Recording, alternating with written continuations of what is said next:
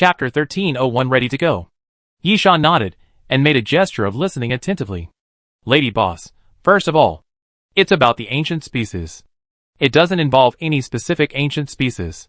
All the ancient species that Compu wants to capture need to be killed. Yisha, what if we use another method to complete it? Lady Boss, for example?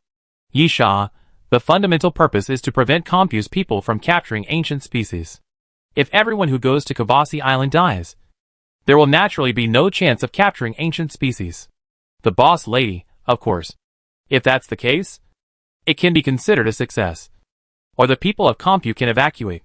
Or even other reasons are all fine. And that's why I'm the one who's giving the dictation. There's no fixed goal for this mission. As long as the goal is achieved, the mission is completed.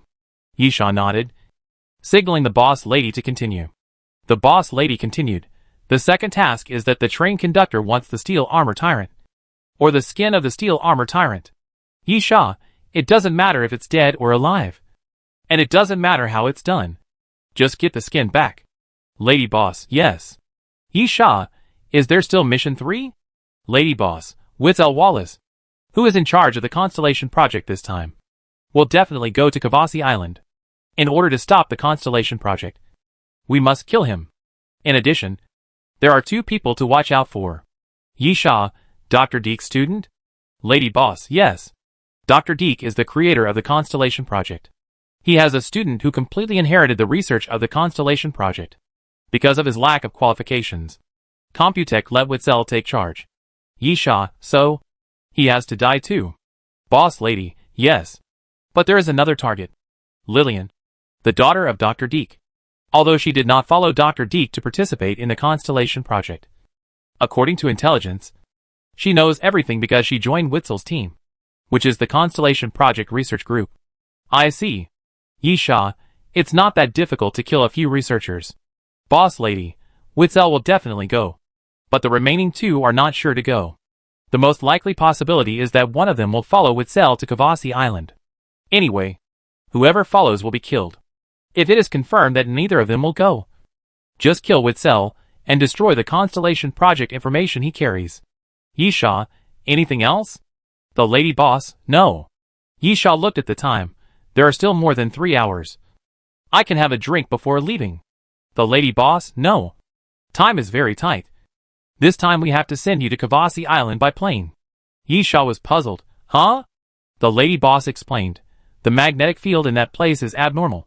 And the Doomsday train can't send you there directly. Yisha, I don't care how to go. The problem is how to get back. And call a plane to pick you up? What if there is a special situation, and you need to come back immediately? The boss lady, if you really encounter such a situation, you can only pray for good luck. Yisha spread his hands. Okay. The boss lady took out a metal box from under the bar, opened it, and put some things inside. The boss lady introduced. You should know the use of most things, such as the compass that is not affected by magnetic fields, and the communicator, etc. I will mainly introduce some important ones. Yisha, okay. The boss lady took out something like an hourglass, which was filled with powder.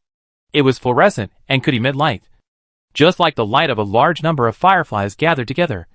Very beautiful. Lady Boss, this thing is called fluorescent powder, and it has only one function. Tracking ancient species. Yisha, tracking ancient species?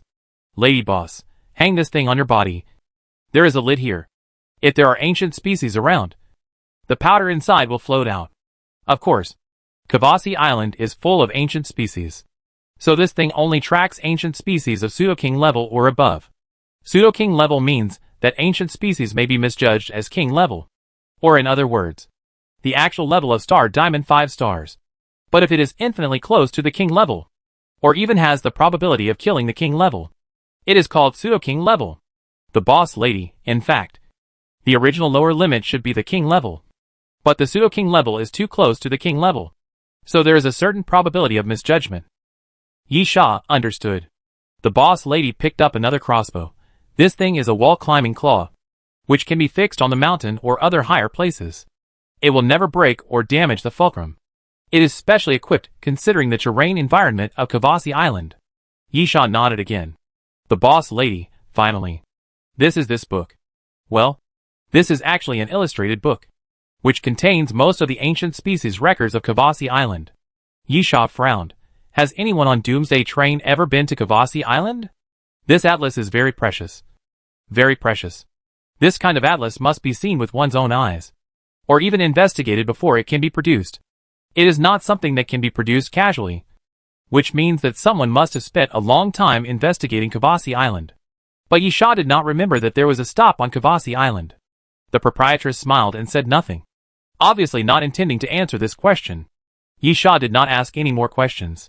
There were many strange things on the Doomsday train. If he asked every question, he could even write a book of 100,000 whys. Since the boss lady did not say anything, Yisha let it go. The boss lady, finally. You will take different planes to arrive at Kavasi Island, and then use airdrops to go to different places on the island. Yisha frowned. Why? The boss lady, Samuel, asked for it. He said that if it is not arranged this way, he will refuse this mission. After all, it is a task given by the train conductor, not mandatory like the Doomsday train. Yisha grinned. Samuel was not stupid either. He was obviously prepared to be killed by Yisha and Gon Lin as soon as he arrived. The lady boss continued. The conductor agreed.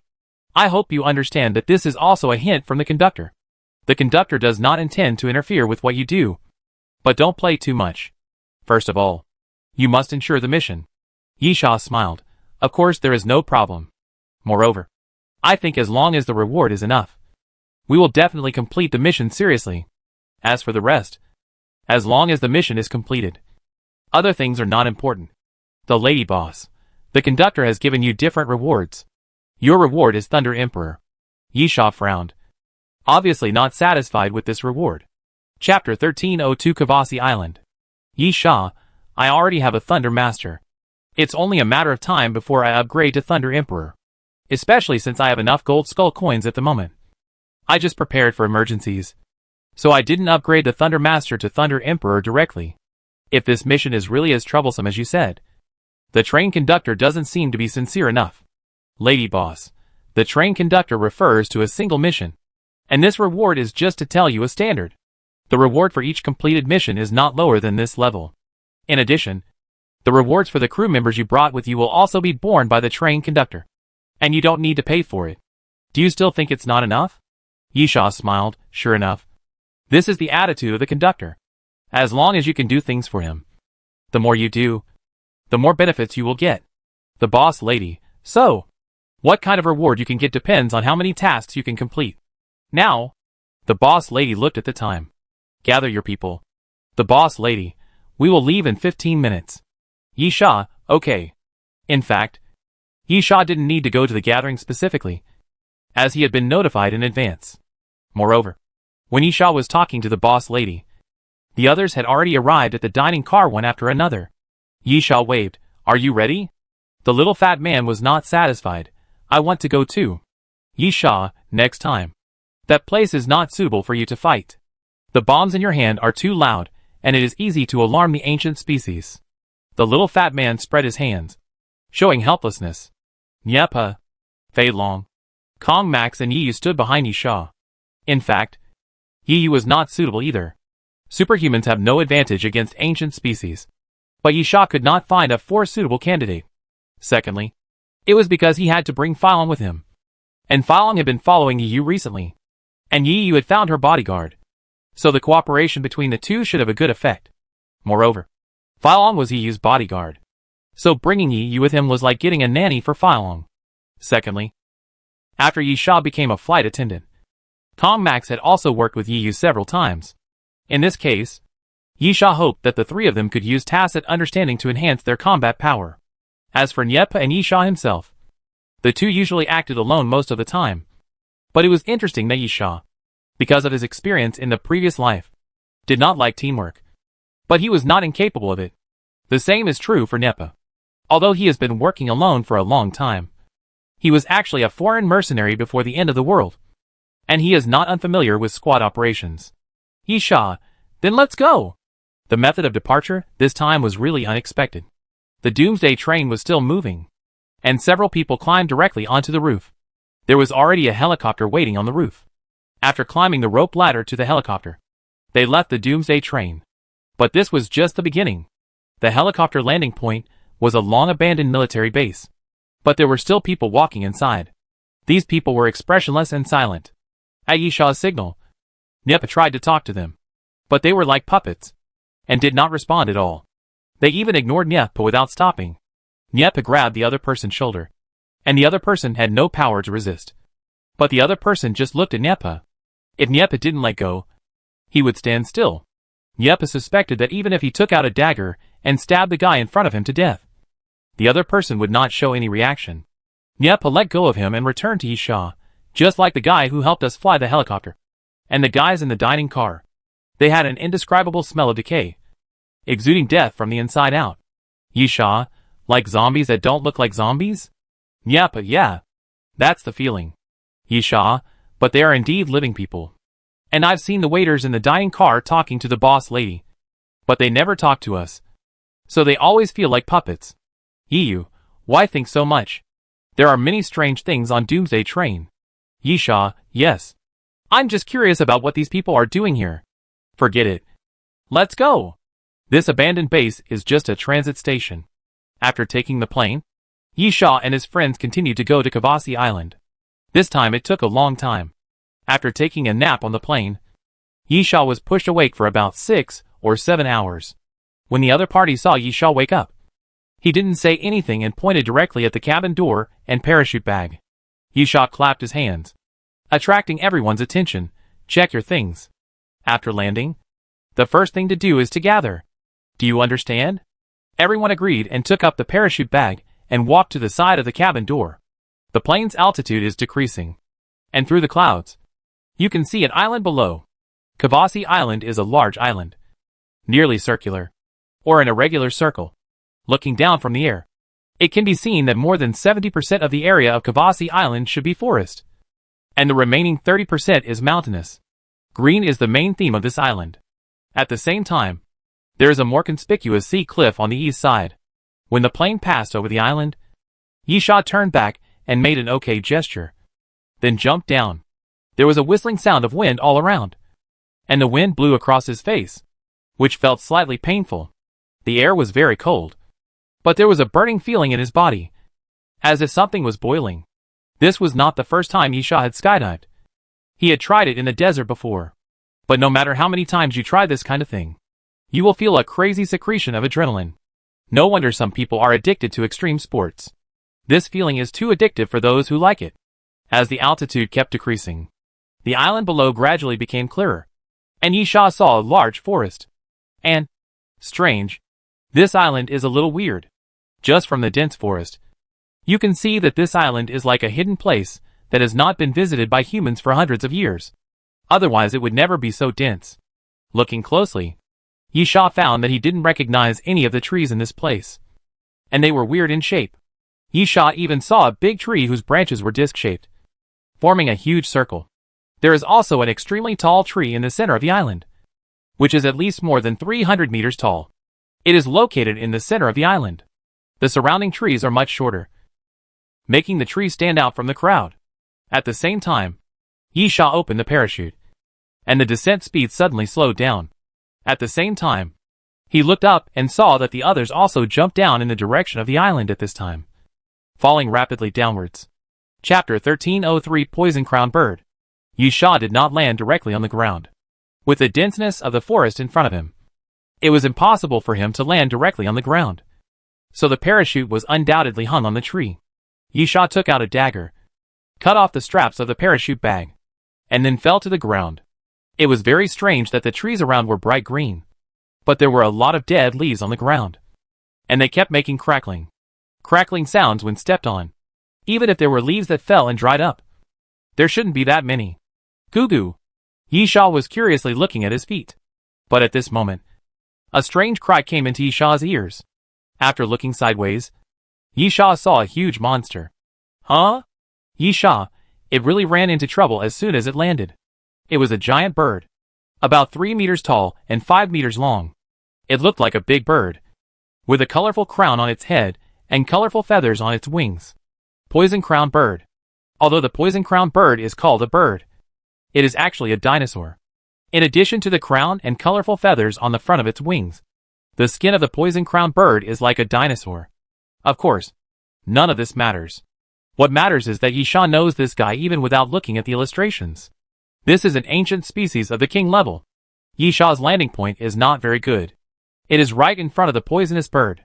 Naturally, the poisonous bird could not fail to notice Yisha's existence. The poisonous bird slowly approaches Yisha. When the poisonous bird moves forward, the leaves on the ground instantly turn yellow. As the name suggests, the poisonous bird has a very strange toxin on its body. This toxin can absorb water crazily and act on plants, which can make the plants dry up instantly. As for the human body, water accounts for about 70%. If you lose this water, you can imagine what will happen. At this time, a sharp cry appeared, and the ice and snow god fell from the sky, standing on Yisha's shoulder, looking at the poisonous crested bird in front of him with his head tilted. Yisha took out a piece of raw meat from a small leather bag hanging around his waist and stuffed it into the mouth of the ice and snow god. Go and play by yourself first.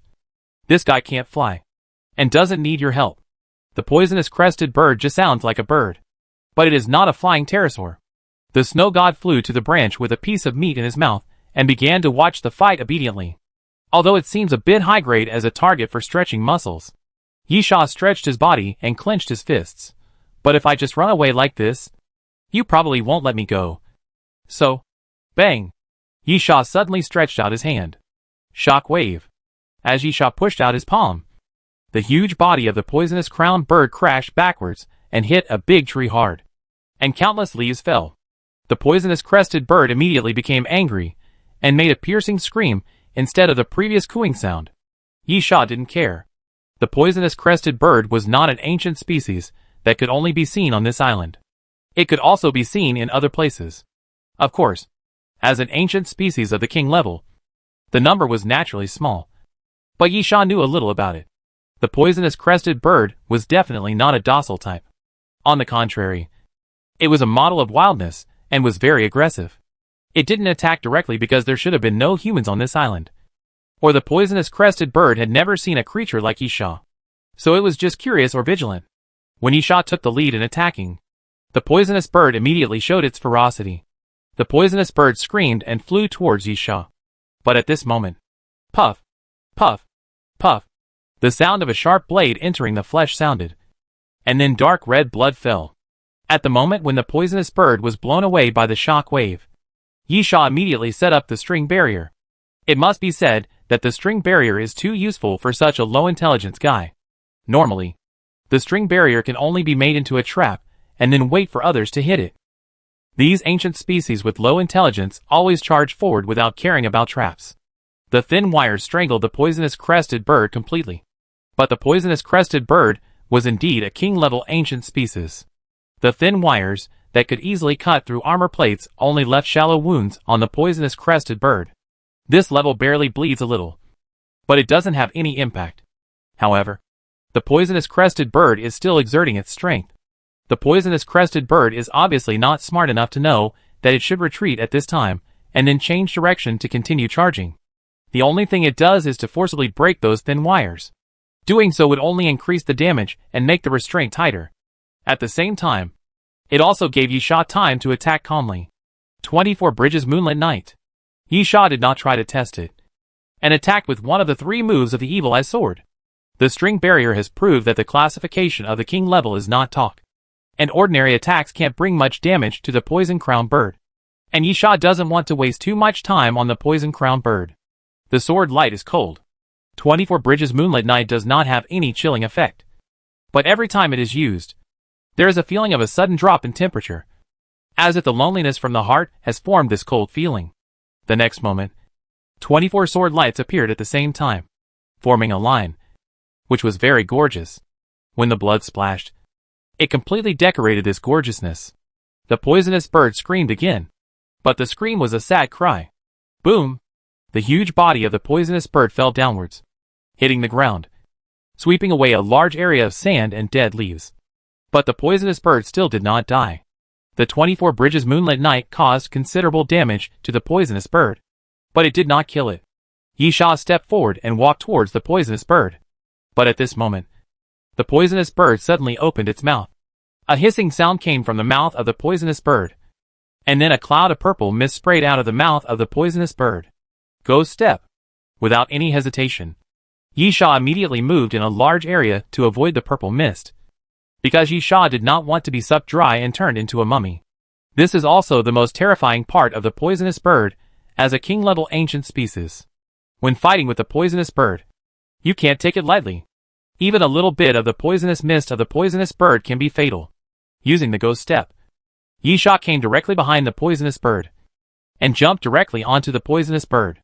Clang! Before the poisonous bird could react, Yisha stabbed the sword Luo Nanjiang fiercely into the poisonous bird's body. With a puff, blood splashed again.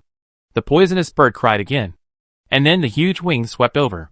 Yisha felt the huge force coming, and then fell off the back of the poisonous bird, rolling on the ground continuously, while the poisonous bird was shaking and trying to get up from the ground again. Chapter 1304 Footprints. At the same time, the poisonous bird struggled to get up from the ground, but because of the thin wire still wrapped around its body, it crashed directly into a large tree on the side. The large tree that required 3 people to hug was directly broken, but it did not fall down. After tilting, it was supported by other large trees, but because the large tree broke, the structure of the string barrier was destroyed, and the poisonous bird finally broke free. The shriek sounded again, and then the poisonous bird rushed towards Yisha. Yisha took off the cloth bag filled with black iron sand from his waist and scattered the black iron sand forward. The black iron sand blocked the sight of the poisonous bird, and Yisha took the opportunity to jump to the side to avoid the collision of the poisonous bird. If the surface defense is too strong, Yisha, how about destroying it from the inside? Yisha's fingers slid slightly in the air, and then the black sand suddenly surged, rushing towards the wound that Yisha had stabbed before, and quickly drilled into the wound of the poisonous bird. The next moment, the poisonous bird screamed in pain, and then blood began to flow from its body, because the black iron sand was constantly stirring in its body. The poisonous bird seemed to be in great pain. Yisha clenched his fist, the last blow. Z-Law. Yisha clenched his fist, and then a sharp electric current suddenly appeared. As Yisha punched forward, a current rushed forward and accurately hit the body of the poisonous bird. You killed the poisonous bird. Cumulative number 1. Apocalypse reward, poisonous crown. You killed the poisonous crested bird. Cumulative number 1. Apocalypse reward, 7 color feather. You killed the poisonous crested bird. Cumulative number 1. Apocalypse reward, dinosaur scale. The poisonous crested bird was wrapped in electricity, twitching on the ground, and finally stopped moving completely. And the mysterious voice prompt also appeared at this time. Yisha pulled out the Alaskan whale harpoon and began to cut the poisonous crest of the poisonous crested bird. Just after cutting off the poisonous crest, Nyapo's voice suddenly sounded behind Yisha. Not bad. Getting stronger and stronger. Even this kind of guy can be dealt with so easily. Yisha looked back and said, You can do it too. If the poison is not so strong, the poisonous bird cannot reach the level of the king. It mainly needs to avoid the opponent's strengths.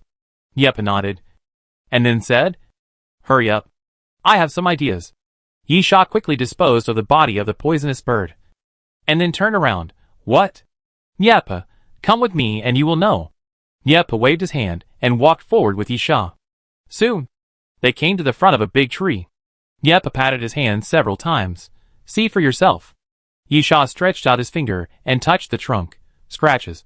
Made by a dagger. Nyepa, yes. It's easy to get lost in the woods, so experienced people will leave marks at a distance. Yisha calm? Nyepa, it's hard to say. The other 2 crew chiefs are also possible. Yisha, can we track them?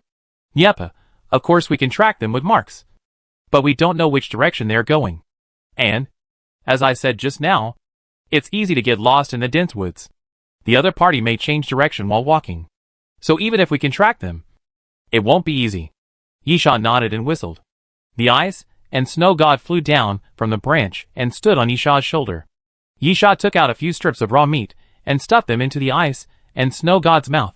Go for a walk and see if there is anyone around. Don't attack or alert the enemy. Just come back and report to me. Nyepa, you got something good again. Yisha, it's okay. I haven't tried it in combat yet, so I don't know how it works. Yisha said as he picked up the communicator. We are sensing. And we will be close to your location in about 30 minutes. I don't know where it is either. Yu has the ability to sense, so it is not difficult for her to gather. But it is more troublesome for Fei Long. After the two answered, Kong Max simply reported a coordinate. Yep, smiled. Kong Max looks like a professional. Yisha shrugged. Yep, and I will stay where we are. You come and gather. Yu will pick up Fei Long. Yu complained a few words. And Yisha said directly, he is your bodyguard. Yu looked resentful. Obviously, if you want a bodyguard, you have to be a nani first.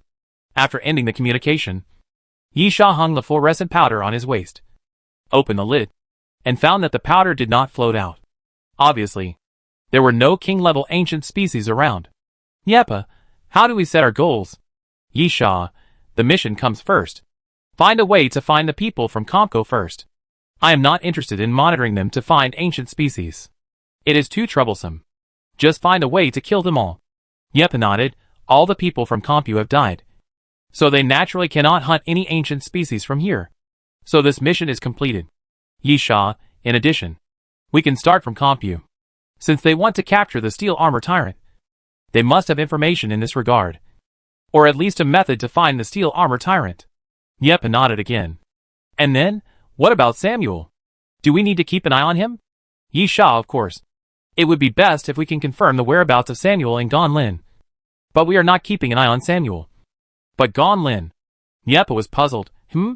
Yisha, I think that even if you kill Samuel's men, between me and Gonlin, Samuel would definitely want to kill Gonlin more.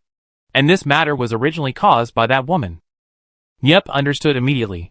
If Gonlin takes action, we can decide according to the situation. And if she doesn't take action, we will definitely not take action. Anyway, we can't be cannon fodder. Yisha nodded. If Gonlin and Samuel fight, then, since Samuel is already hostile to me, I don't mind sending him off. But if you want me to be the vanguard for Gonlin, I'm not that stupid. And I don't think Samuel will be stupid enough to find me first. Yep nodded. I understand. Yep opened his mouth and wanted to say something, but suddenly stopped at this moment. In the hourglass-shaped jar at the waist of Yep and Yisha, fluorescent powder was slowly pouring out and drifting forward. Yisha and Yepa looked at each other. There was only one possibility for this situation. That is, ancient species of the king level. Yisha lowered his head. Let's go and take a look. Yepa, inform others and tell them to be careful. Yisha nodded and signaled Yepa to go up and clear the way. Then took out the communicator. Pay attention to the location. There are ancient species of the king level nearby. Chapter 1305 Tracking. This is when the snow god is useful. However, since the snow god has been sent out by Yisha, there is no other way. Yisha can only grope forward with Yepa. After about 5 minutes, Yisha and Yepa stopped. Yisha looked at the ground. It doesn't look like an easy thing to deal with. At least not a soft persimmon, like the poisonous crested bird.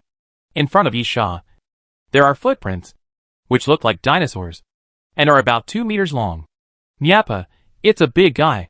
But a big guy doesn't mean it's powerful. Tyrannosaurus Rex? Yisha, it's possible. It's not that the bigger the ancient species, the more powerful they are. Yisha encountered a similar situation in his previous life. At that time, only 1/3 of the 63 people in the 4 carriages survived a mission, and 2/3 of the dead were killed by an ancient species. That ancient species was called the Star Marten. It was about the size of an ordinary cat, but it was a king-level ancient species. At that time, the average level of the members of the 4 carriages was only platinum level. Yisha was also one of them at that time. After returning to the Doomsday train, he was extremely glad that he did not encounter the Star Marten. Secondly, as Yepa said, the Tyrannosaurus Rex is a huge ancient species, and it is also an ancient species whose level is difficult to judge, because there are from platinum level to the king level, and even if there is a mutation, it may reach the extraordinary level. Therefore, the huge ancient species are not necessarily strong. But it is also a fact that there are many strong ones among the huge ancient species. Because of the fluorescent powder, we can first determine that the other party is definitely at the king level or above. But the ancient species at the king level also have strong and weak points. From 1 star to 5 stars. Each small category also has a large difference in strength. So, although judging from the footprints, This guy may be much larger than the poisonous crested bird. It is hard to say whether it is a fake like the poisonous crested bird.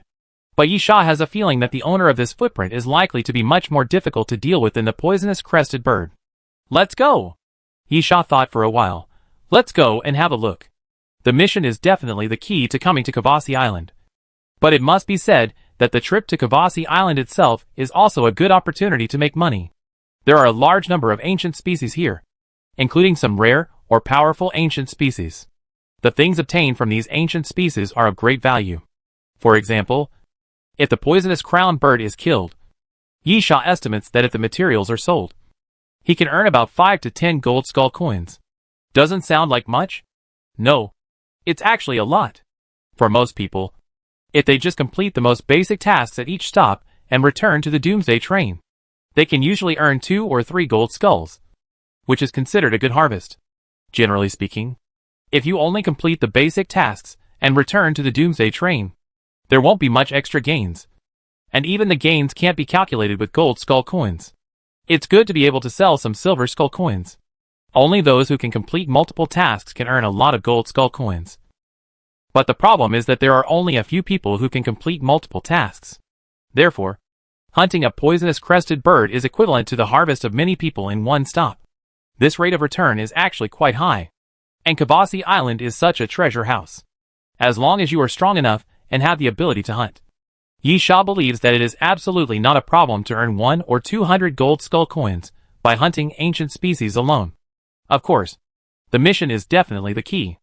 If you really want to get rich in one stop, the mission is definitely the key.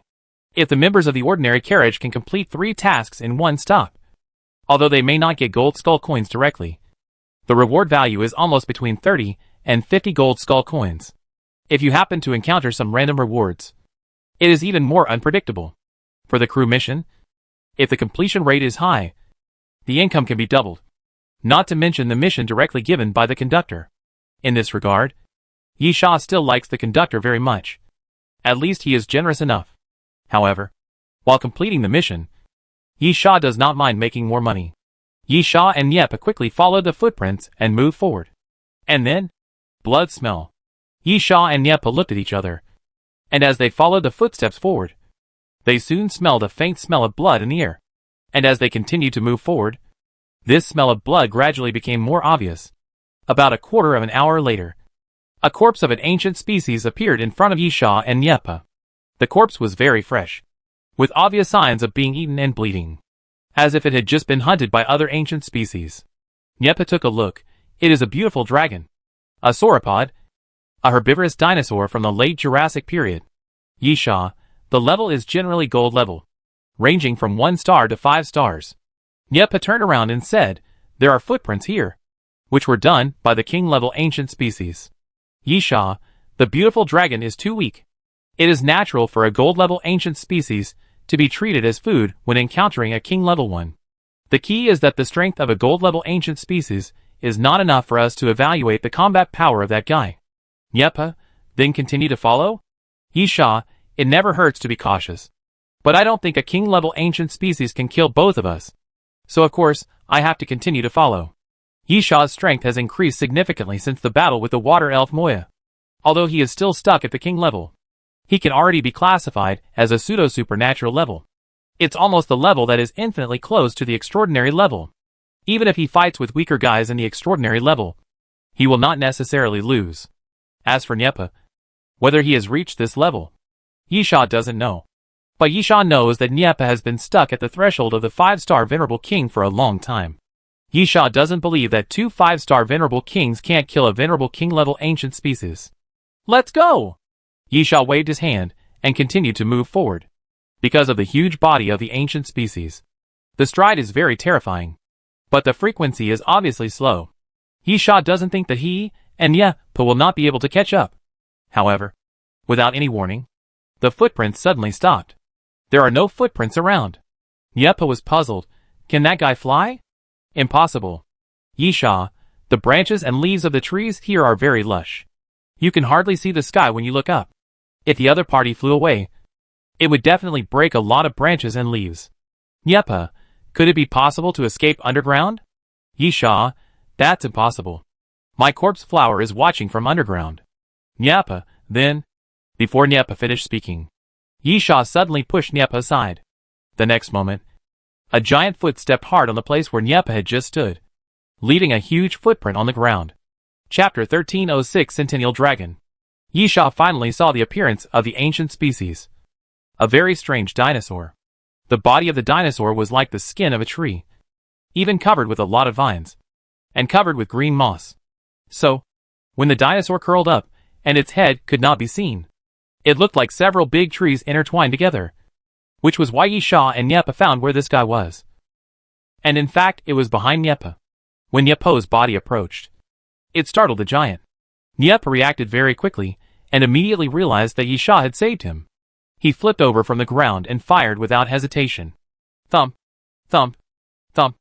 Although the skin of this dinosaur looks like a tree, it is obviously just a resemblance. Bullets hitting it cannot cause substantial damage. While firing, Nyapa said to Yisha, the Tianwang rifle has obvious advantages and disadvantages. It is very functional and targeted, but its power is really poor. It is very good against humans and zombies, but it is quite average against ancient species, especially those with high defense. As Nyapa spoke, he put the Tianwang rifle back on his body, replaced it with the Tiger King rifle on his back, and fired at the dinosaur. He used explosive bullets, and the lethality was immediately significantly improved. The dinosaur's body was blown off piece by piece. All weapons have their own characteristics. You can't expect them to be omnipotent. Yisha ran while flipping through the illustrations. Found it. This guy is a century-old dragon. 2-star honorable king. Nyapa, what are the characteristics? Yisha, high attack, high defense, no special ability, can disguise as a tree. Yisha quickly put the illustration away, then watched the 100-year-old dragon turn towards Nyapa, and punched it without hesitation. Thunder kill. With a sizzling sound, as Yisha's fist punched forward, a current swept forward and hit the 100-year-old dragon's body fiercely. This 100-year-old dragon was not ordinary strong. After being hit by a current, its body did not even shake, but a burnt mark appeared on its body. At the same time, the electric current that hit the 100-year dragon did not dissipate, but turned into a series of extremely thin electric currents, entwining the body of the 100-year dragon. Yisha immediately ran back, wandering battle. This guy is paralyzed. The maximum attack distance of Lei Sha is 30 meters, and there is a 50% probability of a paralysis effect. There are many types of paralysis effects, and Lei Sha's paralysis effect is to reduce mobility.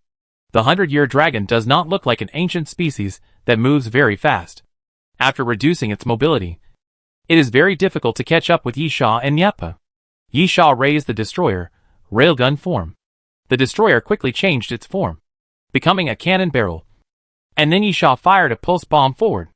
Bang, bang, bang. Targeted blast. 3 pulse bombs overlapped directly in one area, and then exploded, and a large area of blue light spread out with the explosion. The strength of this century-old dragon was beyond imagination, and the damage caused by the pulse bomb was not high. But the targeted blast was different. Positioning explosion is not a simple 1 + 1 = 2. When the explosion areas overlap, the power increases exponentially. The 100-year-old dragon was pushed out by the impact of the explosion, and finally suffered damage. A huge blood hole was blown out on the side of its body, and its skin was completely shattered, and there was a piece of flesh and blood that was blown up. In fact, compared with the power of the positioning explosion, the defense of the 100-year-old dragon is more amazing. At the same time, a figure suddenly jumped up from behind the 100-year-old dragon, climbed onto its back, pulled out a dagger, and stabbed it fiercely. The dagger was completely unable to pierce the body of the 100-year dragon. Then the 100-year dragon roared, and its body kept shaking, throwing the man down directly. The figure that appeared was Kong Max. Yisha shouted, "Cooperate with Nyapo's movement. You go to the back to attack. Don't get close to him. This guy is very slow." Kong Max nodded to show that he understood, and immediately ran to the back. Yisha released the pulse bombs continuously, and there was no time to reload, but directly changed to the infinite bow, pulled the bowstring, and shot piercing arrows at the 100-year dragon continuously. Kong Max also had some stuff in his hand. He was using a Gauss gun, not a mass-produced common one. It was something from the treasure list, or something he made himself according to the blueprint. The Gauss gun was quite huge. All black, almost reaching Kong Max's chest. And very thick. The widest part of the gun was almost as thick as the waist of a normal adult male. Of course, the power should not be underestimated. However, after watching Kong Max fire 2 shots, Ye Sha found that the shortcomings of this Gauss gun were also quite obvious. The firing rate was terribly slow, and it only fired 2 shots in 30 seconds. On the other side, Nieppe fired continuously and quietly circled to the side of the Centennial Dragon. Mirror umbrella. Nieppe threw a cylindrical metal into the air, and then in midair, the metal column suddenly opened, forming an octagon, similar to the shape of the umbrella. However, this umbrella has no handle, and there are pieces of glass under the umbrella. Bombing shooting. Nieppe raised the muzzle of the gun and frantically pulled the trigger at the umbrella. When the bullet hit the umbrella, it bounced vertically and fell towards the Centennial Dragon. Change the direction of the trajectory? That's meaningless. The body of the 100-year dragon is huge, and its movement speed is not fast. There is no need to make special efforts on the trajectory. Even if you shoot with your eyes closed, you can accurately hit the 100-year dragon. That mirror umbrella can obviously enhance the attack. The falling bullets brought out red light one after another, falling straight down, like beams of light, constantly hitting the 100-year dragon. The 100-year dragon kept roaring, and after the bullets hit the 100-year dragon, they kept leaving fist-sized blood holes on its body. The blood hole was not big, nor was it very deep, about half an inch deep. But this was the damage caused by a bullet. When dealing with ancient species, bullets never judge their power by single unit damage. Rather, it was the quantity. The back of the Centennial Dragon was densely packed with such blood holes, which was very terrifying. However, the paralysis state could not last forever. After the 3 people continued to attack, the electric arc wrapped around the Centennial Dragon finally began to slowly dissipate, which meant that the Centennial Dragon was about to get out of the paralysis state. The next moment, the Centennial Dragon's speed suddenly increased, like a giant tank, rushing towards the direction of Kong Max. Chapter 1307 Battle. Combs was a little nervous. Although he was also a king, he was still far from the peak of the king. Moreover, although he had seen the ancient species of the king, it was the first time he fought with the ancient species of the king. What should he choose? Continue to wander? Or try a head-on collision? At least, he could estimate the approximate strength of the 100-year dragon. While thinking, Combs looked in the direction of Ye Sha. He was indeed a little nervous, but not timid. To be honest, those who can survive on the Doomsday train and live well are almost all ruthless people. The same is true for Kong Max. A timid person has already turned into a dry skeleton, so this kind of emotion is impossible for him. On the contrary, Kong Max wanted to perform well in front of Ye Sha. After all, as a flight attendant, it is definitely a good thing to be valued by the flight attendant chief. For example, this mission is clearly a mission that can make a lot of money. Although risks and benefits coexist, it must be said that many people do not even have the opportunity to take risks. Even if there are risks, there are many people vying for such opportunities. Therefore, Kong Max thought that if he wanted to expect Ye Sha to take him with him next time he encountered such a good thing, he should first show a performance that would impress Ye Sha this time. I should show my toughness and bravery, Kong Max told himself in his heart, and then decided to attack strongly and face the 100-year dragon head-on instead of retreating and wandering. Kong Max thought so, and then threw away the Gauss gun, took a deep breath, took a step forward, and then clenched his right hand into a fist. Devil's arm. Combs roared, and then his right arm changed. An armor appeared out of thin air on Combs' arm, with a colorful painting of the devil's smile. The next moment, Combs took a step forward, ready to raise his fist to hit the Centennial Dragon. But, delicious. Grill it. A sudden shout suddenly sounded, and then Combs saw a huge meat bomb suddenly rushed out from the side, rushing towards the Centennial Dragon with great joy. No, this is my chance to show off. After seeing who it was, Kong Max couldn't help but want to shout out. And then, bang! The fat dragon suddenly appeared, and then suddenly his shoulder sank and hit the 100-year dragon. Bang! It was a terrifying loud noise. Although the fat dragon was huge, compared with the 100-year dragon, it was just a little guy from the dwarf country. However, even such a little guy, after hitting the 100-year dragon, actually knocked the 100-year dragon away. Yi Sha even saw that the 100-year dragon's body was at least half a meter off the ground at the first moment. Yi Sha couldn't help but grin. That 100-year-old dragon must weigh at least 10 tons. Right? Yi Sha felt that every time he watched Fei Long fight, he would have an indescribable feeling. This pure physical collision was too shocking.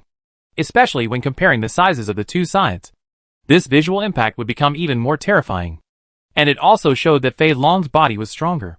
Yi Sha remembered that the little fat man said that Fei Long was the correct template for the ultimate evolution of physical fitness. Yi Sha now deeply agreed with this statement. Although the limit of the physical body is actually a giant fat man. And he is also mentally retarded. It always makes people feel weird. Kong Max's heart was bleeding. Damn fat man. This is my chance to show off. Fallon obviously didn't care what Kong Max was thinking. He only cared about whether the food in front of him was delicious. So he couldn't wait to ask Yi Sha, "Is it edible? Is it edible? Tell me. Is it edible?" Yi Sha spread his hands. "If you kill this guy, you can try to roast it. As for whether it tastes good, I can't guarantee it." "Okay," Fei Long excitedly said. "I'll kill it. You help me roast it." Fei Long rushed forward excitedly. And seeing Bai Nian Long getting up from the ground, Fei Long punched him without hesitation. Bang! Fei Long's strength was indeed astonishing. Before Bai Nian Long got up, he punched Bai Nian Long on the head, causing the head of Bai Nian Long to sink directly. And it was obvious that a piece of his skull was smashed. This time, not only Yi Sha bared his teeth, but Niepa and Kong Max also looked uncomfortable. Although their rounds of bombing just now made the Centennial Dragon look embarrassed. It was probably not as deadly as Fei Long's punch. Kong Max clenched his fist unwillingly. But before he started, Yi Sha casually stretched out his arm. "Yi Sha, let him hit me." "Niepa, do you want to see how strong Fei Long is?" "Yes." "Yi Sha, I have seen Fei Long's personal information from the boss lady. Of course, it is limited to basic information, including level. According to the judgment of Doomsday Train, Fei Long is only at the level of 1 star of the king. Niepa, the physical fitness of the extreme evolutionists cannot be directly measured by level." "Yi Sha, I know. So I want to see how far he can go." There are very few physical fitness evolutionists, because their advantages and disadvantages are obvious. Their physical fitness is very terrifying. But their disadvantage is that they have too few means, and are easy to encounter natural enemies, such as Yi Sha's martial arts supreme. But because their physical fitness is too strong, their attack and defense capabilities are usually far better than the level assessment. Simply put, because they have achieved the extreme in some aspects, it becomes difficult to define. This principle is like two fighting masters. One is balanced, and the other pursues extreme attack power. Generally speaking, the one with balanced development will be more favored because it is comprehensive. But it is not certain when they really fight, because the latter may not be as good as the former in many aspects, but can KO the former with one punch. So, Yi Sha wanted to see how far Fei Long could go. At the same time, the Centennial Dragon, who was knocked back to the ground by a punch, struggled to get up again. Obviously, that punch could not kill the Centennial Dragon. Fei Long excitedly stepped forward again, still hitting with his fists. Although the head could certainly cause fatal injuries, in Yi Sha's opinion, this was definitely not Fei Long's purpose. For Fei Long, it was purely because the body was broken and could not be eaten. However, Fei Long did not succeed this time. Roar! The Centennial Dragon opened its mouth and roared at Fei Long. And along with the roar, it spewed out a violent breath, like a hurricane, pushing Fei Long's body back continuously. Then, the 100-year dragon's thick tail suddenly swept forward and hit Fei Long hard, causing Fei Long to stagger. "It hurts," Fei Long roared angrily, then grabbed the 100-year dragon's tail. The next moment, Fei Long suddenly exerted force, grabbed the 100-year dragon's tail, and threw the 100-year dragon's huge body to the side close to the ground. Chapter 1308 Discovery. Has the fight started? At this time, Yi Yu's voice sounded, and then she floated half a meter in the air and landed lightly beside Yi Sha. "Yi Sha, why are you late?" Yi Yu was angry. This fat guy saw a 5-colored bird halfway and insisted on eating roasted chicken, and then ran away. The most annoying thing is that he is so fat. But he ran so fast. Yi Sha smiled. This was very Fei Long's style. At the same time, The battle between Fei Long and Centennial Dragon had also entered a white-hot state. The 100-year dragon was grabbed by the tail and crashed into a tree on the side, breaking the tree with a loud bang. However, this head-on battle was not a big problem for the 100-year dragon. Soon, the 100-year dragon stood up again and crashed into the fat dragon. Bang! It was a pure physical collision, and the battle scene was still shocking. The fat dragon's body was completely disproportionate to the 100-year dragon. It was a polite way to describe the feeling as a fight between an adult and a child. It was completely like an elephant colliding with a cat. But the cat held on. Fei Long grabbed the head of the Centennial Dragon, and as the Centennial Dragon continued to advance, Fei Long's body was constantly pushed backwards, and his feet dragged mud marks on the ground.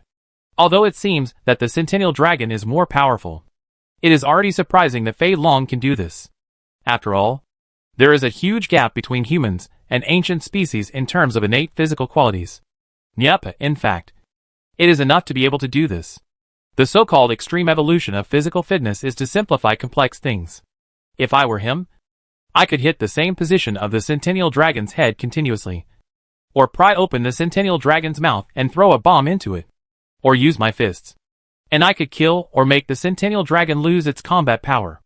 Yisha smiled. Maybe. This is the reason why God opens a door for you and closes a window for you. Yisha pointed to his head while speaking. Fei Long's physical fitness is indeed terrifying. If it is not about fighting power, but physical fitness, Yisha is not Fei Long's opponent. However, if Yisha fights Fei Long, 100% of the people who survive are Yisha. Although Fei Long's IQ is not to the point of mental retardation or dementia, anyone with a discerning eye can see that Fei Long has some defects in this aspect.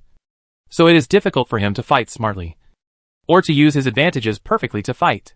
Fei Long's fighting method is usually a head-on confrontation. Either he kills the opponent or he gets killed. Yu complained. The toxic chicken soup says that God will also close the window. Yisha smiled, and then said, let's do it together. This guy's strength is almost enough. As Yisha said this, he took the lead. Thunder kill. Yisha punched out, and the sound of surging electricity followed.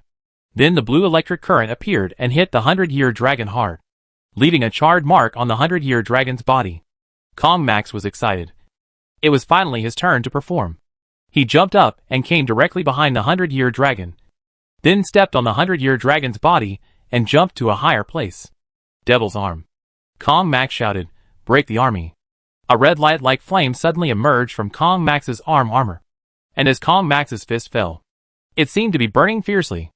The next moment, Kong Max's fist hit the back of the 100-year dragon. Poof!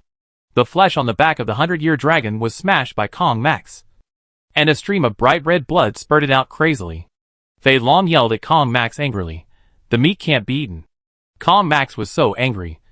How could such a hard guy be eaten? Yisha, don't make trouble. Kill this guy first. The 5 people worked together, and the 100-year dragon struggled to escape, but was knocked back by Fei Long and finally killed completely. Yepa was lucky to hear the mysterious sound. Yu shouted, the next one is mine. Yisha, do you have the ability to effectively kill this ancient species? Yu choked up. It can be killed, but it's a bit of a waste to use a big move. Yu can only say that this kind of thing that is not afraid of brain attacks and has a very high physical defense is the most annoying. Yu, I can find one that can be killed. Nyapa cuts the corpse, and Fei Long shouts, meat. Meat. Grill meat. Yisha said to Yu, go grill him a piece. Just a small one. It's probably not very delicious. He probably won't be interested in eating one piece. Yu rolled her eyes. You are using child labor. Do you know that? Yisha, except for your appearance. How do you look like a child? As he was talking, the ice and snow god suddenly descended from the sky and landed on Yisha's shoulder, holding something in his mouth and putting it into Yisha's palm. Chewing gum? Yisha raised his eyebrows. Someone. Strictly speaking, what the ice and snow god brought back was not chewing gum, but chewing gum wrappers. The ice and snow god was very intelligent and very human. In response to Yisha's question, he shook his head, cooed twice, and pointed at the chewing gum wrappers with his wings. Yisha, you mean you didn't see anyone, but you found this thing, which means someone was active.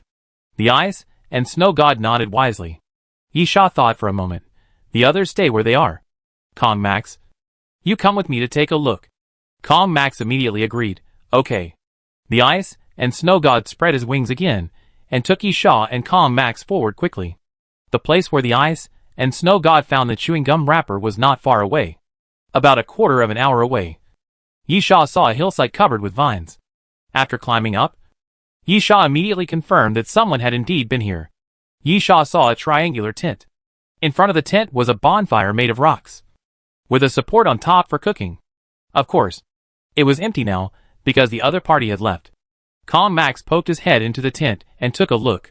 One person. At most 2 people. The tent was very small, and could not accommodate too many people.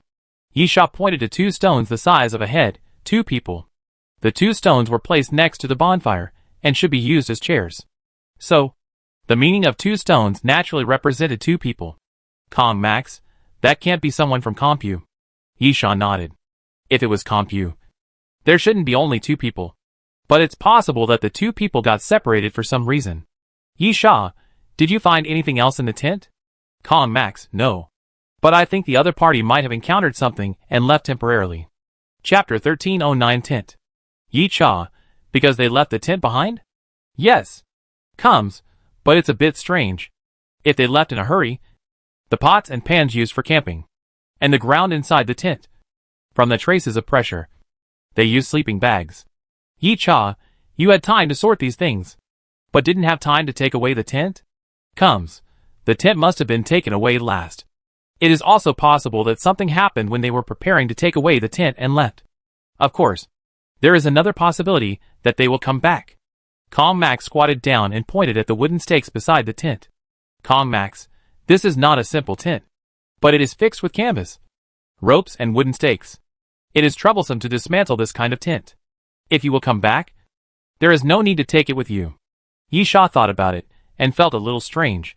Compu shouldn't have 2 people to act. But if it was Gonlin or Samuel, judging from the situation of the tent, at least 1 night had passed. Even if the 3 crew chiefs arrived at Kavasi Island at a different time, it would not be 1 day apart.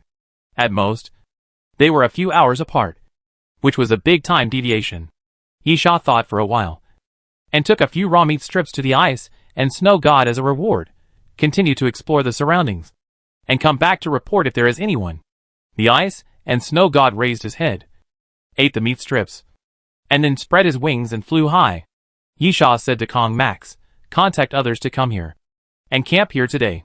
When Yisha and his friends landed on the island, it was already evening, because of the battle between the poisonous crowned bird and the 100-year dragon. It was delayed for some time, and now it was dark. Kong Max nodded, and then went to contact other people. Yisha sat aside and thought about countermeasures. The sudden appearance of the tent made Yisha a little confused and felt weird. But after thinking for a while, Yisha decided to stick to the original plan. Yisha decided not to care about what Gonlin and Samuel were going to do for the time being. He could wait until the 2 of them started fighting before making a decision. If the 2 did not fight, Yisha would not move. Yisha's main target was Compu, so reconnaissance must be strengthened to try to find Comp first.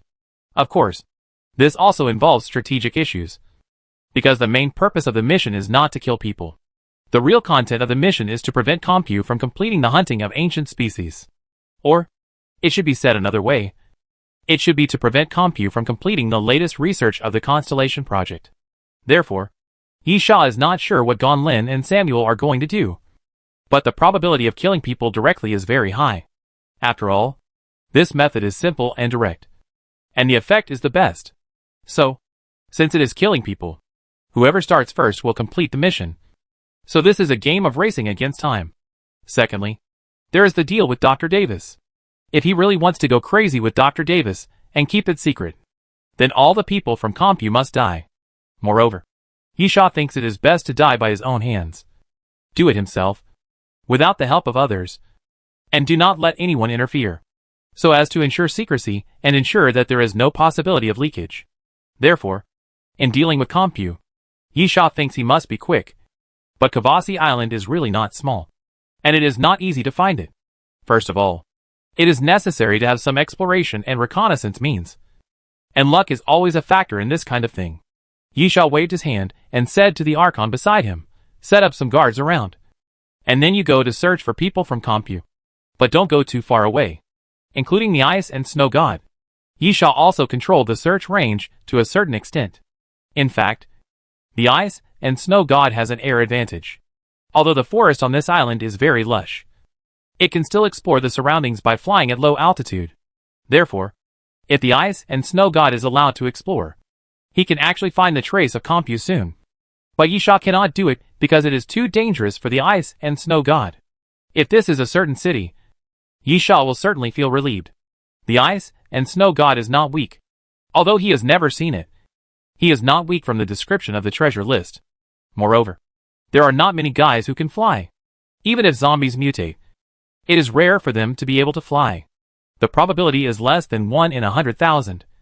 That is, for every 100,000 zombies mutate, there will be a mutant zombie with the ability to fly. As for the ancient species, there are very few ancient species active in the city, and even fewer that can fly and pose a threat to the ice and snow god. But Kavasi Island is different. There are a large number of powerful ancient species, including some that can fly. It is too dangerous for the ice and snow god to act alone on a large scale. Yisha didn't want to wait to collect the body of the ice and snow god and make a roasted owl to taste it after he got the body.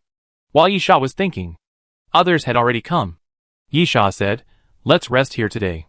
This place seems to be a good place for camping. We will officially start the operation tomorrow. The main goal is to find the traces of Compu Company. The secondary task is to find the traces of the steel armor tyrant. If it does not delay the mission, we will hunt some ancient species appropriately. Since someone has camped here and the tents are still here, it means that it is relatively safe. In fact, this place is quite good. The hillside is the only access. And there is a fault in the back, which is not easy to be attacked by ancient species." Yepa took the meat of the 100-year-old dragon and said, "We have dinner too. This stuff is more delicious than I thought." While speaking, Yepa pointed at the fat dragon, who was already eating so much that his mouth was full of oil. Yisha nodded and said nothing more, settling down here for the time being. No words that night. The next morning, Yisha was woken up by a noise, with an unnatural cold feeling on his face. Yisha immediately opened his eyes alertly and reached out to touch the Alaskan whale harpoon on his waist. However, after opening his eyes, Yisha saw the ice and snow god, and there was a leaf with some dew on the side. Yisha immediately understood that the ice and snow god was using this method to wake him up. Yisha touched the head of the ice and snow god, took out a piece of raw meat, and handed it to him. "You are smart." Although the ice and snow god's loyalty is not a concern for the Doomsday train, it is only at the beginning. Yisha does not want to die, and getting along with a non-human and intelligent alien creature like the ice and snow god, feeding it personally, and intimate actions are the best ways to get closer. Yisha dipped some dew on his face and washed his face. "You must have discovered something when you woke me up. Tell me." Chapter 1310 Compu Corporation Camp. The snow god was very clever and drew a circle on the ground with his paw, then put a few stones in the circle. However, this expression still needs to be guessed. Circle? Stone? Stone should not be a stone, but refers to some stones. The circle is probably an area. That is, what is in a certain area? At this time, the snow god walked to the tent and scratched it with his paw. Yisha's eyes lit up. "You found a lot of tents? If that's the case, then it's very likely that we've discovered the camp of Compu." But the snow god shook his head and continued to scratch the tent with his claws. "Yisha, you mean? We found a lot of things that look like tents, but not this kind of tent." Yisha's eyes were still bright, because in this case, it's still very likely that it's a camp. "Yisha, are there any humans?" The snow god nodded again. Yisha immediately, "Great. Such a noise." Yi yawned and poked her head out of the tent. Superhumans are naturally more sensitive to their surroundings because they have the ability to perceive. So when the ice and snow god scratched the tent, she noticed it. She yawned and said to Yisha, "What happened?" "Good news," Yisha said to Yu, and then raised his voice, "Get up. Everyone, get up. There is a discovery." Yisha called everyone else up and quickly packed up. Yepa rubbed his face. "What happened?" "Yisha, if you find anything, go and have a look." Everyone was very quick. They were not here for fun. When there was news, they should go immediately. although Yi Sha restricted the search to the area of the ice and snow god. This time it was obviously farther away. Yi Sha asked the Archon to go ahead and be responsible for reconnaissance. If there were ancient species that delayed the time, the strong ones would be bypassed, and the weak ones would be killed naturally. About 2 hours later, Yi Sha and his men arrived at the place where the ice and snow god found them. After climbing up the tree, Yi Sha took out a telescope and looked for a few times. Then said, "The camp of Comp Company is about 30 people. But there seems to be no one in the camp at present. It was a camp built in the woods. It was obvious that some thought had gone into it, because the surrounding trees were cut down to clear a space. And those trees were also used. The main part of the camp was still military tents. But there were 2 simple wooden houses, and a protective fence made of wood was made on the outside. Moisture-proof mats were laid near the corners, and a shed was built with wood, inside which were stacked military supply boxes." Yi Sha whistled, and the little ancient cat lying beside the tree immediately stood up. Yi Sha waved his hand, and the little cat headed for the camp, then climbed over the outer fence, entered the camp, and moved quickly. After about 5 minutes, the little cat jumped onto the fence, holding its head high. Yi Sha jumped down from the tree. "The little cat is checked. There is no one in the camp. Yepa, this place doesn't look like an abandoned camp. Yi Sha, let's go check it out first." Yi Sha led the way into the camp, which was very empty. And indeed, there was no one there at all. Everyone dispersed and walked towards different tents and cabins. Yi Sha glanced at the nearby tents, which were covered with mats, probably where the armed personnel slept. Yi Sha simply walked into a simple wooden house. Entering the wooden house, Yi Sha saw a large number of unknown instruments, and even some of them were still running. But Yi Sha could not understand them. Yi Sha carefully searched the wooden house, mainly instruments, and a shelf was made on one side of the wall, on which there were some daily necessities, including toothbrushes, towels and so on. Yi Sha guessed that this place was where the researchers worked, but they did not sleep here because there was no room for them to sleep. However, as researchers, they were in such an environment and worked continuously, so it was possible to use intermittent short breaks to replace sleep. At this time, Kong Max walked into the cabin. "It feels wrong.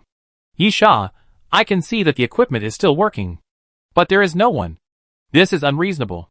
Moreover, the armed personnel may go out, but researchers generally do not. However, the strange thing is that there are no signs of fighting." Kong Max was stunned. "Yi Sha, what?" Kong Max, "It's not what I mean by something wrong." "Yi Sha, what did you find?"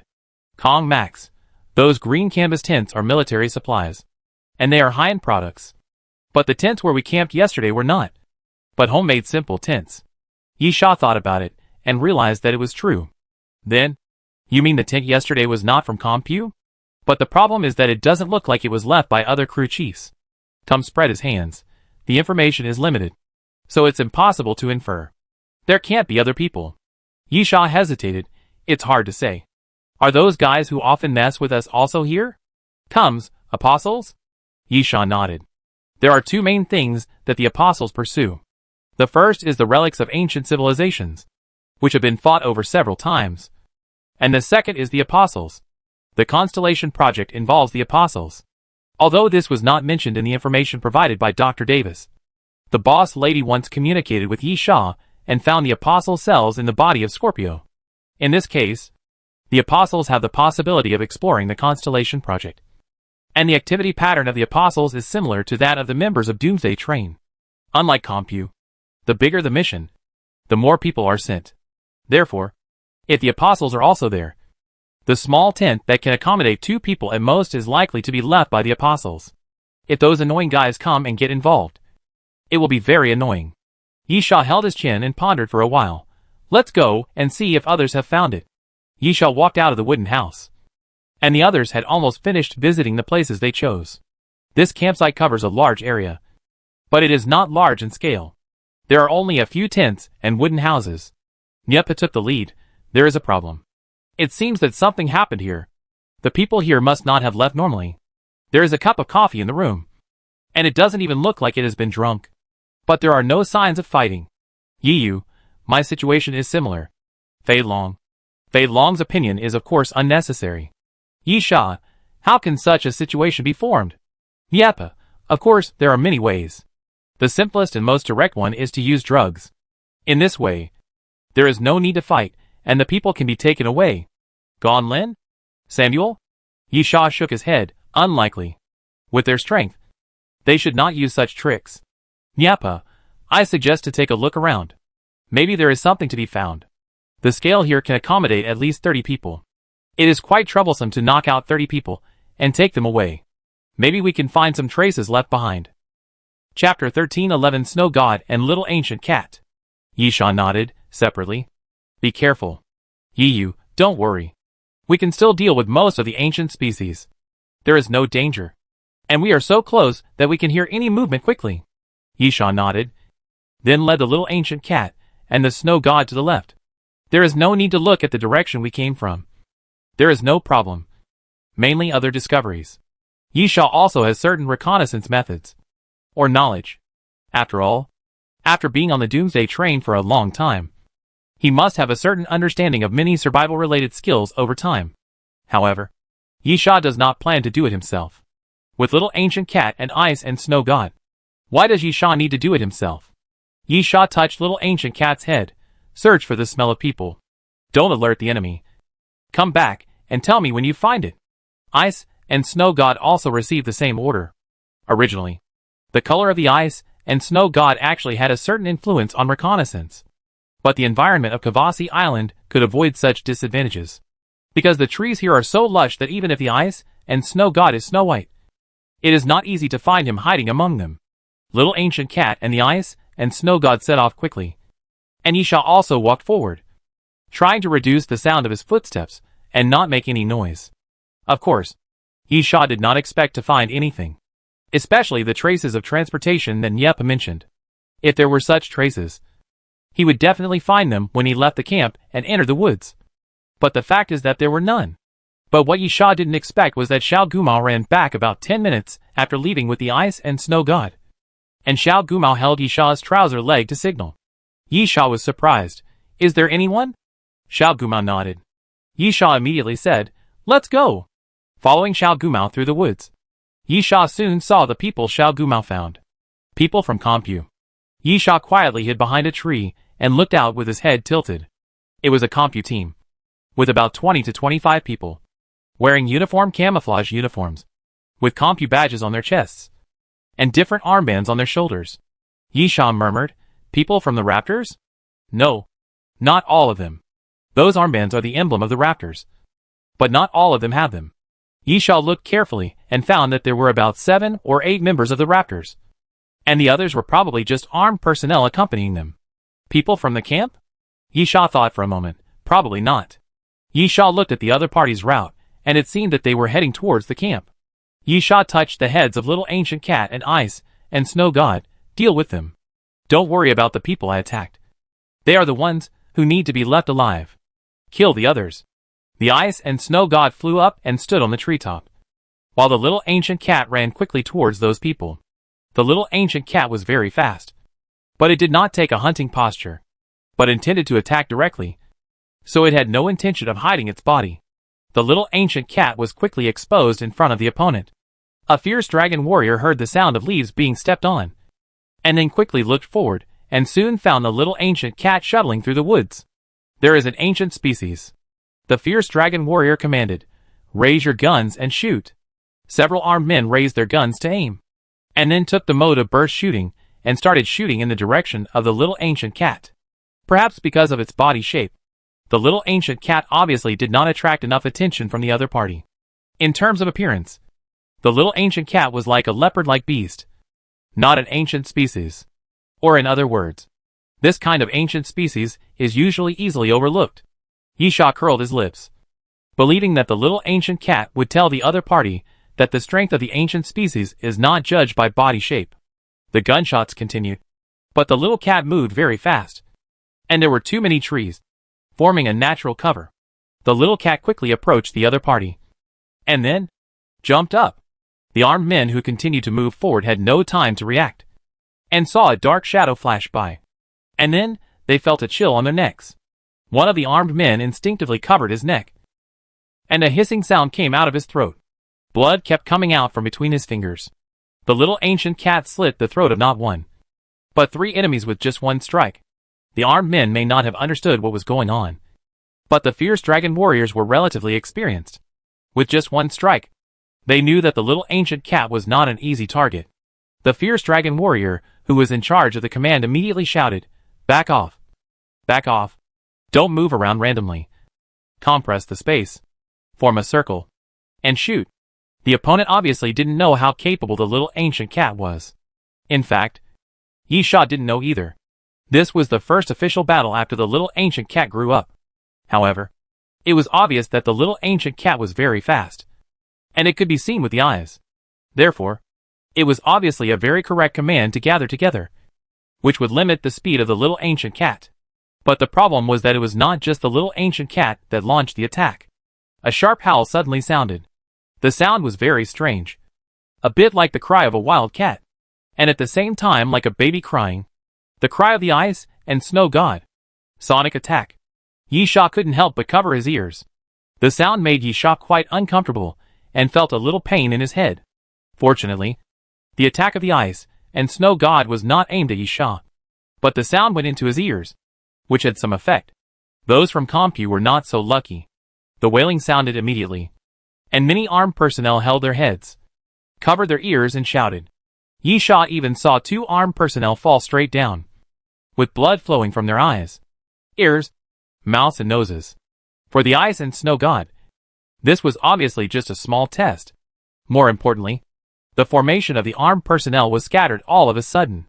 At this moment, the little ancient cat showed its ferocity, madly rushed forward, and after leaping up, its claws swept across the opponent's throat, easily cutting the opponent's throat.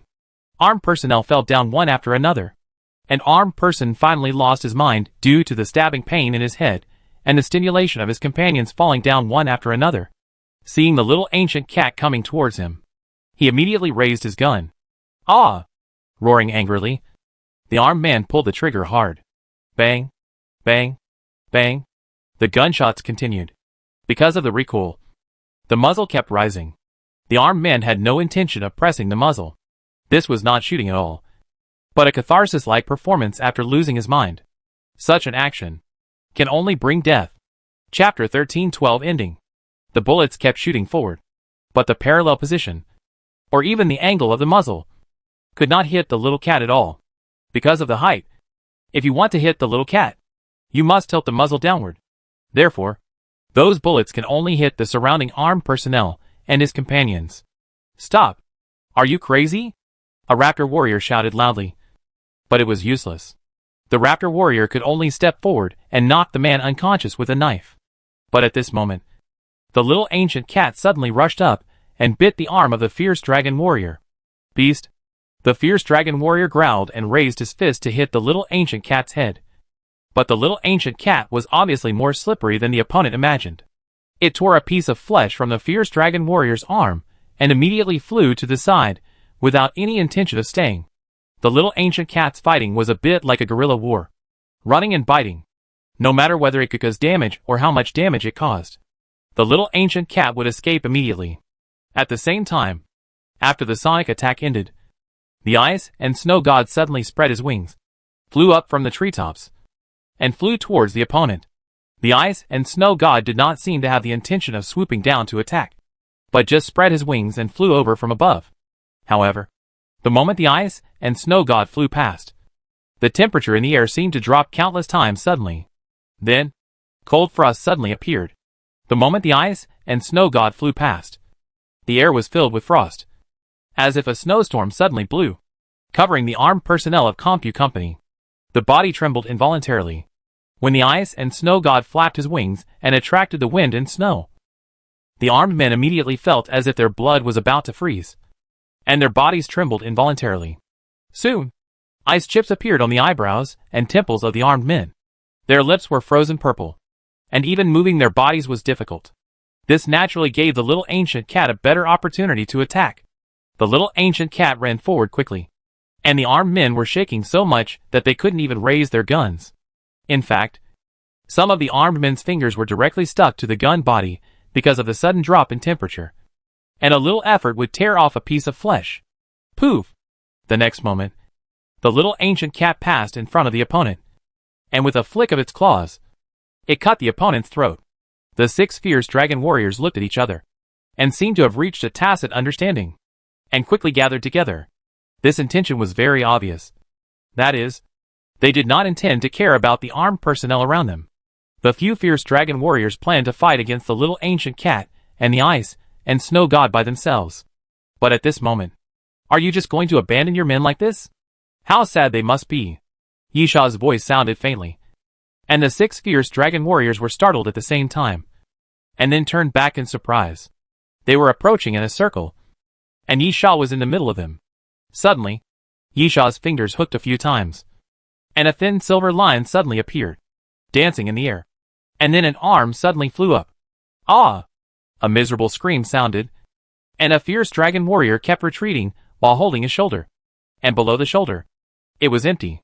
However, Yisha obviously did not intend to let the other party go. He took a step and caught up with the other party. The destroyer had switched to melee mode. Yisha clenched his fists, and arcs of electricity appeared on both sides of the destroyer. Then, accompanied by white smoke, Yisha punched forward fiercely. Heavy punch. With a bang. The sound of broken bones was clearly heard. The chest of the dragon warrior was obviously sunken. And then the whole person flew backwards and hit a big tree. And then, there was no sound. The eyes of the surrounding dragon warriors suddenly shone, and they rushed towards Yisha with extraordinary decisiveness. Yisha's fingers hooked again, as if he was controlling something.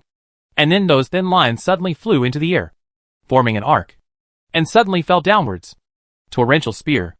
Those thin lines fell, like raindrops, continuously piercing the bodies of those dragon warriors. And the blood fell on those thin lines. Hanging blood beads on the thin lines one by one. With just one strike, those fierce dragon warriors didn't even have the chance to show their ability to transform into corpses.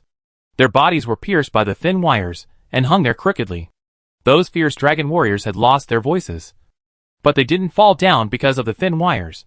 Blood kept flowing from their bodies, turning into countless tributaries and spreading in all directions. Of course, Yisha didn't kill all the fierce dragon warriors, but left one alive, because Yisha needed a survivor. Looking at the last dragon warrior, Yisha said, "You are still alive. But I don't think you are naive enough to think that you are not dead yet, because you are strong enough." The dragon warrior clenched his teeth, suddenly let out a low roar, and then his left arm suddenly swelled up, and the proportion of the muscle mass was extremely abnormal. Puff! When the arm swelled to 2 or 3 times the size of a normal arm, the flesh and blood suddenly tore apart at the shoulder, revealing a yellow pupil. "Have you transformed the arm of the one-eyed man?" Yisha curled his lips. The power of the mutant zombies from the Peak of Gold is really strong. Bang! The next moment, the dragon warrior raised his arm and punched Yisha's face hard. Then, ah! The dragon warrior kept retreating, and the fist that hit Yisha's face loosened. The 5 fingers were obviously twisted, and even twisted to the back of the hand. Obviously broken. Yisha touched his face. "Are you scratching my itch? If you want to hurt someone, it should at least be this degree." Yisha took a step forward, raised his fist, and punched the opponent in the face, hitting the opponent's nose directly, knocking the man out with one punch, and rolling on the ground continuously. Swift pursuit. Yisha's shoulders swayed left and right, and then suddenly chased out, and came to the side of the fierce dragon warrior again. Clang! Yisha drew his sword. With the sword in his hand, Yisha slashed forward with force, cutting off the opponent's mutated arm. The fierce dragon warrior wailed in pain, and rolled on the ground continuously. Yisha was not in a hurry, and casually leaned against a big tree. After a while, the fierce dragon warrior's struggle gradually became smaller, and he lay on the ground and kept gasping. Yisha looked around, and the others had been dealt with by the little ancient cat and the ice and snow god. Then Yisha squatted in front of the fierce dragon warrior. "Yisha, ask you a few questions. Where are you from? Where are you going? And what are you going to do?" Chapter 1313 Rags. The dragon warrior looked a bit fierce, raised his head, and then, "Paw!" Yisha slapped the other person in the face. "Yisha, I know you want to scold me by the shape of your mouth. I advise you to be honest. Why do you have to suffer before you are willing to answer the questions honestly?" Yisha said while pinching the other person's chin. "Do you believe I can crush your chin? Yisha, anyway. It will be said sooner or later. So it's better to say it out loud. It's good for you and me. As Yisha spoke, he suddenly pulled out the Alaskan whale harpoon and stabbed it into the opponent's palm. The dragon warrior wanted to scream in pain. But because his chin was pinched by Yisha, he couldn't make any sound and could only struggle continuously. Yisha grabbed the Alaskan whale harpoon and twisted it gently. Do you regret having undergone body modification now? This kind of trauma is hard to kill you. Right? This also means that you will suffer more torture. The dragon warrior's forehead was covered with sweat. He looked at Yisha and gritted his teeth. I will say. Yisha loosened his jaw, and his head immediately fell to the ground. After taking a breath, the dragon warrior said, We are going to the camp. The camp is just ahead. Yisha, I know where the camp is. I want to know the details. The dragon warrior, we are from Camp 3. We contacted Camp 2 last night, but found that we could not get in touch. There was no reply until this morning. So our camp leader thought something might have happened and sent us to check it out. Camp 3? Yisha was stunned. You have more than one camp? How many are there in total? Where is the specific location? Dragon warrior, I don't know.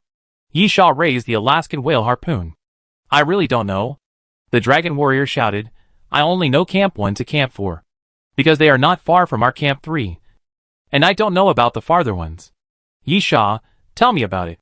Dragon warrior, Camp 1 is on the southeast beach. Camp 2 is in front. And Camp 3 is about 3 hours away from here to the southwest. Camp 4 is very close to Camp 3. And the horizontal line position is about 1,500 meters apart. Yisha, what are you looking for on this island? Dragon warrior, ancient species. Nonsense.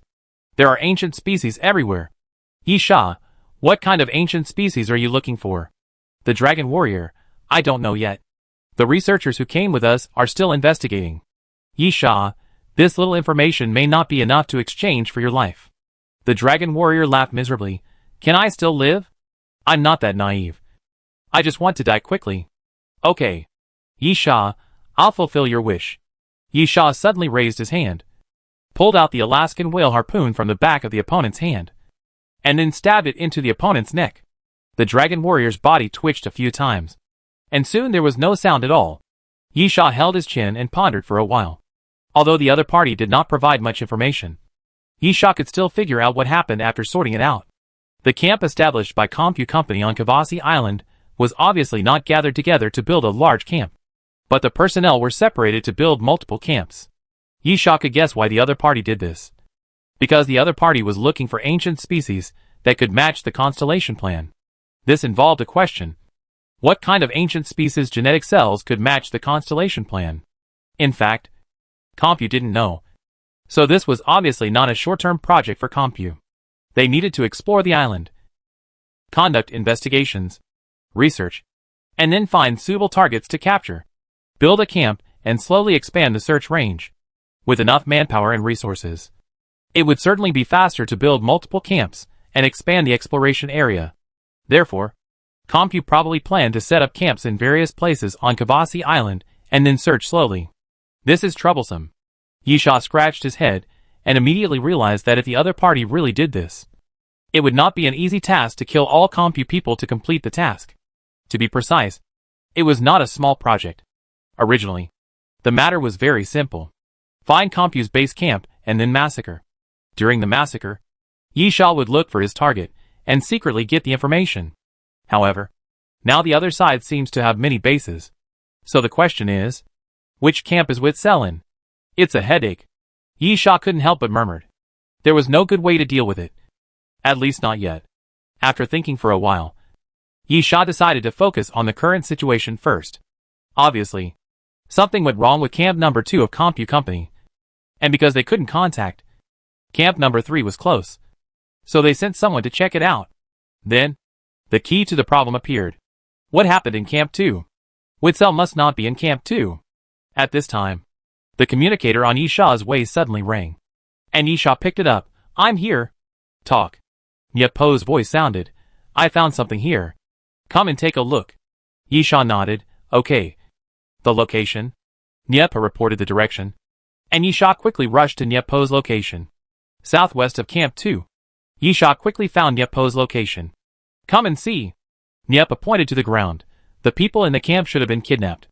Yisha looked at the ground, then squatted down and picked up a piece of cloth. Yisha, this seems to be torn from clothes? Niepa, it was torn from clothes. I think this should be a mark. Yisha quickly understood. You mean after being kidnapped?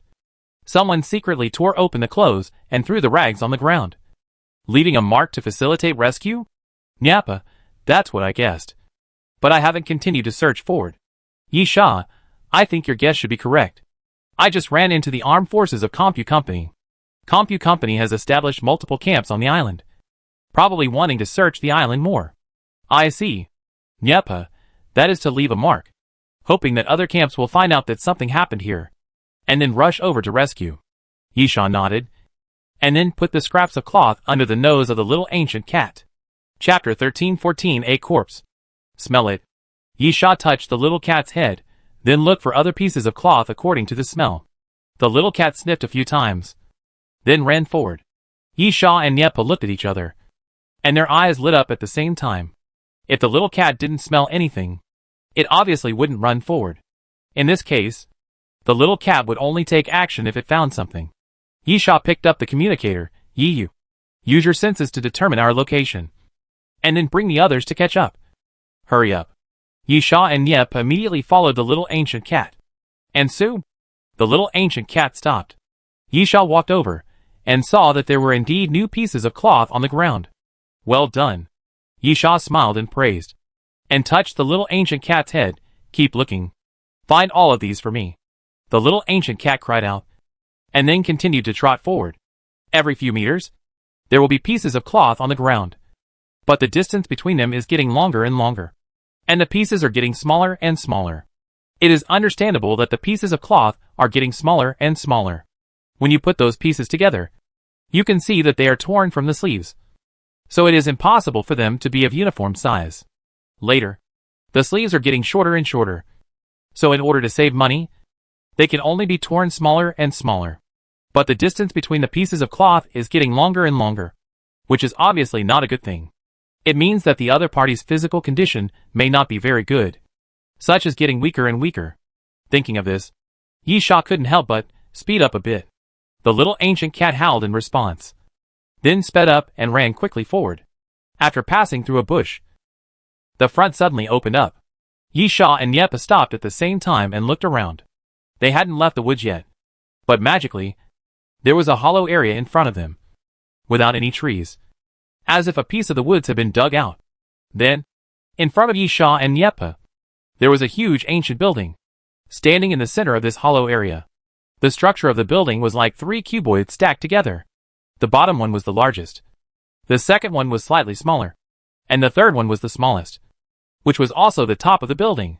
The building was surrounded by dense vines, almost covering the entire building. In the center, there was a row of stone steps leading to the top of the building. The little ancient cat howled at Yisha, indicating that the rags ended here. Yisha pointed at the building. Maybe inside? Is there an interior space? Niepa, it doesn't look like there is an interior space. I'll go take a look, Niepa said as he walked around from the side. After walking around, he came back to Yisha and shook his head. Niepa, unless there is a secret door or secret passage, it is certain that there is no normal entrance or exit.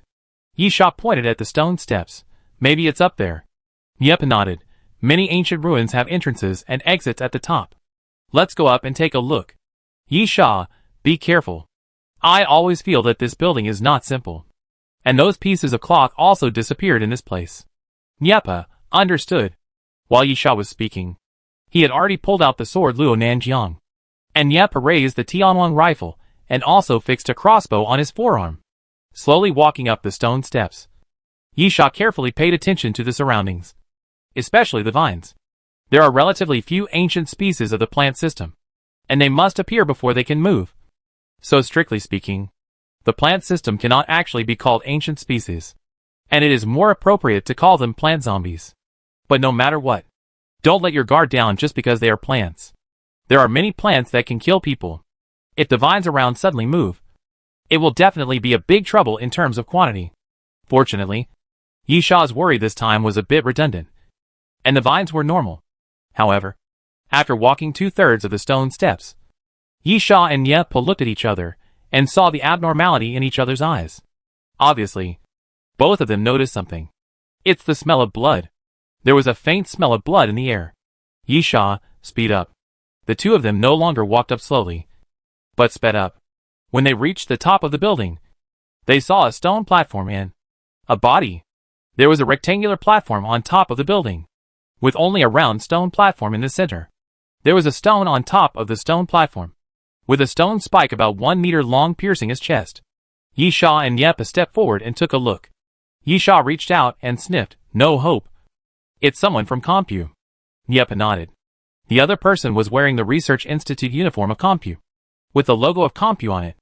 Nyepa, the problem is, even if it is a corpse, why is there only one? There are at least 20 to 30 people in the entire camp. It can only be more, not less. As Nyepa said this, he planned to go to the back of the building to take a look. While Yisha looked at the stone platform, the blood flowed down from the stone platform, and it had not changed color, which meant that the death time was not long. But Yisha was concerned about the direction of the blood flow, which did not spread outward, but inward. Wait a minute. Yisha felt something and opened his mouth to stop Nyepa, then stretched out his hand and pushed on the stone platform, pushing hard. And then the stone platform was pushed open little by Yisha. A big round hole. Yisha looked out and saw piles of corpses below. Yisha, you stay here. I'll go down and take a look.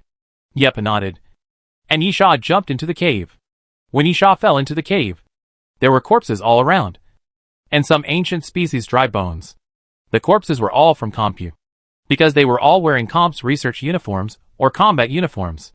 Yisha felt strange. He thought they were kidnapped, but they were killed. But if they were going to kill them all, why did they bring them here? Does it matter where they were killed? Yisha turned over several bodies, although each of them had some different wounds. The fatal wounds were all the same. All of them were cut open at the heart position in the chest. At the same time, the hearts of these bodies disappeared and were all dug out. At this time, a groan suddenly sounded. Yisha raised his eyebrows and immediately pushed away several corpses on the side. Then he saw a fierce dragon warrior. His body was covered in blood. His heart was also dug out, but he was not dead, and was still groaning softly. Yisha guessed that it was related to the opponent's ability to transform into corpses, because normal human hearts cannot survive if they are dug out. But there is no point in digging out the heart of a zombie, and only by smashing the head can the zombie be ensured to die. Although the fierce dragon warrior can only transform into corpses in a part of the body, it can have certain characteristics of zombies. Chapter 13:15 Demon. However, no matter how you look at it, this dragon warrior will be finished sooner or later. The dragon warrior is too weak. Hey! Hey! Yisha patted the other's face and called, "Why are you here? Who brought you here?" "Demon." The dragon warrior groaned, "Demon." "Hey! Hey!" Yisha shouted loudly and patted the other's cheek. But after barely saying those two words, the dragon warrior's breath suddenly became extremely weak and completely fainted. It seems that it won't take long before this fierce dragon warrior will be completely unable to wake up. Damn it! Yisha cursed. What is a demon? In fact, Yisha felt that these two words seemed familiar, as if he had heard them somewhere, or seen them before. Two. At this time, rapid gunshots suddenly rang out, coming from the top of the cave. Nyepa is fighting with someone.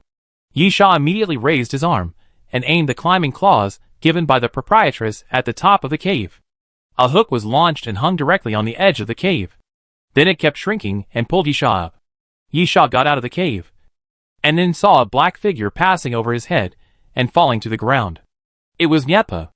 On the other side, it was the creature fighting with Nyepa. This is... Yisha paused. Ancient species? The creature fighting with Nyepa looked like a person. But that person was not wearing clothes, and his body was covered with long brown hair, with only a pair of eyes exposed, and looked like a savage. Nyepa jumped up from the ground and said, "Be careful." When Nyepa shouted, the savage had already rushed towards Yisha. So fast. The savage ran very fast, and his running posture was very strange. He looked like a beast on all fours, but in fact his front limbs were suspended in the air. He quickly came to Yisha's side. A huge fist suddenly hit Yisha's face. Bang! Yisha wanted to dodge, but it was too late. He had to cross his arms instinctively and took the opponent's punch. Then Yisha ended up like Nyep and was knocked out by a punch, falling to the ground. Yisha bared his teeth, then turned over and got up. Extreme physical fitness evolution? Nyapa, I don't know. But I can be sure that his physical fitness is very strong, powerful, fast, and his defense is not weak. For the time being, apart from physical attack methods, I haven't found any other attack methods. While Nyapa was talking, the savage rushed towards the two again. But this time, he couldn't rush to the front of him. At the moment of speeding up, the little ancient cat suddenly rushed out from the side, bit the savage's arm, and pounced on the savage. But the little ancient cat's strength was obviously not enough. The savage rolled over twice on the ground, and then threw the little ancient cat away with a flick of his arm. He then got up from the ground. But at this moment, the temperature around the savage suddenly dropped. The ice and snow god flew over the savage's head, and then ice and snow emerged around the savage, surrounding the savage's body. A layer of frost soon appeared on his brown hair. The savage's body was obviously shaking violently. And at this moment, the ice and snow god suddenly swooped down from the air and showed his claws. With a puff, the snow god flew past the savage, tearing off a piece of flesh from his shoulder, soaking his hair with bright red blood. The savage pounded his chest like an orangutan, making a strange roar in his throat, shaking off the frost on his body with his body shaking. But at this moment, Yisha came to the savage. Strong power. Yisha's arm suddenly swelled up. His muscles grew 2 circles, and then he punched the other party. Bang! The collision of fists. This is the most direct confrontation. And then, the savage was blown away by a punch. During the interval of the battle, Yisha actually noticed a small detail. The fluorescent powder cover on Yisha's waist was not closed, but no fluorescent powder floated out. This means 2 possibilities. The guy in front of him is not an ancient species, or he is not at the level of the king. Yisha tends to the latter. If he is not an ancient species, then there can only be a third party besides them and company. This may not be a big deal, and the other party only looks like a human, but does not feel like a human. So, Yisha chose to fight head-on. Facts prove that Yisha's feeling is right. The physical fitness of this wild man is not weak, which makes people feel very powerful. But in real confrontation, he is not that powerful. The physical fitness has evolved to the extreme, and it belongs to a more extreme type. It feels a little different from the actual level. When Yisha was thinking about it, the wild man had already turned over and climbed up from the ground, roared at Yisha, and then quickly approached and punched Yisha. However, the fist failed to hit Yisha. Nyep raised his hand from behind, and the crossbow he pulled suddenly fired a crossbow arrow, which hit the savage's knee. The savage's defense seemed to be quite good. Although the crossbow arrow caused damage to the opponent, it did not penetrate the opponent's body, but still made the savage stagger. Yisha took the opportunity to clench his fist, and then punched hard. Bang! Yisha punched the savage in the face, knocking him away, and then raised his hand violently, with his 5 fingers slightly bent. Capture the dragon and release the crane. Capture the dragon in one move. A strong suction force appeared, sucking the savage in. Yisha stretched out his hand and grabbed the other's neck, and then smashed it hard to the ground. With a bang, the savage's back hit the ground, breaking a piece of the ground. Yisha, it's easy to know what you are. Kill you and listen to the hint of the mysterious voice, and you will know.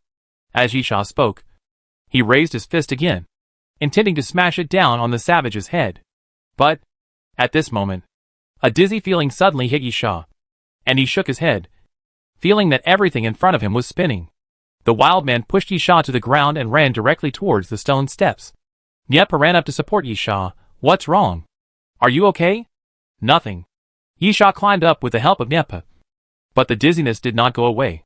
Everything around was spinning, making it impossible for Yisha to stand steadily, and he sat down on the ground again. Don't worry about me. Yisha gritted his teeth.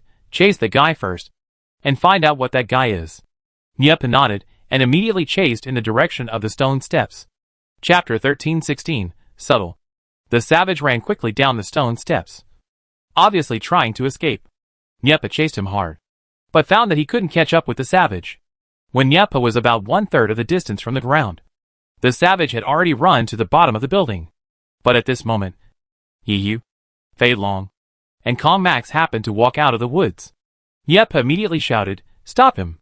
Calm Max heard it, and immediately stepped forward, with armor appearing on his right hand. Devil's arm. Comes roared, Devil's fist. Bang! The savage had never thought that someone would suddenly run out of the woods. He was hit hard on the face, and was knocked out by Combs. Lying on the ground. The savage struggled to get up. But at this moment, Yu's eyes flashed with a strange light. The savage suddenly felt the power of restraint, and tried to struggle. But the amplitude of his body movement was very small. And it could even be said that he could not move at all. The next moment, a huge figure blocked the savage's sight. He couldn't even see the sky when he looked up. It was Fei Long who came in front of the savage. Bang! Fei Long's fist slammed down, and hit the savage's face hard. The ground broke into pieces, and the savage's head was directly embedded in it. Bang! Bang! Bang! Fei Long's fist kept smashing down, while the savage was controlled by Yu's brain ability. He continued to punch him. Stop! At this time, Niepa came to the bottom of the building, grabbed Fei Long's arm, and looked at the savage again. It was obviously too late. The savage's head had been completely smashed, and it was obvious that he was dead. What is the origin of this savage? Why did he capture the people from Compu and bring them to this place to kill them?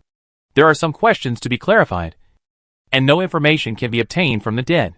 Of course, this savage may not be able to speak when he is alive. It seems that he has a certain degree of intelligence, but it is not enough to communicate with people. So, if he died, he died. Besides, is it useful to blame Fei Long? Niepa, is there a mysterious voice? Fei Long scratched his head. Yes. Niepa, what did he say? No need to say reward. Just what you killed. Fei Long continued to scratch his head and recalled You. It seems to be called Yue. Niepa frowned. Yue? What kind of name is this? Fei Long didn't remember it clearly. A kind of savage. At this time, Yisha's voice sounded. It can be regarded as an ancient species. Niepa looked back and saw Yisha coming down from the building. He couldn't help but ask, "Are you okay?" Yisha, it was just extreme dizziness. I have basically recovered. It was probably that guy's ability. Moreover, it is very likely that he used this ability to bring the people of Compu without resistance. Niepa, do you know what this is? Yisha opened the illustration. I met a Compu member who was not dead in the cave. The other party mentioned the demon. I felt a little familiar. I saw it in the illustration. Yisha flipped open the illustrated book. There was a page with a black outline of a human figure, and the name next to it was Demon, with a very brief introduction. The demon is the legendary wild man, a kind of higher primate that has not been confirmed to exist. It walks upright, is higher than apes, and has a certain intelligence. Its more formal academic name is Upright Higher Primate Strange Animal. Yisha, it's Bigfoot, Shenongjia, Snowman and the like. Others showed a look of surprise. After all, before the end of the world, the legend of wild men was very widespread, and there were legends all over the world. But there was no scientific basis. Some people said that wild men existed, and some people said that wild men did not exist. Those who insist on the existence of wild men believe that the existence of wild men can be traced back to BC based on similar records in the literature. In the Chinese civilization, there are similar records of creatures in the literature of the Western Han Dynasty. If these claims are true, from the perspective of age, wild men can really be considered an ancient species. Yepa pointed at the body of the wild man. Yue? Yisha nodded. A kind of wild man. It is said that it appeared in the Australian continent, with a maximum height of 3 meters, likes to attack humans, and feeds on rotten corpses and plant roots. Yepa sighed. I thought we could get something, but it was just an ordinary ancient attack. Yisha, I don't know if we got anything, but I think we should go. The dizziness in Yisha's head finally dissipated, and he woke up completely, and then realized that things were not that simple. Yisha, I already know how Yue brought the people from Comp Company here. He can emit a smell that makes people dizzy. I was fooled by this trick. But even if he can stun so many people, how can we move them? The others immediately showed some vigilance. Do you mean there are other Yue? Yisha, of course there are. One Yue can't carry so many people. These guys are a bit troublesome. If there are a large number of them, they may be difficult to deal with. Yue's strength is okay, and his physical fitness is relatively strong. His fists are his only weapon, but it is definitely not difficult for them to deal with. After all, Ethan didn't react, so he was probably at the level of Star Diamond. The trouble Yisha was referring to was the ability to dizzy. When Yisha thought about it now, he felt that the abnormality of his body appeared without any signs. Even after the dizziness passed, Yisha recalled that he realized that he had faintly smelled a very small odor on the other party. Moreover, was the dizziness caused by this strange smell? Yisha was not really sure. The illustration only used the word demon to refer to this legendary wild man, and gave a very simple description. The most important thing is that there are many kinds of wild men, and the illustration only used demon as a general term, without subdividing them. Nor did it specify what abilities different demons have. This unknown and uncertain ability is definitely a hassle to deal with. Yep, nodded in agreement. Yes. This building looks a bit strange. There are such ancient ruins on an uninhabited island. But since it is just an ordinary ancient species attack, it seems that there is no value in in-depth investigation. Killing these guys doesn't seem to be any good. It's better to leave quickly. At this time, Yiyu suddenly said, I think we can't leave for the time being. Yiyu narrowed her eyes and looked towards the woods. After a moment, Yiyu said, I feel a large number of targets, between 30 and 40, approaching here from various locations in the woods. Chapter 1317 Siege. Yisha suddenly glanced at his PDA, which was vibrating slightly and glowing red. This was a warning signal from the Archon. When Yisha and Nyepa climbed up the building, Yisha asked the Archon to stay below to guard the surroundings. Yisha, something is coming. Enter the combat state. Be careful not to easily contact the opponent. If you feel dizzy, you will be in great trouble, and it will be almost impossible to resist. The moment Yisha finished speaking, small sounds rang out around the trees, and then one demon after another walked out of the woods. Like the previous demon, they were all wild men of the Yue category. At the same time, these Yue were carrying people on their backs, all of whom were from Compu. Their lives or deaths were unknown, but there were no obvious wounds on their bodies, so they should still be alive. Obviously, these guys probably attacked another camp of Compu. Yisha couldn't help but curse in a low voice. He was worried, and the reason for his worry was of course that there must be no Witzel among these people. Others didn't have such worries, because after Yue brought people back, they also killed them. Their purpose was to kill. No, it should be said that they killed all the people from Compu, which had no effect on them. However, Yisha had to find a living Witzel first. Otherwise, where could he find information? Take a deep breath. Although this gave Yisha a headache, it was obvious that these Yue were more troublesome. There must be more than 30 of them. And the trouble was of course the dizziness ability. When we can only fight, let's check if there is Witzel. Yisha muttered to himself. It would be best if Witzel didn't exist. If there is, he can save him if he can. But there is nothing he can do if he can't. Although Davis's proposal is very tempting. However, although Yisha did not deny that it was very tempting to get a constellation monster that obeyed his orders, it was not as important as his own life.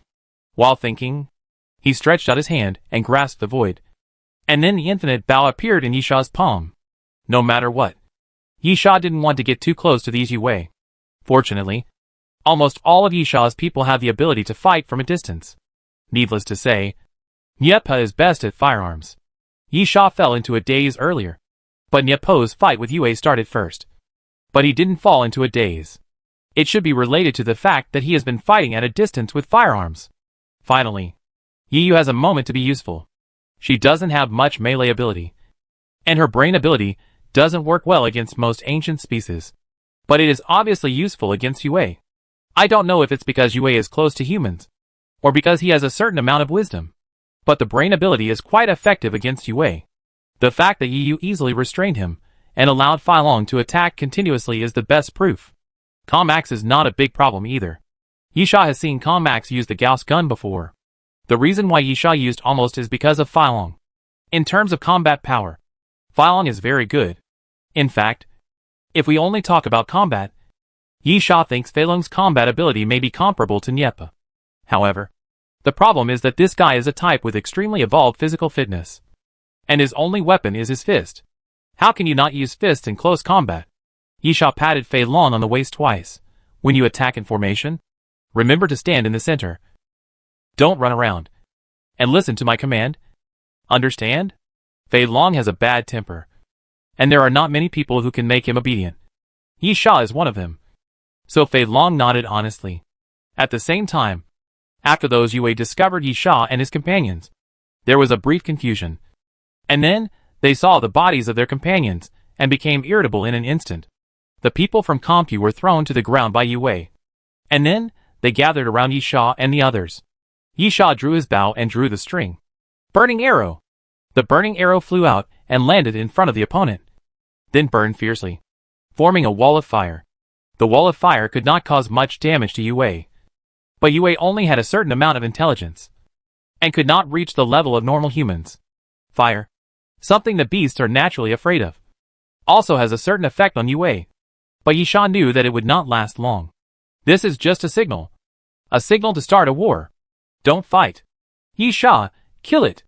As Yi Sha said this, he tore open the t-shirt inside his coat, pulled off a piece to cover his face, and then began to imagine arrows continuously. Yepa took the lead in firing, holding up the T-1 rifle, and began to fire at those Yue in a burst. The same was true for Kong Mac's guns were definitely more convenient to use than bows and arrows. While Yepa was shooting continuously, Kong Max picked up the oversized Gauss gun and pulled the trigger forward. There were some harsh whistling sounds from the Gauss gun. The gun sound trembled slightly, and then it suddenly opened fire. With a bang, the two Yue's feet suddenly exploded, and the huge impact blew the two Yue away directly. Beautiful. Kong Max grinned. Another shot. Kong Max quickly charged the Gauss gun and prepared to shoot again. At the same time, Yi Sha also started to attack. The bowstring was pulled back into a full moon. And then, the explosive arrow was put on the string.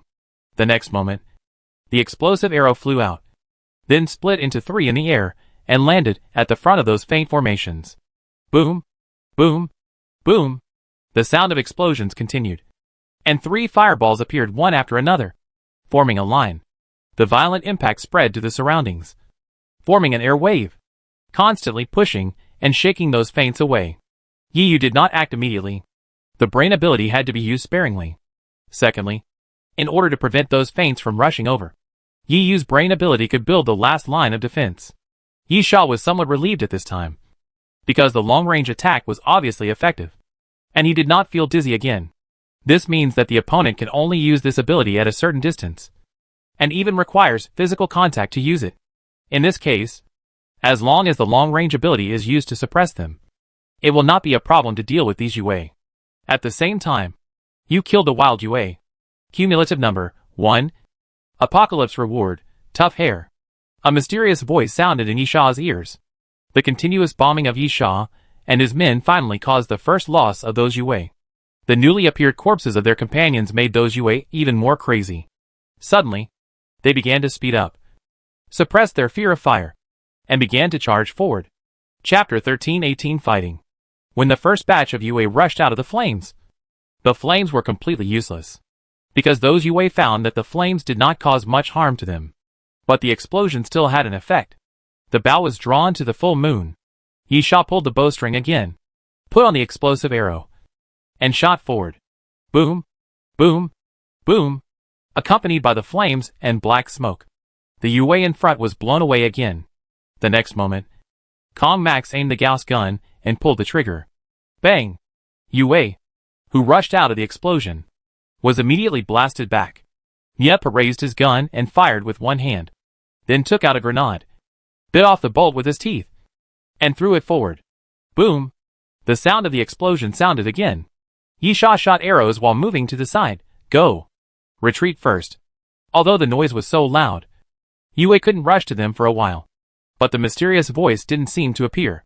In other words, the killing was not enough. The attacks of Yi Sha and his men could cause damage to Yue, but it was not enough to kill them easily.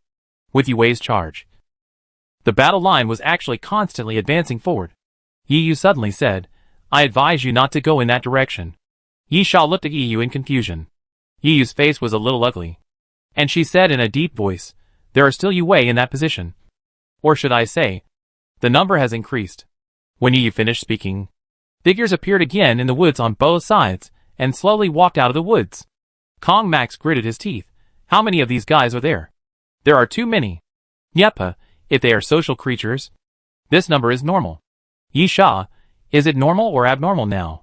You deal with the ones on both sides, and I will deal with the front. Yepa nodded to Kong Max, and quickly turned to the newly appeared Yue on both sides, while Yisha directly imagined a handful of arrows, pinched them into a fan shape, put on the bowstring, and shot them forward. The ice and snow god flew through the air, flapping his wings, and then the temperature below suddenly dropped.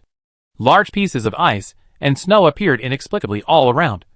Sweeping forward, a thick layer of white frost immediately covered the hair of those Yue. The next moment, a sharp whistle suddenly appeared, and those Yue immediately covered their heads in pain, and some even rolled on the ground. However, the sound wave attack of the ice and snow god could not kill Yue. When the whistle disappeared, those Yue stood up again. Their eyes became red, and their ferocity was fully aroused, and they rushed forward again frantically. Yiyu took a deep breath, knowing that it was time for him to take action. Yiyu stretched out his hand and pressed forward, and then a stream of light emanated from his pupils, and his pupils slowly split, becoming double pupils. Bang, bang, bang. The Yue who rushed up seemed to hit an invisible wall, and were inexplicably intercepted. Yisha shook his body, drew his bow and arrow again, aiming at the head of a Yue. Puff! The penetrating arrow flew forward with a strong spiral energy, and after hitting the head of a Yue, it directly opened a blood hole on the opponent's forehead, and the Yue fell straight back. You killed the wild man Yue. Cumulative number 2. Apocalypse reward, tough hair. A mysterious voice sounded at the right moment. Yiyu gritted her teeth. Hurry up. There are too many. I can't hold on for too long. Yisha took a deep breath. Then let's do something serious. As Yisha spoke, his body slightly bent, and then dragon scales continued to appear on his body, covering his entire body. Dragonization. Yisha entered the dragonization state, and then stretched out his hand. Around Yisha, balls of dragon breath fire appeared around Yisha's body, and then flew forward. A ball of dragon's breath fire corresponded to a Yue, and quickly blasted away the surrounding Yue. How long Yinpa? Yisha stretched out his hand again, and pressed it in vain, and the dragon's breath fire gathered in front of Yisha, and then turned into a flame dragon, charging forward. The Yue in front screamed immediately, and after being pushed by the flame dragon, the hair on his body immediately ignited flames, turning into a fireman one by one. Yisha said to Nyepa and Kong Max, I will resist them. You concentrate your firepower and kill them. As Yisha spoke, he summoned the dragon's breath fire again, which spread all around his body and flew forward continuously.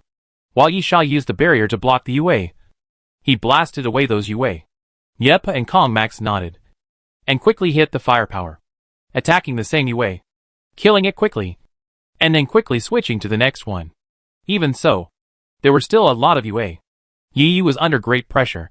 The huge barrier could intercept the Yue coming from all directions, and the continuous attack on the barrier would also cause a lot of brain capacity consumption. Crack! Suddenly, there was a sound like glass breaking on the barrier, and a crack appeared, as if it would break at any time. Yiyu looked at Yisha. You can't hold back anymore. Just go for it. Yisha nodded. It was obviously not a good deal to use the best thing in the bottom of the box on this star diamond level Yue, considering that this island could be in danger at any time. It was necessary to preserve strength while fighting. However, the current situation seemed to force them to do so. Yiyu, let me do it. But you can only carry me after the job is done? Yisha, lightning storm? Yiyu nodded. That is the only way to kill all these guys instantly. But every time I use it, my brain will become weak. Yisha nodded. He saw Yiyu use lightning storm before. That move cannot be used easily, but its power is indeed amazing and terrifying. Yisha, use it. Solve the current trouble first. Yisha understood Yiyu's concerns. If her brain was overconsumed, she would completely lose her fighting power. Within a certain period of time, she would have to rely on others. It was impossible to say that she had no worries at all. Yisha's words were equivalent to giving Yiyu a guarantee. Yiyu took a deep breath, and the double pupils in her eyes suddenly became deeper, as Yiyu slowly lifted her hands to both sides. Yisha could clearly feel that the wind flow around her changed again. The originally stable wind flow became a little turbulent at this moment, slowly compressing towards Yiyu. And then, bang! Yi stumbled without any warning, and her body fell straight to the ground. This change was extremely abrupt. As Yi fell to the ground, the surrounding barriers immediately disappeared, and no subtle things suddenly rushed over. Chapter 1319 Dizziness. This change was really abrupt. By the time Yisha and his companions reacted, the ghosts had already rushed over. Two ghosts pounced fiercely on Yisha, as if they were hanging on Yisha's body, and opened their mouths to bite Yisha. "Get out of here!" Yisha growled, and a large amount of electricity suddenly surged from his body. Thunder. The sizzling sound of the electricity was extremely piercing. The two ghosts were directly blown away, rolling on the ground, and their bodies were charred. On the other side, Niepo's eyes were stern, and he used the gun fighting technique directly.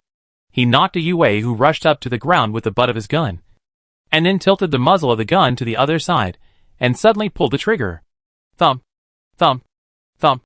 The gunshot suddenly sounded, and the bullet pierced the instep of another Yue. The Yue felt pain and squatted down immediately. Then Yepa tilted the muzzle of the gun and knocked the Yue down. Gun fighting is indeed a very magical fighting skill. It combines shooting and close combat. The attack is hard to defend against. For a while, those Yue kept approaching, but they could never attack Niepa. Compared to Niepa, Kong Max was much more violent. He punched a Yue away, and then was knocked to the ground by another Yue from behind. Kong Max rolled on the ground twice, stabilized his body, and swung the Gauss gun in a circle and swept forward. Bang! A Yue was hit and fell backwards. This is not a gun fighting technique. It is pure brute force. There is no trick to speak of. However, Kong Max is not good at this type. Unexpectedly, this guy is actually the type who uses high-tech props and weapons to fight. Ion Shield. Combs took out a metal ball and pressed it against his chest. The metal ball stuck to Combs' chest, and then a light golden light shield appeared around Combs' body. The surrounding Yue flew over one after another, but were isolated by the golden light shield. Combs pointed the gun and said ferociously, "Go to hell." Combs pulled the trigger. The power of the Gauss gun was not bad, and the power of close-range firing was even more terrifying. After hitting a Yue, it blasted the Yue away at least 5 meters, with a big hole in the chest and the body directly penetrated. A mysterious voice sounded in Kong Max's ears. But Kong Max didn't have time to care about what kind of apocalypse reward he got for killing the other party, because more Yue rushed over. When it comes to close combat, Filong is of course the most ferocious one. Filong, who had been watching the show before, finally got the opportunity to show his skills. He screamed, raised his palm as big as a palm fan, and hit the front. With a bang, the head of the Yue exploded directly. The top of the head collapsed, and the flesh and blood were blurred. While Filong was attacking, other Yue rushed over from all around, jumping onto Filong's body and attacking him continuously. However, Filong, who had 2 or 3 Yue hanging on his body, seemed to have no feeling at all and strode forward. "You can't eat it. You can't eat it. And things that can't be eaten should be destroyed." Filong kept muttering, waving his palms violently, and every time he swept a Yue, he would slap those Yue away. Some of their heads were smashed, and some of their chests were collapsed by a punch. Fei Long's ferocity caused a large number of Yue to gather around him. But there was always a circle of vacuum around Fei Long, and those Yue who dared to approach were all slapped away by him. Electricity surged through Yisha's body, and Yisha poured out the iron sand at the same time.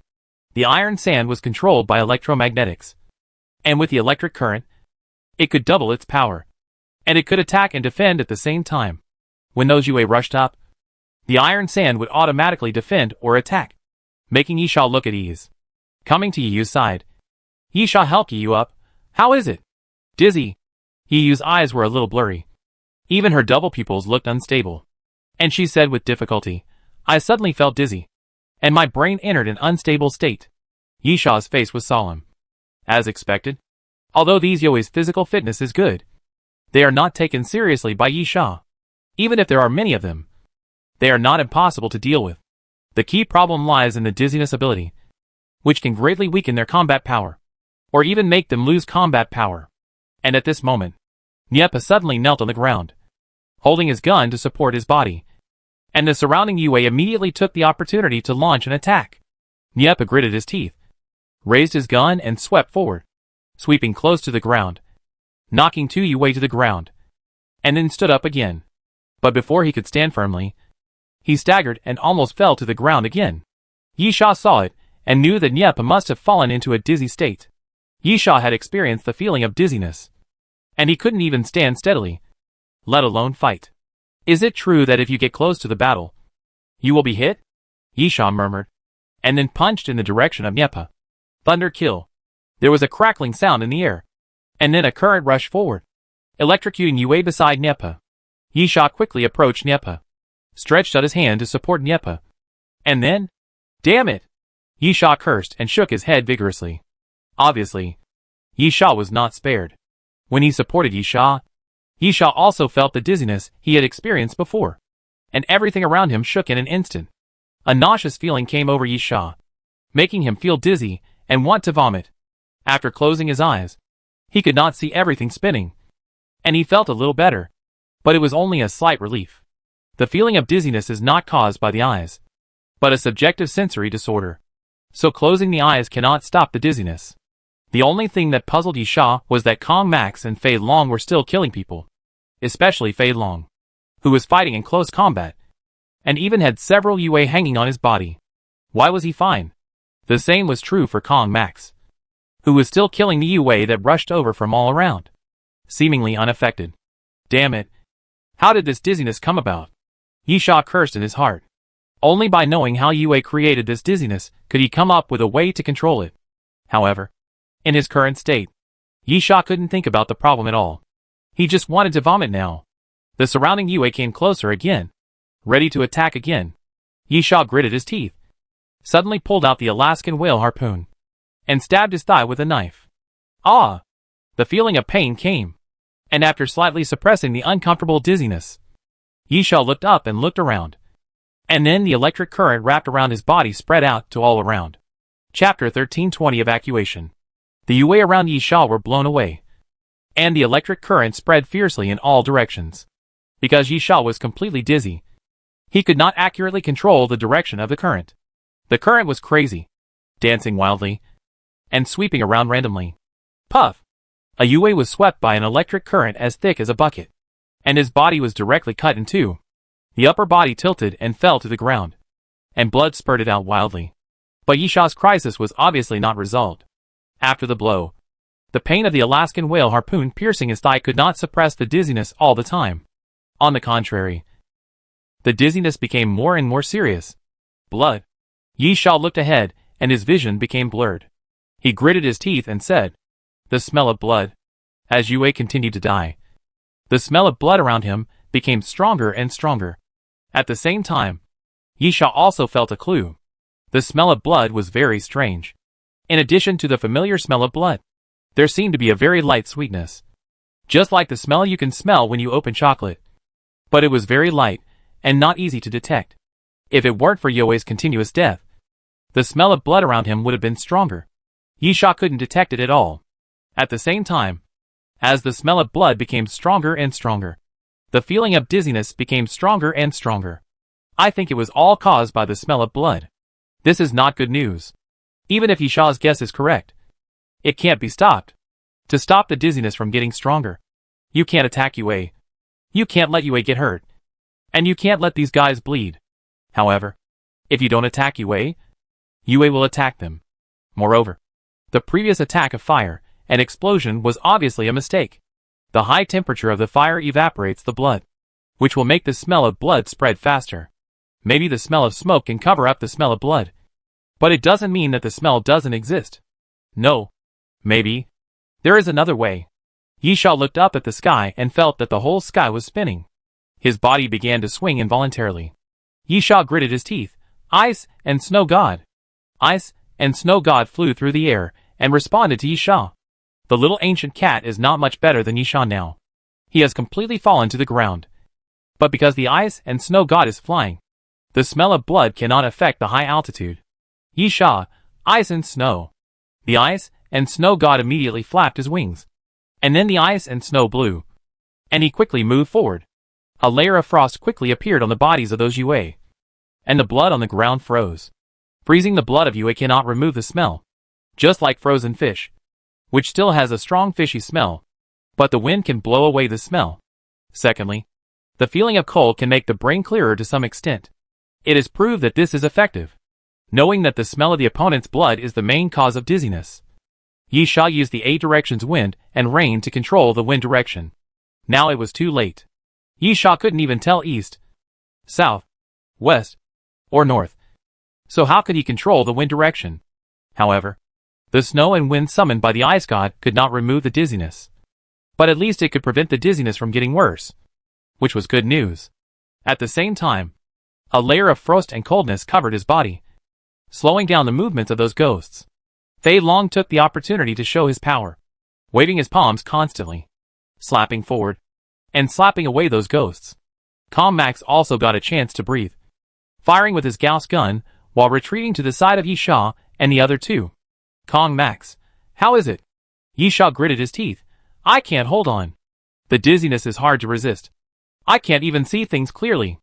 Kong Max looked at Yi and yelped again. The two were in worse condition than Yi Sha. Yi was lying on the ground with a painful look on her face. It was difficult for her to even stand up, let alone fight. The severe dizziness had a very strong impact on Yi, and her brain was greatly affected. Nyepa was a little better. He still held the gun and shot around, but the accuracy was naturally needless to say. He was just shooting randomly. He just pulled the trigger. As for whether he could hit the target, that was another matter. I'm fine. Comes. Maybe it's because the ion shield can block the smell. Retreat. Yi Sha gritted his teeth. Leave here. Comes. Okay. Comes helped Nyepa up with one hand and held Yi under his ribs with the other hand. When he was about to support Yi Sha, he saw Yi Sha waving his hand. I can still hold on. Yi Sha, go around the building and go to the back. Comes nodded, quickly retreated, fixed the Gauss gun with a strap, and then, while holding Yi, fired as much as possible and continued to fire at Yue, who was rushing over. Fei Long. Yi Sha couldn't tell where Fei Long was. Everything in front of him was blurry. He could only shout, cover me. Retreat. Fei Long was in the mood to kill. Yi Sha didn't know if this guy would still listen to him. If he didn't, he would have to leave Fei Long here. Fei Long's IQ deficiency also affected his character. Therefore, Fei Long has always been an unknown factor, and Yi Sha couldn't guarantee that Fei Long would always be obedient. However, Fei Long seemed to be unaffected by the smell of blood. So, the threat that Yue could bring to Fei Long was actually not that great. If Yi Sha didn't think that the three of them couldn't hold on for too long, he could just wait for Fei Long to kill all the Yue. Unfortunately, Fei Long only relied on his fists, and the speed of killing was too slow. Fortunately, Fei Long was very obedient this time. Although he had a dissatisfied look on his face, he quickly stopped his forward momentum and walked back to Yi Sha. Go! Yi Sha lowered his head, then raised the Alaskan whale harpoon and stabbed himself again, using the pain to suppress the dizziness, and then continued to retreat with Fei Long. However, those Yue obviously did not intend to let Yi Sha and his companions go. After crossing their companions' bodies, they chased in the direction of Yi Sha again. Hateful guy. Fei Long clenched his fist in dissatisfaction, and then prepared to meet Yue, who was rushing over. But before that, boom, boom, the ground made a series of loud noises, and then huge cracks appeared one after another.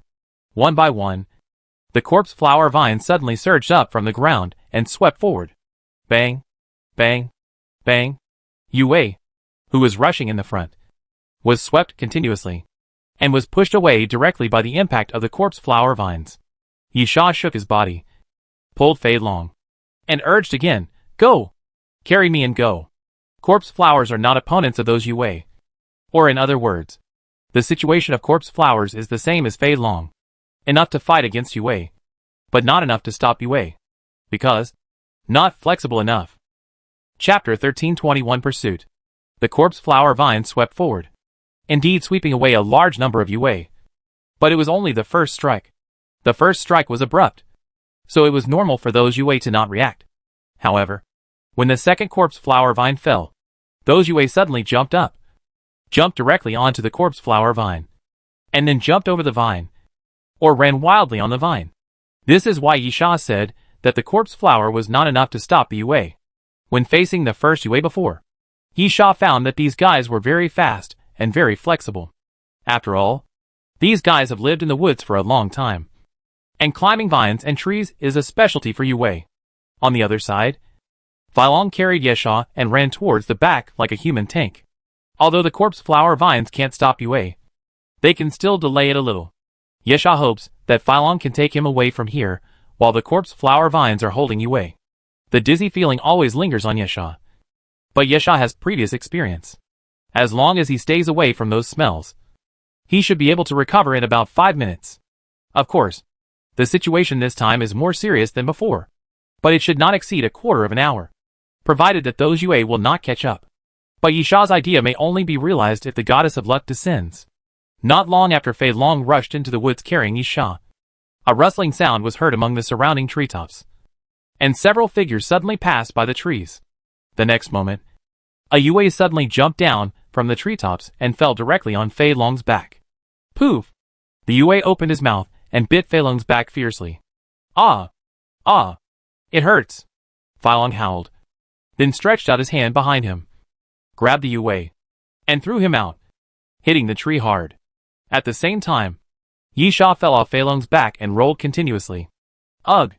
Yisha groaned, and tried to get up with his hands on the ground, but soon fell back to the ground with his head. Yisha has reached his limit now. The dizzy feeling is really uncomfortable. Yisha now wants to vomit, and his mind is completely blank. Fei Long grabbed the head of the Yue, one in each hand, turned his body, and threw the 2 Yue out directly. But soon, new Yue jumped down from the treetops and pounced on Fei Long. 1, 2, 3, 5 Yue, all pressed on Fei Long. Pressed Fei Long to the ground, like a stack of arhats, pressing Fei Long under them. Yisha gritted his teeth. Help! At this time, since Yisha couldn't fight himself, the only one he could ask for help was Fatal. I'm sorry. Fatal's voice sounded, we are symbiotic. Although my mind can replace your mind to take over the physical battle, the senses are the same. So, Yisha wanted to curse. Doesn't this mean that the feeling of dizziness is also effective for Fatal? Roar! At this time, Fei Long roared, and while being pressed by Wuming Yue, he actually lifted the other party up, and then pushed hard, pushing them all away. At the same time, Yisha was also facing a crisis. Everything in front of him was still shaking violently. But even so, Yisha still saw a vague figure walking towards him. A faint figure came to Yisha, making a strange sound, as if he was talking, but also a bit like the cry of a wild animal. Yisha kept struggling, but he couldn't grasp the center of gravity at all. The severe dizziness made Yisha's sense of balance also have a huge problem. The moment he stood up, Yisha fell forward. The man Yue casually sidestepped his body and dodged, then grabbed Yisha's hair and pulled him up from the ground. Yue showed his palms. Except for the thick hair, the other party's palms were not much different from those of humans, except that there were sharp nails on the fingers, just like claws. Yue aimed his claws at Yisha's throat. The nails were extremely sharp. When they touched Yisha's throat, bright red blood flowed down. As long as the other party exerted a little force, he could pierce Yisha's throat. It's over. This is the only thought left in Yisha's mind. Death is absolutely terrifying, especially in this era, when everyone strives to live and hopes to live better. Life will become more precious. Yisha didn't feel too much fear. After all, Yisha still had the 12 trials of immortality as a backing. He would not die just like that, but would have to pay a chance of resurrection. This feeling is still not good. Regret, unwillingness, anger, and similar emotions filled Yisha's mind. Then, the Yue suddenly exerted force, but his nails failed to penetrate Yisha's throat. A layer of ice suddenly appeared on Yisha's neck, which was pierced by the opponent's nails, but it also blocked the fatal blow for Yisha. The next moment, the cry of the ice and snow god sounded, and then a chain suddenly dropped from the treetops and circled the Yue's neck. The Archon jumped down from the tree. The chain dragged, making a jingling sound, and then the Yue fell into the air. Then, at the moment when the Archon landed, no one knew how the Archon did it. The chain became extremely sharp and cut off Yue's head directly. The Archon walked to Yisha's side, helped Yisha up, and suddenly a red crystal grew on his back. Feathers condensed from flames flew out from the crystal wings, continuously shooting forward, constantly piercing Yue's body. You killed Yue. Cumulative number, 7. You killed Yue. Cumulative number 8. A mysterious voice sounded in Yisha's ears, making Yisha sober up a little. He gritted his teeth and said, "Let's go. Leave here.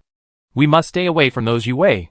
If the smell of blood is the key to causing dizziness, then as long as he continues to fight with Yue, and Yue continues to get injured, the dizziness will continue to haunt Yisha, and he will not be able to get out of it." The Archon said nothing, holding Yisha with one hand and throwing out the chain with the other. Boom, boom, boom. The chain passed through the trees like a snake, and then the trees in front fell down, blocking Yue. Then the Archon carried Yisha and ran forward. Those Yue kept jumping up and continued to chase on the fallen tree trunks. But at this time, the ice and snow god suddenly landed from the air, right in front of those Yue. The ice and snow god suddenly flapped his wings, and the wind and snow attacked forward, quickly blocking Yue's way. Chapter 1322 Weird Area. The Archon ran all the way, and although he was running very fast, he could still vaguely see the figures behind him. Those ghosts were like monkeys, constantly jumping between the treetops, stepping on the branches to move forward, and their speed was even faster than when they were moving on the ground. Suddenly, a light appeared in front of the forest, and the Archon stopped abruptly. The forest came to a short end, and there was a cliff in front of the Archon, which was about 100 meters high and very tilted, and there was still a forest below. The Archon looked back and saw that Yue was almost catching up.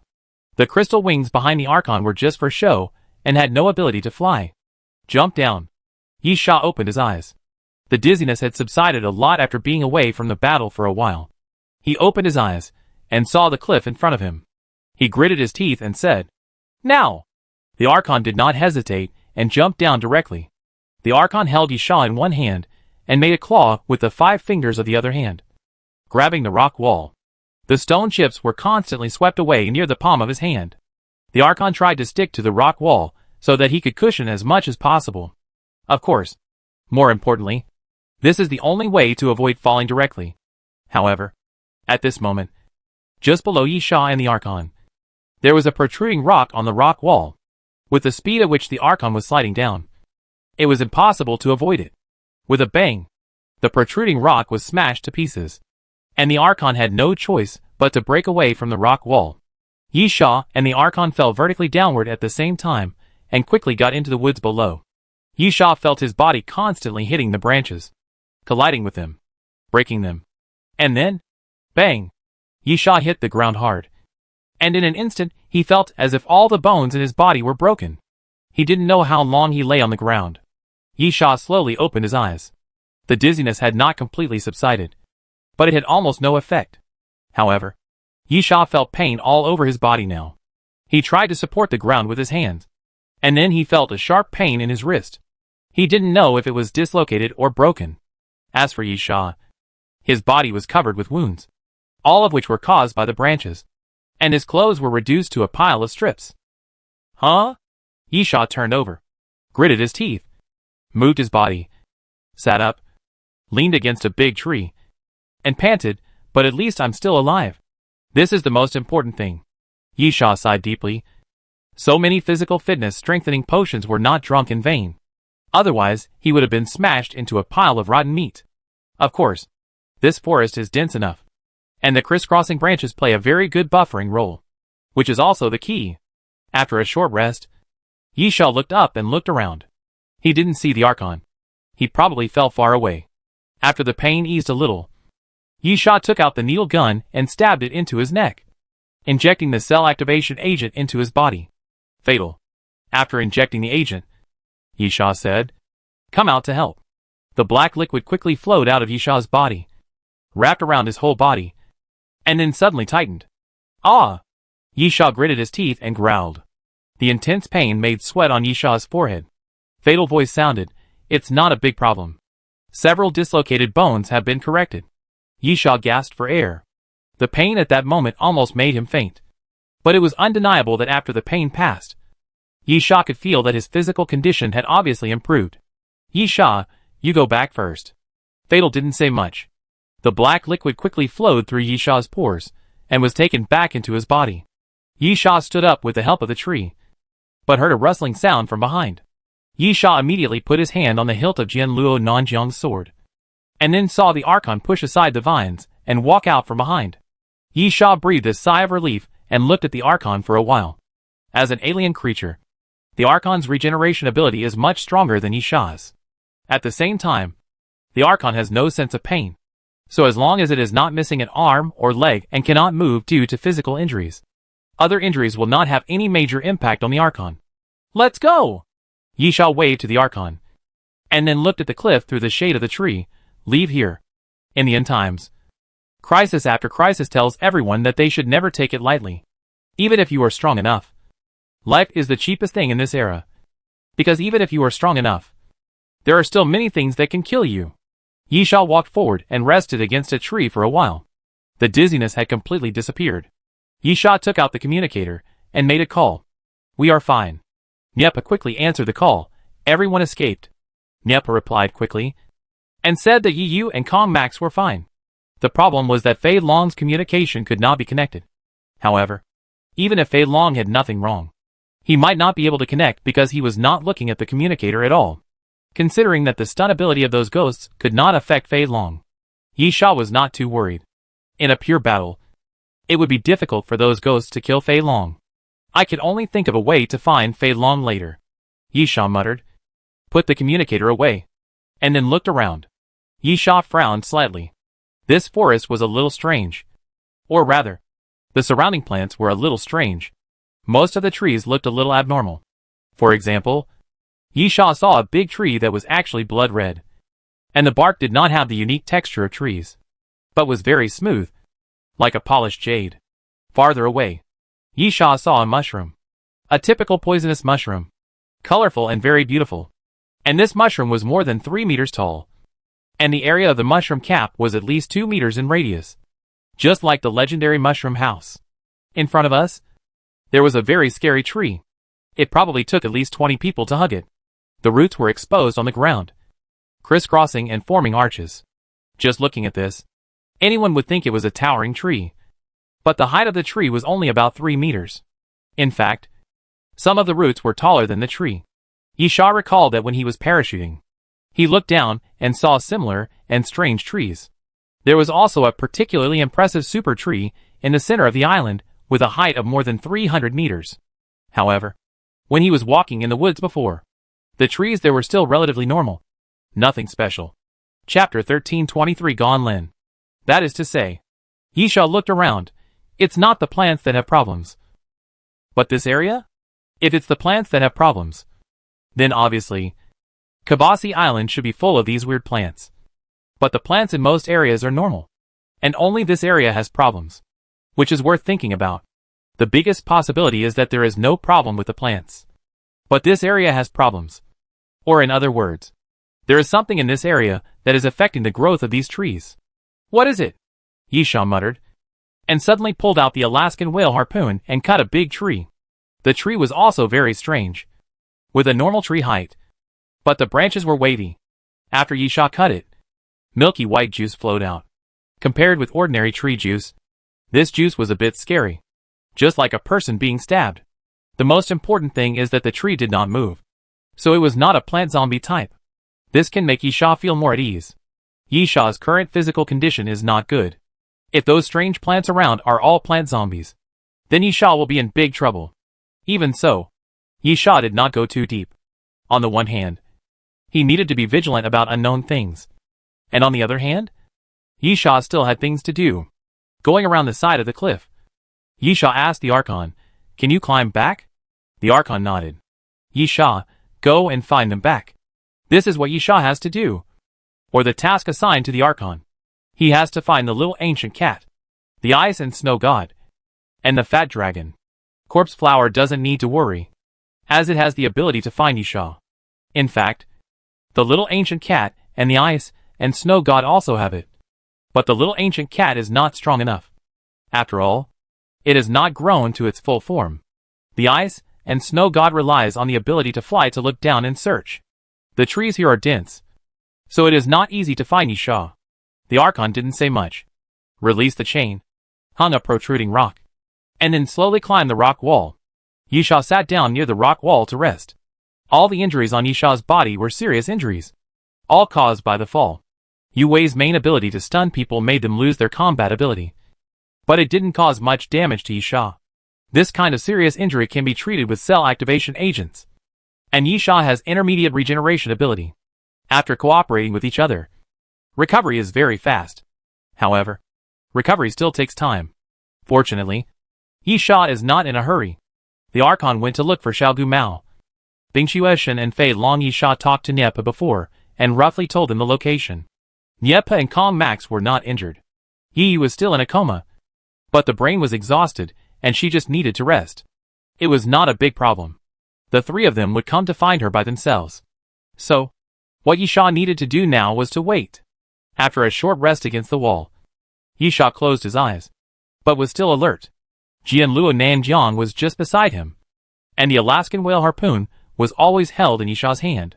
One of the rules that Yisha followed was that cautious people lived longer.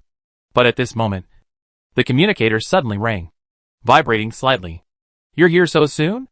Yisha was stunned for a moment, opened his eyes, and picked up the communicator. Yisha thought it was Niepa. But Gonlin's voice came from the other end of the communicator. "I think we need to cooperate again." Yisha did not reply immediately, but was thinking about it. Gonlin did not speak either, as if waiting. After a while, Yisha spoke. "I don't think Samuel can beat you. Do you need to cooperate with me to kill him?" "That guy?" Gonlin smiled. "He's just a reckless man. I know what you're thinking. I don't plan to ask you to help me deal with Samuel. Yisha, you could only lie to children. Don't think I don't know that you did what Shinta Shufei did." Gonlin didn't deny it. "If you think about it, you can figure out who did it." He smiled. "So, if that guy is hard to deal with, I believe you will help. You won't feel comfortable if he's alive. Right?" "Yisha, war started?" "Not yet." Gonlin's tone was a little teasing. And he said seriously, "I'm here to talk to you about the mission." Yisha was puzzled. "Mission?" 3 pursers were dispatched. The train conductor's request was very simple. It was enough to complete the mission. It didn't matter who completed it. The 3 pursers were dispatched to ensure that the mission could be completed, not to require the 3 to cooperate. Therefore, the meaning of competition was still very obvious. Yisha also understood that there was no point in cooperating on the mission. The reward was so little, and no one wanted to share their own interests. "Gonlin, just tell me, how do you plan to complete the mission?" Yisha, "Probing?"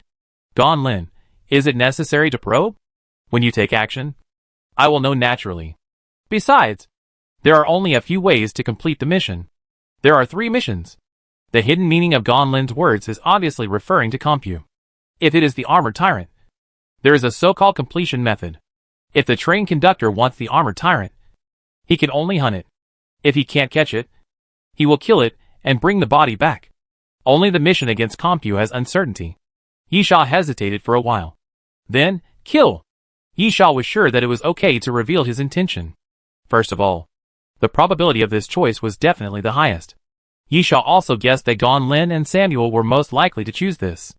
Moreover, the key to this mission was not how to kill, but how to find the people.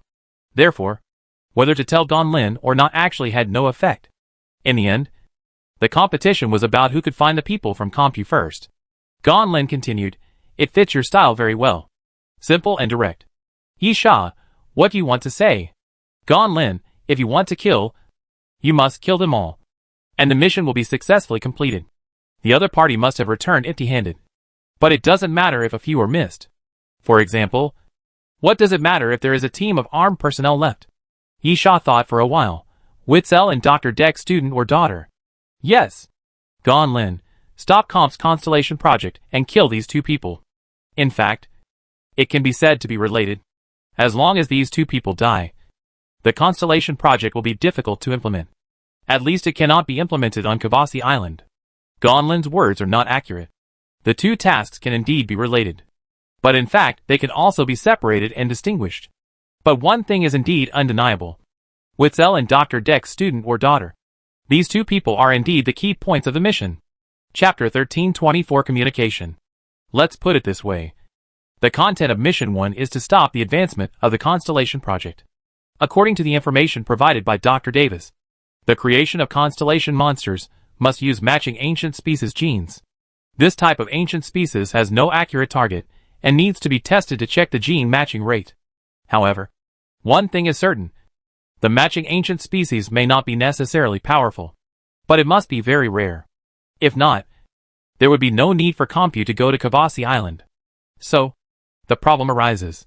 Witzel is the project leader, and Dr. Deck's student and Dr. Deck's daughter have inherited the essence of this research. Both are key figures in the Constellation project. So, killing these two people is of course the key. And there was originally a mission to kill them. But Gonlin changed the concept. Killing them is to obstruct the Constellation project in the general direction, not the plan of Kavasi Island. Assuming that these two people are dead, the ancient species with genetic matching has been identified. Then, as long as the rest of the Compu company brings back the ancient species, Mission 1 will also be considered a failure. Compu company has many scientists, and the technological power it possesses is far beyond this era. Although the end of the world brought disaster, Compu company's technological power did not stagnate. On the contrary, because of this unconstrained era and the zombie virus, it has made leaps and bounds. So, can killing a core researcher like Witzel alone obstruct the plan? Yisha believes that Compu company can find a replacement, which is nothing more than delaying time. Therefore, focusing on the current task. If we kill them, we can't just kill the two of them, but kill all the members of Compu, so as to ensure that Compu has no gains on Kavasi Island. At the same time, because the core person in charge of the research died, the implementation of the Constellation plan should be delayed. Thinking of this, Yisha was a little impatient. Don't talk about what I know. Talk about the key points. Yisha has his own subjective judgment and will not trust Gonlin easily. He just wants to know what Gonlin wants to do. Gonlin, our main target, Dr. Witzel and Dr. Deck's daughter Lillian, was captured. Huh? This answer was unexpected. Yisha was stunned for a moment. Then, captured? If they were killed, Yisha could understand what it meant to be captured. Who captured them? Except Yisha himself. But Yisha didn't do it. After thinking for a while, Yisha Samuel? Yisha suddenly had a flash of inspiration and thought of Dr. Davis. Could that old madman have also seduced Samuel? If Dr. Davis helped Samuel get a constellation monster that was not weaker than Leo, Samuel would really have the strength to confront Yisha and Gonlin head-on. Gonlin, why did Samuel capture them? They are an ancient species on the island. Or ancient humans. Yisha was stunned again and tried. Yue? Demon? Gonlin was surprised. You know it too? Yisha, I don't know anything. I just met them. Gonlin, Com arrived at Kavasi Island earlier than us. About a month ago. They set up a large number of camps here for exploration, as well as temporary research base stations. But a week and a half ago, those camps began to be attacked continuously. Yisha, those demons did it. Gonlin, yes. They rushed into the base station and captured Witzel and Lillian. Yisha, when did it happen? Gonlin, this morning. Compu found a very rare queen worm around the base station.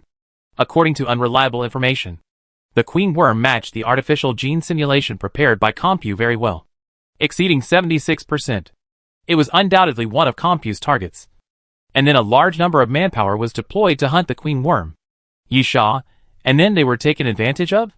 Gonlin said him. Those demons rushed into the base station and captured Witzel and Lillian. Yisha looked at the time. It happened 7 or 8 hours ago. Are you sure they are still alive? Gonlin, definitely alive. How can I describe those demons? They are different from the general ancient species. They are a bit like primitive people. They eat people, but they don't kill the target immediately.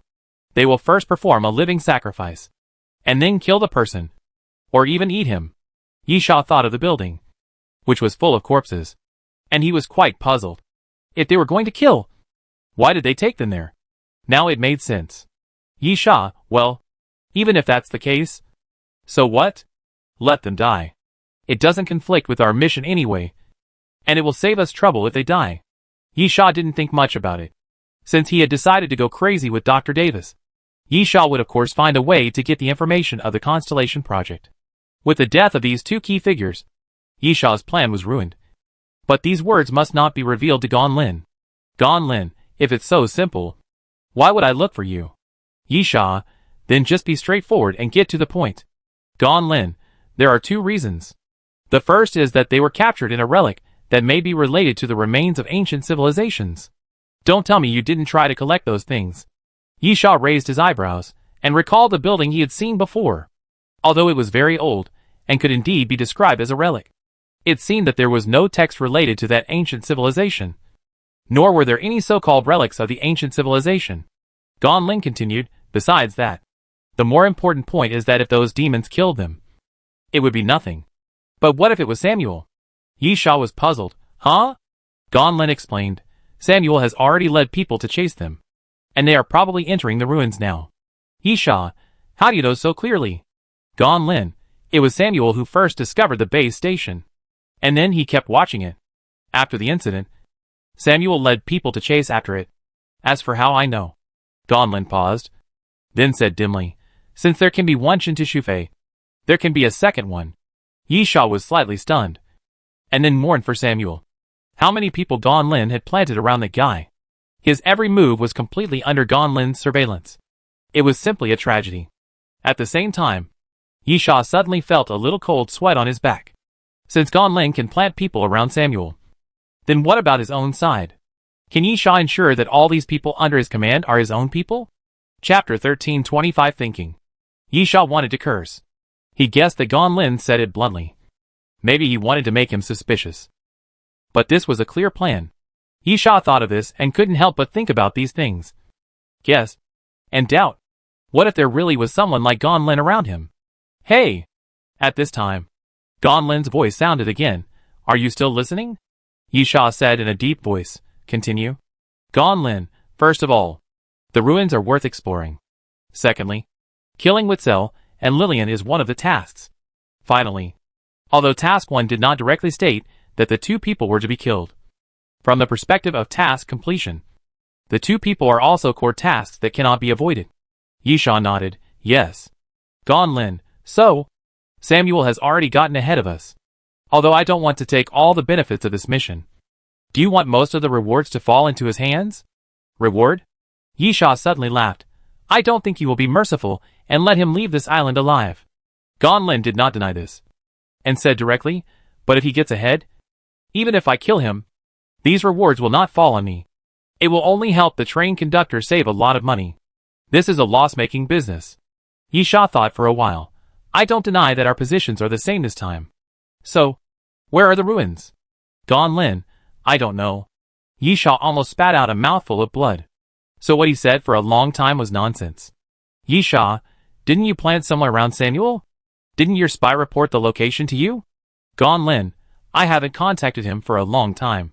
This is why I inferred that Samuel might have entered the ruins. Places related to that ancient civilization seem to have some unique power, which may be able to block communications. But there is a rough range. Yisha, speak. Gonlin, there is an area near the center of the island. I found that there are a lot of ancient species there, including many powerful and rare ancient species. Moreover, the plants there are very strange. Yisha looked around. Is he talking about the area he is currently in? Gonlin, you have come into contact with the relics of ancient civilizations, and know that the power of those things may affect the surroundings. I think the strange plants in that area must have been affected by those powers. Yisha really knew about this matter, and he had seen it many times. For example, he had encountered zombies before, and those zombies did not look like they were infected with the zombie virus, but they came back to life. Yisha speculated that it was the influence of the sarcophagus. Also, when he went to the island because of the water elf Moya, Yisha found an island full of plant zombies. It turned out that it might be caused by the influence of the stone pieces of ancient civilization, because, considering the infection rate of plants, it is impossible for so many plant zombies to appear. When Noah's stone tablet was first seized, the environment of the underground ruins was obviously abnormal. The silvery white underground world and the trees made of resin were all changes caused by the relics of ancient civilizations. There are many other similar situations. Basically, as long as there are relics of ancient civilizations, there must be something around that will be affected by the power. The environment, objects, everything is possible. Gonlin continued, moreover, Comscope's base station is also built near that area. Yisha, okay. I roughly understand what you mean. That is, you want me to search for the ruins with you. And the key is that if I find it, I have to inform you. Right? Gonlin, our common target now is Samuel. and we can't let all the benefits fall into his hands. Right? Yi Sha, I think I have the ability to deal with him. That's fine. If the reward falls into your hands, I can still accept it. Gan Lin chuckled. Yi Sha bared his teeth. This woman's words cannot be trusted. Although her words sound nice. Who knows if she is just trying to lure him into a head-on fight with Samuel, so that she can sit back and watch the fight. This is why Yi Sha hates Gan Lin. This woman's intentions are really hard to guess. What's more troublesome is that no matter what decision he makes, he may fall into the trap she sets. Taking a deep breath, Yi Sha said, "If I find the ruins, I will contact you." After Yi Sha finished speaking, he ended the communication directly. Leaning against the rock wall, Yi Sha fell into deep thought. Yi Sha did not doubt the authenticity of the information. Gan Lin was best at using real information and news to lure others to work for him. On the contrary, Gan Lin rarely lied, because lies only worked once, and no one would believe them the next time. But the truth was different. For example, although Yi Sha had been cheated, as long as Gan Lin was telling the truth, it would be profitable. He had been cheated before, and other things were obviously not important in the face of interests. Samuel, the ruins, Yi Sha murmured, looked at the plants around him, and finally decided to stay put and wait for others to arrive. Of course, Yi Sha was not idle, constantly thinking about countermeasures in his mind. Yi Sha felt that the current situation was very bad, but it was still an opportunity.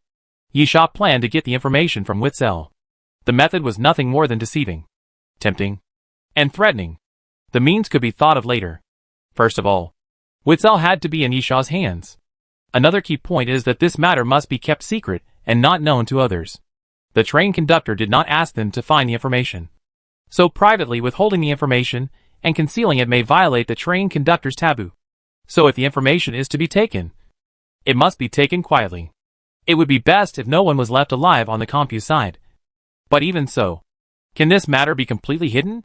Yi Sha was the first to rush into the Compu camp and kill the Compu people.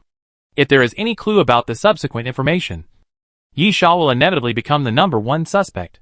But now it is different. Witzel and Lillian have been captured and taken to the ruins. According to Gan Lin's information, Samuel has already rushed there, and Gan Lin will definitely go there too. In this way, the three pursers are all gathered in one place. Even if Yi Sha takes action and gets the information, even if the information is leaked later, is there any evidence to prove that it was Yi Sha who did it? The three pursers are obviously there. So, after thinking for a while, Yi Sha feels that this is really a very good opportunity for him. At the same time, there is one thing that is certain. This matter must be done as soon as possible. Chapter 1326 Queen Worm. Of course, there is only one reason to hurry up. If Witzel and Lillian die, then this matter will definitely fail. Yi Sha doesn't think he can get information from other people. Moreover, at present, the situation of Witzel and Lillian is probably very bad. Those demons will definitely kill people, and they will be sacrificed alive. Samuel went there not to save people, but for rewards. After all, only if people die in Samuel's hands can Samuel go to the train conductor to get rewards. Although the train conductor was generous, he was not a sucker. If Witzel and Lillian were killed by the demons, they would definitely not be rewarded. In other words, the two were currently in a state where they could die at any time. However, finding ruins was not something you could find just by looking for them. There were many types of demons, such as Bigfoot, hairy monster, Yeti, etc. Was the guy who captured Witzel and Lillian a Yue? If it was Yue, those guys were not easy to deal with. Yi Sha was almost killed by them. The ability to create dizziness must be resisted in order to effectively deal with those Yue. Yi Sha felt a headache. The current situation was somewhat urgent, but he had to act quickly. It was very troublesome. Yi Sha was thinking about countermeasures. But at this moment, a slight noise made Yi Sha come back to his senses. Yi Sha was very alert. He immediately held the reversed Alaskan whale harpoon tightly. Yi Sha quickly moved to the side and hid behind a stone near the rock wall. Yi Sha held his breath and listened. There was a very slight sound, like something touching the leaves, not far from Yi Sha. Yi Sha moved slowly, walked out from behind a stone, entered the woods, hid his figure behind the trees, and then walked into the woods. Soon, Yi Sha found the target. Queen Worm? Yisha poked half of his head out from behind the tree, looked ahead, and was slightly stunned. The one that Compu is going to hunt? 15 meters away. A huge worm was floating in the air.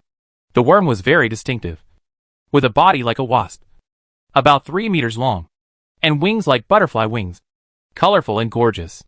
The most interesting thing is that the forehead of the bug is not tentacles, but a pair of horns, just like the dragon horns in the legend. There is also a row of triangular thorns on the back, and the material looks like black rock.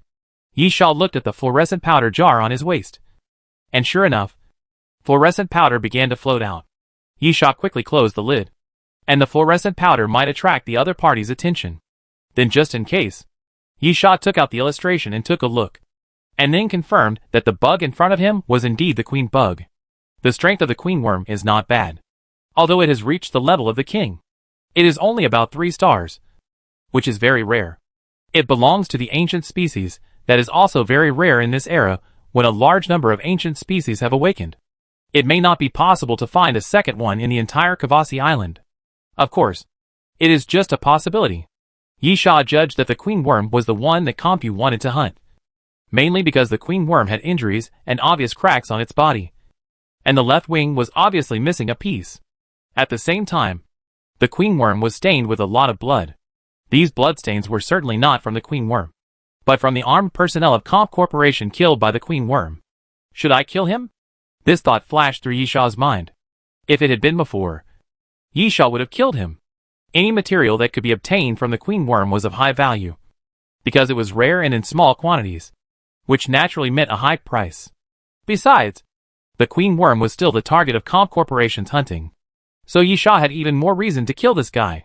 However, now that Witzel and Lillian have been captured, and they are planning to complete the mission by killing the Comp Company personnel, it doesn't matter whether the queen bug is killed or not. Of course, a more important reason is that Yisha's current physical condition is not very good, so why bother with this trouble? While thinking, Yisha was about to retreat, but at this moment, in a bush not far from the queen bug, there was a sudden noise, and then a Tianlong warrior from Comp Company came out with a branch to push away the bushes. Then, he happened to be face to face with the queen bug, and they met eyes directly. Cold sweat suddenly broke out on the forehead of the Tianlong warrior. The Tianlong warrior looked very embarrassed, and it was obvious that he had experienced a fierce battle. His clothes were tattered, and the sleeve of his left hand was completely torn, revealing a mechanical arm. The most fatal thing was that the power backpack equipped by the Tianlong warrior had a big hole in it, which means that this Tianlong warrior has no combat power at all. Without the power backpack to output energy, the Tianlong warrior's combat power may not be able to be exerted even 1/10. Of course, even with a power backpack, a Tianlong warrior cannot be the opponent of the queen worm, but at least he can try to escape. And now, even escaping is unnecessary. Suddenly, the queen worm's claws suddenly opened and closed, making a sharp cry, which seemed irritable and angry. Obviously, the queen worm still remembered what those who attacked it before looked like. The colorful wings flapped quickly, and the queen worm flew towards the dragon warrior. The dragon warrior moved his Adam's apple, but did not turn around and run away directly, because there was no point at all. He could not outrun the queen worm. Yisha lowered his head and cursed, then rushed out from behind the tree.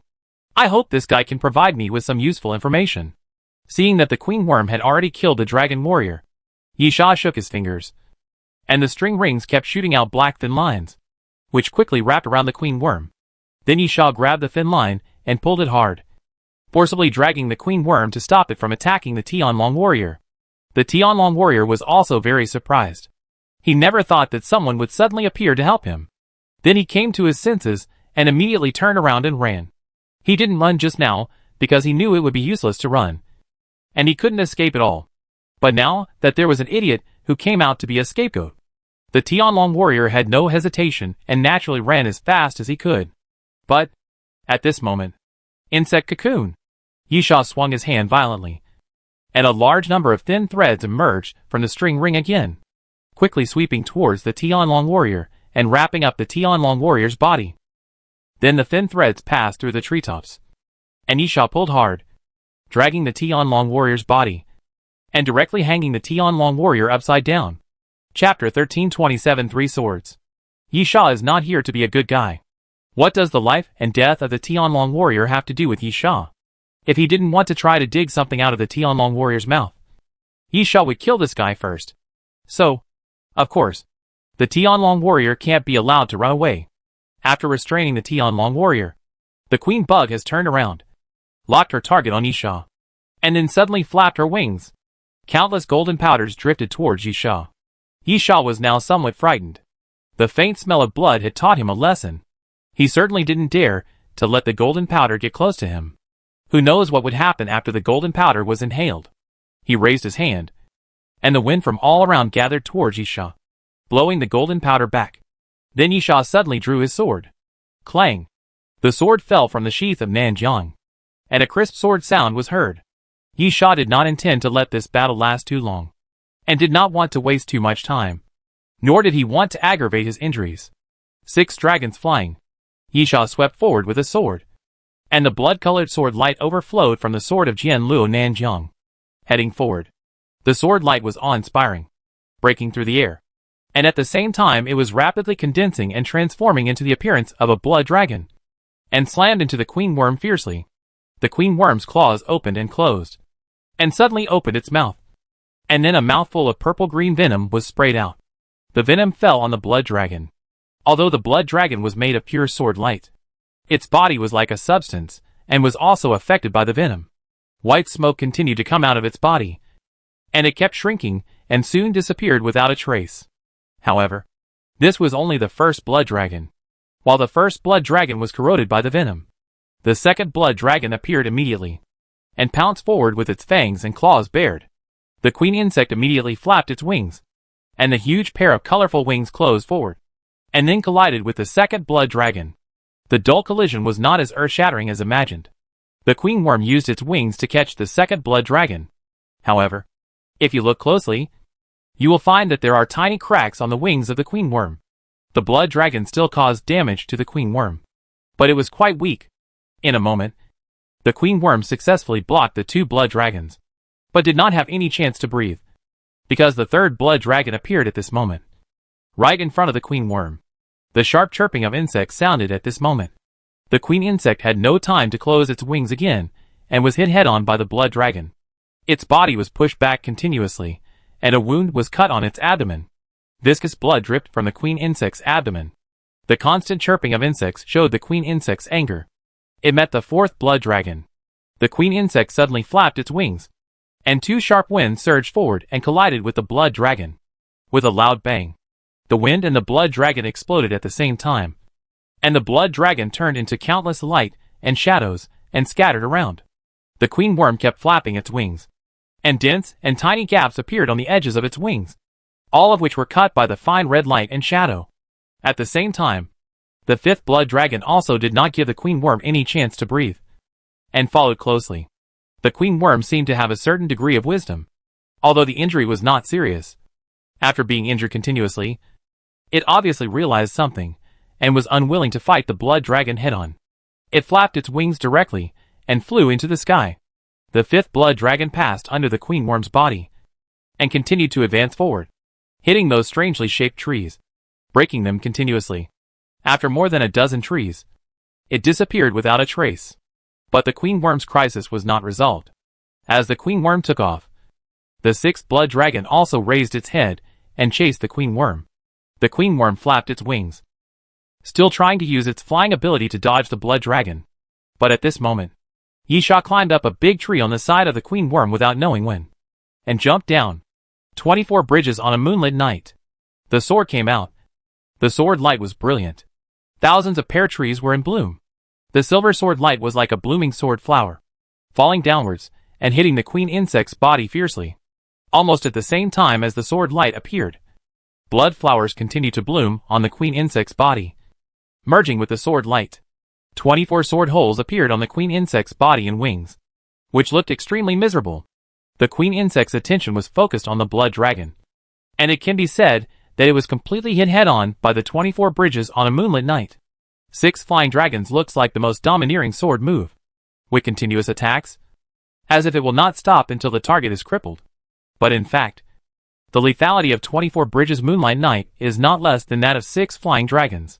And the lethality of another move, One Glance 10,000 Years, is even greater than that of 6 Flying Dragons. Moreover, Yisha's attack is not over yet. Not only did Yisha's attack on 24 Bridges Moonlight Night severely injure the Queen Bug, but more importantly, it blocked the Queen Bug from taking off. At the moment when Yisha completed the 24 Bridges Moonlight Sword move, the 6th Blood Dragon also came up at this moment. The Blood Dragon opened its mouth, revealing its ferocious fangs, and directly grabbed the Queen Worm, then fiercely rushed to the ground. Boom! A huge roar sounded, and the Blood Dragon and the Queen Worm slammed into the ground fiercely, stirring up a large amount of sand and dust. In a moment, the sand and dust gradually disappeared, revealing the figure of the Queen Worm. The Queen Worm was not killed yet, but it was hit by the 24 Bridges of the Moon and the 6th Blood Dragon, the most powerful of the 6 Flying Dragons, and the Queen Worm was not dead. However, the Queen Worm's body became tattered, especially the pair of beautiful wings, which were now covered with holes of varying sizes. The Queen Worm even tried to flap its wings, but found that its body was shaking constantly, and the broken wings made it impossible for the Queen Worm to even fly.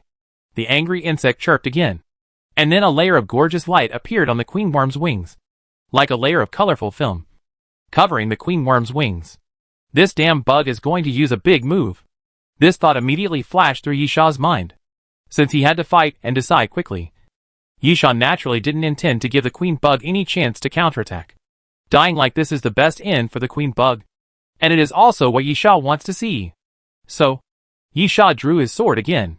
The sword light was cold, and time and space flowed. Birth, aging, sickness and death. No more red dust. That sword seemed to contain the simplest truth in the world. That is, time is ruthless. Because that sword is called a glance for 1,000 years. The next moment, the sword light swept across the Queen Bug's body. Chapter 1328 Situation. When the sword light passed by the Queen Worm's body was split into two. It was directly cut into 2 pieces by Yisha's sword and fell to the ground. Blood mixed with internal organs fell all over the ground. You killed 5 color Queen Worms. Cumulative number, 1. Apocalypse reward, 5 color wing powder. You killed 5 color Queen Worms. Cumulative number, 1. Apocalypse reward, insect dragon horn. You killed 5 color Queen Worms. Cumulative number, 1. Apocalypse reward, corrosive poisonous blood. A mysterious voice sounded, and Yisha was slightly surprised. This Queen Worm was actually a mutant. Yisha didn't know what the meaning of the 2 words 5 colors was. Maybe the wings of ordinary Queen Worms were not colorful. But anyway, since it was a mutant Queen Worm, the reward would be better, more valuable, and could be sold at a higher price. Yisha squatted beside the Queen Worm's body while looking forward. First put the poisonous blood that was easiest to collect into a jar, and then pulled off the Queen Worm's horns. Finally, the gold powder on the wings. This is a bit troublesome. You need to scrape it slowly, and at the same time, you have to be careful not to accidentally inhale it. When Yisha scraped about half a bottle of gold powder, he suddenly stood up, clenched the sword and looked to the side. Don't be nervous. Yepa pushed aside a piece of hanging vines and walked out. I came here when I heard the sound of fighting. Behind Yepa was Kong Max. And Yiyu had also woken up. Her face was a little pale. Obviously the brain area had not recovered from excessive consumption. But it was not a big problem and had no impact. You're just in time. Yisha, it's a bit troublesome. We need to discuss it. Yisha put the things away, and then told Gonlin the information he provided. Yepa thought for a while. Is it reliable? Yisha, I think it's very credible. What's the benefit of deceiving us about this? Unless she wants to kill me. But she knows that killing me once won't kill me. Gonlin knew that Yisha had the 12 trials of immortality. Otherwise Gonlin would not have used Xia Tian in the first place. It was precisely because Gonlin knew that Yisha and Xia Tian both had the 12 trials of immortality, and the two could kill each other once, that she used this to deceive Xia Tian and make a plan. Well, Yisha knew very well that with Gonlin's personality, unless there was a way to kill Yisha in one go, she would not risk attacking Yisha, because that would only consume Yisha's resurrection times, which would be meaningless. Yisha, secondly, this matter is easy to confirm. We can go to the base station of Compu to see if there is no one there. And then we can basically confirm whether Gonlin is lying. Yep, nodded. Moreover, Yue did attack Compyu's camp before, which can also improve credibility.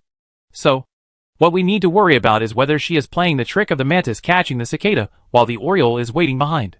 Yisha sighed. The problem is that even if she really plays this trick, don't we go find the ruins? Yepa grinned, and really couldn't make a decision. This is also the strength of Gonlin. The woman.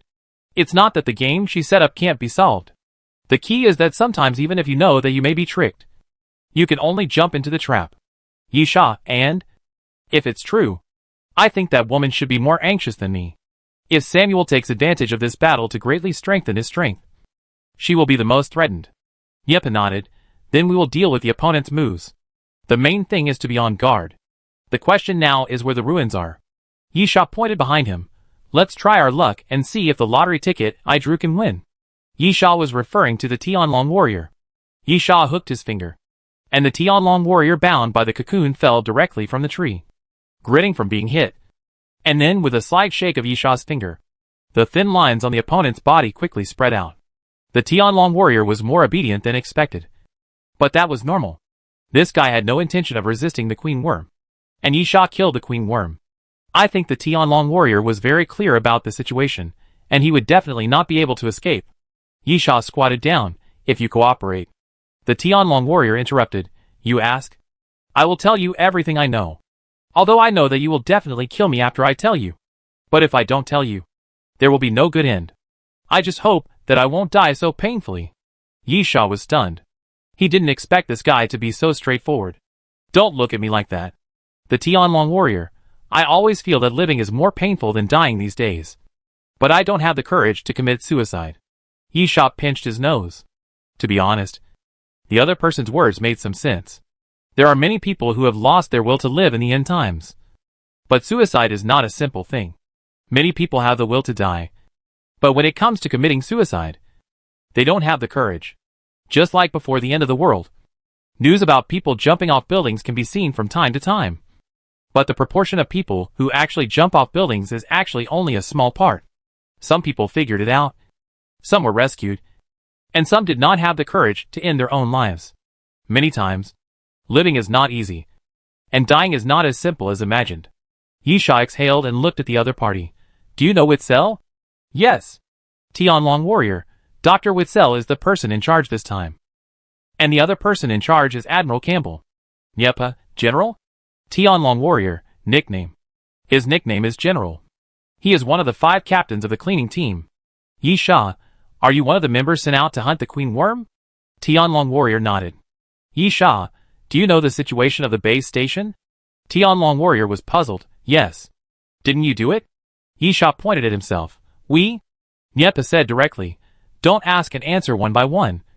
Introduce yourself. And then tell us what you encountered directly. The Tianlong warrior, Fadwa. A member of Halen's 3rd team. I am one of the armed personnel of the base station. I received an order in the morning to hunt the queen worm. We fought for 15 minutes. Because we did not expect that the queen worm was different from what the information showed. It had hallucinogenic ability. And we were defeated. Yisha nodded. So far, it was basically consistent with the information provided by Gonlin. And then, continue. Fadwa, what else can we do? We can't beat them. So we can only run away. Then everyone ran. And I ran too. Then on the way to escape, we met a group of people. And they directly slaughtered us. Stop. Yep, interrupted. Briefly describe the appearance of the other party. Chapter 1329 Countermeasures. Vida thought for a moment. 3 men and 2 women. After seeing us, they attacked separately. I only saw 2 people clearly. One of whom was very strong and very big, like a human tank. And the other woman was Asian. Yisha, Samuel and Xia Yuren. After Yisha finished speaking, he motioned for Fidu to continue. Fidu, after they slaughtered us, they also encountered the queen worm that caught up with us. After injuring the queen worm, they did not chase the injured queen worm and left directly. I escaped while they were fighting the queen worm. Yisha nodded.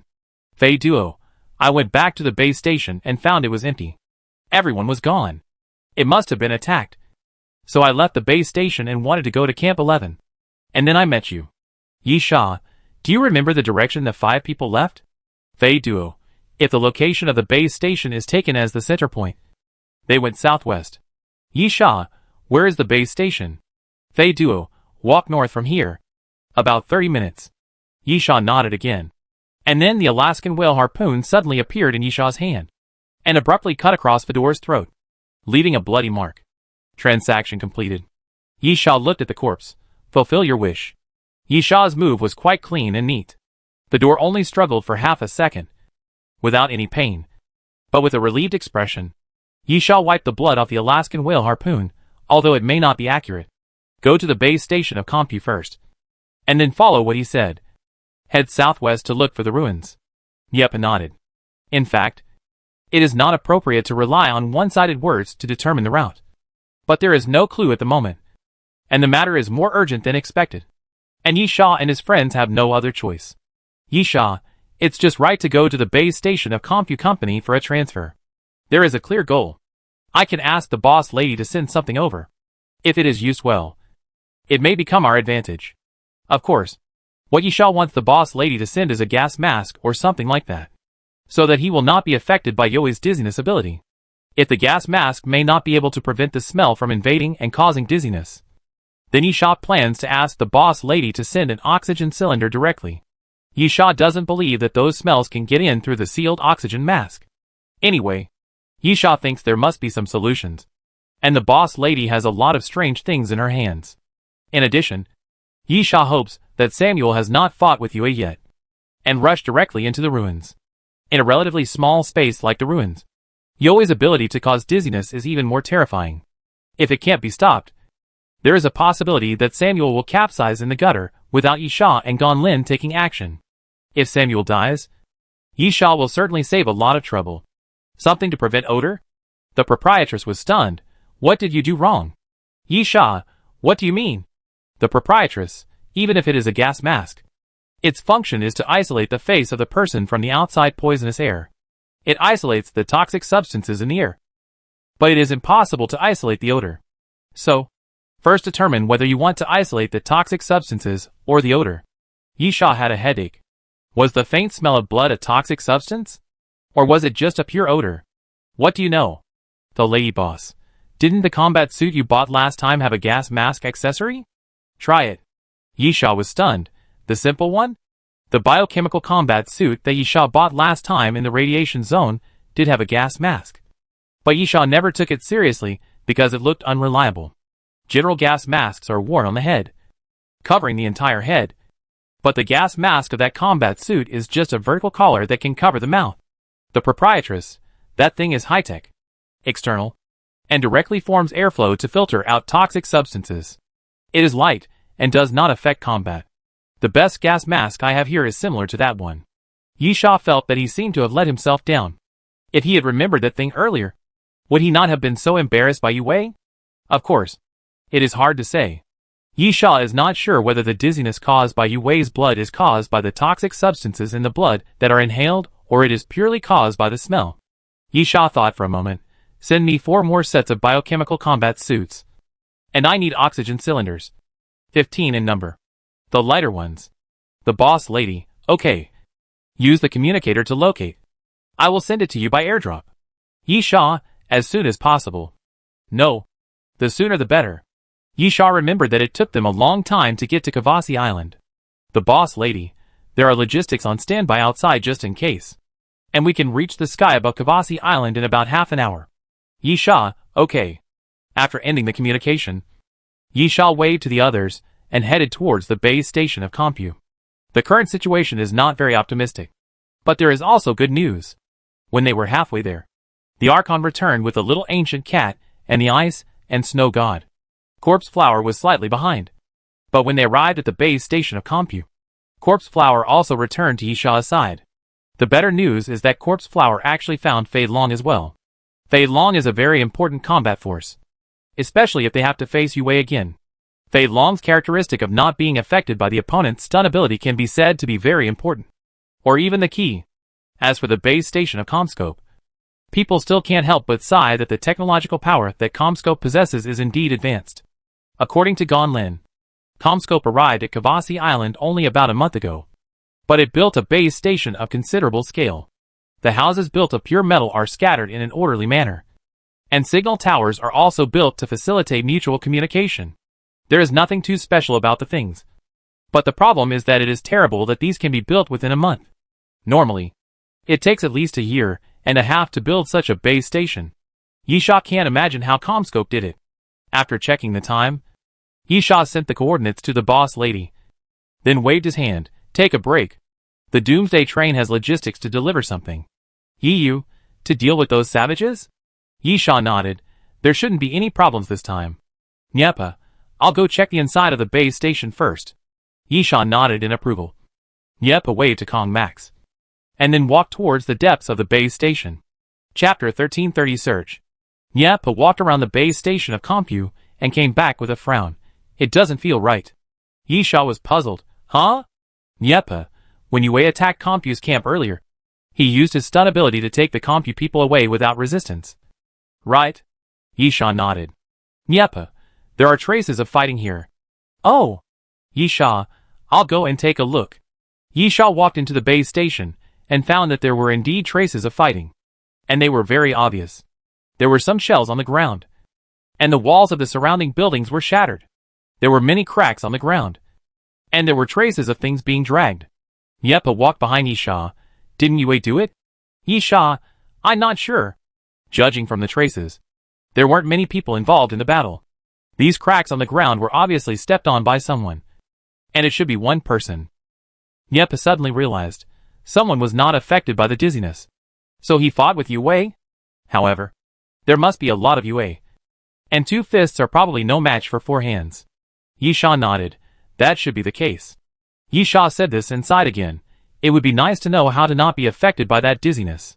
Nyepa was a little scared when he heard Yisha bring up this topic. The strength of Yue is not strong. At least for them. If there are more of them, it will be more troublesome. But it is only more troublesome. The key lies in the dizziness. Once you are hit, it can be said that you will completely lose your ability to fight. After all, how can you fight if you can't even stand steadily? This is really a terrifying thing. Yisha, these traces of battle are probably the reason why the Tianlong warrior thought we attacked the base station. He thought we attacked here. Nyepa, of course we didn't do it. And it couldn't be Samuel. If he had a way to resist the dizziness, he could kill all those Yue. Yisha nodded. Let's go. At least it proves that Gon Lin didn't lie. And something really happened here. While Yisha was talking to Nyepa, the sound of a helicopter was heard in the sky. And soon, several huge iron boxes were dropped from the air. Yisha and Nyepa sped up, and the iron box was airdropped at the door of the base station. Kong Max and Yi Yu had already opened the box. Yisha, biochemical combat suit. 1 for each person. Fei Long. You don't need it. There were not 4 biochemical combat suits in the box, but 3. And a small note left by the boss lady. There is no size that Fei Long can wear. Yisha looked at Fei Long's physique and expressed his understanding of the boss lady's difficulties. Also, carry the oxygen cylinder well. Yisha, when fighting Yue, we used oxygen bottles to breathe. There were 3 bottles in a group, and the pipes were connected. When one bottle was used up, we could directly switch to the second and third bottles for oxygen supply. Yiyu, it felt like we were exploring some mysterious water world. To be honest, the biochemical combat suit was tight. And with the oxygen bottle, it was like diving. The appearance is not important. What is important is the weight, and whether it will affect the battle. Nyepa tried the thing. It is very light and easier to use than expected. Yisha, on the Doomsday train. As long as you have enough skull coins, you can always buy something satisfying. Yisha quickly dressed up. And then, let's go! While talking, Yisha stuffed a few strips of raw meat into the ice and snow god. The ice and snow god was very smart to know what Yisha wanted it to do. So it spread its wings and flew away, consciously scouting around. Everyone was ready and started to move in the direction that the Tianlong warrior said. This was purely a gamble of luck. But it was not uncommon for a blind cat to meet a dead mouse. Yisha felt that his luck should be okay. Re-entering the woods, the little ancient cat played a huge role. Because this strange forest is home to a terrifying number of ancient species. Kavasi Island is an island full of ancient species. This was known before coming here. But Yisha felt that if it was subdivided, the main distribution area of ancient species was actually in the central area. Of course, compared with other places, there are also many ancient species in the outer circle. Otherwise Yisha would not have fought 2 consecutive battles as soon as he landed. But if it is distributed in proportion, the ancient species in the outer circle are at most 40%, and the central area is about 60%. From this perspective, the proportion difference is not big, but the outer area of the island is twice the area of the central area. However, not all ancient species are aggressive. Most of the ancient species have habits similar to those of wild beasts. There are those that are extremely aggressive, and there are naturally relatively docile herbivores. For example, not far from Yisha, a 3-tailed fox with green pupils was looking at Yisha and his companions curiously. The 3-tailed green-eyed fox looks very beautiful and weak, but it is actually a king-level ancient species. The amazing thing is that foxes are carnivorous canines, while the 3-tailed blue-eyed fox is indeed herbivorous, with vegetation as its main food. As a king-level ancient species, although it is a 1-star bottom existence, its combat power cannot be ignored. But as long as it does not attack, the 3-tailed blue-eyed fox poses almost no threat. It is a very docile and well-behaved existence among the ancient species, and can be tamed, if it were in normal times. Yisha and his friends would obviously have picked up a treasure again. Ancient species that can be tamed are extremely rare, not to mention ancient species of the king level. Although it may not succeed, Yisha will definitely stop and have a good chat with the 3-tailed green-eyed fox about life, ideals, and the future, in order to bring the 3-tailed green-eyed fox back to the Doomsday train, even if he doesn't keep it with him, but sells it to the boss lady. The starting price is at least hundreds of gold skull coins. But Yisha really doesn't have the mind to do so now, and he doesn't have the free time. He looks at the 3-tailed green-eyed fox looking at the people here, smiles, takes out an apple, and throws it in front of the 3-tailed green-eyed fox. Although fresh fruits are more expensive than gold in the apocalypse, and can only be easily bought on the Doomsday train, the 3-tailed green-eyed fox was obviously very vigilant and did not accept Yisha's kindness, but kept looking at him. Yisha did not care, and waved his hand and continued to move forward. The 3-tailed green-eyed fox waved its tail, watching Yisha and his companions go away, and finally took the apple in one bite, then turned around and ran, and soon disappeared in the woods. On the other side, Yisha felt that his bad luck seemed to have finally dissipated, because the ice and snow god was back. Moreover, the ice and snow god not only flew back, but also brought back extremely important news for Yisha. Chapter 1331 Relics. The ice and snow god brought back a piece of flesh for Yisha. The piece of flesh had dark brown hair, very long, and it was clearly Yoi's flesh. Yisha, where is it?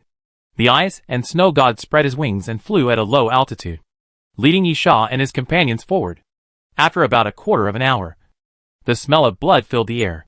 Yisha and his companions quickly put on their oxygen masks and continued forward. Several Yue bodies appeared in front of Yisha. They died in a miserable state. The bodies were not intact, but the wounds were not cut marks. It seemed that the bodies were torn apart by someone's bare hands. Here, Kong Mak shouted, there are bloodstains. Yisha, let's go. Follow the bloodstains. Yisha and his companions quickly followed the bloodstains. Those bloodstains should be from Yue. The other party killed Yue in such a brutal way, so there must be bloodstains on his body. And then, there will be traces when he moves forward. The reason that proves that these bloodstains are from Yue is that the little ancient cat quickly fell into a dizzy state again. Fortunately, it is not a big problem. As long as he does not continue to fight with Yue, he will recover after a while. Yisha and his men immediately sped up. But the bloodstains did not continue and soon stopped. Yepa, maybe the bloodstains have dried. Yiyu, who let them? Samuel's people? Or Gonlin? Yisha, not them. Those Yue were killed by one person. There seemed to be someone from Compu, who was not affected and could fight Yue. They were probably from Compu. Yepa, at least the direction is correct. Search around and maybe you will find something. Yisha nodded and released the ice and snow god again. At the moment, the ice and snow god was the best means of reconnaissance in Yisha's hands. It's true that Yisha placed his hopes on the ice and snow god, and the ice and snow god was really good. He went out for a walk and brought back news for Yisha again. This time, the ice and snow god didn't bring anything back, but kept circling in front of Yisha. It was obvious that he had discovered something and wanted to lead Yisha. Yisha waved his hand and immediately signaled the ice and snow god to lead the way. And then everyone followed him and ran all the way, running along the woods. Yisha and his companions suddenly passed through the woods. Stop! In front of Yisha was a broken ground, forming a rock wall of about 30 to 40 meters, which was similar to the place where Yisha fell when he escaped from Yue. But the height here was much lower. Yisha now knew why the proprietress gave them climbing claws. There seemed to be many similar terrains on this island. However, the terrain was not the point. The point was what was under the rock wall. Ruins. Large ruins. Under the rock wall, there seemed to be a village with scattered stone houses. Of course, that was all in the past. At this moment, these can only be described as ruins. The stone houses have become dilapidated under the erosion of time, and are covered with thick plant vines. Yepa, is this the ruins? It seems not as hard to find as imagined? Max nodded. I thought it was a very hidden place. Like inside a mountain. Underground? Or even in the sea. Yisha, judging from the building we saw before, the ruins here should indeed be on the ground. Let's go down and take a look. Yepa, Gonlin sighed. Yisha, let's take a look first. I don't believe that Gonlin can't find this ruins that are so obvious. Yepa, then let's go down and take a look. Yiyu didn't use the wall claws and floated down directly. The others used the wall claws to slowly slide down. There was a house on the edge of the rock wall, and Yisha poked his head in to take a look. The nearly square space had nothing in it. There were no pictures, carvings, or words on the walls, nor any so-called decorations. It was just a stone house with some moss growing in the corners. In keeping with the characteristics of this forest, the moss was actually purple. Others went to other stone houses and shook their heads when they came back. Comes, it's not that we can't see anything, but there's nothing for us to see. There's nothing inside. Yep, and Yiyu said in unison, we are the same. Yisha, most of the stone houses here are probably like this. If there are discoveries in every house, what mission do we have? We will make a fortune just by finding things. Yep nodded. Let's continue to walk around. And act separately? Yiyu objected. If those Yue appear in large numbers, it will be very dangerous to act separately. And there is no guarantee that the biochemical combat suits and oxygen cylinders will work. Yisha nodded. This time he agreed with Yiyu's statement. It doesn't hurt to be careful. Yisha, let's do this. There's no need to gather together. But don't separate too much. Don't lose sight of each other, so that we can support each other at any time if something happens. Nyapa, let's do this. The people dispersed slightly, and then each went forward. Yisha released the ice and snow god again. There were no plants here, only some vines covering the stone house, and some shrubs, mosses, etc. The air advantage of the ice and snow god could be fully utilized here. After the arrangement was completed, Yisha and his men dispersed slightly and then moved forward. Most of the stone houses were empty, so there was no need to explore them, let alone investigate them. However, they still had to explore them just in case. Of course, Yisha also thought that such ordinary stone houses were unlikely to be valuable, and those relics of ancient civilizations were unlikely to be in ordinary stone houses. This is like what valuable things could be found in the homes of ordinary people in ancient times. And the palace must have valuable things. At the very least, it must be a prince's mansion or a place where rich people live. But when he came down from the rock wall, Yisha took a quick look. Although there were some relatively large stone house ruins, they were obviously not up to the level of a palace. Maybe? Yisha looked at the ground. It's really underground or something like that. Yisha felt that he should pay attention to this aspect. There might be an entrance or something. But at this moment, the howling of the ice and snow god suddenly sounded, attracting Yisha's attention. Looking up, the ice and snow god flew quickly through the air. And then, Yisha heard a rumbling sound, and a huge fireball appeared behind the ice and snow god, flying from a distance. The huge movement not only attracted Yisha, but others also looked up at the sky. Then, soon, everyone found that something was wrong, because the fireball was falling in their direction. Chapter 1332. Samuel made his move. Scatter! Yisha turned around and shouted immediately. Everyone immediately scattered in all directions. The huge fireball was falling towards the ruined street in front of him. So it was very simple to avoid the impact of the flames. Just use the surrounding stone houses for cover. Boom! The next moment, the huge fireball fell to the ground, making a huge roar. The flames exploded in an instant, forming a wave of fire that continued to spread in all directions. Like a wave, layer after layer. Yisha hid behind a stone house and felt the air around him getting hotter. However, Yisha felt that the flames were not very aggressive. Or rather, they were just pure flames. Not really a flame-type attack. But at this moment, Ka-la, Ka-la, Yisha suddenly heard some noises. And before Yisha could react, the ground beneath his feet began to shake. Earthquake. The earthquake was very sudden and violent. And Yisha even stumbled and fell to the ground. Then, the vibrations around became stronger. Yisha looked up and found that the stone houses around him were moving. No, it should be the ground that was moving. Yisha looked down at the ground.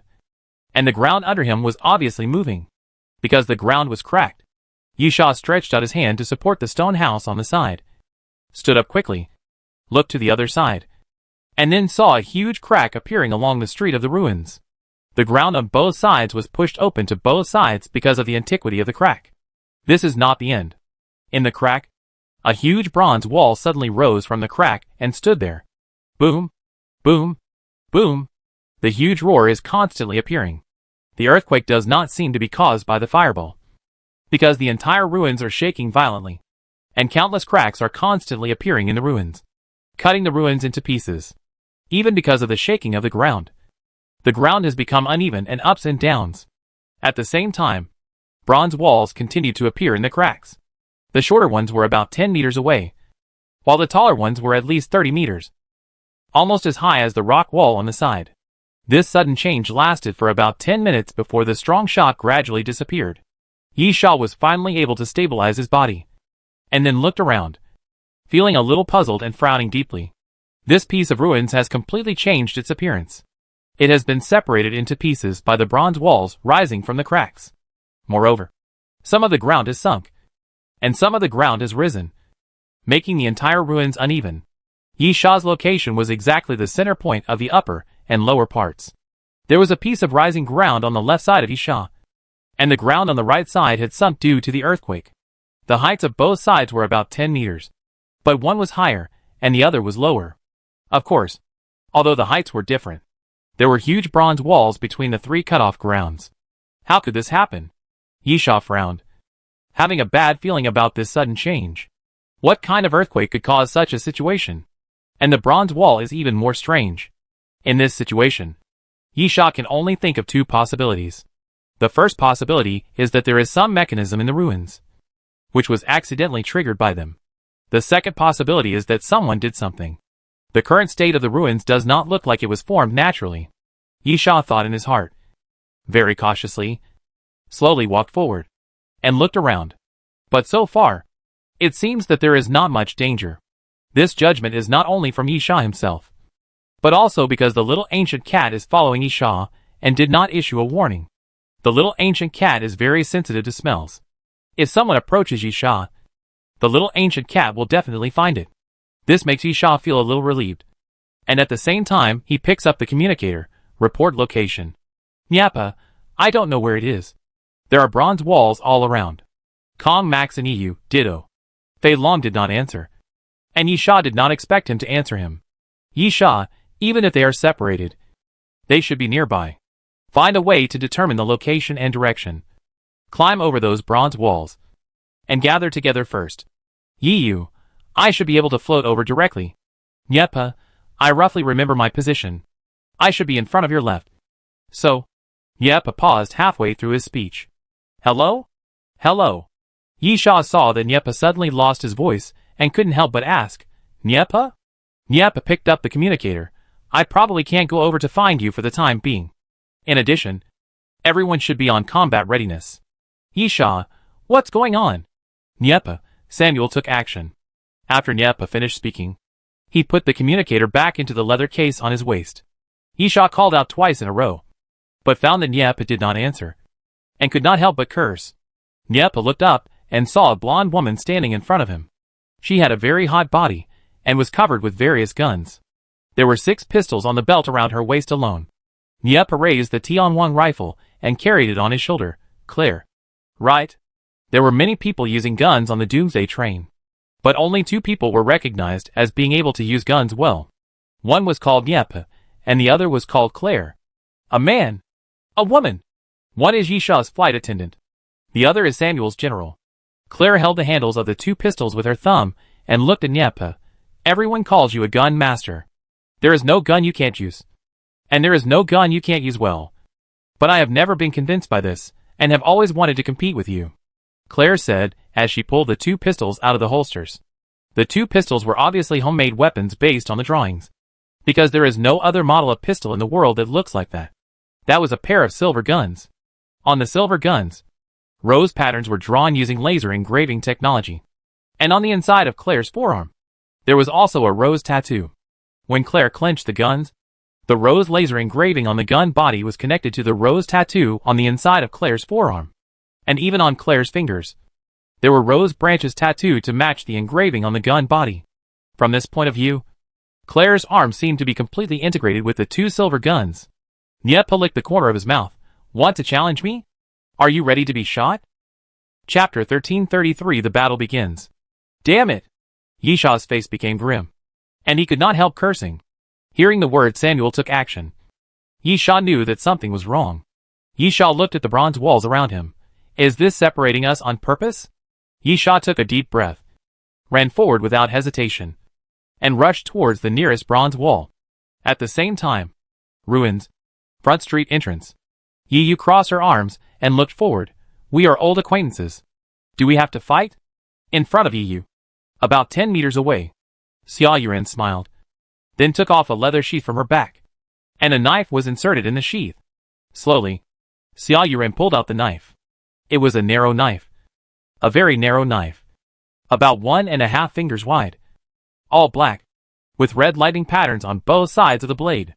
Xia Yuren, of course. Since we are old acquaintances, it is okay not to fight. Yiyu, what do you want me to do? Xia Yuren, you don't have to do anything. Just stand here. Doing nothing is the best choice. You can also survive, and wait until everything is over. I see. Yiyu narrowed her eyes. You plan to fight 5 against 5. 1-on-1. So, as long as I don't go to support, you won't do it? Xia Yuren nodded. Yes. Yiyu, does it also include you fighting me 1-on-1? If I don't agree, do you have the confidence to kill me? Xia Yuren said again. Yes. Yiyu sighed. And then the rubble that had been cracked by the earthquake suddenly floated up. Yiyu, I'm really curious. What gives you confidence? Ruins. Southeast House Group. Hey. Hey.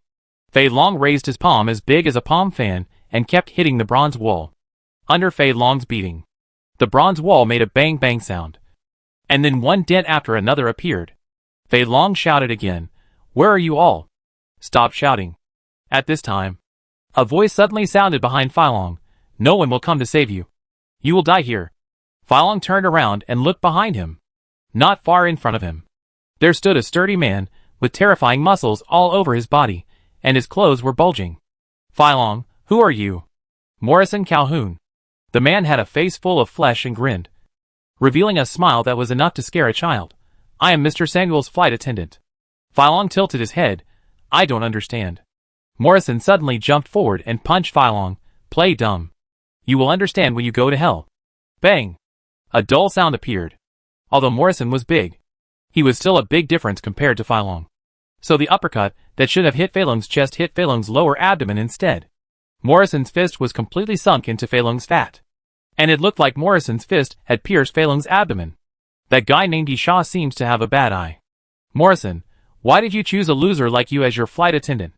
Fei Long looked down, then suddenly raised his hand and slapped. Asshole. It hurts. Bang. The next moment, Fei Long's slap fell, directly covering Morrison's head, and then pressed Morrison's head to the ground. Boom! A huge roar suddenly sounded in the next moment.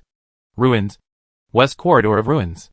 Kong Max looked ahead coldly for a long time before saying, Long time no see. A man stood in front of Kong Max. Ordinary figure, ordinary appearance, and dressed very simply. The simplest camouflage combat uniform. If I have to describe it, the man in front of me is an ordinary man. The only thing that is not ordinary is his eyes. The man's eyes are very small, very thin, and even a little narrow, much longer than normal people's eyes, and you can vaguely see the cold light hidden under his eyelids. Kong Max knew the other person, but not very well. They had met once and fought each other. The man was called Waddell, one of the members who participated in the flight attendant assessment. The two had a confrontation, and then Kong Max won. He was selected by Yisha and directly participated in the independent assessment and became Yisha's flight attendant. And Waddell lost to Kong Max for a while, but finally made it to the end and became a flight attendant. Kong Max, you appear here, which means you have become someone's lackey. Right? Waddell smiled. Same here. Comes, don't compare me with you. Even if I'm a lackey, I will choose the strongest master, so that I will always be the winner. As for you, I beat you once, so of course I can beat you the second time. Suddenly, at the moment when the voice fell, Combs suddenly jumped forward. Devil's arm. Combs roared, kill! Combs made 3 consecutive jumps, and the distance was 10 meters. He came directly in front of Waddell and punched forward fiercely. Bang! The next moment, Waddell raised his arm and caught Combs' fist with his forearm. A loud roar occurred at this moment, and the ground under the feet of the two suddenly shattered due to the huge force, cracking into large spider web cracks. The arm of the God King. Combs roared again and raised his left arm. A faint white light appeared on the left arm, and then a white armor covered Combs' left arm, forming a sharp contrast with the black armor on his right hand. Heaven's fist! Combs roared, clenched his left hand into a fist, made a crackling sound, and then punched the opponent's head fiercely. Ruins. Central Main Road. Yisha came to the front of the huge bronze wall, then raised his hand suddenly, and the climbing claw flew out directly, nailed on the bronze wall, and with a continuous contraction of the iron chain at the end, Yisha was pulled up. Soon, Yisha climbed to the top of the bronze wall, then looked around, and then couldn't help but be stunned. Where the hell is this place? Yisha cursed. His position changed. Yisha looked back and could see the towering rock wall. Yisha came down from the rock wall, and then did walk forward a certain distance. But the distance was only 100 to 150 meters at most.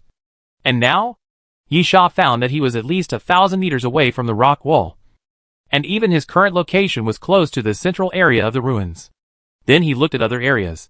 Because of the division of the bronze wall, and the unevenness caused by the earthquake, the entire ruins had been dislocated. Chapter 1334 Confrontation.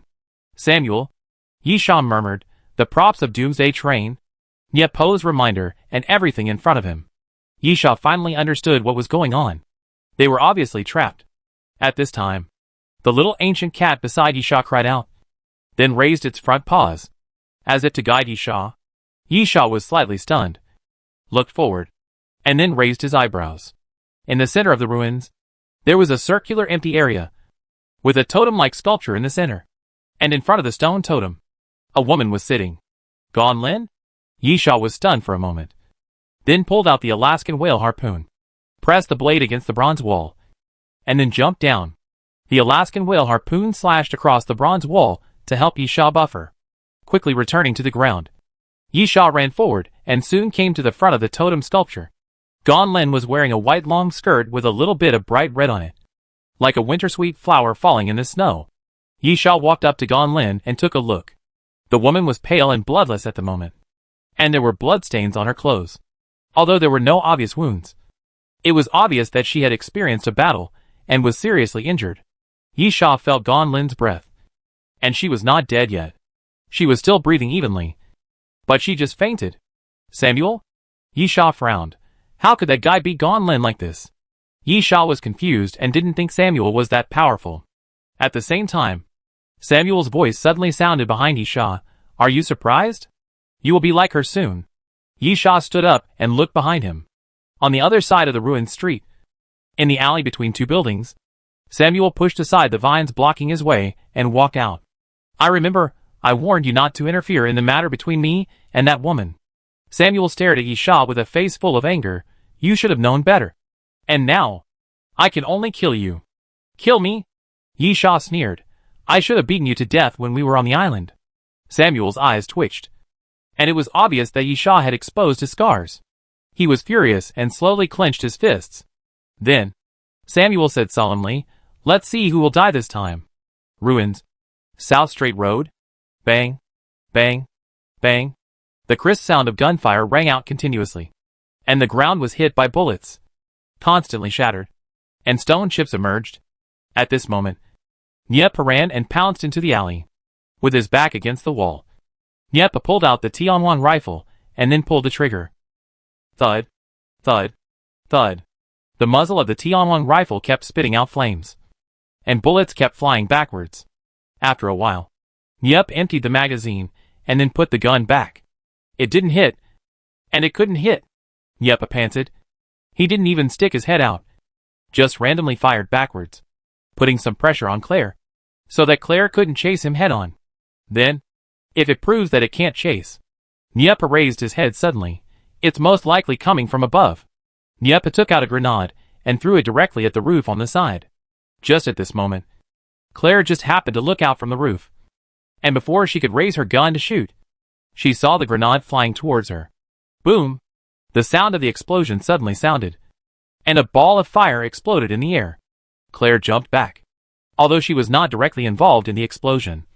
The impact of the explosion also threw her directly out.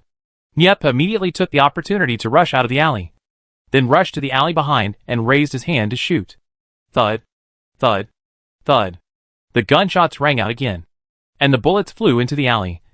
But it was still a step too late. When Nyepa rushed over, he only caught a glimpse of Claire's back. And then at the moment of firing, Claire just rushed out of the alley. Nyepa cursed, and without chasing or stopping, he quickly ran in the opposite direction and hid in a stone house. It was quiet all around, and the two lost each other's traces again. This was a guerrilla war. The two kept chasing, hiding, chasing, hiding, until one side died. Nyepa took a deep breath, sensing positioning. Sensing positioning, within 180 seconds. Use thermal energy sensing to sense all other targets within the range of the King of Heaven, and allow bullets to penetrate 100% of the cover. The moment Nyepa activated the sensing positioning, Nyepa's vision changed. Nyepa's vision became a grid of grids. And then through the wall, Nyepa's eyes seemed to have perspective, and his vision quickly and continuously penetrated the wall and saw everything behind. Found you. A red figure soon appeared in Nyepa's field of vision. It was Claire. Like Nyepa, Claire chose to hide in the stone house with her back against the wall. Nyepa sneered, raised his gun, aimed, and then pulled the trigger. The T-on-1 rifle has no so-called ultimate move. It is a firearm that improves conventional combat capabilities. The first two effects are instant triggering. So if you have to say it, induction positioning is the ultimate move, because it has a killing power. The muzzle sound is not crisp, but rather dull. This time, because of the induction positioning, a special bullet is fired, and the bullet is like light and shadow. After hitting the wall, the bullet punches a hole in the wall, continuously moving forward, constantly penetrating the wall, and then hit Claire. Claire's body, which was against the wall, fell forward all of a sudden and fell to the ground. Nyepa watched the red shadow that symbolized Claire disappear, and a smile appeared at the corner of his mouth. However, the smile only lasted for a moment, because Nyepa suddenly felt something was wrong. Claire's figure fell forward, and then the human-shaped red shadow disappeared. However, the positioning induction of the T-on-1 rifle uses thermal energy induction. Even if Claire died, the temperature of the body would not disappear so quickly, which means that the red shadow would definitely not disappear so quickly. When Nyepa thought of this, he almost instinctively jumped to the side. Bang! Almost at the moment when Nyepa jumped away, a piece of the wall behind him was directly shattered. A sniper bullet smashed the wall and hit the ground fiercely, creating a hole as big as a fist. Nyepa was sweating coldly and almost got tricked, although he didn't know how Claire did it. It was very obvious that the figure detected by the positioning sensor was just a trap left by Claire, or bait. Nyepa immediately rushed out of the stone house and started running again. Chapter 1335 Fight. Ruins. Front Street. Yiyu kept moving forward, and with a casual wave of her hand, the surrounding gravel kept flying up and falling forward. Xia Yuren ran quickly, moving left and right, sometimes in a Z shape, sometimes in an S shape, constantly dodging the bombardment of stones. Come on, Yi whispered. Don't you have the confidence to kill me? Show me your skills. Xia Yuren suddenly stopped as if to respond to Yi, and suddenly jumped towards the roof on the side. While dodging a stone, he stepped on the roof and jumped continuously to come to Yi. The power of superhumans. The shortcomings of superhumans. These 2 points are not secrets. Everyone knows that superhumans have powerful strength. The essence of evolution can make superhumans stronger than many people. However, many people also know the shortcomings of superhumans. That is the body. The physical fitness of superhumans is not strong. And it is the type that is difficult to improve no matter how many physical fitness enhancement drugs are taken. So, since the physical fitness is not strong enough, the close combat ability is very low. Although it cannot be said that they have no melee ability, because some superhumans will use some brain abilities to make up for this. It is undeniable that this is indeed a common problem for most superhumans. However, at the moment when Xia Yuren jumped in front of Yi raised her hand fiercely. And then Xia Yuren felt a strong restraining force. Even if it was only a short moment, the force did exist. After all, Yi was one of the most powerful superhumans on the Doomsday train. Even if it was Yisha, the binding ability might not have much effect on Yisha. But Yisha could not invalidate Yi's binding ability. And a moment of binding was enough for Yi. Xia Yuren only stayed in the air for a short time. But even for a short time, Xia Yuren lost his balance. However, Xia Yuren showed excellent flexibility. At the moment of falling from the air, he twisted his waist, and then swung his knife horizontally. However, he missed. The narrow knife created a beautiful half-moon arc. It was almost impossible to miss at such a close distance. But the tip of the knife strangely brushed past Yi's body and missed. Xia Yuren was shocked. At that moment, she clearly felt that she should have hit the target. Yi curled her lips and pressed Xia Yuren. Bang! Xia Yuren felt a huge pulling force. And then she flew out and hit a wall hard, smashing it to pieces. Yi looked at the stone house and suddenly said, "Collapse? Crack? Crack!" As Yi finished speaking, numerous dense cracks suddenly appeared on the stone house. And then it collapsed downwards. Xia Yuren reacted very quickly and jumped out of the previously broken wall. Boom! The next moment, the stone house collapsed and turned into a pile of rubble. At the same time, Yi spoke again. Broken. Under Xia Yuren's feet, the ground suddenly cracked. And then Xia Yuren's right foot suddenly sank into the broken ground. Looking up at Yi, Xia Yuren said coldly, "Word spirit technique?" "Yes." Yi smiled. "This is my unique brain ability. Let me tell you another secret that even Yisha doesn't know." Ruins. Southeast house group. Bang. Fist after fist hit the flesh. Morrison's chest was hit, and he kept retreating. Then his throat felt sweet, and spurted out a mouthful of blood. Why? Why? Why? Morrison yelled madly in his heart, then looked up at Fei Long. His pupils suddenly contracted, revealing a bit of horror. Why is this guy so strong? Hey! Fei Long walked towards Morrison. Did you make Yisha disappear? Give him back to me. Humph. Morrison snorted. He may be dead now. You dare to kill him? Fei Long suddenly became angry and shouted at Morrison. You are dead. Dead. While Fei Long was talking, he smashed a wall with a slap, broke off a huge rock, and threw it in the direction of Morrison. Morrison was a sturdy man, but he was not slow at all. He quickly dodged and rushed towards Fei Long after avoiding the rock. 3 consecutive moves. Morrison shouted and punched Fei Long. This is a martial art from the treasure list, from the Oriental Ancient Martial Arts of China, although it is the lowest grade in the treasure list. However, in this category of ancient martial arts, the martial arts moves that can be sold separately and included in the treasure list are already powerful enough. Palm, half fist, fist. In less than half a second, 3 consecutive attacks with 3 gestures will multiply the power. This is a melee killing move with extremely huge damage. The only drawback is that it must be fought in close combat. If you don't get close, it will be useless. But Fei Long had no intention of stopping Morrison from getting close to him. So, the 3 consecutive hits hit Fei Long accurately. And then, nothing happened. Fei Long lowered his head and looked at Morrison's fist that hit him. Suddenly he yelled, "Didn't I tell you? It hurts." Bang! Thelong's palm as big as a palm leaf swept forward and hit Morrison heavily, knocking Morrison away. Morrison fell to the ground, tilted his head, and spit out another mouthful of blood. Morrison now wanted to ask Phylong what his body was made of, and why any attack had no effect. It hurts? Damn it! Morrison just wanted to curse. He had smashed the heads of countless mutant zombies with a 3-character combo, and killed countless people who dared to challenge him. This was one of his killer moves. It just hurts? The bodies of alien creatures shouldn't be so outrageous. At this time, Phylong had walked to Morrison again and bent down. You have made me angry. I will tear you apart. I must tear you apart. You dared to kill Yisha. Who will feed me in the future? While Phylong was speaking, he stretched out his hand to grab Morrison's right leg and left hand. From the look of it, it seemed that he really intended to grab Morrison and tear his body apart. Morrison was startled, and his body immediately rolled away from Phylong. Phylong did not get up either. Seeing Morrison running away, his palm directly pierced the ground, and he forcibly turned over a brick board from the ground and smashed it towards Morrison. Bang! Morrison had just climbed up from the ground, and before he could even stand firmly, he was hit hard again. He was hit by Phylong with a brick board and flew out, stumbling and hitting the wall of a stone house. Chapter 1336. The battle is in progress. Ruins. West corridor of the ruins. Come out! Come out!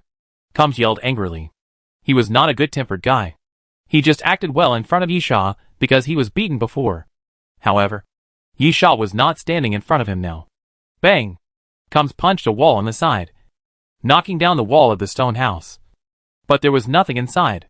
Do you think hiding will help? Kong Max cursed, damn rat. I will catch you. As Kong Max said this, he threw an irregular metal block on the ground, and the metal block quickly opened up and turned into a piece of iron. The next moment, a light blue light circle pushed out in all directions, and quickly spread out in all directions. The metal sheet was a miniature 3D stereogram, showing everything within the coverage of the light circle. Then, Combs took a deep breath. Waddell was right behind him. Combs turned around and saw a cold blade coming down at him. Clang! Combs instinctively raised his arm and used his arm armor to block the dagger in Waddell's hand. But at this moment, puff! A metal spike suddenly shot out from Waddell's sleeve and pierced Combs' shoulder directly. Ugh! Combs groaned, then roared at Waddell angrily, raised his fist and hit Waddell. Waddell was very agile, and succeeded in one strike. Without delay, he retreated directly and quickly distanced himself from Combs. Combs looked at the metal spike on his shoulder, gritted his teeth and pulled it out, bringing out a stream of blood, and then looked at Waddell. You are still the same as before. You only know these sneak attack tricks. Insidious and mean. Waddell didn't care. The living side is right, and the dead side is always wrong. As long as you can survive, things like means are not important. Waddell seemed to be a good dagger player. The slightly shorter dagger kept turning in Waddell's hand, bringing out silver light, which was quite gorgeous. A cold light flashed in Waddell's slender eyes, and then Waddell licked the corner of his mouth with his tongue. Besides, people like you can't understand how strong the pleasure is when you watch your prey in the dark and slowly kill it. While Waddell was talking, he retreated, and then his figure seemed to fade and suddenly disappeared. Cummers was very alert. Although Cummers had defeated Waddell in the last flight attendant assessment, he knew that this guy was not easy to deal with. This guy was like a poisonous snake, hiding in an inconspicuous corner, and would suddenly jump out to bite you, eat your flesh, and drink your blood. This is a very dangerous guy. Cummers turned his head and looked at the 3D map on the ground. This thing was not actually used for reconnaissance, but it had the function of reconnaissance because it could show everything within a certain range. However, this time, there was no Waddell on it. Apparently, Waddell also had a way to hide himself. Huh? Cummers exhaled, and then roared to the surroundings, asshole. You better pray that I don't catch you. Otherwise, I will pull out your bones one by one and smash them to pieces. Ruins. Central area. Yeshal looked at Samuel. This guy's muscles were already tense, although he hadn't taken action yet. It was obvious that he had entered a fighting state and could explode at any time. Interesting. Yisha raised his head. Then let me see where your confidence comes from. Yisha inserted the sword into the ground, and then spread his hands to both sides. In the cloth bag hanging behind Yisha's waist, black iron sand kept pouring out. splitting into two strands, floating above Yisha's palm, constantly circling, like two black snakes. Yisha, show some skills. You must let me have fun. Suddenly, Yisha casually pushed his palm forward, and two strands of iron sand suddenly flew forward and rushed directly to Samuel. Huh? Samuel didn't waste any words. Exhaled a breath of foul air, and then rushed forward fiercely. Samuel used fists. Yisha was not surprised by this. Last time on the island, he had seen Samuel fight. This guy seemed to be keen on using his body to fight, and his abilities were also focused on fighting skills or martial arts. However, the strange thing is that this type of people usually have extremely evolved physical fitness. But although Samuel's body is very strong, it is obviously not able to reach this level. There must be something wrong when things are abnormal. Yisha speculated that there must be some reason. And when Samuel showed this aspect, it showed that Samuel was serious. Bang! Bang! At the same time, Samuel rushed forward and smashed the flying iron sand with his fist. Those iron sands seemed vulnerable in front of Samuel's fist. However, magnetic control is at least something on the treasure list. If the iron sand is really so fragile, how can it be qualified to enter the treasure list? The scattered iron sand? The attack has just begun. Yisha curled his lips, and the scattered iron sand suddenly surrounded Samuel's body and kept spinning. The iron sand swept across Samuel's body, and a wound immediately appeared on Samuel's arm. Because every grain of iron sand is extremely sharp. Prison Dragon Fist. Samuel shouted angrily, and then punched the ground. Break the ground. Samuel suddenly bent down and punched the ground hard. The ground made a loud noise, and then suddenly exploded. Countless stones flew up around Samuel, blocking the constantly compressed iron sand. But just when Samuel thought he had blocked Yisha's attack, countless thin lines suddenly appeared around him, using the cover of the iron sand to suddenly appear and tightly bind Samuel's body. Cocoon! Yisha, don't struggle. The more you struggle, the tighter it will be. Samuel sneered and suddenly exerted force. As expected, the thin lines tightened when Samuel struggled, but they could not break through Samuel's skin, leaving only marks. Ha! The next moment, Samuel roared, and the thin lines wrapped around his body were suddenly broken by Samuel. Yisha was not surprised. If it was so easy to deal with Samuel, then the other party's title of chief steward would be too watery. The short-term restraint was just to buy time for Yisha. When the thin lines restrained Samuel, Yisha stretched out his hand and grasped it, and the infinite bow appeared in Yisha's palm. Chapter 1337, each shows his magical power. Ruins. South Straight Road. Nyepa walked forward cautiously, and then saw a red figure in a stone house, and immediately raised the Tianwang rifle and shot forward. Bang! The bullet penetrated the wall and shattered the figure. Nyepa did not stop at all and quickly ran to the side, because Nyepa knew that he did not hit, and the red figure was fake. Positioning induction is the killer move of the Tianwang rifle, but this killer move currently seems to be used by the opponent. Claire can constantly create dummies to lure the enemy. If Nyepa encounters this kind of dummy head-on, he may not be fooled. But the positioning sensor can only see the outline of a figure, which is not easy to judge. But the positioning sensing time is 180 seconds. And he has seen a person. Shouldn't he try to shoot? Nyepa is tangled. He is afraid that the shooting is fake, but he is unwilling not to shoot. Fortunately, Nyepa is experienced and retreats immediately if he misses the shot. Otherwise Claire will confirm his position, and he will become a target. After quickly changing positions, Nyepa is sticking to the wall of a stone house. And on the other side of the stone house, Claire is also sticking to the wall. The strange thing is that no one can see each other. The two men's postures were almost identical, sticking to the wall and moving slowly. Suddenly, the two men passed by the windows on both sides of the stone house at the same time and immediately discovered each other's existence. Thump, thump, thump, bang, bang. The two men fired almost at the same time, and then Nyepa fell backwards, while Claire knelt on the ground with her knees retracted. The surroundings suddenly fell into silence again. Claire took out a miniature camera and placed it on the window, then took out a playback device and used the camera to observe directly. No one. Claire licked her lips. Did she run away again? On the other side, Nyepa was also taking a deep breath and slowly moving to the entrance of the alley, wondering whether Claire had moved or was still hiding behind the wall. After a while, Niepa took the lead and took out a smoke bomb and threw it to the entrance of the alley across the street. The smoke bomb made a hissing sound and emitted gray-white smoke. Niepa used this to test. But at this moment, the sound of metal hitting the ground was heard, and a grenade rolled over along the ground. Damn it! Niepa cursed and immediately turned around and ran back. Claire was still in the previous position. The smoke did not mislead the other party, because Claire saw where the smoke bomb flew out from. Boom! The explosion sounded, and the flames pushed out in all directions and rushed directly into the alley. Claire immediately moved, rushed out from the other side, and then chased to the other side of the alley where Niepa was, and raised her hand and shot directly. Bang! Bang! Bang! Gunshots rang out, but Claire showed surprise on her face. No one. Claire used a grenade to force Niepa back into the alley, and then went around from the other side. In this way, she should be blocking Niepa right in front of her. How could there be no one? Claire couldn't figure it out. And then, a figure suddenly jumped down from the roof and landed behind Claire. Claire reacted very quickly, turned around quickly, and raised her pistol. But with a pop, Niepa had already taken the lead and kicked Claire's wrist with a high kick, kicking Claire's pistol away. The next moment, Niepa raised his T-1 rifle and smashed the butt of the rifle towards Claire's head.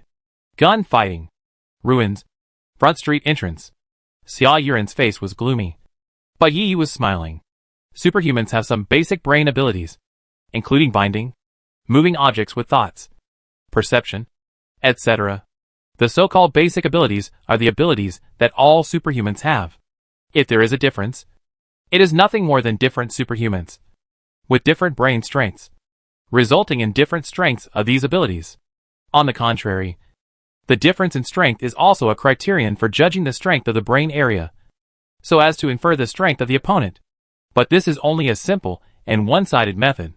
There is another limit above this. That is, the ability of one's own brain area.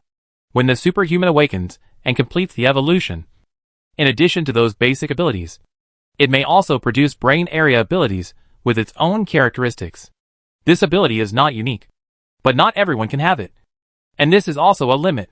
Basically, only by crossing this boundary can one become a powerful superhuman. Otherwise, it means that one's potential is limited. Or in other words, as a superhuman, the evolution is not complete enough. And Yi Yu obviously crossed this boundary when she completed the evolution of superhuman. In addition to the basic brain ability, she also gained her own brain ability, the word spirit technique. You should feel honored. Yi Yu looked at Xia Yuran.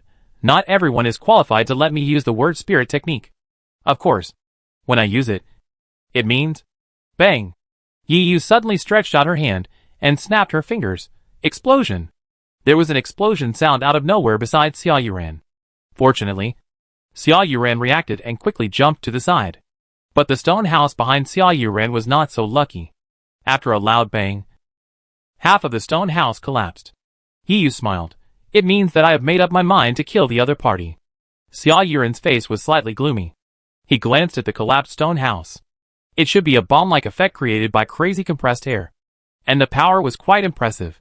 Taking a deep breath, Xia Yuran suddenly leaped forward. Even though the word spirit technique is a very powerful ability, Yi Yu is still a superhuman, and her weakness will not change. As long as she can get close and find the right opportunity to deliver a fatal blow, she can still kill Yi Yu. Yi Yu looked at Xia Yuran rushing towards her quickly, and she had no intention of dodging, but waved her palm in the air indifferently. Strong light. Yi Yu uttered 2 words, and then Yi Yu's palm was like a blazing sun, emitting a terrifying white light. Xia Yuran felt a sharp pain in her eyes, and tears could not help but flow down. Even so, Xia Yuran still relied on her memory to determine Yi Yu's position, then jumped up and chopped down in Yi Yu's direction. Demon sword. Xia Yuran shouted softly. Flash! A red knife light flashed, and the moment the knife light appeared, the surrounding stone houses kept making noises, and cracks appeared on the walls. It can be seen how amazing the damage of Xia Yuran's knife was. Just the impact was enough to show the horror, let alone a direct hit. However, Yi Yu still did not retreat. Looking at the falling knife light, Yi Yu didn't care. Absorb. Chapter 1338 Battle. Ruins. Southeast House Group. Fei Long grabbed Morrison's head and lifted Morrison's body up. easily, as if he was lifting a chicken. Morrison's body was covered with scars, and he looked like he was beaten badly. Looking at Fei Long, Morrison said dryly, "Why? With your strength, why do you have to be inferior to others? If you work hard, you can also become a flight attendant." Fei Long tilted his head and thought seriously. At this moment, Morrison's eyes suddenly flashed with a hint of cruelty, and a blade suddenly popped out from the front of his boots. Then Morrison suddenly raised his leg and kicked Fei Long. Poof! The blade pierced Fei Long's waist, and bright red blood quickly flowed out. However, Fei Long seemed to have no pain and looked at Morrison seriously, because Yi Sha gives me food, and anyone who gives me food is a good person, so I can listen to him. Morrison was stunned. Could this fat man in front of him be a psychopath? Bang! While Morrison was thinking this, Fei Long's huge fist suddenly came over and hit Morrison's face directly. Nosebleed flowed directly from Morrison's nose. Morrison looked even worse. Not only was he embarrassed, but his nose bridge seemed to be collapsed by Fei Long. I forgot to say it. Fei Long bared his teeth. You hurt me again. Morrison gritted his teeth and said angrily, playing dumb. Morrison suddenly pulled out the blade that was inserted in Fei Long's waist, and once again raised his leg to sweep across. But this time, his right leg was raised higher and with more force, which was of course more deadly, because Morrison was going for Fei Long's neck. However, Fei Long's action was obviously faster, and he pinched Morrison's head and threw it violently. Morrison didn't know how many times he flew out and smashed the wall of a stone house into pieces after hitting it. Cough. Cough. Morrison felt severe pain all over his body. He coughed and held on to the wall. Morrison slowly stood up again and looked at Fei Long with resentment.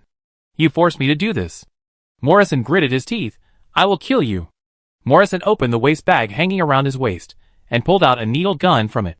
The needle gun was already equipped with a medicine tube for injection, which was filled with golden liquid. Morrison stabbed the needle gun into his neck with force and pulled the trigger. The golden medicine was pushed into Morrison's body bit by bit. Do you think this is the end? Morrison ferociously took out a medicine box, took out a white pill from it, and threw it into his mouth. Not yet. Crack. Crack. Morrison chewed hard and crushed the pill. The next moment, Morrison's muscles were like inflated, swelled wildly, and his height skyrocketed wildly, reaching about 2.5 meters, looking like a giant. Fei Long's fat body was originally very conspicuous, but now compared with Morrison, it immediately became normal. Ah! Ah! Ah! Morrison raised his head and roared, constantly hitting his chest with his fists, baring his teeth and shouting at Fei Long, I'm going to get serious. Let me show you how powerful hard Qigong is. Bang! Bang! Morrison's face was full of ferocity, and he strode towards Fei Long. Every step he took, the ground would break. Ruins. West side of the ruins corridor. Combs was running fast. Or more accurately, chasing. Waddell was just ahead, running quickly along the street, then suddenly dodged and entered an alley on the side. Combs was a little slower and caught up to the entrance of the alley. That alley was a dead end, because on the other side of the alley, there happened to be a bronze wall that directly blocked the alley.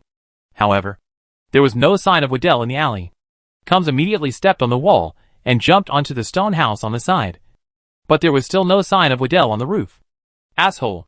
Combs cursed involuntarily. This has been countless times. The guy's fighting style is to keep hiding. Sneak attack. Hiding. Sneak attack. Extremely entangled. And annoying. The most important thing is that Waddell seems to have the ability to hide. This is an ability that Waddell did not master during the flight attendant assessment. It is precisely because of this ability to hide that Combs fell into a passive position. Standing on the roof, Combs took out the Gauss gun and fired continuously at different positions. Bang, bang, bang.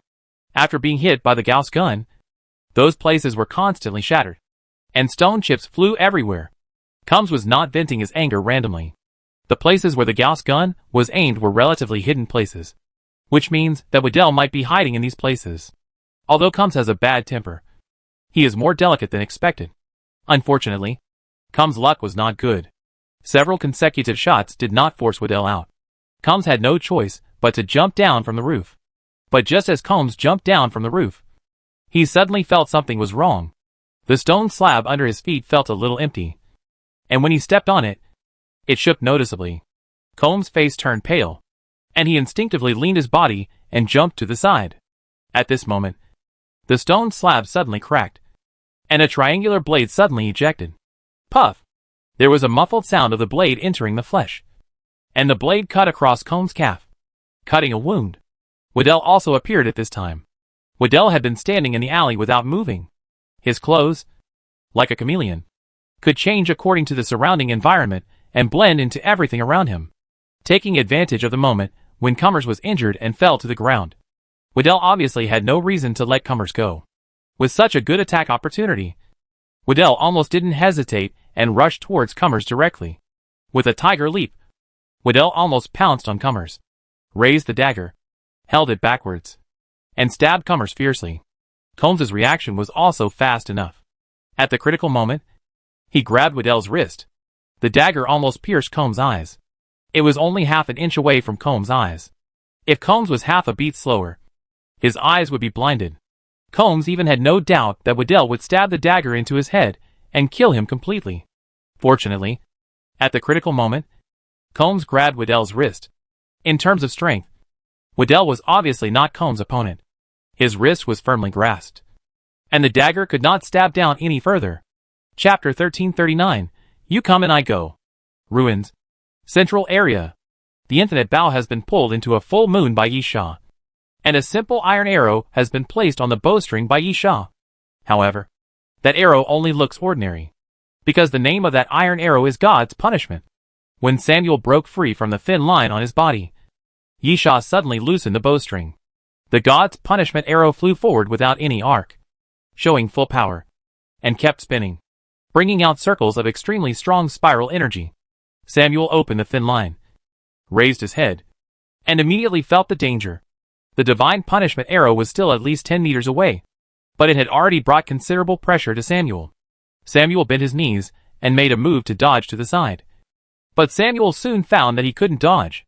He couldn't dodge the arrow, because the distance of 10 meters was just a flash for the divine punishment arrow. In a hurry, Samuel could only raise his arm, and he could only block the arrow. Dragon Bone. Samuel raised his arm and faced the divine punishment arrow head-on. Puff! The divine punishment arrow hit Samuel's forearm, and then the arrowhead pierced into Samuel's forearm, and the spiral energy instantly tore Samuel's flesh and blood. Samuel's arm became bloody, but it didn't pierce. The power of the divine punishment arrow should not be underestimated, and the strong impact force kept pushing forward. Samuel's body kept sliding backwards, and was pushed back forcefully by the divine punishment arrow. However, the terrifying penetrating power of the divine punishment arrow and the blessing of the spiral energy could not pierce Samuel's arm. After a moment, Samuel was pushed back at least 10 meters, and the divine punishment arrow was completely exhausted and fell to the ground with a clang. Samuel looked extremely miserable, and his entire right arm seemed to be useless, completely soaked in blood. However, no matter what, Samuel blocked the divine punishment arrow and dropped it. Yi Sha casually let go of his hand, and the infinity bow did not fall to the ground, but disappeared directly. Yi Sha looked at Samuel. If you want to kill me at this level, you are still a long way off. Samuel's face was gloomy, and he looked at his right hand. Blood was constantly dripping to the ground, which made Samuel feel extremely angry. Yi Sha teased, if you don't show some real skills, next time, it will be your head that will be destroyed. Taking a deep breath, Samuel stared at Yi Sha, then, as you wish. Samuel's back slightly bent. Then, puff, puff, Samuel's clothes suddenly tore, and then a pair of black wings suddenly grew out from Samuel's back. The wings were huge, and when they were spread out to both sides, they were at least 7 or 8 meters long. Prison Dragon King. Samuel growled hoarsely. The next moment, fine scales appeared on the back of Samuel's hand, turning into pieces of scales, and even spread across his body, along his neck, and all the way to Samuel's face. Puff!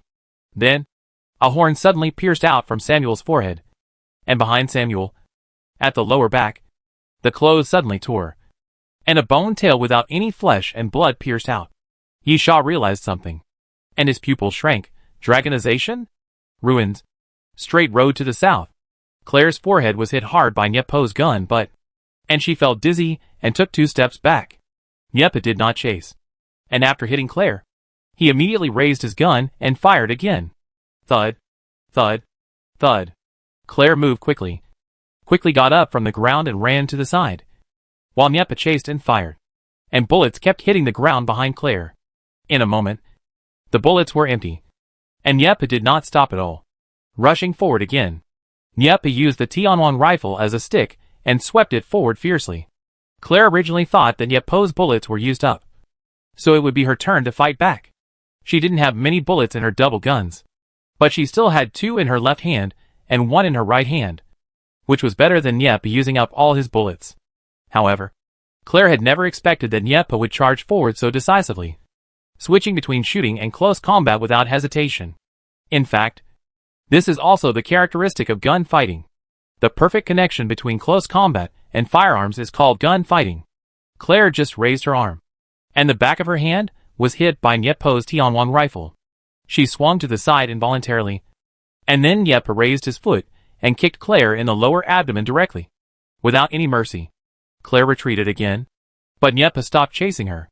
He took advantage of the moment when Claire retreated to quickly change the bullets and then aimed forward. Bang, bang, bang. The gunshots rang out again. Claire could only continue to run and escape. The oppression given by Nyepa did not give her any time to breathe. Bang, bang, bang. Claire fired 3 shots forward, breaking the wall into cracks, and then flew forward and smashed the wall directly, hiding in the stone house. Nyepa took aim and found that there was no good angle, so he gave up shooting immediately, took a grenade from his waist, and threw it into the stone house. Boom! The explosion sounded suddenly, and the flames quickly surged from the stone house, and then from the windows, doors, and walls smashed by Claire. Nyepa stood outside the stone house for a while, and then slowly approached. Then Nyepa frowned. There was no sign of Claire. Obviously, this woman escaped at the most critical moment. This made Nyepa not very satisfied. Claire was still a difficult woman. He had used up all the positioning sensors of the T-on-1 rifle, and he still couldn't kill her after 180 seconds. Just now, he finally suppressed her. It should have been the best time to kill her, but she ran away. So, will we fall into guerrilla warfare again? Nyepa didn't want this battle to continue. No one likes a life and death battle, but everyone hopes to get rid of the opponent as soon as possible. But Claire ran away, and Nyepa had no choice but to walk forward, continue to look for Claire, and exchange fire again, fighting until one side died. But, at this moment, Claire's figure suddenly emerged from the alley on the side, and the double guns in her hand seemed to be discarded, and replaced with a silver shotgun. Click! Claire pulled the bolt, and then pulled the trigger. Bang! The wall on the side of Nyepa was smashed to pieces by a shot. Chapter 1340 Word Spirit and Fist. Ruins. Front Street Entrance. Xia Yuren's face was obviously shocked. Yi's palm was like a black hole, sucking all of her knife light into it. You know, that knife was not ordinary. If you look at the stone house around, there is no doubt that one knife can easily cut the stone house in 2. But Yi resisted it so easily. The most important thing is that this is an opportunity for close attack. Is the word spirit technique really that powerful? As long as you open your mouth, you can't resist? How can you fight? Push. Xia Yuren was moving forward, and Yi pushed forward casually, pressing directly on Xia Yuren's lower abdomen. It seemed that she didn't use much force at all, but Xia Yuren's body flew backwards and fell hard in the distance. Fortunately, at the moment of landing, Xia Yuren supported the ground with his palm, and his body bounced up and stood firm again. Xia Yuren's face was gloomy, and then he quickly told himself that his previous guess was wrong. It is impossible for him to decide everything just by opening his mouth. Otherwise, why would Yi push him away again and keep his distance? The shortcomings of the superhuman will not change. They are still physical and close combat. As long as he keeps getting close, he will definitely find the opportunity to make a fatal blow. Xia Yuren thought as he moved forward again. Demon sword. Xia Yuren shouted softly. Break the sky. Xia Yuren swung forward again, and then a scarlet half-moon sword light appeared, moving forward close to the ground, cutting a huge crack in the ground, and moving forward. Prophet. Yi pointed at her head, then took a step to the side, dodging the knife light. Yi raised her head.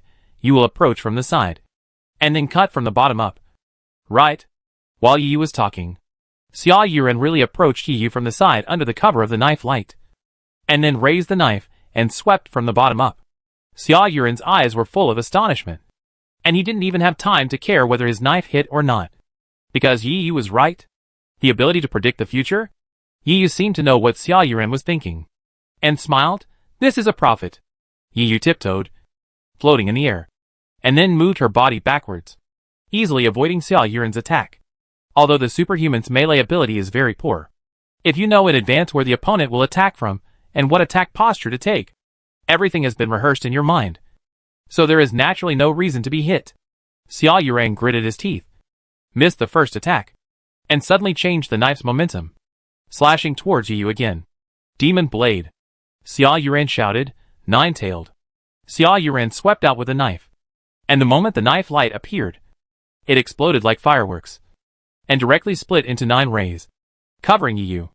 Xia Yuren's eyes flashed with a cold meaning. Even if he had the ability to predict the future and knew how to attack, this knife covered a large area and there was no gap at all. Even if he could predict it in advance, it would be useless. How to dodge it was the key. Then, Yi Yu gave the answer. Fly! Yi Yu waved her hands to both sides, and the wind flowed behind her. The wind flow seemed to be there and not there, as if it could be seen with the naked eye, and then gathered behind Yi Yu, forming the shape of wings. Yi Yu's body suddenly flew into the air, about 5 or 6 meters above the ground, avoiding all 9 blade lights. Yi Yu looked down. You are not my opponent. Ruins. Southeast House Group. Morrison's aura seemed to become extremely powerful in an instant. However, aura, oppression, and other things are useless to Filong. Even the props from Doomsday Train have similar effects, which are ineffective against Filong. Therefore, the IQ problem is not entirely Filong's defect. At least Filong is naturally immune to such abilities. Seeing Morrison coming towards him, Filong did not hesitate and raised his palm as big as a palm fan and covered Morrison again. Filong's attack is actually very simple. Over and over again. Always so simple. But sometimes, simple is the best. Simple and rough. Crushing the opponent to pieces. This is Filong's fight. And it is also the fight that suits Filong best. But this time, Filong did not succeed. Morrison looked at Filong's slap, and was still frightened, because he was slapped away by that slap more than once. But this time Morrison did not dodge, but took a deep breath, and the muscles of his body suddenly tightened, and the lines of the muscles seemed to become angular, very clear and conspicuous, as if at this moment, Morrison's muscle density was compressed crazily. Bang! The next moment, Filong's palm hit Morrison's body, making a muffled sound. Morrison was not easily knocked away as before, but just shook his body. Ha ha ha. Morrison laughed wildly. This is hard Qigong, which can improve my physical fitness several times in an instant. Now it's my turn. While Morrison said this, he seemed to hold his breath, and then punched Filong back. Filong had no intention of avoiding, and his fighting was always so hard. Dodge? No need. Block? No need. For Filong, fighting is always simple. Either you beat the opponent to death, or you are beaten to death by the opponent. That's all. Bang! Morrison punched Filong in the face and knocked him out. With Filong's weight of at least 300 kilograms and his fat body, being knocked out by a punch is an extremely shocking thing. The visual effect is really terrifying, because it is extremely difficult to be knocked out with such a body size. And after being knocked out, it looks particularly shocking. Morrison was also happy at this moment. He was beaten by Filong over and over again, and now it was finally his turn. Fatty! Watching Filong twist his body and slowly get up from the ground, Morrison suddenly showed a ferocious look, grabbed Filong's hair, and raised his fist. Bang! Didn't you enjoy beating me before? Bang! Who will kill whom? Bang! Fatty! You stop here. Morrison grabbed Filong's hair and punched him one after another. His fists kept hitting Filong's face. With each punch, Filong's face would splatter with bright red blood. In the blink of an eye, Morrison didn't know how many punches he had thrown, and Filong's face was completely stained with blood. Morrison showed a proud look. As long as he was serious, this guy was not his opponent. Then, Morrison looked at Filong in amazement as he opened his waist bag, took out a few chocolates from it, tore off the wrapping paper at once, and stuffed them into his mouth. Filong chewed and said incoherently, "I'm a little hungry." Chapter 1341 Double Dragons. Ruins. West Corridor of Ruins. Combs and Waddell were entangled. Waddell gritted his teeth, showing his ferocity, and continued to try to push down the dagger. However, it was useless. On the contrary, Combs pushed Waddell's wrist up little by little. Waste. Combs was disdainful, in a head-on battle. "You are a waste. What else can you do except sneak attacks?" Combs said as he exerted force, trying to throw Waddell, who was pressing on him, away. But at this moment, Waddell's wrist shook, and the dagger suddenly turned over, with the handle facing down. A steel needle suddenly shot out from the handle and pierced Cummer's eyes. "Ah!" Cummer screamed in surprise, flipped Waddell over with force, and then covered his eyes. Waddell got up from the ground, his face gloomy, put the dagger to his mouth, stretched out his tongue to lick the blade, and the sharp blade cut his tongue, and the taste of blood filled his mouth, which made Waddell even more excited. "Yes, I can only attack by surprise," Waddell said fiercely, "but this is enough to kill you." While Waddell said this, he did not stop at all and rushed towards Combs. One eye was blinded, and Combs was finished. Even the healing potion of Doomsday train can only guarantee the treatment of injuries when the body parts are intact. The completely destroyed eyeball cannot be treated. Of course, the injury to the eye can be treated, but the eye will be lost. But the most important thing is that at the moment, losing an eye will have a great impact on all aspects, not to mention the field of vision. Because without an eye, there will be a lot of blind spots in the field of vision. At the same time, if you can't adapt to one eye, it will also cause problems with your sense of balance. This is the best time to kill Combs. While thinking, Waddell raised his dagger and stabbed Combs. Combs covered his eyes with one hand and punched with the other. In the case of being unable to defend well, Combs obviously wanted to attack instead of defend and blast Waddell's arm open. However, Combs' fist brushed past Waddell's arm. Waddell looked at the scene and couldn't help but want to laugh out loud. This was the huge impact of one eye. Combs even misjudged the attack position. Puff! Waddell's dagger pierced into Combs' lower abdomen, and blood quickly seeped out. The knife was originally intended to stab Combs' chest. Waddell was aiming at Combs' heart, intending to kill him with one blow. But Combs' fist brushed Waddell's arm to some extent, causing Waddell's attack to deviate a little. "But it doesn't matter," Waddell sneered in his heart. Cummers was finished. Cummers was lucky in this attack. He wouldn't be so lucky next time. Waddell was going forward while trying to pull out the dagger. But at this moment, Waddell suddenly found that he couldn't pull back at all, because the dagger couldn't be pulled out.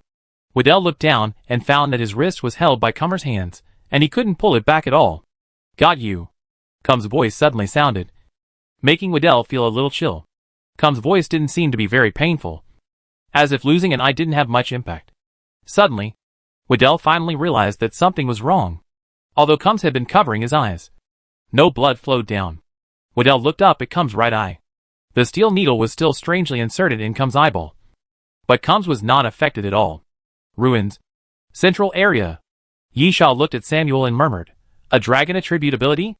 And it looks like a fantasy dragon. Dragonization is not the only ability that can transform into a dragon. In fact, this ability is rare. After all, fantasy dragons are relatively rare and expensive in the large category of fantasy abilities. But there are still some. Dragonization is the weaker one because there is only one general term as an ability, which has the same name as the dragonization category. The one Samuel is using now is obviously more advanced, because it has the dragon form of the prison dragon king. But, so what? Yisha's dragonization is not the most initial state of dragonization, but has been strengthened by dragon blood bathing, and has the blessing of fantasy strengthening.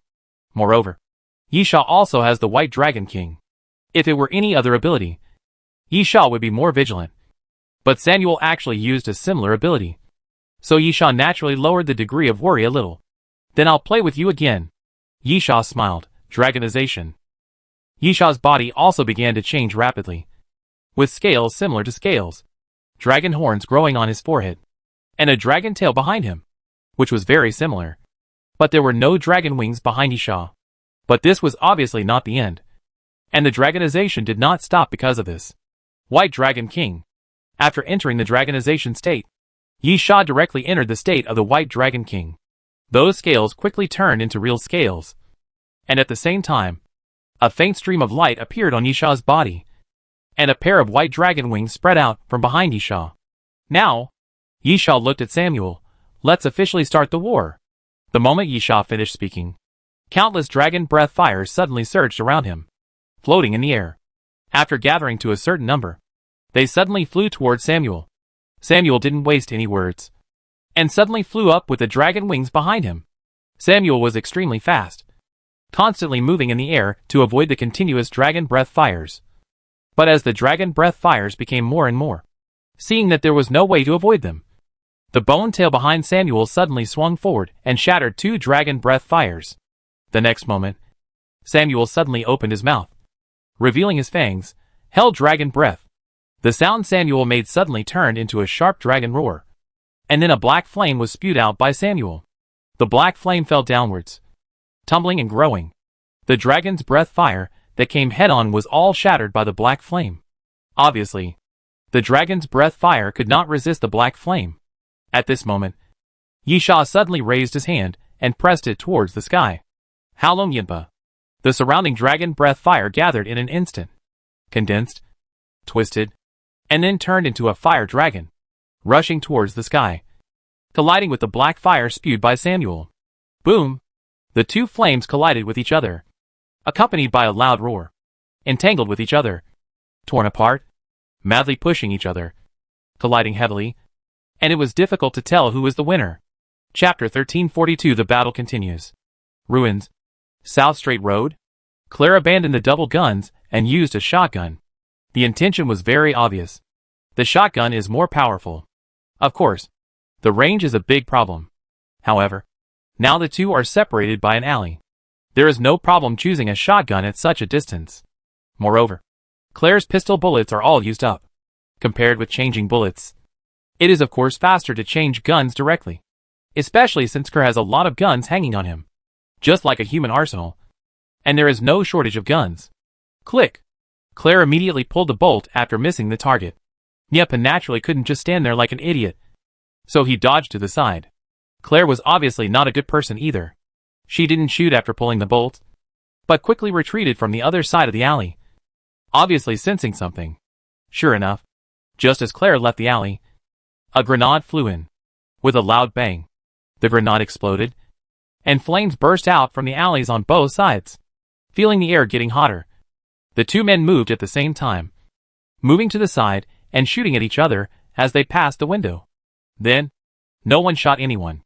People who are good at using firearms are also good at avoiding the shooting of such weapons. Both of them finished shooting while hiding in the blind spot by the window, not giving the other a chance to hit accurately. However, when he flashed past the window and leaned against the wall again, Niepa glanced at his left arm. A piece of clothing was torn, with blood stains. It was just a scratch, not a direct hit. Niepa did not give Claire any chance. It can only be said that the opponent was lucky. However, luck itself is one of the factors that can determine the outcome of the battle. There is nothing to complain about. Huh? Niepa took a deep breath, stepped forward carefully, came to the entrance of the alley ahead, and looked out, but did not see Claire. Niepa hung the Tianwang rifle on the wall, fixed it with the gap of the wall bricks, then put the gun box on the ground, took out a complete set of Tiger King rifles, and quickly equipped them. Niepa started to go around from the side. Compared with the previous offensive and defensive battle, Niepa decided to be bolder. He was a little tired of this battle. On the other side, Claire carefully poked her head out, then saw the muzzle of the gun across the alley, and immediately withdrew her head. About 1 or 2 seconds later, Claire poked her head out again and found that the muzzle was still there. This time, Claire frowned. The muzzle of the gun was exposed a little, which of course would expose the position, which meant that Niepa was behind that wall. And this was obviously a mistake. But would Niepa make such a low-level mistake? Claire thought he would. Niepa is also a human being, and humans make mistakes sometimes. But Niepa never realized that he made a mistake, which made Claire feel very abnormal. Niepa's level should not be so low. At this moment, Niepa suddenly rushed out from the alley next door and aimed at Claire's position. Oh no! I was fooled. Claire understood it in an instant. But it was too late. Niepa pulled the trigger at Claire. Bang, bang, bang. The muzzle of the Tiger King rifle spewed flames, hitting Claire's chest continuously. And then the bullets continued to explode. Although the explosion power of a single bullet was not strong, it would be a different story if it was continuous. Claire's body was blown away almost instantly, falling to the ground not far away. And the shotgun in her hand also fell far away. Ruins. Front street entrance. Yiyu floated in the air, about 7 meters above the ground, looking down at Xia Yuren, which made Xia Yuren feel uncomfortable. No one likes to be looked down upon. Without any hesitation, Xia Yuren drew his sword again, and the scarlet blade light swept towards the sky. Absorb. The trick is not old. Yiyu casually stretched out his hand, and the blade light seemed to be absorbed by something, and disappeared in an instant. Xia Yuren gritted his teeth and began to swing the sword continuously. She didn't believe that Yiyu could absorb attacks all the time. There must be a limit. Once the limit is exceeded, Yiyu will be helpless. Demon sword. Xia Yuren shouted softly. A group of demons are dancing wildly. Xia Yuren kept slashing out with the sword, and the speed was incredible. His arm left a trail of afterimages in the air, one after another. The sword lights kept sweeping into the air, a large area of densely packed, like blooming fireworks, looking particularly gorgeous. Yiyu had no expression on her face, just swept her hand in front of her body, and the moment those sword lights swept through Yiyu's palm, they would disappear without a trace. Xia Yuren's face was grim, and he held the knife horizontally again, taking a new stance. Demon knife. Xia Yuren shouted, break the mountain. Xia Yuren chopped down the air again. This time, the knife light overflowing from the demon knife was particularly huge, as big as 10 meters, and it fell on Yiyu's head. But it was still useless. Yiyu stretched out her hand towards the huge knife light. Absorb. When the knife light touched Yiyu's palm, it suddenly shattered, and then turned into countless halos and scattered, and disappeared again inexplicably. However, Xia Yuren had not given up yet. Instead of putting away the sword, Xia Yuren suddenly turned his wrist and took another step forward. Demon sword. Xia Yuren shouted again, lightning strike. I don't know how Xia Yuren did it. The demon sword was slashed towards the sky, but the sword light fell from the sky, as if it was really like a lightning strike, and fell directly towards Yiyu's head. Yiyu's face was gloomy, and he raised his head. Barrier. A spherical barrier appeared around Yiyu's body, wrapping her up. Bang! The blade fell on the barrier, making a loud roar, and then the spherical barrier began to vibrate violently. With a click, some fine cracks appeared on the surface of the barrier. Of course, they were just some cracks. Xia Yuren's attack did not completely break Yiyu's barrier, but it was enough to make Xia Yuren happy. The reason was simple. Yiyu did not use absorption for this attack. No matter how you think about it, absorbing this ability to directly turn attacks into invisible is definitely better than using a barrier to block attacks. Even a fool knows which one to choose, and Yiyu has been using it all the time. So, there is only one possibility for the sudden change to a barrier now. It's not that Yiyu doesn't want to use it, but that she can't use it. Is it finally the limit? Xia Yuren curled her lips. Although Yiyu has been acting very strong and has made Xia Yuren breathless, Xia Yuren has always believed that Yiyu must have a limit. And now, it is Yiyu's limit. Then, Xia Yuren, it's time for me to get serious too. Chapter 1343 Kill. Ruins. Southeast House Group. Fei Long stuffed a handful of chocolate into his mouth, and it seemed that it was not enough, and he felt a little unsatisfied. So he opened the waste bag on the other side. The waste bag was bulging, and when Fei Long opened it, a bunch of iron cans of fruit hard candy rolled out. Fei Long opened an iron can casually, poured it into his mouth, and actually poured the whole can of fruit hard candy into his mouth. And then crunch. Crunch began to chew. Fei Long looked at Morrison and said vaguely, Yi Sha said that when you are tired of fighting, eat something sweet. Supplementing sugar can restore your physical strength. The muscles at the corners of Morrison's eyes twitched. Are you replenishing sugar? You ate up a week's worth of sugar in 2 bites. Then, anger filled Morrison's brain again. Morrison roared at Fei Long, how dare you play tricks on me? Morrison didn't believe that Fei Long was really stupid. If he was really stupid, he would have been killed by zombies long ago. How could he have followed the Doomsday train all the way to now? Therefore, the only possibility Morrison could think of was that Fei Long was deliberately playing tricks on him. Morrison raised his huge fist, and it was obvious that he was accumulating strength. And then he slammed it down hard on Fei Long's nose again. But, bang! The punch didn't hit. Morrison's pupils suddenly shrank, because he saw a huge palm blocking his fist and catching his fist again. At that moment, Morrison felt like he was falling into an ice cave. The feeling of being dominated by fear before suddenly came back. Fei Long shook his head, looking very satisfied. Yi Sha is right. I can fight again after eating. Eating during battle is indeed Yi Sha's suggestion to Fei Long.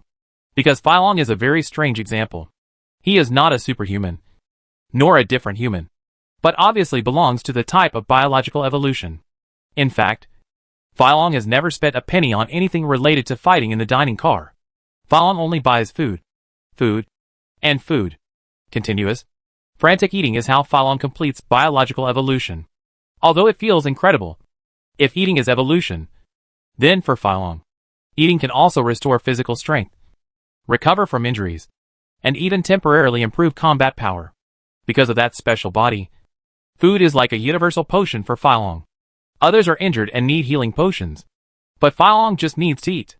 Others who want to temporarily improve their strength, such as Morrison, need to inject genetic potions, but Fei Long just needs to eat. Which aspect of ability to improve can also be completely determined by Fei Long's will.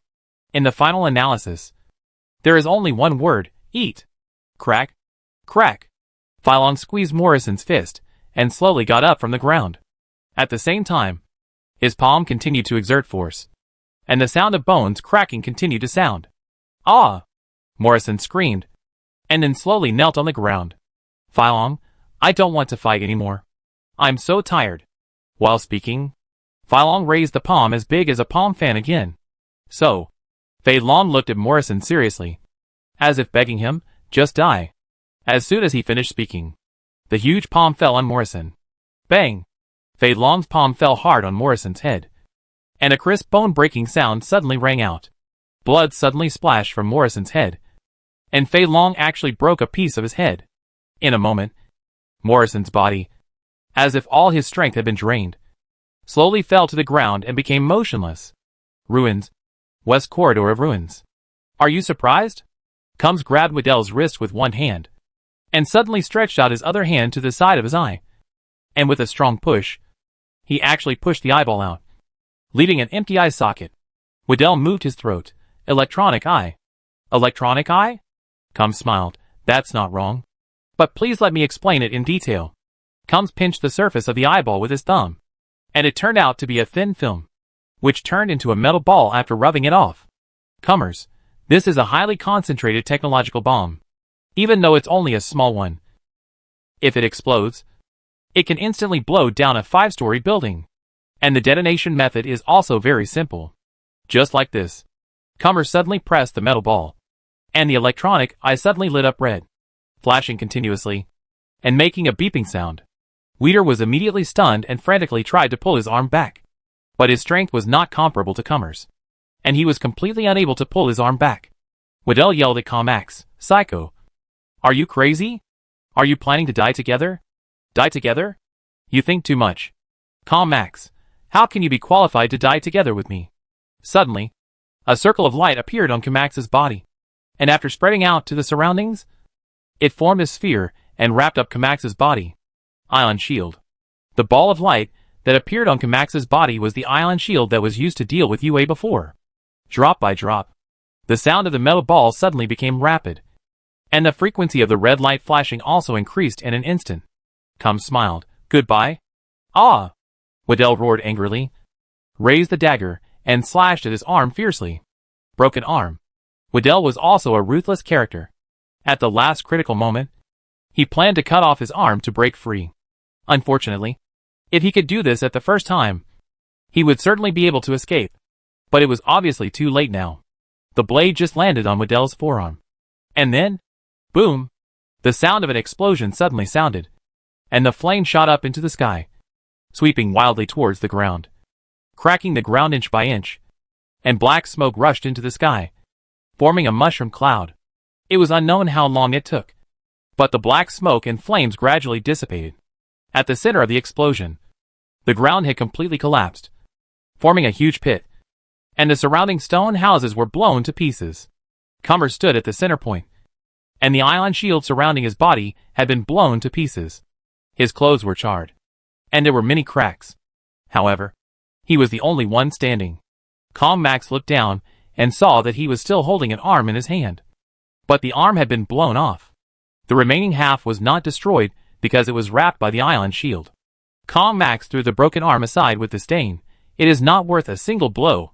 Chapter 1344 Entanglement. Ruins. Central area. Yisha looked at the sky and murmured, "Flames are really troublesome things." Yisha snapped his fingers while speaking. Pop! Bubbles suddenly appeared in the air, and the water in the air was stripped out by Yisha, and then quickly gathered together.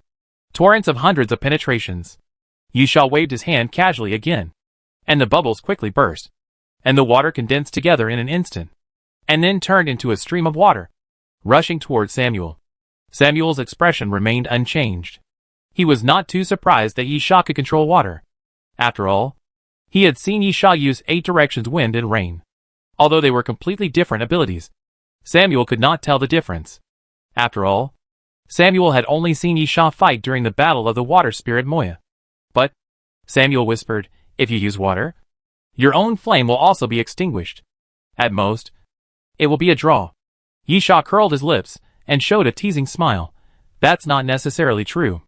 The water rushed up to the sky, quickly extinguishing the black flames that Samuel had spewed out. And then, Samuel was shocked. The water flow only extinguished his own black flames, and ignored the Halong flame break released by Yisha. No, it was not that it ignored it, but the water flow and the flames actually blended together. Yisha sneered, "Flame flow. Flood 100 piercing. In the White Dragon King state, it strips moisture from the air and attacks the target, which can be combined with Halong flame break to form a flame flow flood for a double attack.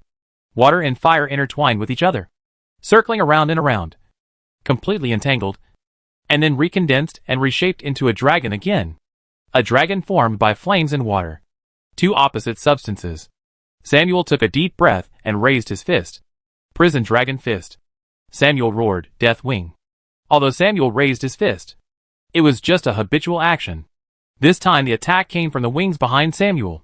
The pair of black wings suddenly opened, and countless black smoke surged out of the wings. The black smoke condensed and transformed into the shape of wings, which continued to stretch to both sides, making the pair of wings behind Samuel look like they were nearly 20 meters long. The next moment, the wings suddenly closed forward. Bang! Just as the water and fire dragon came in front of him. With the huge wings closing, there was a loud noise, and the water and fire dragon was smashed to pieces. In the sky, this size fireballs fell downwards. At the same time, the scattered water fell, as if it was raining heavily. "It's stronger than I thought." Yisha casually snapped his fingers. Water Lord, use all the water to create water elements to fight for you. You can only summon 2 water elements at a time, depending on the amount and purity of the water. The water elements that appear are guards, cavalry and lords. They will break after 30 minutes. Broken water elements can be used to summon water dragon T soldiers. The water lord that Yisha summoned in the desert last time was a low-level guard. But this time Yisha was lucky, and with the help of the water falling from the sky, he even skipped the cavalry level. This time, the one that Yisha summoned using the water lord was a real lord. Ruins. Straight road to the south. Nyepa looked at Claire lying on the ground motionless, and moved forward.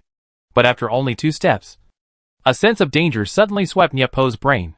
Something is wrong, because there was no blood flowing from Claire's body.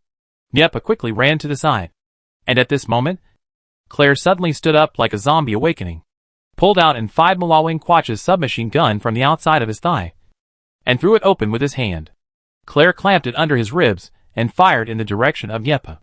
Nyepa suddenly made a somersault, then supported himself with one hand on the ground and rolled into the alley on the side.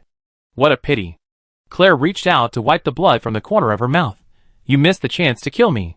Claire stood up from the ground, intermittently fired at the alley where Nyepa was, and then quickly approached.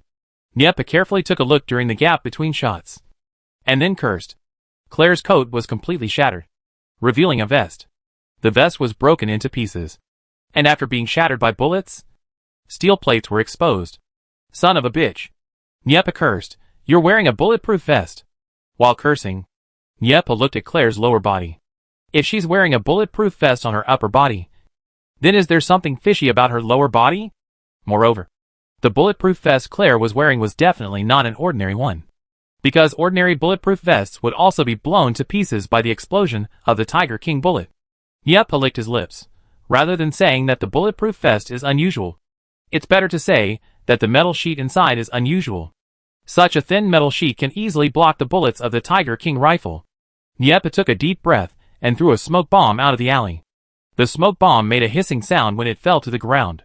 Claire suddenly ran forward, rushed to the alley before the smoke of the smoke bomb completely dispersed and blocked her sight, raised her submachine gun, and pulled the trigger. Although the 5 Malawang Quach's rifle is very small, it is actually a beast. Its firing rate is terrifyingly high, reaching 1,500 rounds per minute, and it can turn a person into a hornet's nest in almost an instant. Unfortunately, when Claire was shooting, Niepa had disappeared without a trace. "TSK!" Claire cursed. "You run so fast."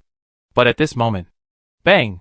The sound of a sniper rifle shot suddenly appeared, and the bullet passed by Claire's side, then hit the wall, and shot through the wall cleanly. On the rooftop 30 meters away, Niepa punched the ground with his fist. Since he was wearing a bulletproof vest, the only way was to shoot at the head, which was obviously more difficult. At the same time, Niepa found that he had used smoke bombs to cover up, which was a failure. Because of the smoke, the shot didn't hit accurately. Claire was still in shock at this moment, as if he had brushed shoulders with death at that moment. Then, with anger on his face, he turned around and ran in the direction of the trajectory. Niepa used the smoke to attract him, and then ran around. There was only a short time before and after, and it was impossible for him to run too far, so he could catch up. Claire looked up suddenly and saw Niepa jumping on the roof. "Go to hell!"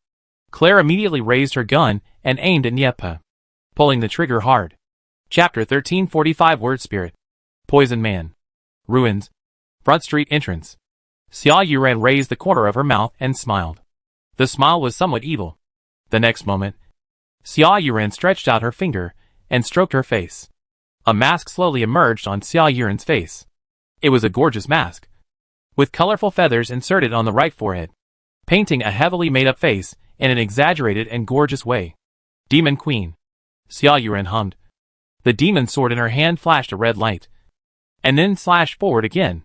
The extremely terrifying red blade light appeared again, even bigger than before, and swept forward again, fiercely slashing at Yiyu's barrier. Crack! When the blade light fell, the barrier made a crisp sound again, and countless dense cracks appeared on the barrier, just like glass that had been hit. Even the impact force generated by the blade light when it fell caused Yiyu to fall directly from the air, hitting the ground fiercely, and smashing a piece of the ground. Xia Yuran took a step forward and swung his sword forward again, falling snow. The red blade light appeared again, but it did not go to Yiyu's position, but slashed towards the sky. In midair, the blade light suddenly shattered, turning into countless light and shadow fragments falling downwards. It was like a heavy snow, a red snow. Yiyu gritted her teeth, stretched out her hand and waved it around, and the surrounding gravel suddenly flew up, heading towards the air, and collided with the falling light and shadow.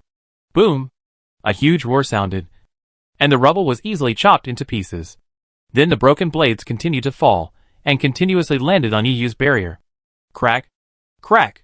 The crisp sound continued to appear, and cracks appeared on the barrier one by one. And finally, it was completely broken. Blood splattered. The blade fragments kept grazing Yiyu's body, and then blood sprayed out one by one, scattering all over the ground. Plop! Yiyu's face instantly turned pale, and she fell backwards to the ground. Xia Yuran put the knife back into the sheath. "You don't use the word spirit technique easily, so other people don't know about it. What's the reason for not using it easily? Either to hide your strength, or because the word spirit technique consumes a lot of brain space." I tend to believe the latter, because there is no need to hide the word spirit technique. This ability is really terrifying. It can be achieved with language alone. Even if you know this ability, there is almost no way to deal with it. Xia Yuran, then there is only another possibility, because it consumes a lot of brain space, so you can't use it easily.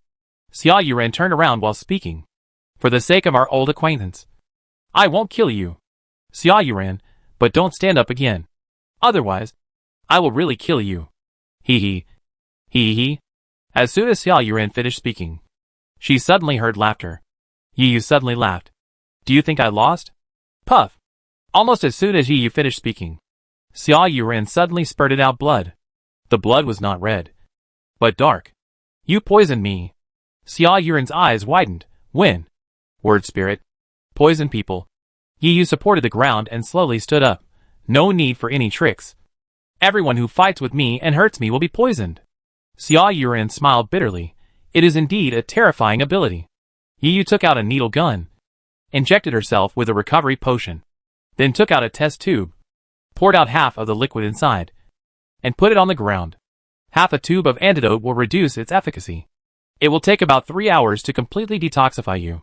Yi Yu returned Xia Yuran's words to him, but don't stand up again. Otherwise I will really kill you. Ruins. Central area.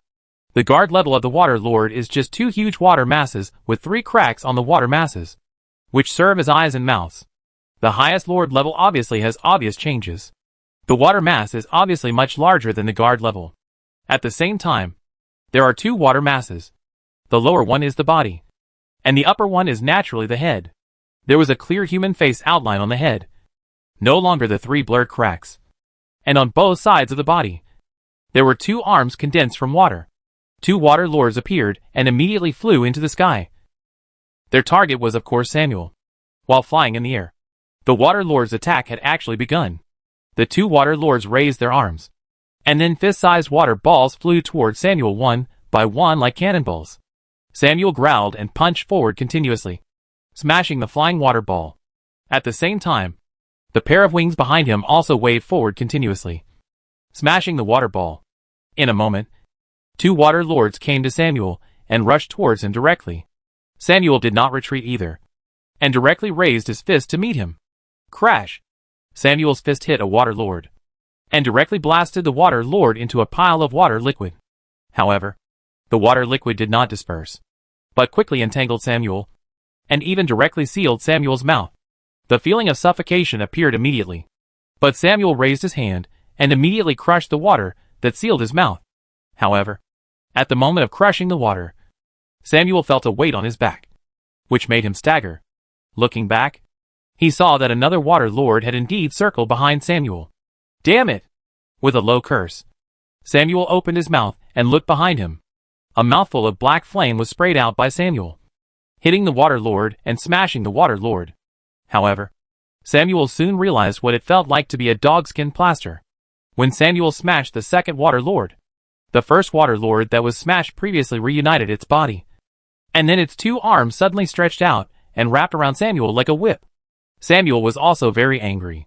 He smashed one after another, and it was simply endless. If Yisha knew what Samuel was thinking, he would definitely tell Samuel, "Congratulations. You guessed it right." First of all, since the water lords are divided into different levels, there must be differences in strength. There is no doubt that the guardian level is the weakest. The knight is the second, and the lord is the strongest as its name suggests. But as a regular combat skill, even if there is a strength increase, the magnitude cannot be too large, so it is meaningless. If you have the strength to destroy the lord level with one blow, what is the meaning of different levels? So, the meaning of this move is that the guardian level will disappear after being completely destroyed once. The knight level will disappear 9 times, and the lord cannot be destroyed until the 30-minute duration ends. Chapter 1346 War Domain. Ruins. Straight road to the south. Niepa jumped down from the rooftop when he heard the gunshot. Claire did not give up chasing him. After running out of bullets, she threw away her 5 Malawing Quach's submachine gun, opened her coat, and pulled out 2 revolvers. She chased Niepa to the alley where he jumped down and fired forward. Niepa dodged out of the alley, cursing constantly. Claire is really a human arsehole. She doesn't even need to change the bullets. She just throws them away after using them. Isn't it tiring to carry so many guns? Niepa's conventional weapons were just a set of sniper rifles and a set of rifles. Later, he added Pluto and Uranus because they were more unique. So he brought one more. How many did Claire change? Bang, bang, bang. At this time, the gunshots rang again. and Niepa quickly got into the alley on the side. After getting into the alley, Niepa quickly took out a grenade and fixed it on the wall, then took out a thin wire and passed it through the bolt, and ran out from the other side of the alley. At the moment when Claire chased him, Niepa suddenly pulled the bolt. Boom! The sound of an explosion rang out. The flames rushed to both sides, but Claire reacted quickly and jumped back immediately. Moreover, the bulletproof vest could not only protect against bullets, but also offset the impact of the explosion. After rolling on the ground twice to relieve the impact, Claire got up from the ground, then quickly rushed through the alley, and then was slightly stunned. Claire originally thought that Niepa would escape again, and then she would be trapped in an endless guerrilla war of search and pursuit. But what Claire didn't expect was that Niepa was not far outside the alley, looking up in other directions. Claire looked up and wanted to shoot, but her movements suddenly froze, because Claire saw clearly what Niepa was looking at. In the distance, Yisha and Samuel were fighting in the air. Although they were far away, they were gun players after all, and their eyesight was not bad. Moreover, even if they were nearsighted, they must have props to increase their vision, because this was a must for both of them. Claire snorted coldly. He will definitely be killed by Samuel. It's not easy to get you here. Do you think you have a chance to get out alive? Niepa glanced at Claire and didn't respond. Instead, he said, I like to fight with guns, because, for me, guns are enough. Claire raised the gun and looked at Niepa, frowning slightly. The feeling on Niepa's body seemed to have changed greatly from before. Niepa suddenly took out a pack of cigarettes from his pocket, flicked the bottom of the cigarette box a few times, took out a cigarette and put it in his mouth, lit it, and exhaled a deep smoke ring. Speaking of which, I am also a veteran.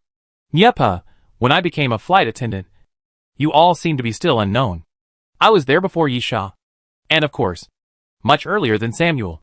As for you, Niepa smiled disdainfully. Claire snorted, doesn't that mean you are a waste? You have such qualifications, but you are still a flight attendant. Maybe? Niepa, I just want to tell you that since I have been a flight attendant for so long, do you think I really only have a few guns? I just don't like to fight with things other than guns. Niepa blew out another smoke ring, and then flicked the cigarette away. The current situation seems to make it impossible for me to play with you any longer. Although I don't like it, I'd better end the normal farce. Niepa stretched forward and pressed down, domain. Buzz. Claire suddenly felt the friction of metal in her ears, and then the sound of metal hammering. Niepa finished his words, domain. The future fortress. Claire suddenly pointed her gun at Niepa and pulled the trigger. She felt what Niepa did, and could also feel that if Niepa continued, the situation would be reversed immediately. But, bang! Accompanied by the sound of gunfire, the bullet hit Niepa's body, but failed to penetrate Niepa's body.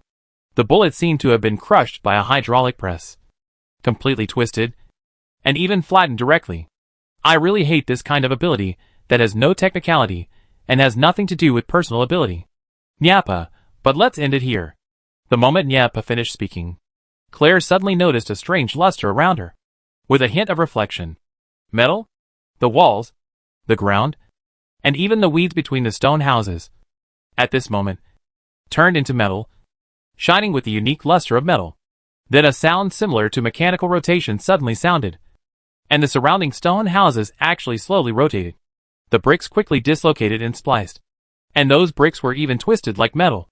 In a moment, the surrounding stone houses changed their shapes and turned into artillery turrets. Although they were made of stone, they had a distinct metallic color. The artillery turrets transformed from stone houses slowly turned, and finally all the gun barrels were aimed at Claire. Claire's face turned pale. War domain? Niepa smiled. Yes. War domain is a general term, and this general term represents only one meaning: the most powerful domain series among all domain abilities. Niepa looked at Claire. Goodbye. Boom, boom, boom. The sound of artillery roared continuously. The stone houses around suddenly trembled, and then there were continuous loud noises, and large clouds of smoke and dust spread around, covering everything. In a moment, the dust slowly dissipated, and in front of Niepa, there was a large area of ruins, stretching for dozens of meters, all caused by the collapse of the surrounding stone houses, forming a large area of ruins. As for Claire, maybe she is somewhere in the ruins.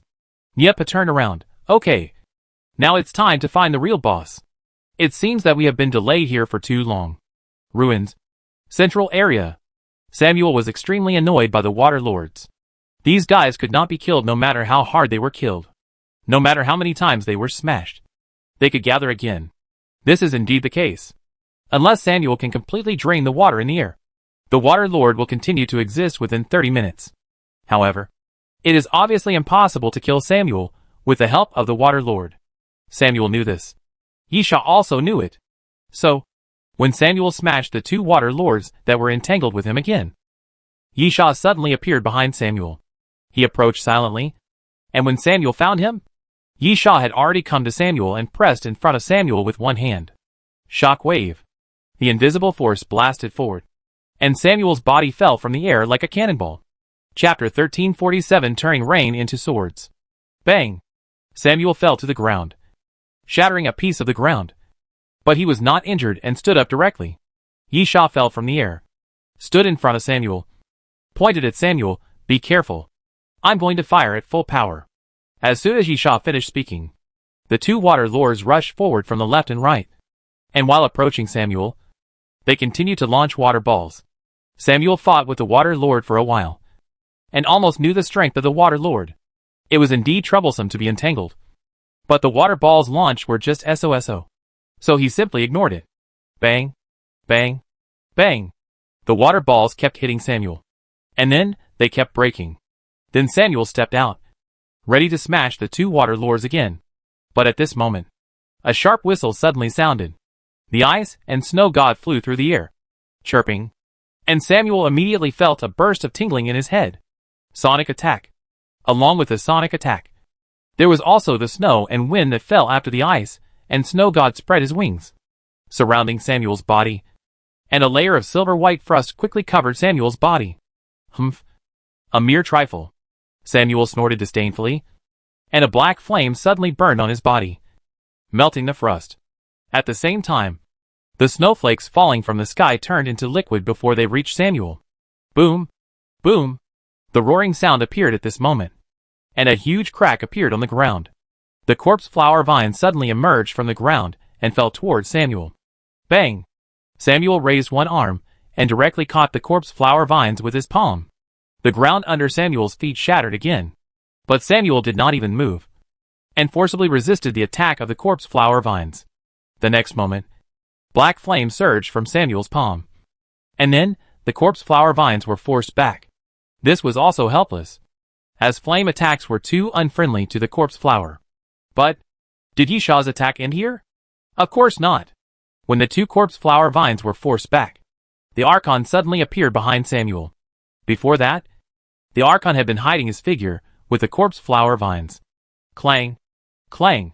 The chain dragged across the ground, then sprang up like a snake, directly wrapped around Samuel's neck, and tightened it. Samuel felt suffocated, but didn't care much. Looking at Yisha, "Are you relying on these useless things?" Samuel said as he grabbed the chain, then exerted force, relying on his brute force alone, dragged the chain, and threw the Archon out directly. In midair, the Archon adjusted his body shape. The crystal wings behind him emitted light, and then continuously fired fire feathers at Samuel. Samuel threw a punch without hesitation, smashing the fire feathers. Samuel looked at Yisha. "Aren't you going to do it yourself?" Yisha smiled and looked at the sky. "I have already done it." Pa! Pa! A subtle sound appeared, and Samuel suddenly felt a little cool. He reached out and touched his face, and could feel watermarks. Samuel's face became solemn. It started. "It's raining." White dragon heavenly power, self-centered, creating a domain. Within the domain, it can affect the climate, turning sunny days into rainy days, or rainy days into sunny days. The duration is 15 minutes, and the interval between uses is 8 hours. When overlapping with the dragon realm, the duration is extended to 30 minutes, and the interval between uses is increased to 12 hours. Yisha looked at Samuel. "Do you want to experience the fear you once had?" Yisha said, as he stretched out his hand and snapped his fingers. Yisha used his alien creatures to delay, just to smoothly launch the white dragon heavenly might without Samuel noticing. And now, the white dragon heavenly might has been launched. Before the field is launched, there is still a certain possibility of blocking. But after it is launched, there is no way. Especially the white dragon Heavenly Might, which is centered on Yisha and moves with Yisha.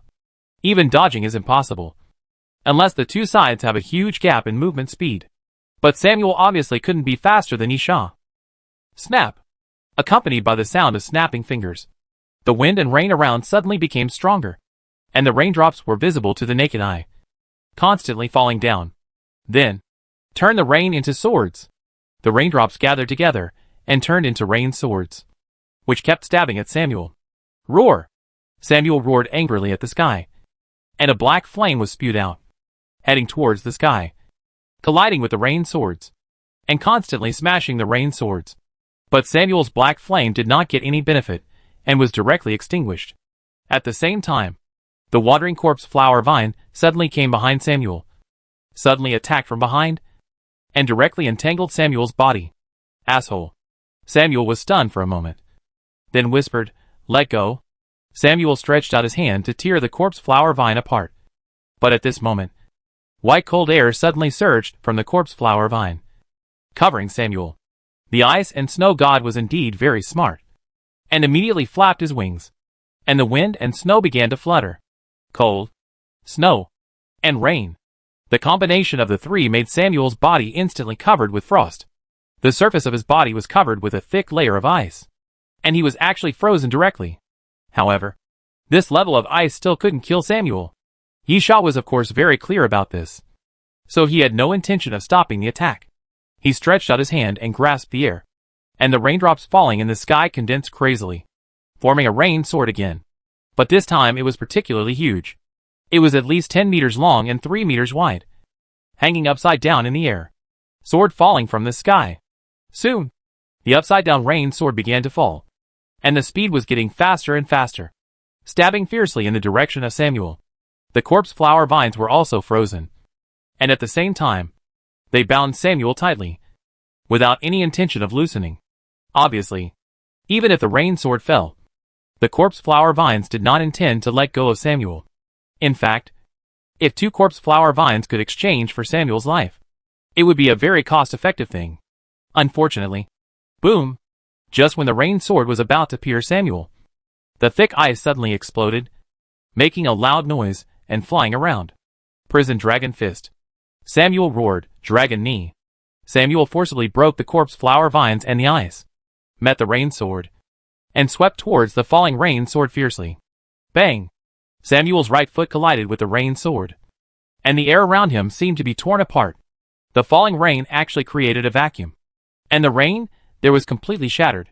Chapter 1348 Confrontation. Collision. Shattering. Stalemate. Samuel gritted his teeth and continued to increase his strength. On Samuel's body, the purple-black light condensed into the shape of a dragon head, constantly opening his mouth and roaring, looking extremely ferocious. Finally, the collision reached the critical point. Boom!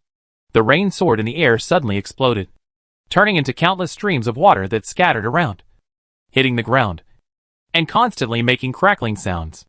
The dragon head wrapped around Samuel was shattered in an instant, and Samuel's body continued to retreat. After several consecutive steps, he stabilized his body and spit out a mouthful of blood. However, Samuel didn't even have a chance to catch his breath and feel the damage. The two water lords rushed up again, entangled and swarmed, and fired water balls at Samuel at the same time. In fact, the Lord-level water lords are indeed not weak, and the most important thing is that they are very smart, and they can even use swarming to cooperate with each other. Unfortunately, although the water lords are not weak, they are obviously far from threatening Samuel. No matter how smart they are, it is obviously meaningless when there is a crushing gap in strength. The main function of the water lord is to harass and entangle Samuel, making him irritable. However, Samuel may be able to ignore the water lord, but he can't ignore the corpse flower vine. The two corpse flower vines that entangled Samuel before have been shattered, but there are only two of them. There are many corpse flower vines, so even if two are destroyed, it's no big deal. Boom! Boom! The two stone houses on both sides of Samuel suddenly made a loud noise, and then the corpse flower vines drilled out from the ground and smashed the two stone houses to pieces. As the corpse flower vines swayed, the gravels kept falling towards Samuel. Samuel glanced at the gravels coldly, and then roared. With just a sound, the gravels were crushed to pieces, turning into countless dust and scattered on the ground. And then Samuel punched the corpse flower vines. Bang! Samuel's fist collided with the corpse flower vines.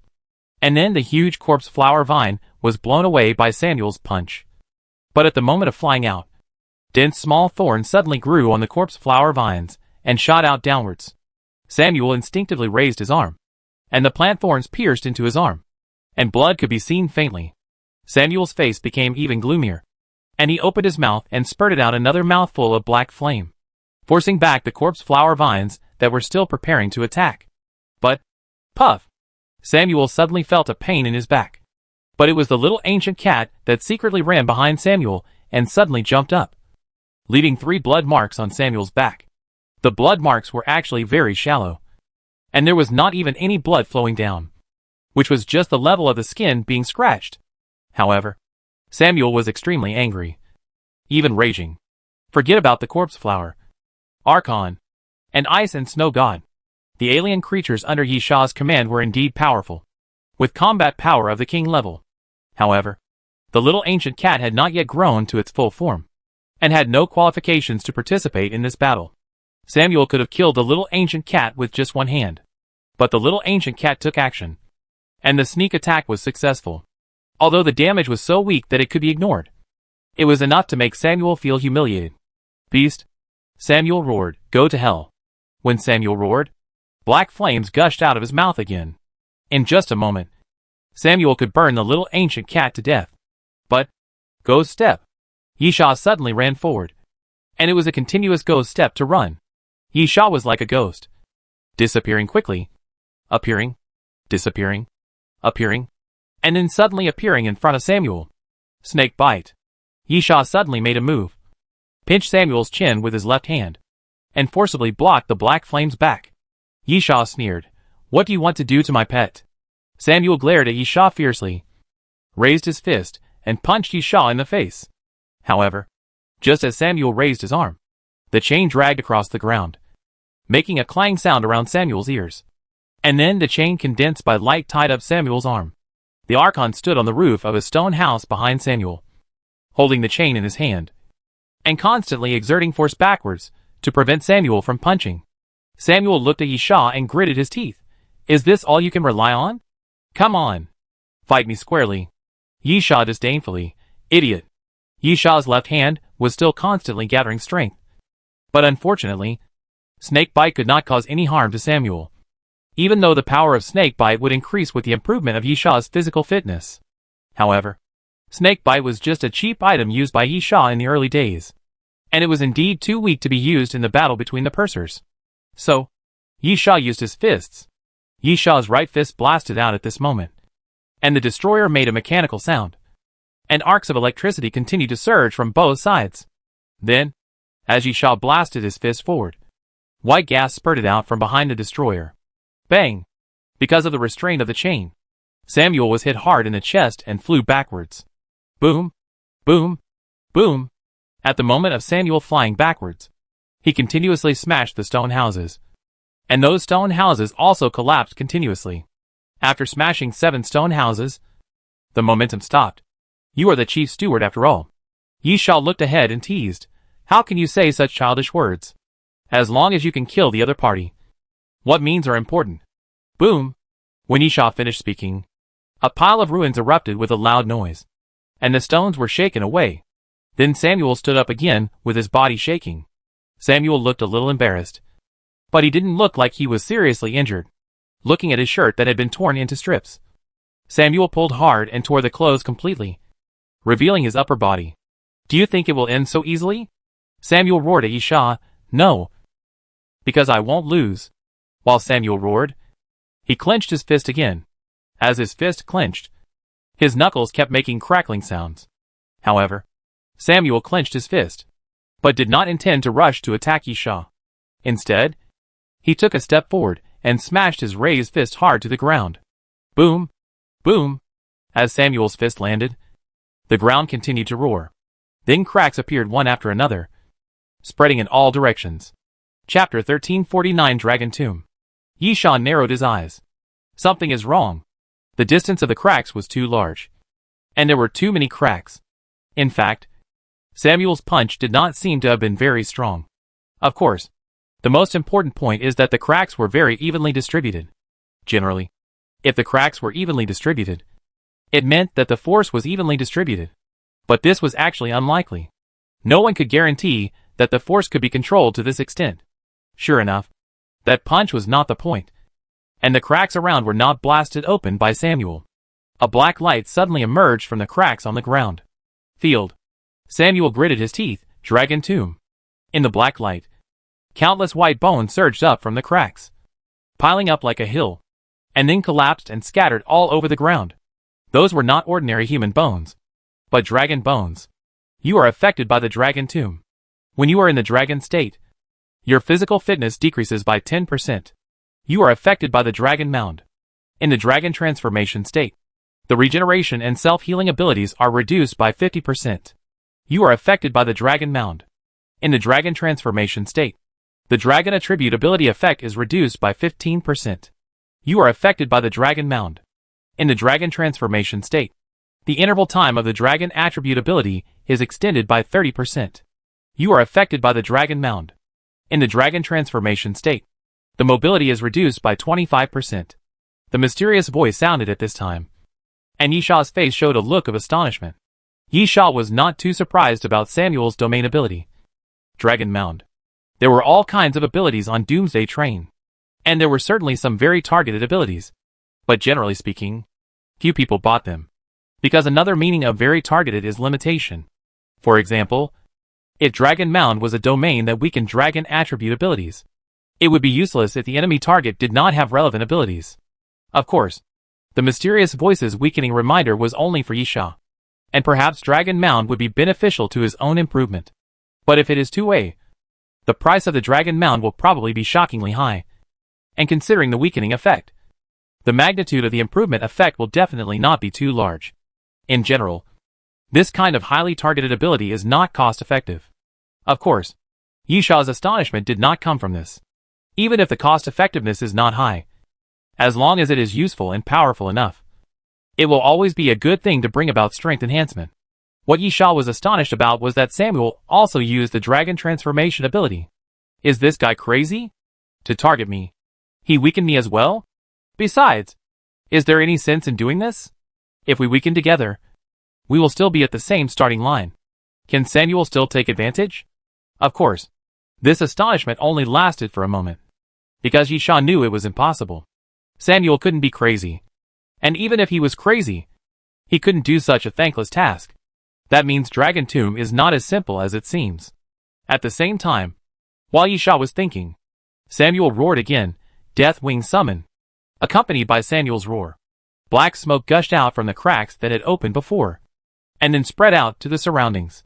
When the black smoke passed by, it enveloped the surrounding bones, and then the bones slowly pieced together and turned into small bone dragons about 4 or 5 meters long, spreading their bone wings and flying into the sky.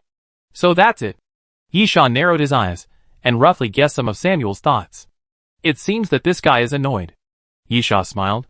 The continuous attacks of the corpse flower, the Archon, and the ice and snow god could not cause a fatal blow to Samuel. However, being constantly entangled by Yisha's alien creatures obviously still had an impact on Samuel. He couldn't fight Yisha properly at all. Therefore, Samuel seemed to intend to use these bone dragons to contain Yisha's alien creatures. Of course, the weakening of dragon attribute abilities by the dragon mount itself is definitely more important. Yisha even thought that Samuel was probably ready to fight against him, and bought the dragon mound from the boss lady. After all, there are not many dragon attribute abilities, and even fewer fantasy dragons. Among them, there are very few if you exclude the weak ones. Unless your head is stuck in the door, you will buy the dragon mound specifically to target such abilities.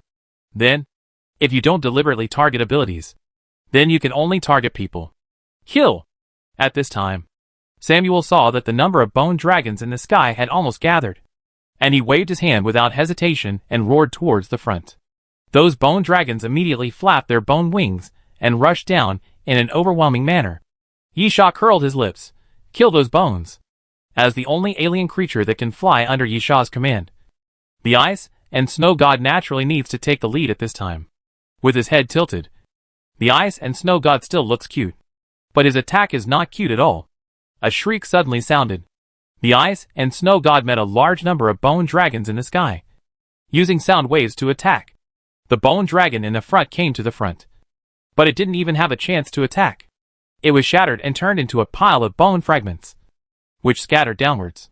The next moment, the ice and snow god did not stop his attack, but spread his wings and flapped them forward. Ice and snow surged. But the ice and snow seemed to be less effective than the sound wave attack. Those bone dragons were covered by the wind and snow, and layers of frost appeared on their bodies. But it had no effect on the bone dragons. Come to think of it, these bone dragons are all imaginary manifestations. Even if they have corresponding characteristics as dead things, they must have no feelings and cannot be afraid of the cold. The ice and snow god is very smart and quickly realized this. Without Yisha's order, he changed his attack mode and suddenly flew forward and rushed into the group of bone dragons. Bang! The ice and snow god collided with a bone dragon and smashed it to pieces at the moment of collision. At the same time, the Archon quickly ran to the side at Yisha's signal. While running, he took out the Pluto rifle and fired at the sky, shooting down those bone dragons.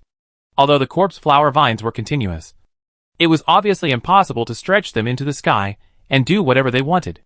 However, as long as those bone dragons dared to lower their altitude, the corpse flower vines would make them taste the fatal destructiveness. With a simple sweep, the corpse flower vines could destroy more than a dozen bone dragons. At the same time, Samuel strode forward and headed towards Yisha. Chapter 1350 Dragon Hunting. Samuel's speed became faster and faster, and he finally ran to Yisha and clenched his fist. Prison Dragon Fist. Samuel growled, "Break the army." Bang! Yisha stretched out his hand and caught Samuel's fist with his palm, and then felt the power coming continuously, and the whole person slid out along the ground. Yisha stood still and looked up at Samuel. Guessed it right. The Dragon Tomb has an effect on Dragon Transformation and the White Dragon King.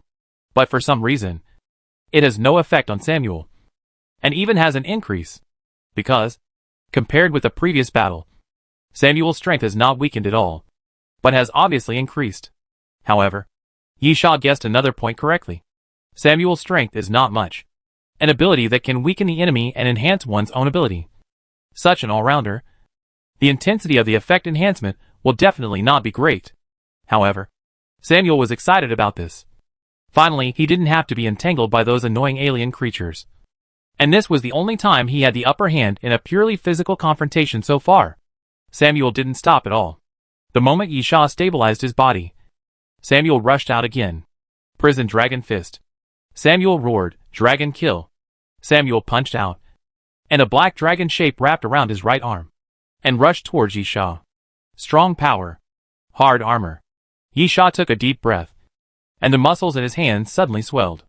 At the same time, a scale pattern appeared outside the dragon's scales. Bang! Yisha crossed his arms, and then Samuel's fist blasted out, hitting Yisha's forearm. It was still pushed by an extremely terrifying force, even greater than before. But using his strength and hard armor, Yisha withstood it this time. So you used this ability. Yisha exhaled. In Western Europe, there is a legend that there is a dragon that does all kinds of evil. Countless warriors tried to challenge and kill the dragon, but ultimately failed. Finally, there was a warrior who prayed to the gods in order to gain power to rival the dragon. The gods responded to him and gave him power to rival the dragon, allowing the warrior to transform into a dragon. Then he succeeded and killed the dragon, but he could no longer turn back into a human. He hid in the mountains and was constantly challenged by warriors who wanted to achieve success because he was mistaken for a dragon. This is a sad story. Dragons are creatures that are never good or bad, and they will all be hunted. Dragon Hunting. This is the name of the ability used by Samuel, because of the memory of 2 lives. Yisha knows a lot about the abilities on the Doomsday train. Even if he doesn't have them, he has seen them in this life or in the previous life. And Dragon Hunting is a very powerful fantasy dragon ability in the treasure list. The most interesting thing is that this ability belongs to the fantasy dragon ability, but it is used to hunt dragons. The continuous battles finally awakened Yisha's memory, and he guessed what ability Samuel used. At the same time, Yisha was more certain that this ability must have been deliberately prepared by Samuel for him. Even if you know, what can you do? Samuel sneered. You either choose to be suppressed by me, or choose to give up the use of your ability. While Samuel was speaking, he suddenly increased his strength, pushed Yisha away, and then jumped towards Yisha again. This time, Yisha did not choose to take the blow head-on, but jumped to the side. Bang! Samuel's fist hit the ground, smashing it into pieces. And then he swept his foot sideways, sweeping towards Yisha again. Bang! Bang! Fist-to-flesh collision. Samuel punched continuously, approaching Yisha, and their fists kept colliding, shaking the air with circles of air waves. Bang! Fist-to-flesh collision again. The two fists hit each other, and then they each retreated. Yisha looked at Samuel. It's just a certain degree of weakening. If this is your trump card against me, it's really disappointing. Humph. Samuel snorted coldly. I want to see if you can say such words again later. Samuel's attack mode is still to strengthen himself, and mainly rely on melee. At least the ability Samuel has shown so far is indeed like this. But, Yisha curled his lips in disdain. Does this guy think that he only has these two abilities of Dragon Transformation and White Dragon King? Seeing Samuel's fist coming towards him, Yisha did not move this time. Seeing Samuel's fist about to hit Yisha, the rain around him suddenly gathered and formed a water curtain in front of Yisha. Bang! Samuel's fist hit the water curtain, and the water curtain kept trembling, creating ripples. Yisha threw his hand, and a large number of rain swords emerged from the water curtain and headed towards Samuel. Prison Dragon Fist. Samuel did not show any weakness and shouted, Rising Dragon. Samuel threw an uppercut, and a rumbling sound came from the ground.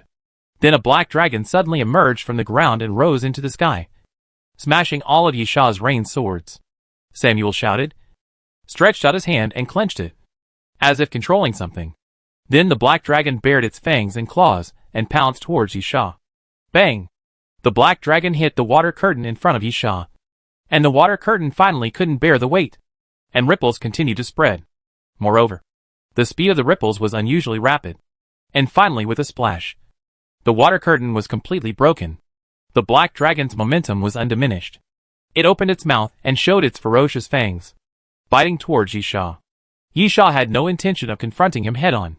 He flashed and moved a large area with a ghost step, avoiding the black dragon's attack. Boom! Boom! Boom! The black dragon continued to charge forward, smashing the stone house behind it, leaving rubble all over the ground. And then its body gradually faded until it completely disappeared. You only know how to run away, Samuel roared loudly, and then threw another punch. The black dragon was once again materialized by fantasy, as huge and imposing as before, and charged towards Yisha again. Yisha raised his hand forward. Wind and rain go hand in hand. The rain in the sky suddenly became violent, and the wind was swirling wildly, appearing extremely violent. The next moment, the wind and rain merged into one, covering the body of the black dragon. Every raindrop is a sword. Every wind is a knife. When the black dragon was covered by the wind and rain, dense cracks immediately appeared on its body, and it was completely chopped into pieces bit by bit. In the end, it didn't even make it to Yisha, and was chopped into pieces by the wind and rain. Since you have already exerted your strength, Yisha, then, as a sign of respect, I should also be more serious, and let you know that your efforts are meaningless. Chapter 1351, 10 Directions of Wild Thunder. Sizzle! A blue electric current suddenly appeared on Yisha's body. The electric current spread out in all directions, swept across the ground, and smashed it into pieces. Almost in the blink of an eye, there was no intact ground around Yisha. Yisha raised his hand. First, deal with these little things under your hands. 10 Directions of Wild Thunder. Yisha shouted in a low voice, and a thunder suddenly sounded in the sky, followed by an extremely terrifying lightning bolt that fell directly from the sky and landed directly on Yisha. However, Yisha did not receive any damage, but was madly, greedily absorbing the lightning. In a moment, Yisha's body was wrapped in countless arcs. Crackling, crazy thunder. 10 Directions. Change genes in a short period of time. Can introduce a large amount of current. Enter the thunder body state, and continuously attack within a radius of 15 meters with itself as the center. It cannot be used when it cannot provide a large amount of current introduction. After use, It lasts for 15 minutes. And the interval between uses is 12 hours. In the state of mad thunder, the falling lightning was just the beginning. With Yisha's low shout, lightning continued to streak across the sky, followed by thunder, illuminating the sky. Then, one after another, the falling lightning fell madly, and it was connected into one piece. Like a waterfall, the bone dragons in the sky collided with the lightning, and had no resistance at all, and were smashed to pieces by the falling lightning. In almost the blink of an eye, the dense group of bone dragons disappeared without a trace. Samuel's face was also filled with horror, and he looked at Yisha and couldn't help but ask, "Thunder Emperor?" Thunder Emperor is a relatively famous ability, especially since Lu Lin was once a celebrity on the Doomsday train and had promoted this ability. However, the price of Thunder Emperor is too high. It takes a long time to give up improving one's own strength and accumulate gold skull coins to get this ability, which makes people daunted. Otherwise, this ability would not still be in the hands of the boss lady. However, Samuel guessed wrong this time. Although Yisha had enough gold skull coins, in order to avoid being penniless, Yisha did not exchange for Thunder Emperor, but planned to wait until he was richer. Yisha currently used the Thunder Master. However, the difference was not big. The power of lightning created by Yisha at present was almost the same as that of the Thunder Emperor. The Thunder Master certainly did not have such a terrifying power, but if it was combined with the 8 directions wind and rain, it would be another matter. Wind, rain, lightning and thunder. These should complement each other and appear at the same time. Yisha killed a group of bone dragons with one blow, which really shocked Samuel. But Samuel did not fall into cowardice. He quickly came to his senses and roared, "Kill! Kill!" The dragon bones around the pavement suddenly squirmed, and the dragon tomb started again. The dragon bones quickly formed into a shape and turned into bone dragons flying into the sky. It's useless. Yisha, it's useless no matter how many times you come. Boom! Boom! Thunder rolls in the sky.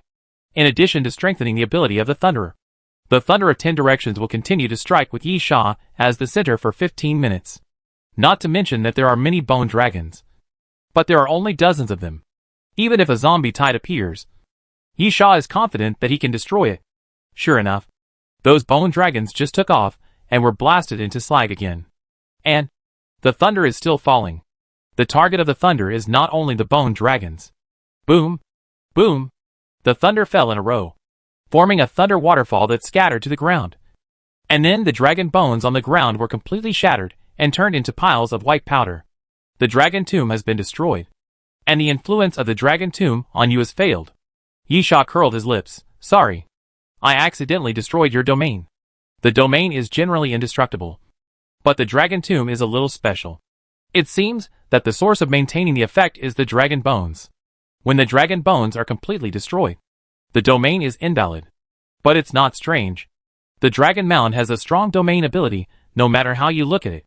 It's normal to have some shortcomings. No ability is perfect. After the dragon mound was destroyed, Samuel's face became obviously ugly, and the feeling of anger became stronger. And at the same time, it was also anxious. "Samuel, I will definitely kill you." "Kill me?" Yisha smiled. "Before killing me, think about how to survive first." Boom!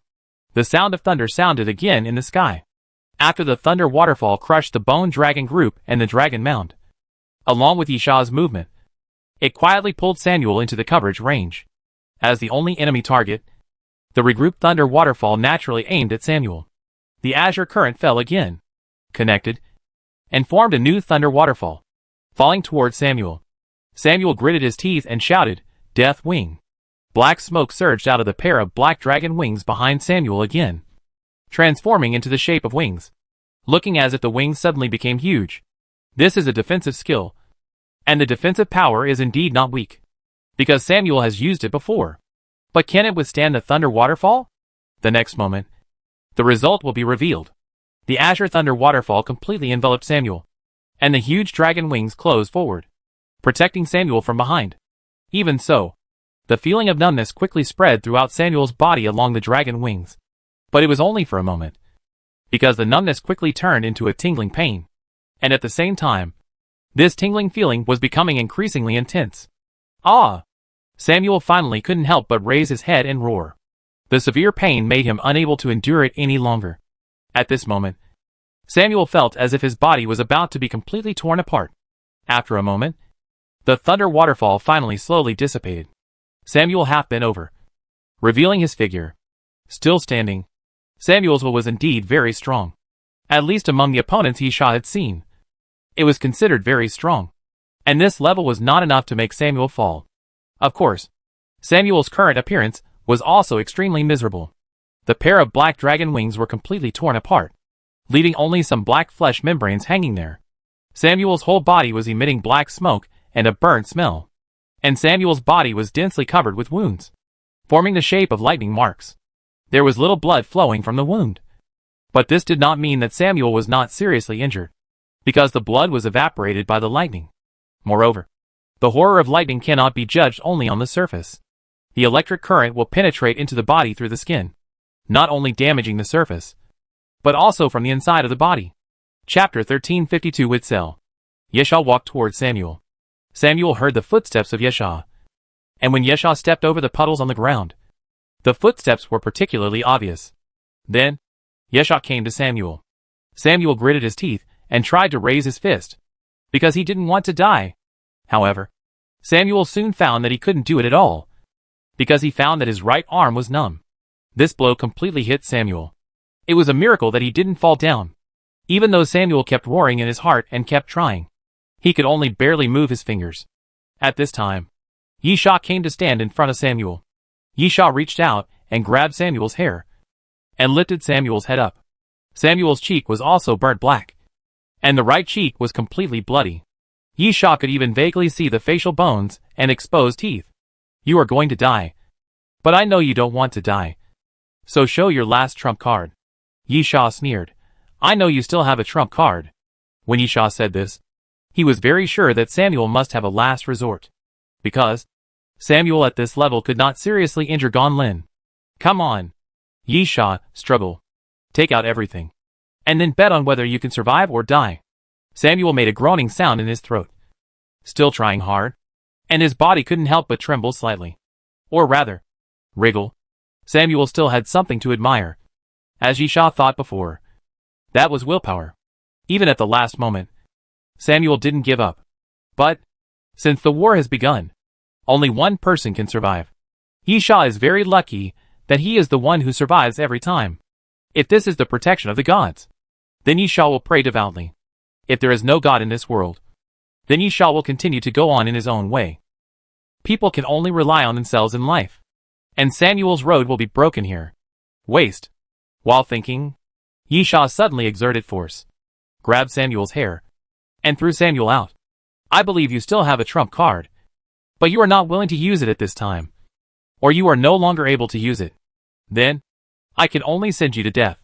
Yisha spread his palm and condensed a thunder ball. It's really disappointing. I don't think so. At this time, a voice suddenly sounded behind Yisha. I think this is really a wonderful battle. Not disappointing at all. Yisha looked back suddenly, and then saw a man and a woman walking towards him a few dozen meters away. The man was an old man with gray hair, probably in his 60s or 70s, and he was leaning on a cane. But his legs and feet didn't seem to have any problems. The woman was only in her early 20s, and her appearance was neither pretty nor ugly, just ordinary, wearing a pair of black-framed glasses, with some freckles, and long dark brown hair. Yisha's pupils shrank suddenly. And then, Witzel? Lillian? Yisha knew the other party. Of course, only from the photos, because these two were one of the targets of this mission.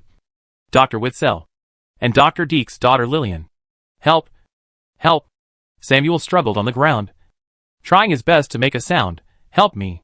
Samuel was asking for help, and the direction of the help was actually Witzel. Yisha looked at Samuel, then at Witzel, and was stunned at first, and then extremely surprised. Samuel's last trump card turned out to be Compu? This guy actually got together with Compu? This is really an extremely surprising answer, because Yisha couldn't figure out what Compu could give Samuel. What he could get from Compu could be obtained on the Doomsday train, and what he couldn't get from Compu could also be obtained on the Doomsday train. The mission this time was assigned by the conductor. The two people in front of him were the ones the conductor specifically wanted to kill. Samuel was involved with Comp at this time, which meant that he definitely did not plan to return to the Doomsday train after this.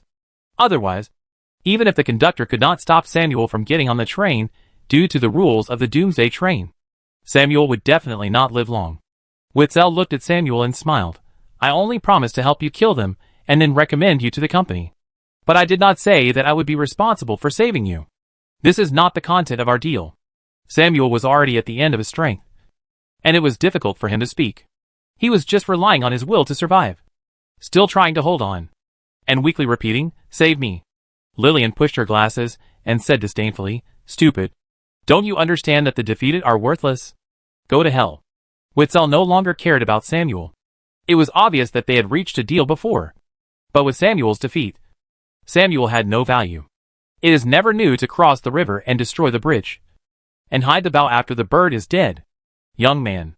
Witzel looked at Isha and smiled. Maybe we can talk. It turns out that you are better than him. Everything he wants can be given to you. Even more. Uncle Witzel.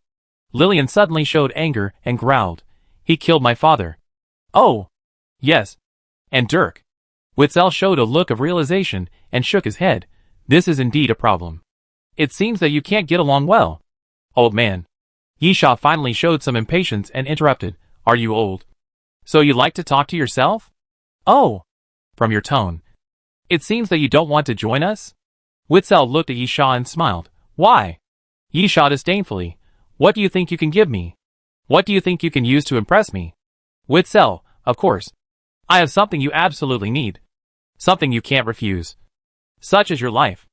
Yisha was stunned for a moment, then narrowed his eyes. Was he reminding himself that if he didn't agree, he would die? Yisha looked at Witzel and suddenly laughed. Then said, Old man, I accept the deal, but I want to change the content of the deal. Witzel laughed. How do you want to change it? Yisha, someone is interested in the things in your hand and asked me to take them back. I hope to get the things in a gentle way. Therefore, let's make a deal. Hand over the things, and I will keep your life. Chapter 1353 Virgo. Yisha was clearly provoking him, but Witzel seemed not to understand what he meant. Or he did not care about Yisha's provocation, but smiled and said, You want what I have. The constellation plan? Yisha, do you have anything else worth my effort? Witzel still smiled. And then, so? The person you are talking about is Davis? Yisha did not mean to avoid the question, and directly agreed. I see. No wonder you were able to find this place. Because he is already betrayed. Witzel, I am beginning to be curious about you now. Davis is a lunatic, and ordinary things cannot impress him. I really want to know how you managed to win him over. Yisha smiled. Maybe. You can ask him in person. Witzel, does this count as winning me over? Yisha, you can understand it that way. It would be my honor. But unfortunately I refuse. Witzel, because you can't take my life. And you can't trade it with me. That's a pity. Yisha held up the thunder ball with one hand. Don't worry. For the sake of the information, I will leave you a breath. After Yisha finished speaking, he swung his hand forward, and the thunder ball flew forward. Under the thunder ball, as the thunder ball passed close to the ground continued to shatter. Witzel didn't move, but Lillian did. Lillian took a step forward and blocked the thunder ball. Grayish-white smoke appeared on Lillian's body, and then she punched the thunder ball. It was hard to imagine that Lillian's petite body could have such terrifying power. After punching the thunder ball, she was not at all inferior, and smashed the thunder ball to pieces. Ah! After taking the thunder ball, Lillian suddenly raised her head and roared. Lillian's hair seemed to be burning, turning into grayish-white smoke. The smoke enveloped Lillian's whole body, and a pair of wings condensed behind Lillian. At the same time, the smoke formed a halo above Lillian's head. Witzel smiled. Let me introduce her. She is the Virgo carrier of the constellation project that I chose. Virgo? Yisha glanced at Lillian. So weak. Yisha looked at Lillian with contempt. Lillian might be an experimental product of the constellation project, but she was a semi-finished product anyway. She was not even as good as a Scorpio, let alone a Leo. This made Lillian extremely angry. I will kill you. Lillian yelled at Yisha. Revenge my father. Witzel smiled and patted Lillian's shoulder. Kill him. I'll wait for you at the base station. This island has been exposed. We have to change our plan. Let's go back to the headquarters first. After Witzel finished speaking, He was about to leave. But at this time, thunder kill. Yisha punched forward, and a sharp sizzle sound came from his arm. Along with the appearance of an arc, a lightning column blasted forward, heading straight for Witzel.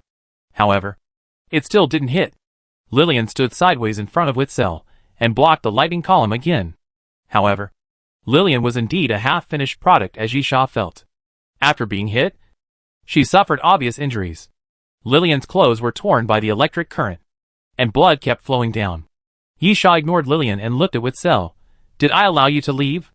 Witzel did not answer, but reached out and patted Lillian's shoulder. Revenge always comes at a price. These words made Lillian's body tremble involuntarily.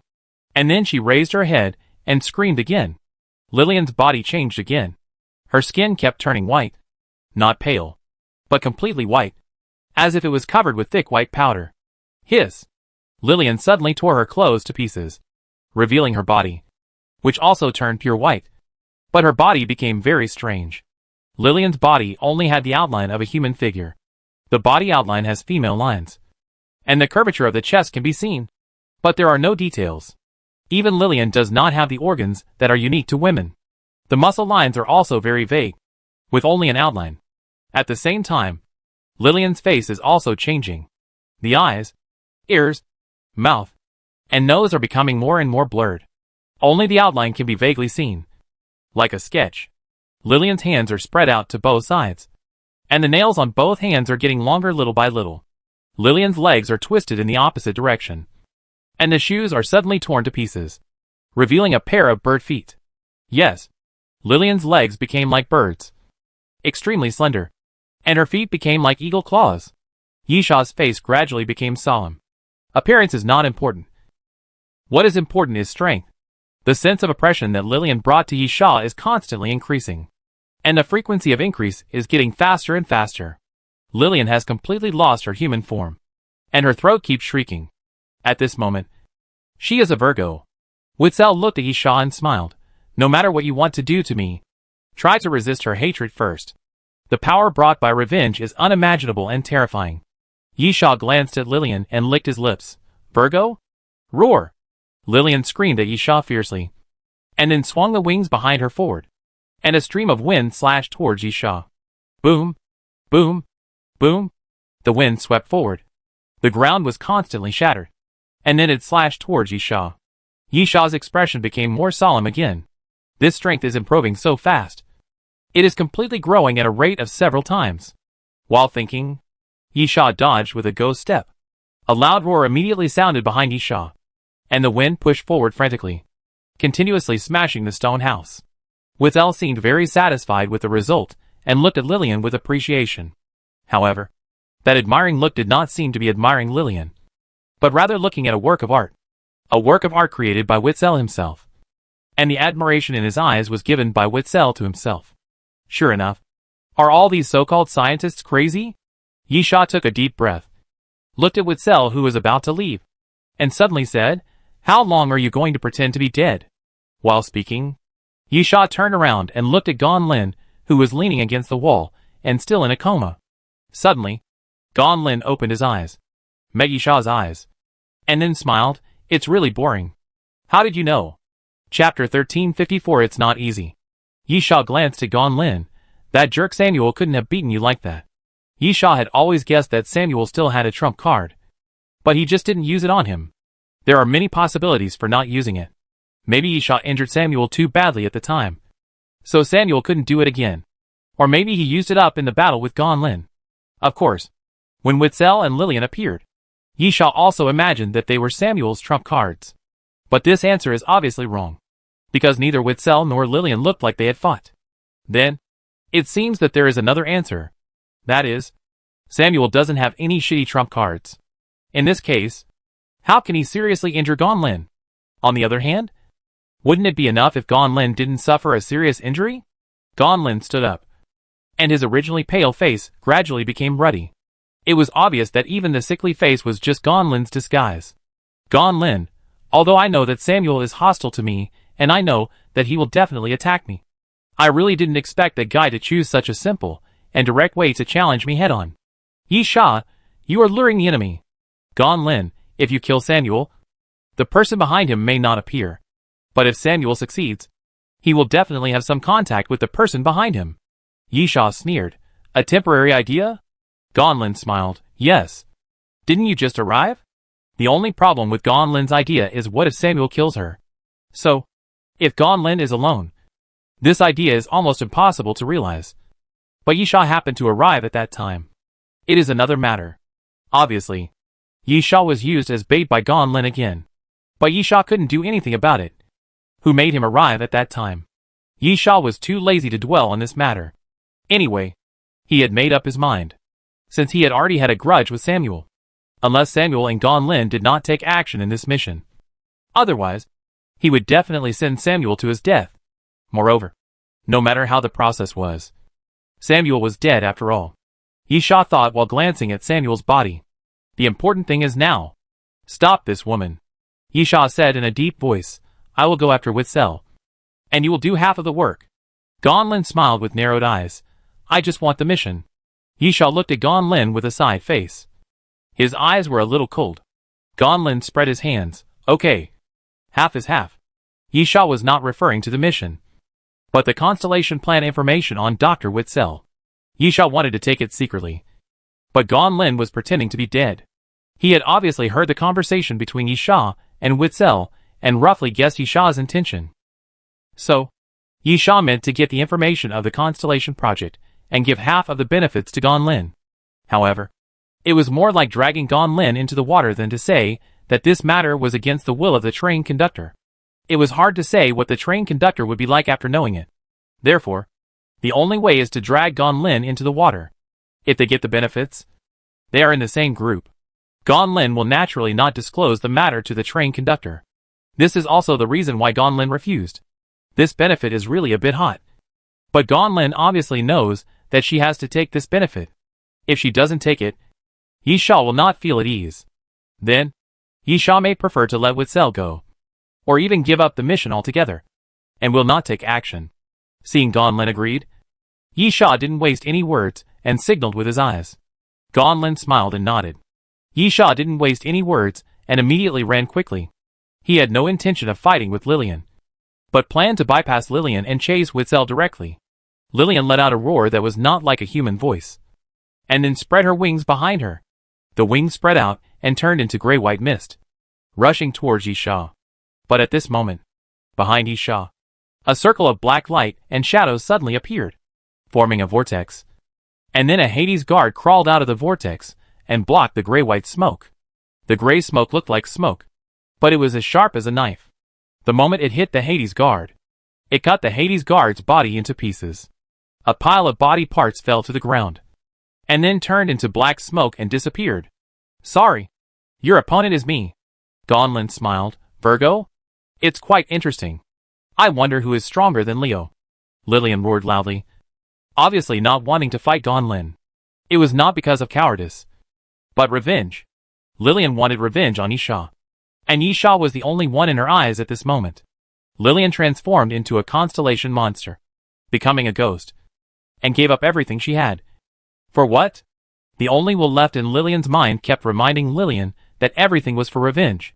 Unfortunately, Lillian turned around and wanted to chase, but still couldn't catch up. Call of the underworld, Gonlin whispered. And then, there was a dead silence on the street. That was the dead silence from the abyss and the underworld, symbolizing the extinction and fall of everything. In the vortex where the underworld guards appeared earlier, countless white ghosts suddenly flew out, dancing wildly in the air, and then condensed into the shape of a giant underworld beast. Roar! A roar that shook the mountains and river sounded, and the underworld beast raised its huge palm and pressed it directly towards Lillian. Boom! The palm of the underworld beast pressed on Lillian's body, and then pressed Lillian to the ground. The huge force directly caused the ground to collapse, and a huge deep pit appeared. This attack seemed extremely terrifying, and it was quite earth-shattering. However, it was obviously not enough to kill Lillian. Roar! The roar sounded again, and the giant palm of the underworld beast was actually pushed up little by little. And then the huge body of the underworld beast was actually flipped over. Lillian stood up again, and the wings behind her danced. Two huge wind blades slashed towards the underworld beast, and the moment they hit the underworld beast, They actually cut the huge body of the underworld beast in half. The next moment, Lillian turned and roared in the direction of Gan Lin. The wind flow rises again. The wind flow around them tangled together and continuously hit Gan Lin, condensing into a tornado. Bang! Gan Lin raised his palm and chose to take the blow. Then Gan Lin's body was pushed out by the hurricane. After more than 10 meters, the hurricane gradually disappeared. Gan Lin raised his head, and blood flowed from the corner of his mouth. You are worthy of being a constellation monster. Gan Lin stretched out his hand to wipe away the blood. It's not easy. Chapter 1355 Data. On the other side, Yi Sha has caught up with Witzel. Witzel looked at Yi Sha curiously. You can't catch up so quickly. And Lillian can't be defeated so quickly. Yi Sha raised his eyebrows. It seems that you know that woman can't beat me. Of course. She is my experiment. Of course I know. Witzel. The war weapons manufactured by the Constellation Project do not use human bodies. Human evolution comes from wisdom. And the upper limit of the body is too low. However, she wants revenge. And her father and I are good friends. So I met her request and let her become the carrier of Virgo. Yi Sha said disdainfully, you are good friends with the other party's father. And then you turn the other party's daughter into a half-human ghost? Witzel said indifferently, that is her own choice. Never underestimate a heart of revenge. Moreover, although she is the weakest of the war weapons I made, she is not so vulnerable. After seeing your battle, I think the probability of her revenge will not exceed 30%. But at least there is hope. The weakest? Yi Sha laughed. Leo. Witzel raised his eyebrows, and his expression finally changed a little. He looked at Yi Sha. How do you know?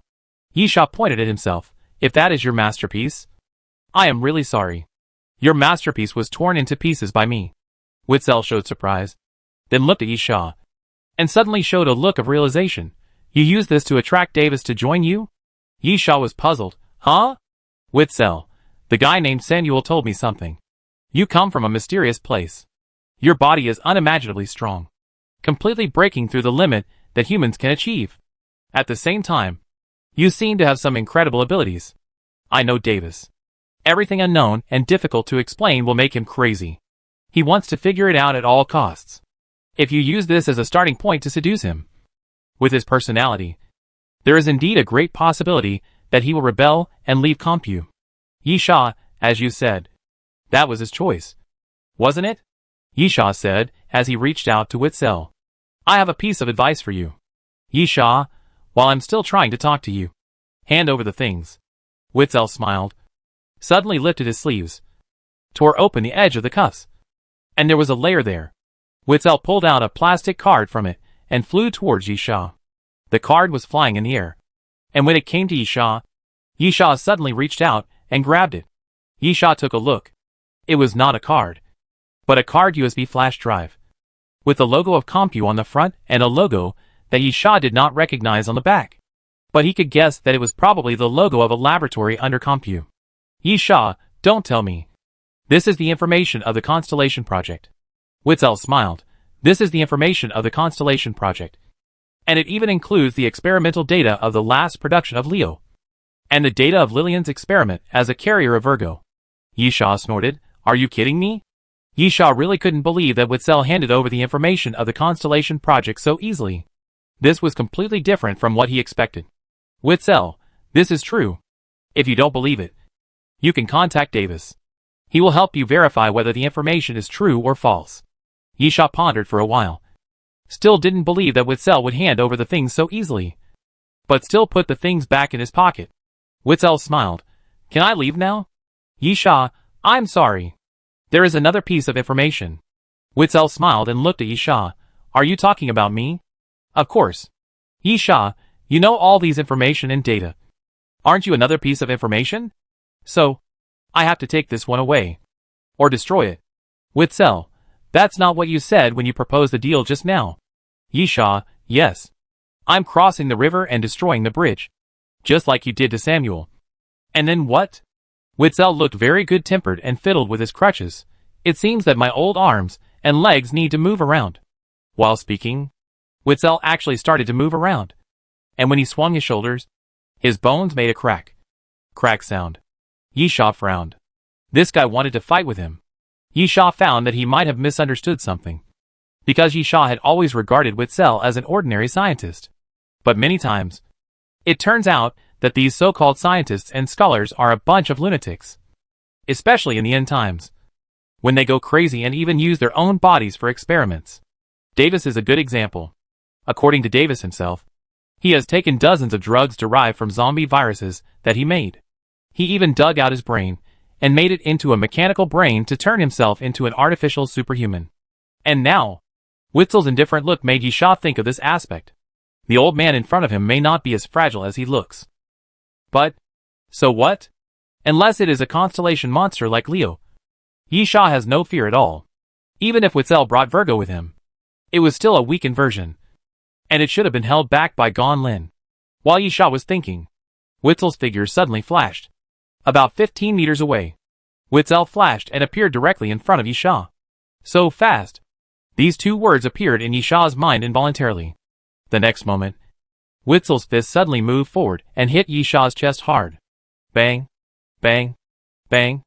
Yisha's body flew backwards almost instantly, and then hit the stone houses on the side continuously, smashing several stone houses in succession. Witzel twisted his arms, kicked his legs, and smiled. It seems that my old arms and legs are still useful. Boom! There was a sudden roar from the bottom of the ruins, and then the top of the ruins collapsed, and countless rubble rolled down. Yisha climbed out of the ruins and looked at Witzel with some disbelief. Yisha thought that Witzel might be able to fight, but Yisha really didn't expect that Witzel was so good at fighting. Chapter 1356 Taurus. Yisha's face became a little more serious. It is a problem that Witzel is stronger than Yisha imagined. But the most important thing is that Yisha did not feel any pressure, which means that Witzel has not yet shown his true ability. Secondly, that blow was just a fist. Witzel just rushed to Yisha and punched him. No weapons, no props, no abilities, just fists. It is not the biochemical transformation or physical transformation that Compu is best at. Yisha said, extreme evolution of physical fitness? Witzel smiled. What is that? Yisha did not explain, because it was too complicated to explain. That was the name on the Doomsday train. From the perspective of Compu, it was probably through biological transformation that the body reached its limit, or even exceeded the limit. Of course, another reason was that Yisha was too lazy to explain. No matter what made Witzel strong, fighting was inevitable, and Yisha wanted to win. Ha! Yisha suddenly shouted, and electric currents wrapped around his arms. The duration of the 10 directions of wild thunder had passed, and the white dragon's heavenly might had little time left. But the lightning strike could still be used. Thunder kill. Yisha punched out 2 consecutive times, and 2 electric currents followed Yisha's fists and went towards Witzel. Although Witzel looked old, his speed was faster than Yisha had imagined. He quickly twisted his body and moved to the side, dodging to the side. Boom! Boom! 2 electric currents hit the ground, shattering a large area of the ground. But Yisha's attack was not over yet. At this moment, the sky was filled with wind and rain. And then the wind and rain merged into one and fell downward. Boom! A stone house was cut open by a single blow. However, when the wind flow cut into Witzel's body, Witzel took a deep breath, spread his arms to both sides, and actually used his body to take the attack. The most important thing was, he actually took it. Fenglu slashed Witzel's body, making a dull sound, and then pushed Witzel back a little, but did not hurt Witzel. Yisha's brows were twisted tighter. Witzel's strength was beyond imagination. This attack was difficult to hurt him. At this time, Fenglu cut Witzel's clothes, and the clothes broke into 2 and fell to the ground. Witzel showed his upper body, which was not like a human's upper body. Witzel's body looked like a bunch of pieces of meat put together, with different shapes. Some square, some rectangular, and most of them irregular shapes. Just like a puzzle, just put together. Moreover, those pieces of meat obviously came from different species. Yisha saw 2 pieces of scaly skin, which were obviously cut from the body of a dinosaur. There was a rectangular piece of flesh in the waist and abdomen, covered with fine hair. Yisha was a little surprised, but he felt that there was nothing to be surprised about. These crazy scientists seemed to like to operate on their own bodies. Surprised at the other party's madness, but not surprised that the other party would do this. The important thing is that the feeling of oppression appeared.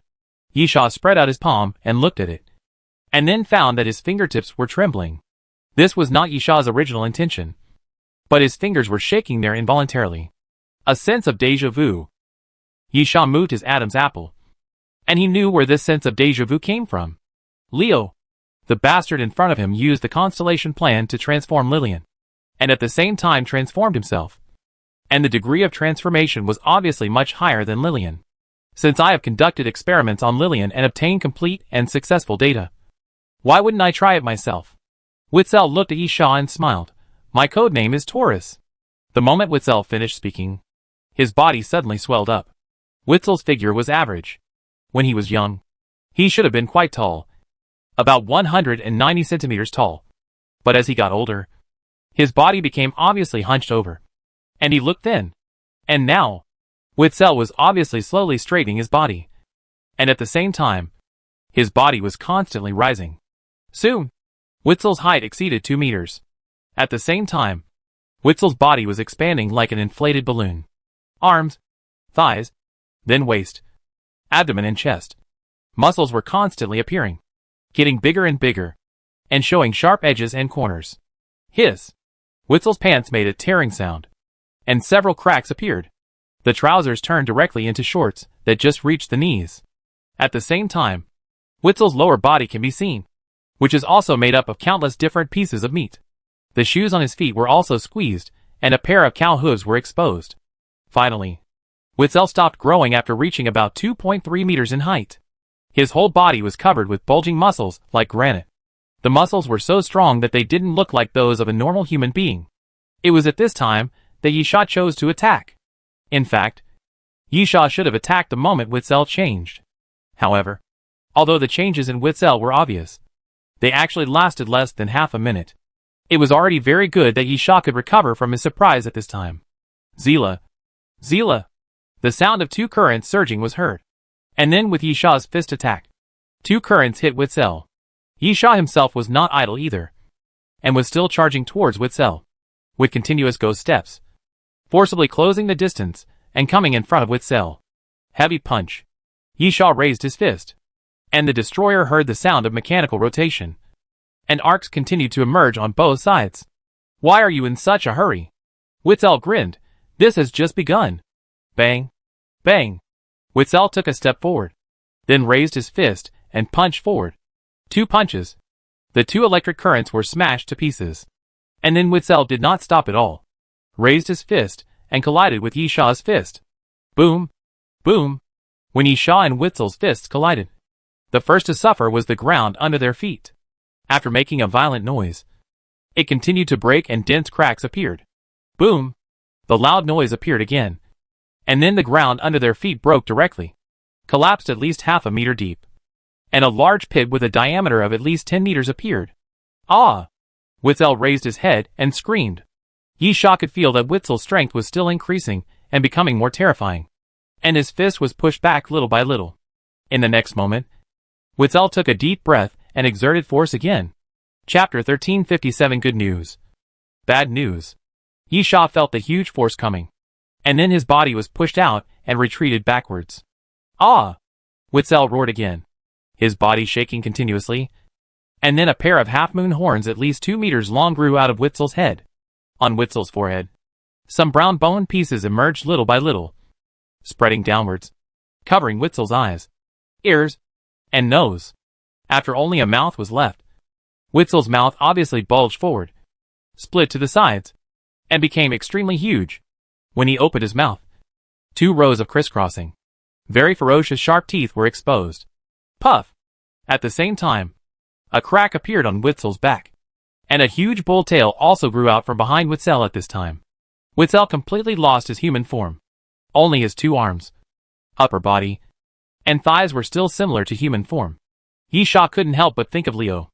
Witzel's Taurus form is actually very similar to Leo. Leo's form is also based on the transformation of human form, with a lion's head, tail, sharp teeth, and claws.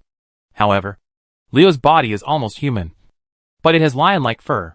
From the perspective of the change in form, it is obvious that Lillian's Virgo form is more thorough. Lillian is not a human in all aspects except for the outline and body shape of a human figure. and even the organs that symbolize gender have been lost. However, the feeling is completely different. Witzel is obviously much stronger, and it is exactly the same oppressive feeling he felt when fighting Leo. Huh? Yisha exhaled, but, compared to that time, I am also much stronger. Right? Witzel did not respond to Yisha, and he could not respond. With his mouth open, Witzel could only make a roar similar to a cow's moo, and saliva kept flowing from the corners of his mouth. Yisha didn't know if Witzel had a way to turn himself back into human form, but there was no doubt that at this moment, Witzel had abandoned everything about himself as a human, including thoughts and will. Physical changes do not mean giving up everything, but if you lose your thoughts and will, you can no longer be considered a human being. Witzel is a monster at this moment. Yisha slowly clenched his fists, and his knuckles made a crackling sound. From Scorpio to Leo. And now, Taurus is standing in front of Yisha. Yisha knows how terrifying the experiment conducted by Dr. Deke is, and how powerful the monster in front of him is. This is a battle that cannot be taken lightly, because it will really die. Ah! Yisha chose to attack first, and suddenly roared at Witzel. Many bubbles appeared in the air, and it can be clearly felt that the surrounding air is getting humid. And then the water gathered and attacked in the direction of Witzel. White Dragon Roar, used to strengthen the Dragon Roar. When using the Dragon Roar, a stream of water will be generated to attack the target. It cannot be used alone. Facing the water rushing towards him, Witzel did not hesitate and punched out. Bang! The water was completely shattered, and even the violent wind from the fist formed a recoil, forcing Yisha back continuously. The next moment, Witzel suddenly rushed forward, came to Yisha, and suddenly waved his arms. Ghost Step. Yisha did not hesitate at all, and directly distanced himself from Witzel. The opponent's fist was not so easy to receive. Boom! Witzel's fist swept forward, although he didn't hit Yisha. Just by swinging his fist, a stone house in front of him had countless cracks and then collapsed. Witzel didn't stop at all and ran towards Yisha again. Ghost Step. Ghost Step. Continuous Ghost Step. Yisha's figure was like a ghost, and his figure kept disappearing. Appearing, disappearing, and appearing. Witzel's speed was just as terrifying, but facing the Ghost Step's ability to move like teleportation, he was indeed at a disadvantage, and could not catch up with Yisha. However, this is only a temporary solution. Ghost Step is not an unlimited skill, but has an upper limit. So, what should be done when the upper limit is reached? Yisha's face was solemn. Yisha saw the shadow of Leo and Witzel, and the similarity was very high, not only in appearance, but also in combat mode and ability. But it makes sense if you think about it carefully. Constellation monsters may be made in different shapes, but Leo was made by Witzel. Since there was a successful research and production, Witzel did not choose to dig deeper and develop the constellation plan. Instead, for the sake of safety, according to the template of Leo, it is entirely possible to transform himself into a Taurus. Let's look at Lillian again. Although she is limited by her body, according to Witzel, Lillian cannot be considered a finished product. But Lillian's Virgo form is obviously not the type of Leo. That is, it is not the type of extreme evolution of physical fitness. The conclusion is actually very simple. The human body cannot withstand the transformation of the constellation plan. So Witzel first used the meat of various ancient species to make a new body for himself. This is why Witzel can become a true constellation monster, but Lillian cannot. On the other hand, because Witzel transformed his body in advance to adapt to the constellation plan, he was able to achieve the transformation of the extreme evolution type of physical fitness. On the contrary, Lillian could not become this type even if she wanted to. Of course, the most important point is that Yisha believes that Witzel is transforming himself, and Lillian is just an experiment. The transformation must be safe, and the success rate must be improved. Moreover, it is Witzel's own body after all, which concerns Witzel's life. Even if Witzel is crazy enough to transform his body, he will not be crazy enough to kill himself. Therefore, choosing the template of Leo and transforming himself into Taurus in a similar way is definitely the best choice. On the contrary, a madman like Witzel would not care about Lillian's life or death, even if he was once friends with Lillian's father. Therefore, Witzel must have made innovations and new attempts in Lillian's transformation. To put it bluntly, Witzel was using Lillian to try to make a new constellation monster, and Witzel himself was just replicating Leo. This is good news. Of course, this is also bad news. Chapter 1358 Paralysis. The good news is that if Witzel is just a replica of Leo, then Witzel will definitely not be stronger than Leo, and may even be slightly weaker. After all, it is just a replica, and the upper limit is exactly the same. However, the lower limit is hard to say. As Witzel himself said, the human body is indeed relatively low in evolution, and cannot be compared with wild beasts and ancient species. Although Witzel transformed his body in advance, are those pieced together corpses really stronger than finding a powerful ancient species as the carrier of Taurus? That is not necessarily the case. Secondly, just like there are no two identical eggs in the world, even if it is a replica, any slight deviation in the production process will lead to different results, causing Witzel's Taurus to be weaker than Leo. Of course, since the transformation was successful, even if it cannot be a 100% replica of Leo, the strength must be very similar to Leo.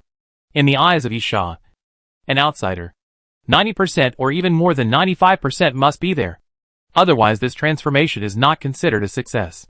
And here is the bad news. Leo is the typical example of physical fitness evolution. Since Leo is a replica, Witzel's Taurus form must be of this type. Although the type of physical fitness evolution has many limitations and often appears very passive, it is undeniable that this type is very difficult to deal with head-on.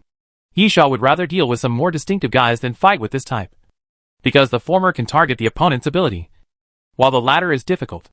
Or to be more direct, the type of extreme physical fitness evolution is very restraining to Yisha. The route Yisha planned for himself has always been to develop comprehensively. In close combat, Yisha can do it. In long-range combat, Yisha can do it. In terms of abilities, there are martial arts, sword moves, props, domains, elements, enhancements, and gains. There are all kinds of them. And these are also Yisha's greatest advantages. Yisha can easily make adjustments for different opponents. But facing the type with the extreme evolution of physical fitness, there is no room for adjustment.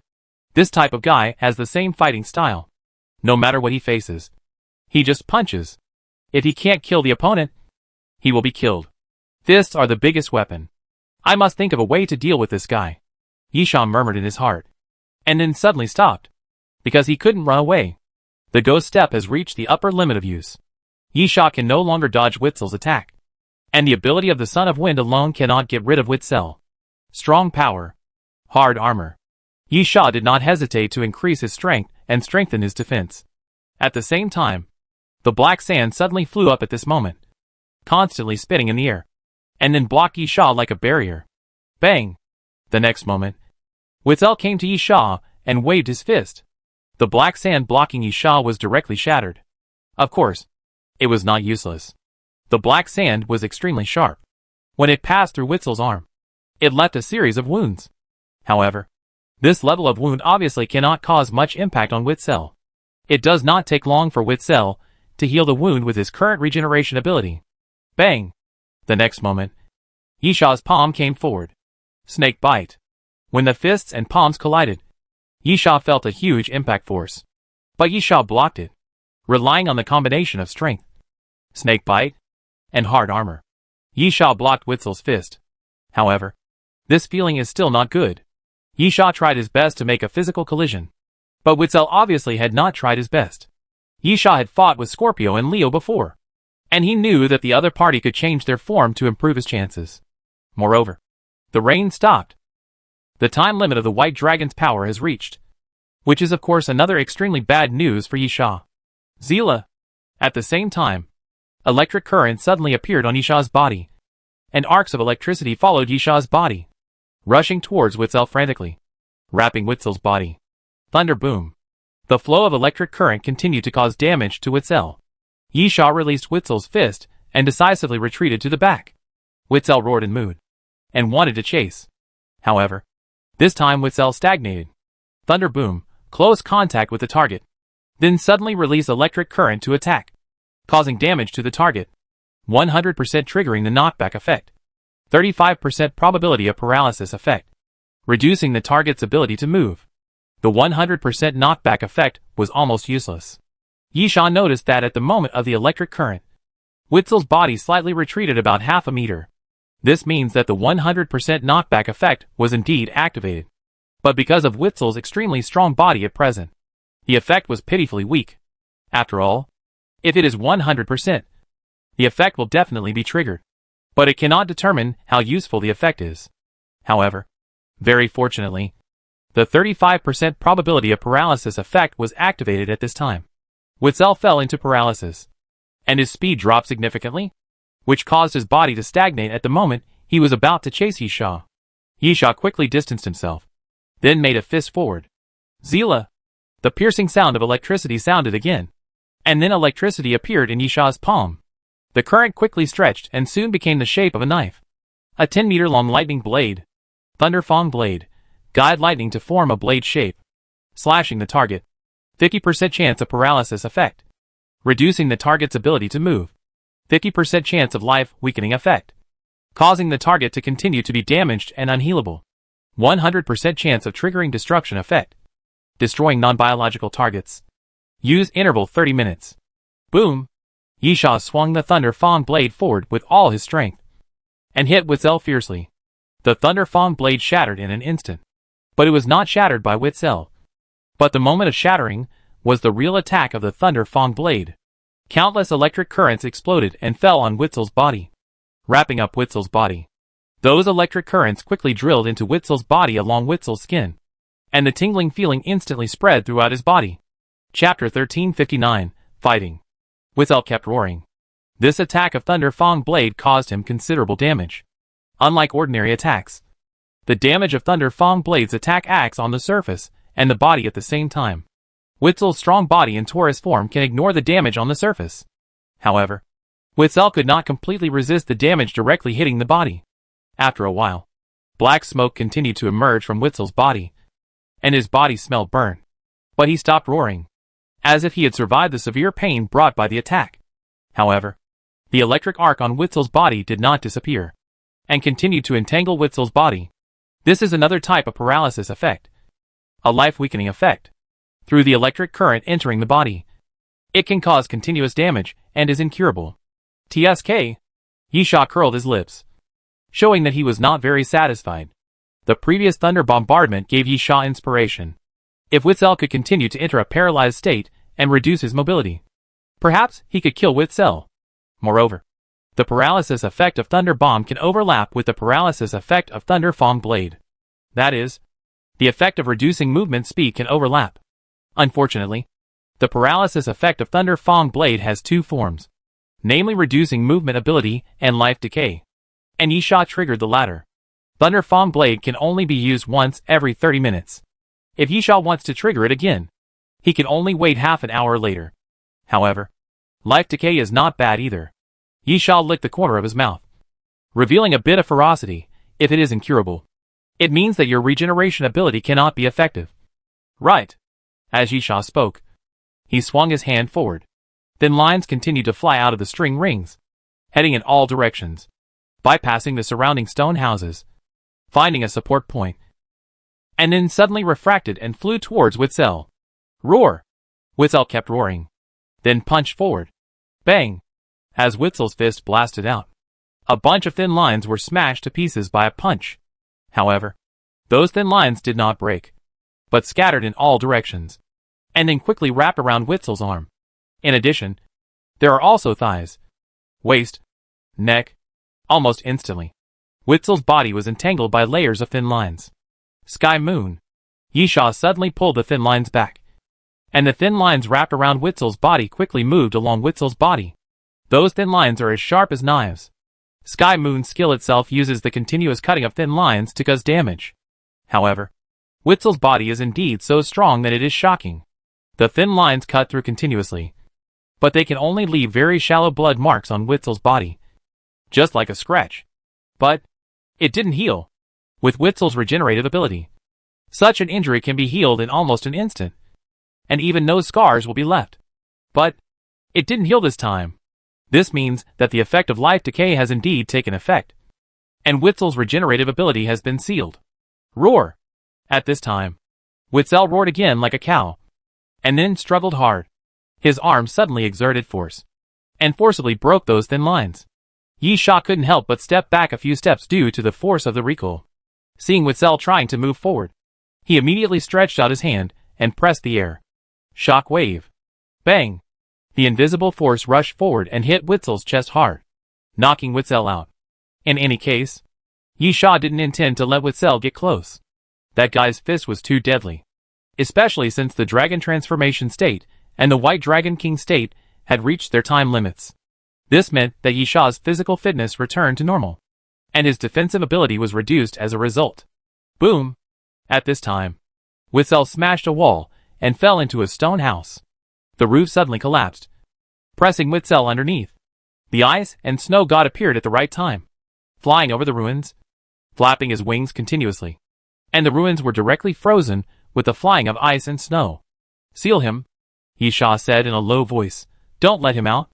Boom! Boom! Boom! As Yi Sha gave the order, there was a loud roar all around. The ground cracked inch by inch, and the corpse flower vines suddenly flew up from the ground, constantly pressing on the ruins. The roars like cows continued to sound, and then the ruins continued to tremble. It can be seen that Witzel is struggling violently with the ice and the corpse flower vines. Yi Sha hopes to suppress it for a while longer. The longer the delay, the more obvious the effect of life weakening will be. Moreover, if it is delayed for 30 minutes, Yi Sha can use the Thunder Fang blade again. This is the tactic that Yi Sha just thought of not long ago. That is, delay Witzel to death. The paralysis effect can be used to reduce the movement speed or weaken life. The former limits Witzel's mobility, and the latter can cause consumption, as long as it is delayed long enough. Yi Sha believes that he can delay Witzel to death. Unfortunately, the corpse flower vines obviously couldn't suppress Witzel. Boom! After a stalemate of about half a minute, the ruins suddenly made a loud noise. And then the ruins exploded, and the corpse flower vines overlapping on it were also shaken away at the first time, smashing on the ground around them, and continued to make loud noises. Roar! The roar like a cow's mooing sounded again. Witzel pushed away the stone pressing on his body, shook his body and stood up again, standing directly on the top of the ruins, grabbed a huge stone and threw it towards Yi Sha. The boulder was flying in the air, bringing with it a whistling wind. But before it hit Yi Sha, black iron sand suddenly flew up, wrapped around the stone, and smashed it into pieces. Roar! Witzel roared again, rushed down from the ruins, but was suddenly entangled by a chain on his legs. Archon took action. The Archon hid behind the ruins and restrained Witzel the moment he moved. At the same time, the corpse flower vines quickly swam close to the ground, crisscrossing around Witzel. Witzel punched out angrily, breaking a corpse flower vine, but was still blocked. There were quite a few corpse flower vines. At the same time, the chain wrapped around his feet made Witzel very uncomfortable, and he suddenly raised his fist and punched the chain. Bang! Witzel's punch fell, and the ground made a roar, and collapsed directly downwards, forming a huge deep pit. However, the chain condensed by the light did not break. Chapter 13 60-second form. Of course, the Archon could not be stronger than Witzel. It can only be said that the chain used by the Archon was special, especially after it evolved by devouring the flesh and blood of the Son of Flame. The chain was likely to contain the power of the Apostle.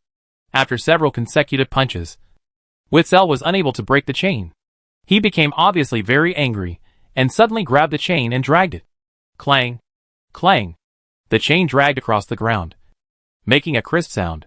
The Archon had no way to deal with it. In terms of strength, he could not compare with Witzel. Bang! Witzel dragged the chain, exerting force continuously. With the swing of the chain, he directly threw the Archon's body into the air, and hit the surrounding corpse flower vines hard. For a moment, it was a mess. The continuous collisions made the corpse flower vines entangled together. Witzel took the opportunity to rush out of the encirclement and rush towards Yi Sha again. So fast! The arc on Witzel's body has not disappeared. The life weakening and the paralysis effect that reduces the movement speed are still there. But Witzel's speed is still terrifyingly fast. Yi Sha estimated the speed of both sides and found that he seemed to be slower than Witzel, because the wind flow around was not strong, and the ability of the Son of Wind could not be fully exerted. In an instant, Yi Sha made a decision. If he couldn't avoid it, he could only go hard. Clang! The crisp sound of the sword rang out, and the sword fell from the sheath in Nanjiang. 24 bridges on a moonlit night. To deal with an opponent of Witzel's level, ordinary attacks are meaningless. Yisha's sword is used with 3 major sword moves. The sword came out, and the sword light split. The moment Yisha thrust forward with his sword, the sword light suddenly dispersed and turned into 24 rays, which were extremely gorgeous, like a huge silver net, covering the front of Yisha and covering Witzel at the same time. Roar! Without retreating or being timid, Witzel raised his fist directly and blasted forward. This is the type of extreme evolution of physical fitness, and the chosen fighting method. Only fists. Boom! Witzel's fist collided with the sword light, and actually tore the sword light apart directly. However, as the sword light passed by, Witzel's arm continued to crack. Blood continued to flow down Witzel's arm. Bright red, with a hint of gold mixed in. When Yisha found that the 24 Bridges moon could not withstand Witzel's fist, he decisively placed the sword falling in Nanjiang across his chest. Bang! Witzel's fist hit the sword falling in Nanjiang, and the sword body was obviously twisted, and then hit Yisha's chest. Yisha's body flew straight out like a kite with a broken string, and fell to the ground. Puff! Before Yisha could get up, blood spurted out of one side of his head, and his face turned pale instantly. Yisha felt as if his internal organs were trembling, and there seemed to be some broken pieces of internal organs in the blood that spurted out. Of course, Witzel didn't get away with it either. His arm was like it was crippled, bloody, and even some flesh was cut off, revealing traces of bones. At this time, the weakening of life and the ability to heal played a great role, making Witzel unable to regenerate flesh and blood. However, the pain obviously made Witzel even more angry. Roaring crazily, Witzel's roar echoed around. And then, Ka-la! Ka-la! The sound of bones snapping appeared, and Witzel's back was suddenly torn apart, for bones on each side suddenly grew out, then went around in front of him, slowly gathered together, and stuck close to his body.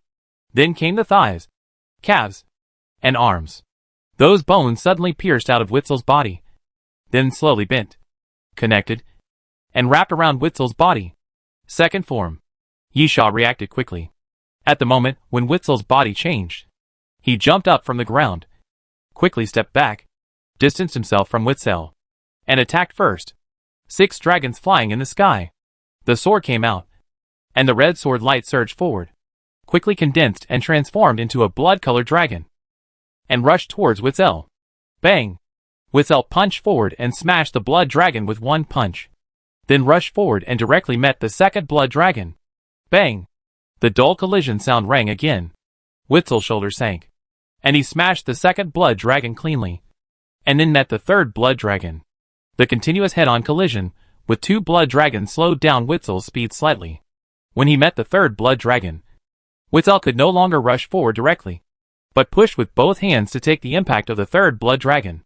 With the impact of the blood dragon, Witzel's body was slowly pushed back.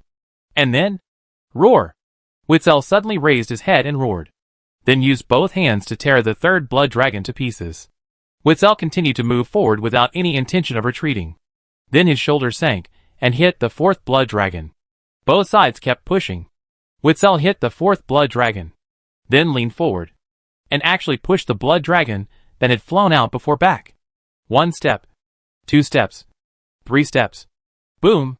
Witzel pushed the fourth blood dragon hard, pressed it back, and then collided with the 6th, 5th blood dragon that had just flown out, making a loud roar. The 2 blood dragons turned into pieces in the collision, and Witzel's body was cut with wounds. But Witzel completely ignored the wounds and pain, strode forward, came to Yisha, and punched. Yisha gritted his teeth and wanted to retreat. But when the 6 dragons were used, Yisha could not move at will. Only in this way could the 6 dragons be kept in a line. And at the moment, the 6th blood dragon had already condensed. Yisha gritted his teeth and forced himself to confront Witzel. He swung his sword vigorously, and the 6th blood dragon flew forward with its fangs and claws bared. Boom! At this moment, Witzel punched forward with his fist and collided fiercely with the 6th blood dragon. Then a huge roar sounded again. The blood dragon seemed to be crushed inch by inch, and its body kept wrinkling, shrinking, and then completely shattered. The violent air waves spread at this moment, as if a huge explosion had occurred, layer by layer. like ripples, continuously pushing towards the surroundings.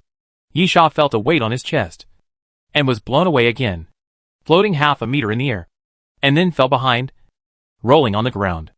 After finally stabilizing his body, Yisha had not had time to get up, and he opened his mouth and spit out a mouthful of blood, staining his clothes red. Chapter 1361 Gathering. Yisha reached out and wiped the blood from his mouth with the back of his hand, and looked up at Witzel. Witzel was also injured, but not seriously. In the second form, Witzel's physical fitness was strengthened again. Not only was his attack power enhanced, but his defense was also significantly improved. The most important thing was that his speed was also improved, even with the paralysis effect that reduced and suppressed his mobility. Witzel's speed still became very terrifying. Damn it! Yisha cursed, gritted his teeth and climbed up, raised his hand, and swung a stream of electricity forward. The current swept forward and hit Witzel's body, but it was useless. Witzel used his body to force the current to shatter. Roar! Witzel roared again, then jumped up and landed in front of Yisha. The next moment, Witzel raised his fist, but Witzel's arm suddenly trembled, and then hung in the air. Yisha could see that Witzel had no intention of showing mercy. The guy in front of him just wanted to hit his nose with his fist. Yiyu's voice sounded at this time. It seems you need help. Yiyu leaned against the wall not far away. The consumption of the brain seemed to have recovered a little, but it was obviously still a little weak. At this time, Witzel roared angrily, forcibly broke free from the restraint of the brain's ability, and smashed his fist down. But the restraint for that moment was enough. Yisha leaned back violently, and Witzel's fist hit the ground. With a loud bang, a spider web of cracks appeared on the ground. Witzel looked up and watched Yisha get up from the ground and raised his fist again. But at this moment, thump, thump, thump, the sound of gunfire suddenly rang out. Niepa stood on the roof of the side without knowing when, and shot at Witzel with a gun. Witzel instinctively raised his arms to protect his head. Bullets kept hitting Witzel, but it seemed to have no effect. After the bullets hit Witzel, they only caused a slight dent on Witzel's body, and could not even penetrate Witzel's skin. Hey! Niepa shouted loudly. Horn man. Look here. Niepa shouted loudly, attracting Witzel's attention. And then while continuing to shoot, he took out a grenade, bit the bolt with his teeth, and threw it towards Witzel. Boom! The grenade fell at Witzel's feet and exploded. Flames mixed with black smoke surged up. The impact force pushed Witzel out, and Witzel slid backwards close to the ground. The explosion had no effect except leaving Witzel's body covered with charred ash. Dong! Dong! Dong! The dull footsteps sounded at this time, and Fei Long's huge figure suddenly appeared behind Witzel. Open the watermelon! Fei Long laughed, and then slapped Witzel's head with two palms, one on the left and one on the right. With a bang, Fei Long pressed Witzel's head, and then kept exerting force and squeezing with his palms. Blood soon flowed down from Witzel's forehead. Fei Long seemed to really want to burst Witzel's head like a watermelon. But, bang! Witzel suddenly reached out and grabbed Fei Long's wrist, slowly stretching Fei Long's wrist little by little. Niepa jumped down from the roof and walked to Yisha's side. Surprised, Fei Long lost in a strength contest? How is this possible? Bang! Witzel forcibly broke free from Fei Long's palm, then slammed his head backwards, knocking Fei Long directly out. Fatty, you can't do it. You still have to look at me. Cummers appeared behind Fei Long, pushed Fei Long to prevent him from falling to the ground, then bent over and suddenly rushed forward, raising his left arm. Arm of God! Cummers growled, Holy judgment! Bang! Cummers punched out, and then a stunned expression appeared on his face, and his fist was directly grasped by Witzel. The next moment, Witzel casually threw his hand, and Cummers was thrown out like throwing garbage. Boom! Kamas was put into a stone house, and the stone house collapsed. Niepa was surprised. What on earth is this? Yisha gritted his teeth. Taurus. Niepa was even more surprised. Constellation monster? Although Niepa and his friends went to the island to hunt the water spirit Moya, they had never seen Leo. Strictly speaking, although they knew about it, it was the first time that Niepa and his friends saw a constellation monster. Be careful. Yisha, this guy is troublesome. At the same time, Fei Long rushed towards Taurus again. Asshole! Fei Long shouted loudly. You heard me. with a palm as big as a palm leaf. Fei Long slapped Witzel's head directly. Yisha's face changed. No! If it was the first form, Fei Long was also the type with the extreme evolution of physical fitness. He might be at a disadvantage in a hard fight, but he could still hold on for a while. But if it was the second form of Taurus, it would be a different matter. Witzel grinned. Saliva kept flowing from the corners of his mouth. It can be seen that Witzel was also very excited. He liked this kind of guy who was willing to fight with him. Then, Witzel's fist blasted out. Bang! The fists collided. Fei Long tilted his head, seemed a little dazed, and then raised his right arm. Fei Long's right palm disappeared, leaving only an empty wrist and a piece of wrist bone, and blood flowed madly from the wound. Ah! At this time, Fei Long screamed loudly, grabbing his arm and retreating continuously. With just one punch, Witzel broke Fei Long's wrist bone, and with great force, he tore off his entire palm. Damn it! Yisha expected Fei Long to be no match for Witzel, but he didn't expect it to be so miserable. He said to Yu, "Get his palm back and freeze it." While Yisha was talking, he had already rushed forward, because Witzel had no intention of stopping and was walking towards Fei Long. Yisha quickly came behind Witzel, suddenly jumped up, kneeled on Witzel's back, pulled out a thin line from the string ring, and put it around Witzel's neck. Asshole! Yisha said fiercely. Don't forget that your opponent is me. Yisha kept exerting force, tightening the thin line, but still couldn't cut Witzel's neck. Then, Witzel reached out and grabbed the thin line, and with a strong pull, he threw Yisha forward. With a bang, Yisha fell to the ground, grimacing in pain. Chapter 1362, Gang Beating. Witzel growled, walked towards Yisha, raised his foot, and stepped on Yisha. Bang, bang, bang. Yisha kept rolling to the side to dodge, and Witzel kept stepping on the ground, breaking it into pieces. Yu quickly rushed to Fei Long, calmed him down, and reached out to wipe the wound on Fei Long's wrist to stop the bleeding. Fortunately, Fei Long's broken wrist was still there. As long as the wrist was preserved, it could be reattached when returning to the Doomsday train. With Fei Long's physical fitness and regeneration ability, there would definitely be no sequelae after recovery. But it would be troublesome if he couldn't find his palm.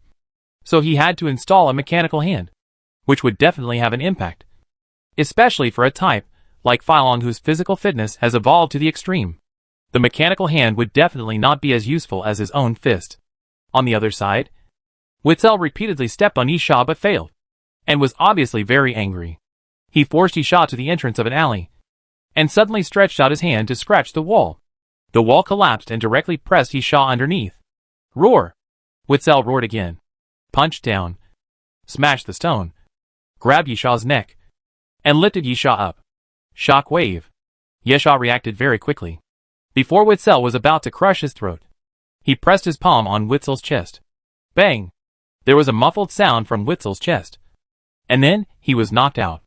Yisha took the opportunity to break free from Witzel's palm. Witzel kept retreating. At this time, comers had crawled out of the ruins. He happened to see Witzel retreating towards him, and immediately rushed forward, jumped onto Witzel's back, and clamped Witzel's neck with his arm. Yisha's pupil shrank, and he immediately said, "Be careful." Yisha's reminder was still a step too late. Witzel raised his hand and pinched Kama's wrist, seeing that Kama's was about to follow Fei Long's footsteps. You know, although Kama's looked strong, his body was far less powerful than Fei Long. Even Fei Long couldn't stand it. So how could Kama's not have his bones crushed? But it couldn't be crushed. Witzel's sudden force was unable to crush Kama's wrist bones in one blow. He tried twice in a row but to no avail. Finally, he roared, pulled Kama's off his back, and threw him forward. Bang! Kums fell to the ground, rolling and landing at Yisha's feet. Kums got up from the ground. My God's arm and Demon's arm have an indestructible effect. No external force can break them. They can be used for defense. Yisha nodded. This is Fei Long's weakness. He is not smart enough in fighting. But Kums obviously does not have such a problem. He obviously rushed forward when he was sure that his wrist would not be broken. At this time, Nyepa came to the other side of Witzel.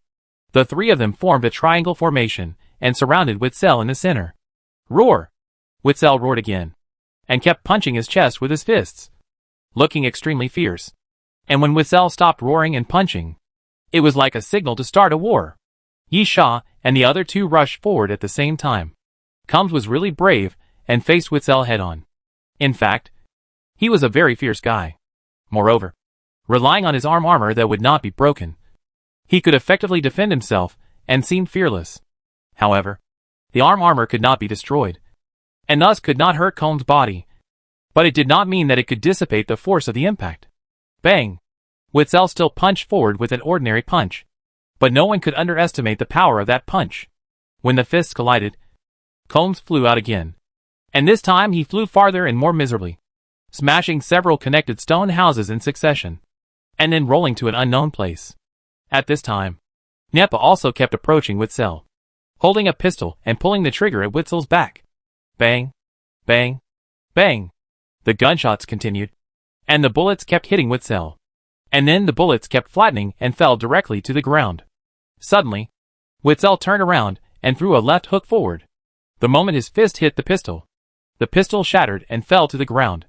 Witzel punched forward again and blasted towards Nepa. Steel bones! Nepa gritted his teeth, crossed his arms, and a metallic color appeared on his forearms. He met Witzel's fist, and with a bang, like the sound of metal colliding, Nepa was blown away. Getting up from the ground, Nepa looked at his left arm. There was a bruise under his sleeve, and it was swelling up at a speed visible to the naked eye.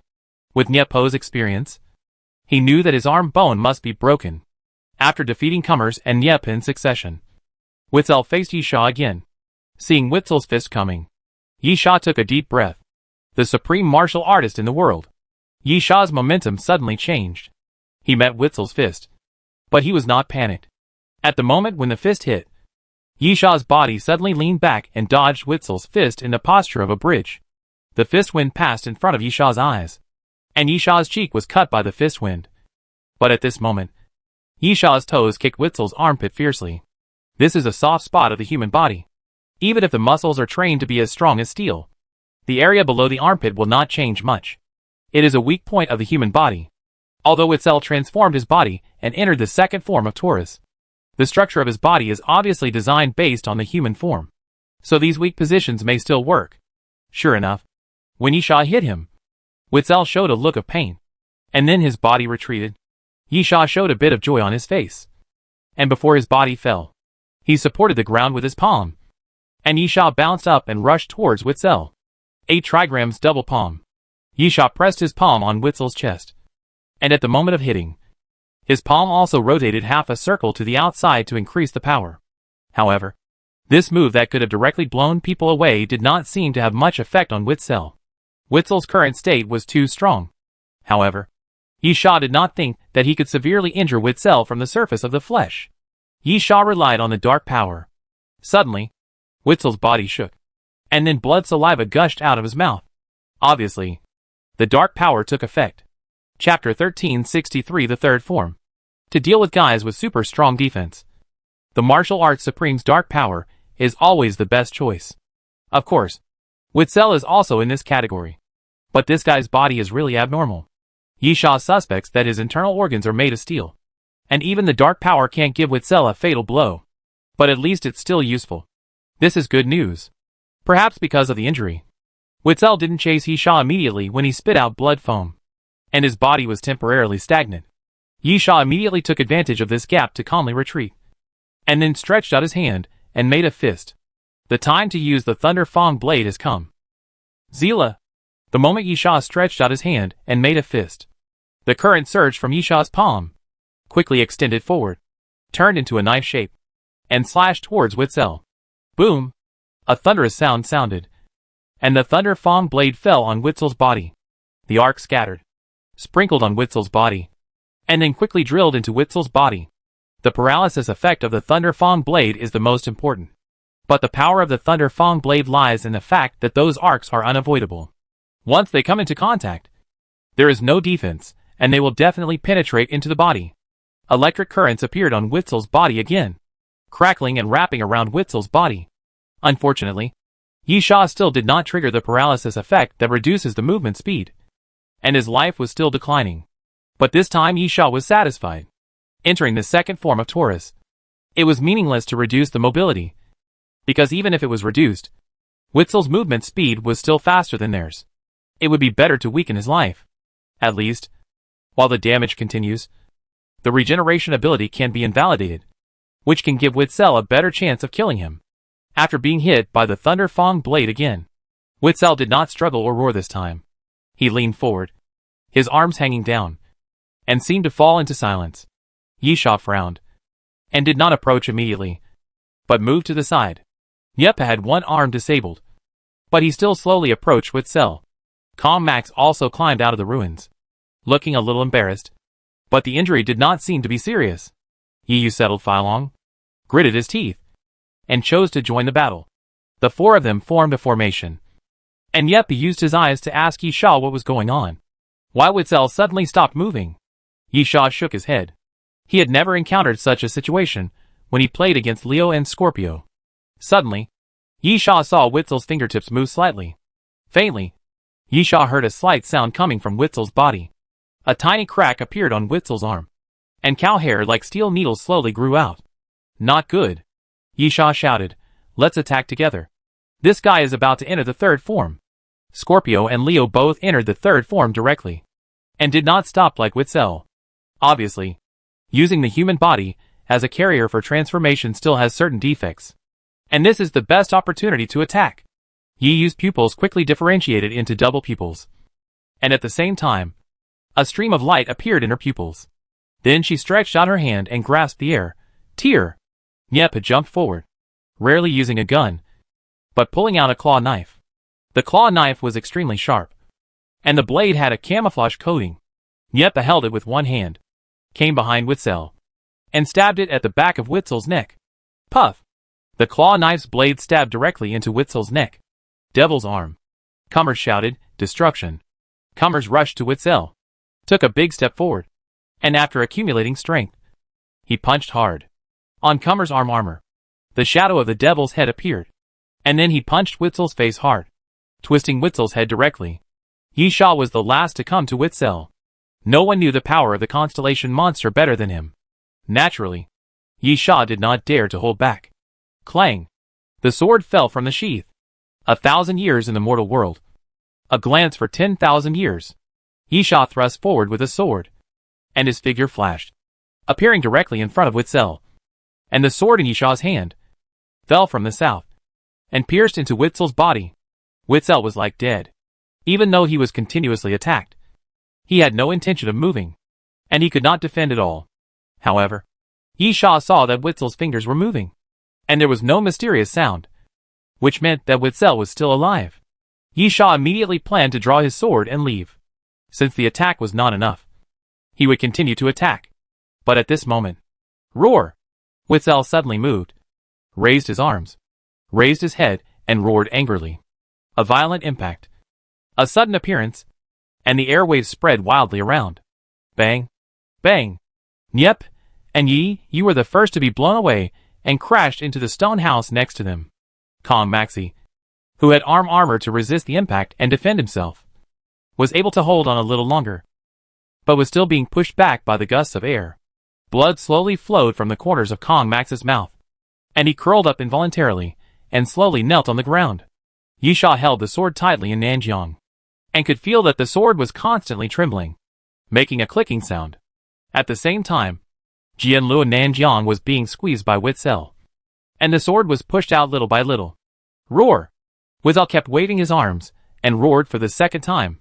The next moment, along with the roar, Witzel's body slowly stretched and grew taller again, and his height quickly grew to about 3 meters, and his body became bigger and stronger. The bull's tail behind Witzel swung gently, brushing the ground, and then swept the ground into pieces. Hairs kept growing on Witzel's body, like steel spikes. At the same time, the horns on his forehead slowly split, becoming 3 on each side, even bigger and more ferocious. Third form. Roar! Witzel raised his head and roared for the third time. This time, Yisha couldn't hold on. Feeling the violent energy coming, Yisha felt like his chest was hit by a hammer continuously. And then, he was blown away.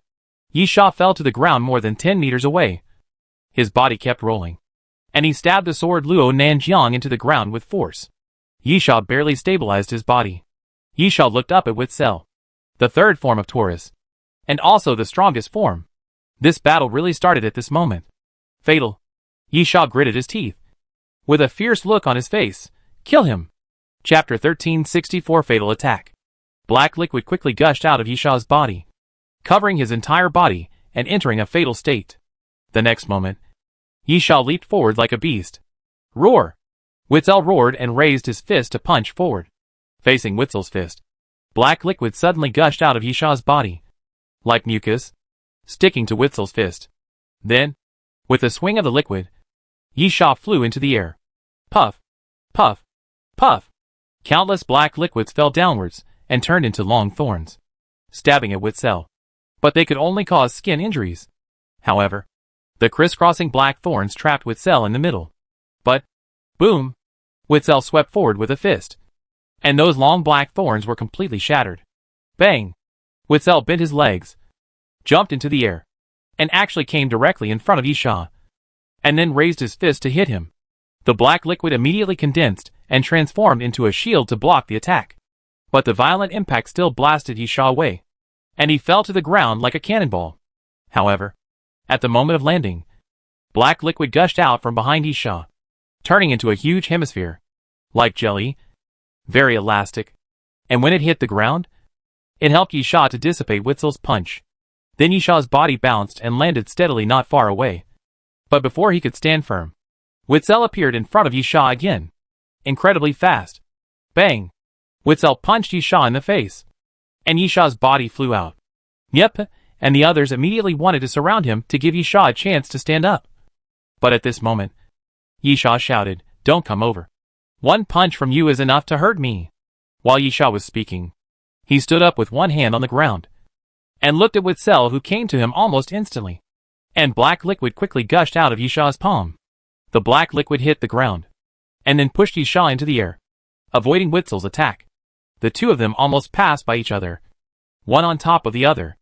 Witzel stopped and slid forward. The moment he passed a stone house, he stretched out his hand and broke the wall, then raised a huge stone and threw it into the air. Bang! The stone flew into the sky, making a collision sound. But it did not hit Yisha, but hit the black liquid gushing out of Yisha's body. Yisha stepped on the stone and jumped up again. The black liquid squirmed and soon turned into a huge axe.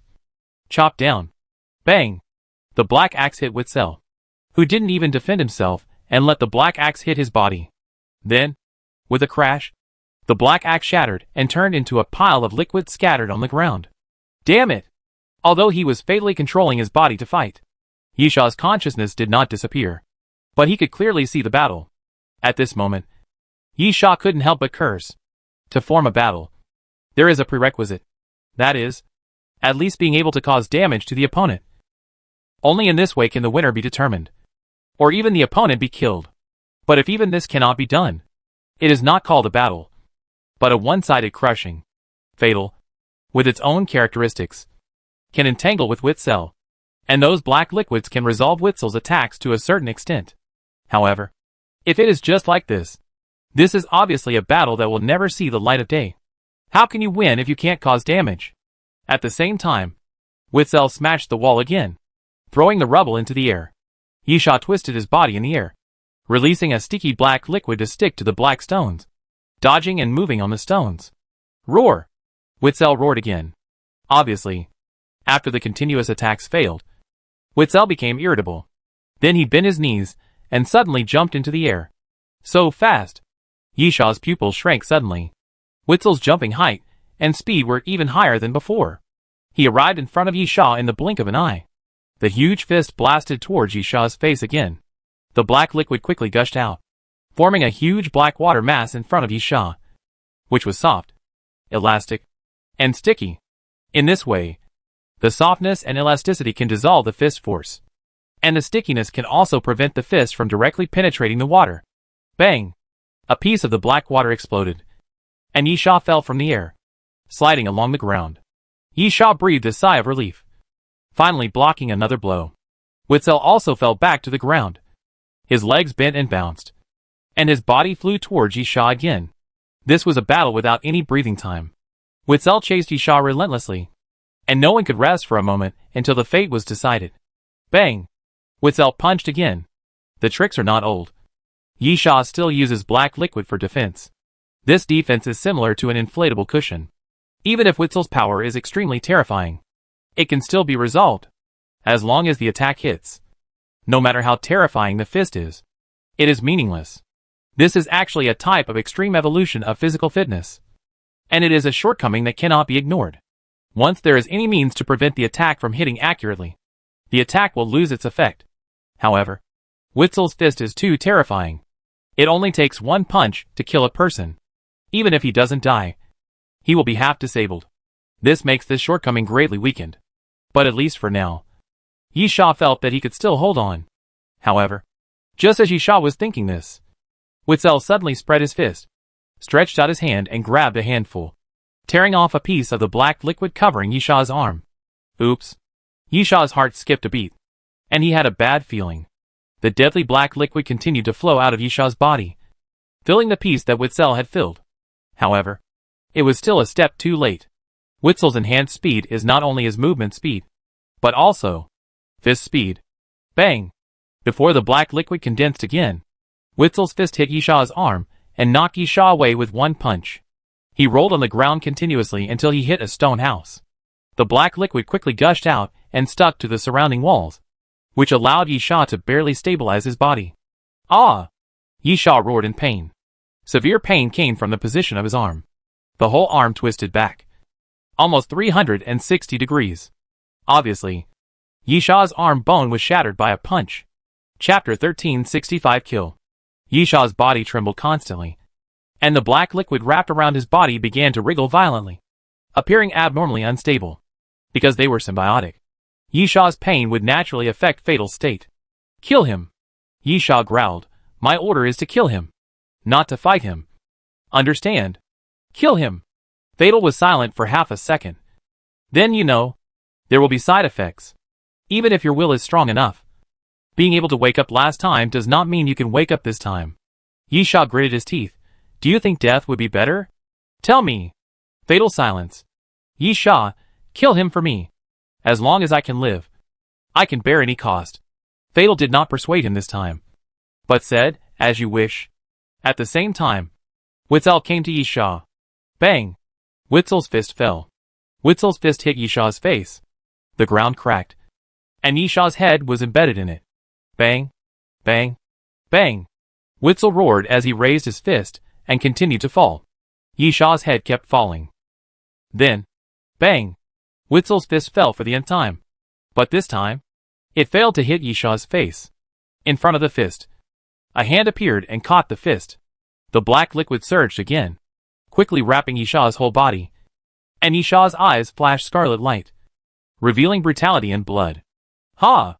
Yisha opened his mouth and exhaled a breath of white air. Suddenly, bang! Yisha's fist suddenly raised and hit Witzel's face hard, and Witzel's body was directly blown away. When Witzel's body fell to the ground, black liquid splashed out from Yisha's back, forming a clear half-moon arc in the air, and then fell in the direction of Witzel. Puff! Puff! Puff! The front end of the black liquid became extremely sharp, constantly piercing Witzel's body, and splashing blood. Ha! Yisha leaned back and climbed up from the ground, opened his mouth, and kept exhaling white air, then shook his body left and right. Almost in an instant, Yisha moved more than 10 meters and came to Witzel. Before Witzel stood up, Yisha pressed Witzel's head. Ha! Yisha tilted his head, exhaled white air again, and then lifted Witzel up with a sudden force. Boom! There was a sudden explosion in Yisha's palm, accompanied by a loud roar, and flame suddenly surged out of Yisha's palm, and then Witzel was blown away. Before Witzel landed, Yisha's raised arm had no direction, but continued to stretch forward, suddenly, continuously releasing fireballs. Yiyu's face changed, and she shouted to others, Run! Find shelter. The fireball released by Yisha was not huge, probably the size of a normal person's head, and it didn't look like it had great power. However, no one questioned Yiyu's words. Because of their brain abilities, superhumans are much more sensitive than others in all aspects. Everyone dispersed, and at the same time, The fireball had already arrived in front of Witzel. Boom! A roar suddenly sounded. And then, the flames surged in all directions in an instant. The fireball, which was only the size of a head, surged wildly and continued to spread in all directions. Almost in an instant, the flames rose to a height of at least 30 meters. And the range also spread to a radius of 20 to 30 meters, covering everything around. Yiyu shouted loudly, "Come closer to me." Everyone gathered behind Yiyu. And Yiyu immediately opened the barrier. Then the air wave hit the barrier. And Yiyu spit out blood. Several people were blown away at the same time and fell far away. Yisha stepped forward. As Yisha moved forward, the flame seemed to be alive and automatically made way. Soon, Yisha came to Witzel. Witzel's body was charred, and there was no intact flesh on his body. His body was covered with burns, but his body was still squirming, and he slowly got up from the ground. At this moment, Yisha raised his palm again. The surrounding flames seemed to be attracted and quickly came towards Yisha, then gathered at the position of Yisha's palm and were sucked in. Crack, crack. Yisha clenched his fist and then dropped it towards Witzel's head. Bang! Yisha's fist hit Witzel's head, and the explosion sounded again. In the roar, the ground suddenly exploded and continued to collapse downwards. And then Witzel's head suddenly exploded. Countless blood spread out in all directions. But before it fell to the ground, the blood was completely evaporated. You killed the war weapon, Taurus. Apocalypse reward, 0 cell transformed. A mysterious voice sounded at this moment, echoing in Yisha's ears. And then Yisha suddenly stopped moving. His arm slowly dropped, and his whole body bent. I don't know how long it took, and the surroundings gradually became quiet, and the quietness was a little scary. Crash! Some small pieces of stone suddenly rolled down from the top of the ruins. And then Yepa climbed out from under the ruins first, and then pulled the others out one by one. Looking up, he was shocked. Within a radius of about 100 meters, those stone houses were completely flattened, leaving only ruins. In the center, there was a large deep pit, which was sunken for 4 or 5 meters. Yisha stood in the center, silent. Yepa wanted to slide down the pit, but at this moment, a voice suddenly sounded, "Don't touch him." Yepa looked in the direction of the voice, and then immediately showed a look of vigilance. A dagger slipped from Nyepo's sleeve into his palm. Not only Nyepa, Yiyu, and Kong Max also showed vigilance, because it was Gonlin who came. Gonlin, if you don't want to die, you'd better get out of the way. Nyepa took a deep breath. You may not be able to kill us. From the looks of you, it seems that you have also fought fiercely, and your injuries are no less severe than ours. Gonlin shook his head. I'm not talking about me. You'd better look behind you. The moment Gonlin finished speaking, Nyepa suddenly felt a gust of wind coming from behind him. He instinctively turned around and saw a figure appear in front of him. It was Yisha. The next moment, Nyepa found that his neck was pinched, and he was easily lifted into the air. Chapter 1366, the end. Yisha? Nyepa felt the suffocation eroding his body. He looked down and saw that Yisha was still in a fatal state. His eyes were extremely red and full of murderous intent. Nyepa could clearly feel that Yisha was going to kill him. Yisha grinned, and black liquid kept flowing on his face. Get out of the way! Gonlin shouted and suddenly stretched out his hand. Then a black light appeared under Yisha's feet and quickly turned into a vortex. Countless ghosts flew out of the vortex and tightly entangled Yisha's body. Yisha struggled quickly, and when his hand loosened, Nyepa fell to the ground. Gonlin waved his hand and repeated again, "Get out of the way." Roar! At this time, a roar sounded in Yisha's throat, and he suddenly exerted force to shatter those white ghosts, and then took a step forward. But it was only one step. In the black light and shadow vortex, dense bone hands appeared, like creepers, constantly climbing towards Yisha's body and restraining Yisha. Wake up! Wake up! Don't you want to die? Then wake up! The fatal voice sounded in Yisha's head, calling continuously. Roar! Yisha roared again, and all the bone hands on his body were shattered. And then, he suddenly rushed forward. In just one step, Yisha rushed to Gonlin, raised his right hand, and flame surged from his palm. Gonlin seemed to hesitate, but only for a moment, and then closed his eyes. But at this moment, Yisha's palm suddenly suspended, right in front of Gonlin's eyes. The temperature of the flame made Gan Lin's cheeks a little hot, and a little red appeared.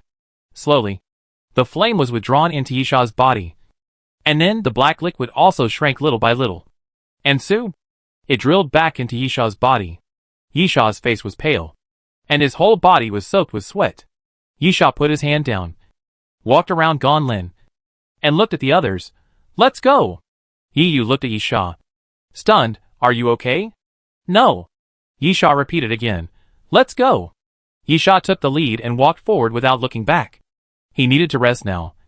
A place without people. To relax completely. "Wait a minute." Gan Lin suddenly said, "I killed Virgo." Yisha, "Got it." Yisha didn't say much. After agreeing, he strode forward. Nieppe and the others were a little puzzled, and followed Yisha forward. The atmosphere was a little depressing, and no one dared to speak. After walking for an unknown amount of time, Yisha suddenly stopped and said to the others, "Stay outside for a while. Don't come in." After saying that, Yisha turned sideways and entered a stone house. Leaning against the wall, he suddenly raised his head and rammed it, breaking a piece of the wall. Then Yisha showed a look of pain, with veins on his body and black liquid appearing and disappearing on the surface of his body. Nieppe and the others heard the noise at the door and looked at each other. Nieppe frowned. "What's going on?" He hasn't fully recovered, and he suppressed it with willpower. Yiyu frowned. "It's a bit like mental pollution." "Mental pollution?" Nieppe, "What do you mean?" Yiyu, "One of the special terms for superhumans. It's hard to describe what it is. It probably means that the mental state is unstable, anxious, violent, etc. It often appears in battles between superhumans. Because of the mutual erosion of brain capabilities, mental pollution will occur. Nieppe, he's not a superhuman. Right? Yiyu, so I'm just saying it's a bit like that. I feel like something is taking away his will, as if there's another person in his consciousness. Kong Max, isn't that multiple personalities? Huh? Yiyu, you seem to be right. It's the feeling of multiple personalities taking over each other's bodies. Kong Max smacked his lips. So our flight attendant is actually a psychopath. No wonder there's a saying that if you want to make someone powerful, you must make them crazy. You are the one who is insane. At this time, Yisha came out of the stone house panting. Also, read more books. Insane and mental illness are not the same thing. Are you okay? Nieppe said carefully. I mean, I am really okay. Not just looking okay. Really okay. Yisha panted, looking a little tired. It's just some side effects caused by the limitation of ability. Not as serious as you think. This explanation can be passed off. The abilities sold on the Doomsday train are all kinds of things. And the more powerful the ability, the greater the limitation. Or some side effects are also common. Yisha killed Taurus. So it's not surprising that the ability he used belongs to this category. Nieppe patted Yisha's shoulder to comfort him. Kong Max, let's find a place to rest. Yisha, it's okay to rest here. This place is used for layout. Now that the damned are dead, there shouldn't be any trouble. Nieppe nodded. We know. Yisha, did you run into Samuel's people? Nieppe nodded. Kill them. Kong Max took the credit. I killed him too. My guy is still alive. Yiyu, it was Xia Yuran. Yisha didn't care. You can do whatever you want. As for Fei Long, there's no need to ask. If Fei Long is alive, it means that the person who caused trouble for him is dead. It's harder to keep Fei Long alive than to kill him. Nieppe, where is Samuel? Yisha, dead. Nieppe, what about the people from Compu? Yisha, he's in collusion with the people from Compu. Others were surprised. Ah, this is indeed a surprising thing. Just like Yisha was also surprised when he knew it, wondering why Samuel made such a choice. Even if he wanted revenge, even if he killed Gan Lin and Yisha, the train conductor would not make it difficult for him, because that would only prove Samuel's strength. And then, he would be reused by the train conductor. This is the law of the jungle. The law of survival on the Doomsday train. The dead have no value. And being alive means being strong.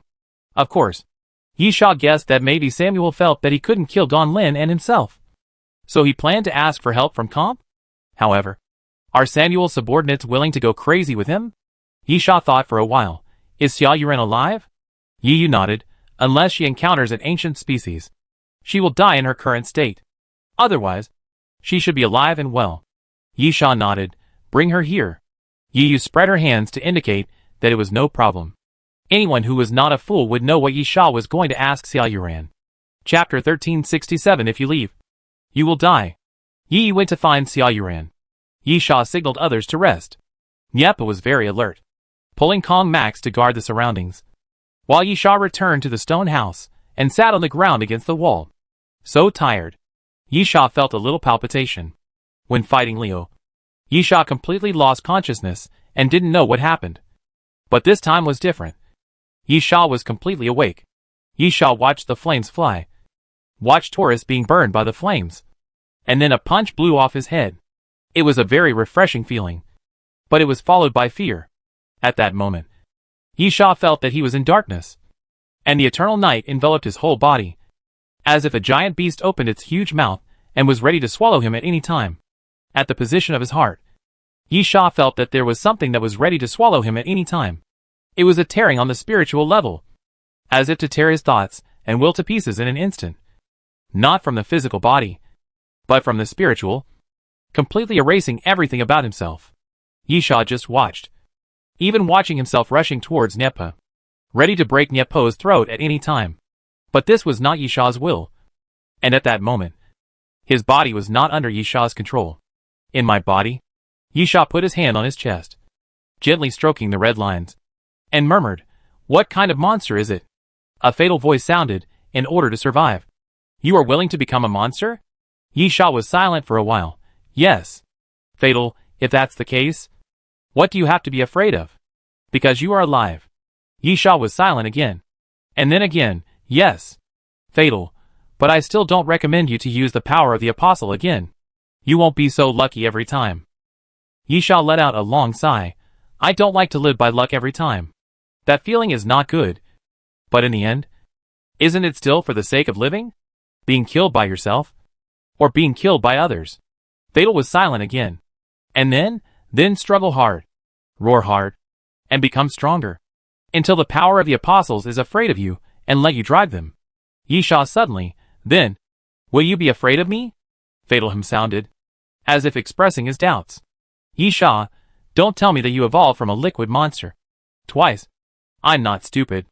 So if I become strong enough, will you be afraid of me?" "No." "Fatal, because we are symbiotic. In this world, I am the only one who will not harm you. So naturally there is no need to fear you." "Yi Sha, I hope this is true." Fatal serious, "This is the fact." At this time, Yi Yu's voice sounded at the door. "Come in." Yi Sha came back to his senses. "Come in." Xia Yuran followed Yi Yu in, looking a little pale and haggard. "Yi Sha, Samuel is dead." Xia Yuran, "I know." "Yi Sha, are you and Samuel old acquaintances?" Xia Yuran, "Not as long as you." Yi Sha, "Well, I want to ask a few questions. I wanted to ask before, but everyone has their own choices, so I didn't ask. But now that Samuel is dead, I think I can ask." Xia Yuran, "Why did I become Samuel's crew member?" Yi Sha, "Sure enough, Samuel promised to take you away from the Doomsday train?" Xia Yuran, I don't quite understand." Yi Sha, "Why?" Xia Yuran, "Why do you mean why I want to leave Doomsday train? Or why I joined Samuel?"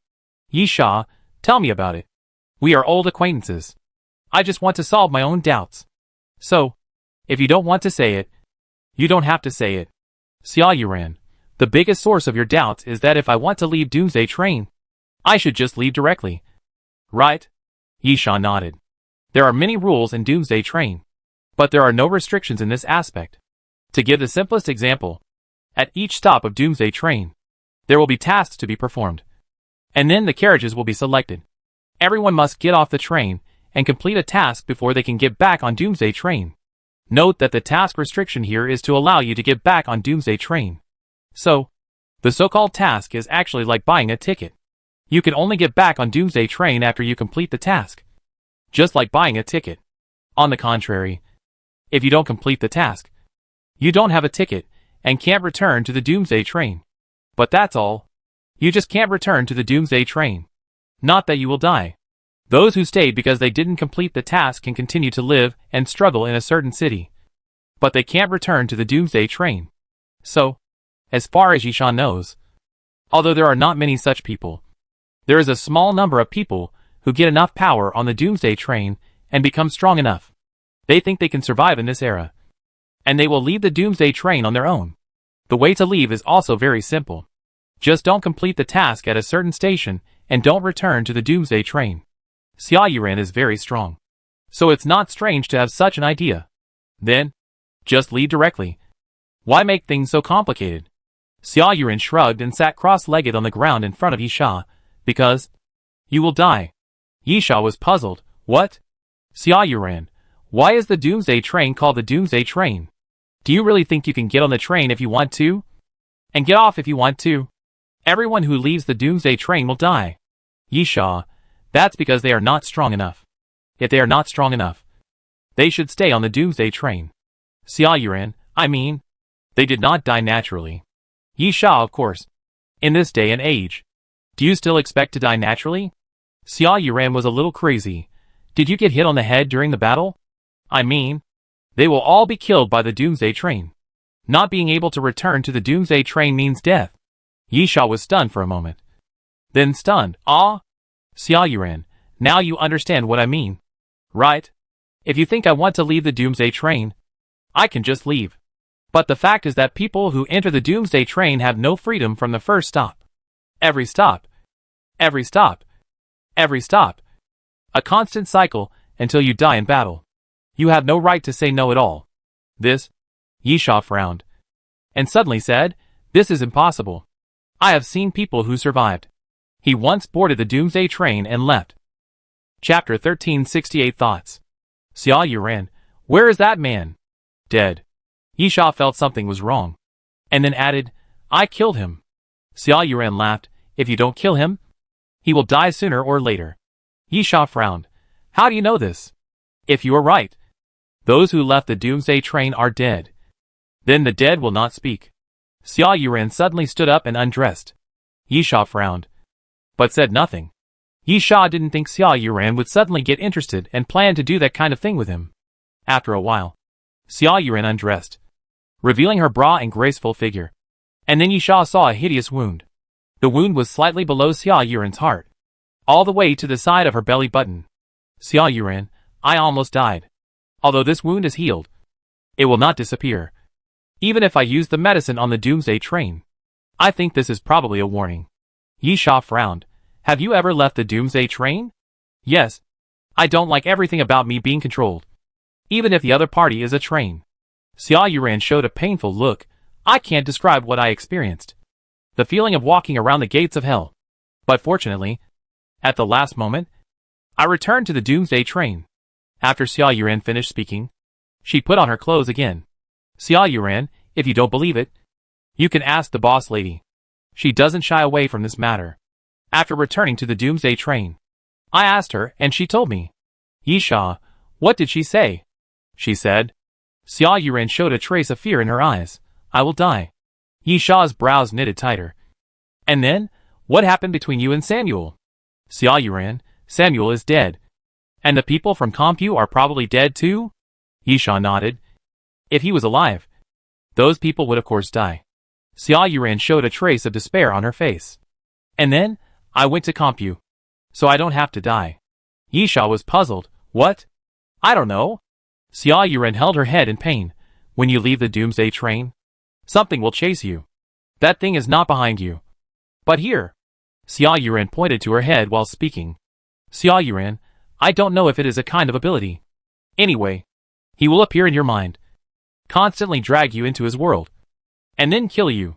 I was constantly chased by him until I returned to the Doomsday train. And then Samuel found me. Yisha, he has a way to leave Doomsday train? Xia Yuran, yes. Yisha, he proved it to you. Xia Yuran nodded. He asked one of his crew members to leave Doomsday train. And then a month later, he conducted a video, and the other person was still alive and joined Computech.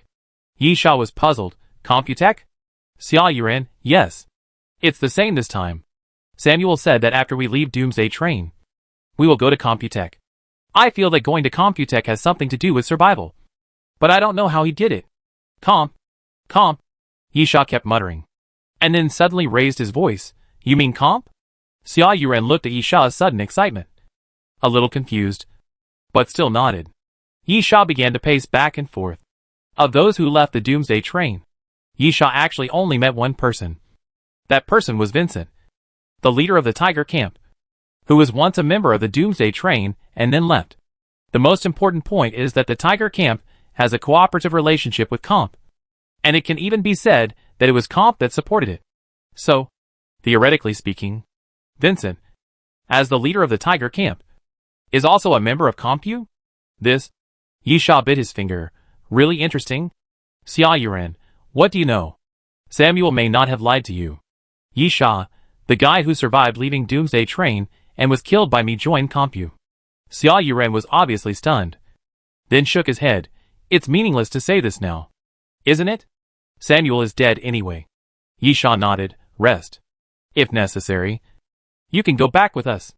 Xia Yuran, thank you. There are many stone houses. Yi Sha wants to be alone and quiet, and no one disturbs Yi Sha. Yi Sha's mind is very confused, and he has a lot of things on his mind. First of all, it is the power from the Apostle. Yi Sha doesn't know how to describe it, although strictly speaking, this thing has saved him twice. The unknown and uncontrollable feeling makes people tremble, especially the feeling that it seems to swallow him at any time, which makes people feel palpitations when they think about it. There is also a deadly existence. Huh? Yi Sha let out a long sigh of relief. This is something that must be solved, but it cannot be solved. Secondly, the information Xia Yuran provided to him was really surprising. Yi Sha had never thought about it before. However, judging from Xia Yuran's words, the boss lady did not seem to be shy about this matter. Otherwise she would not answer Xia Yuran directly. In this case, he could try the most direct method, which was to ask the boss lady. The key point is Compu, which makes this matter very interesting.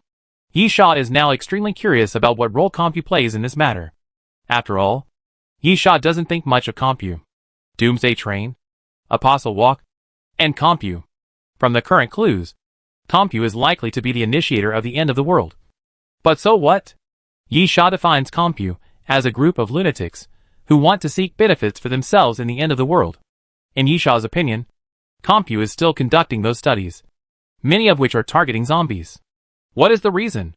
Of course, it's still profit. Some people may not understand. What is the profit in the end of the world? Money. Power. People live their lives and pursue and struggle for nothing more than those things. But power has become meaningless now, and money has become like toilet paper. But what if the end of the world ends? What if the world regains order and needs to rebuild civilization?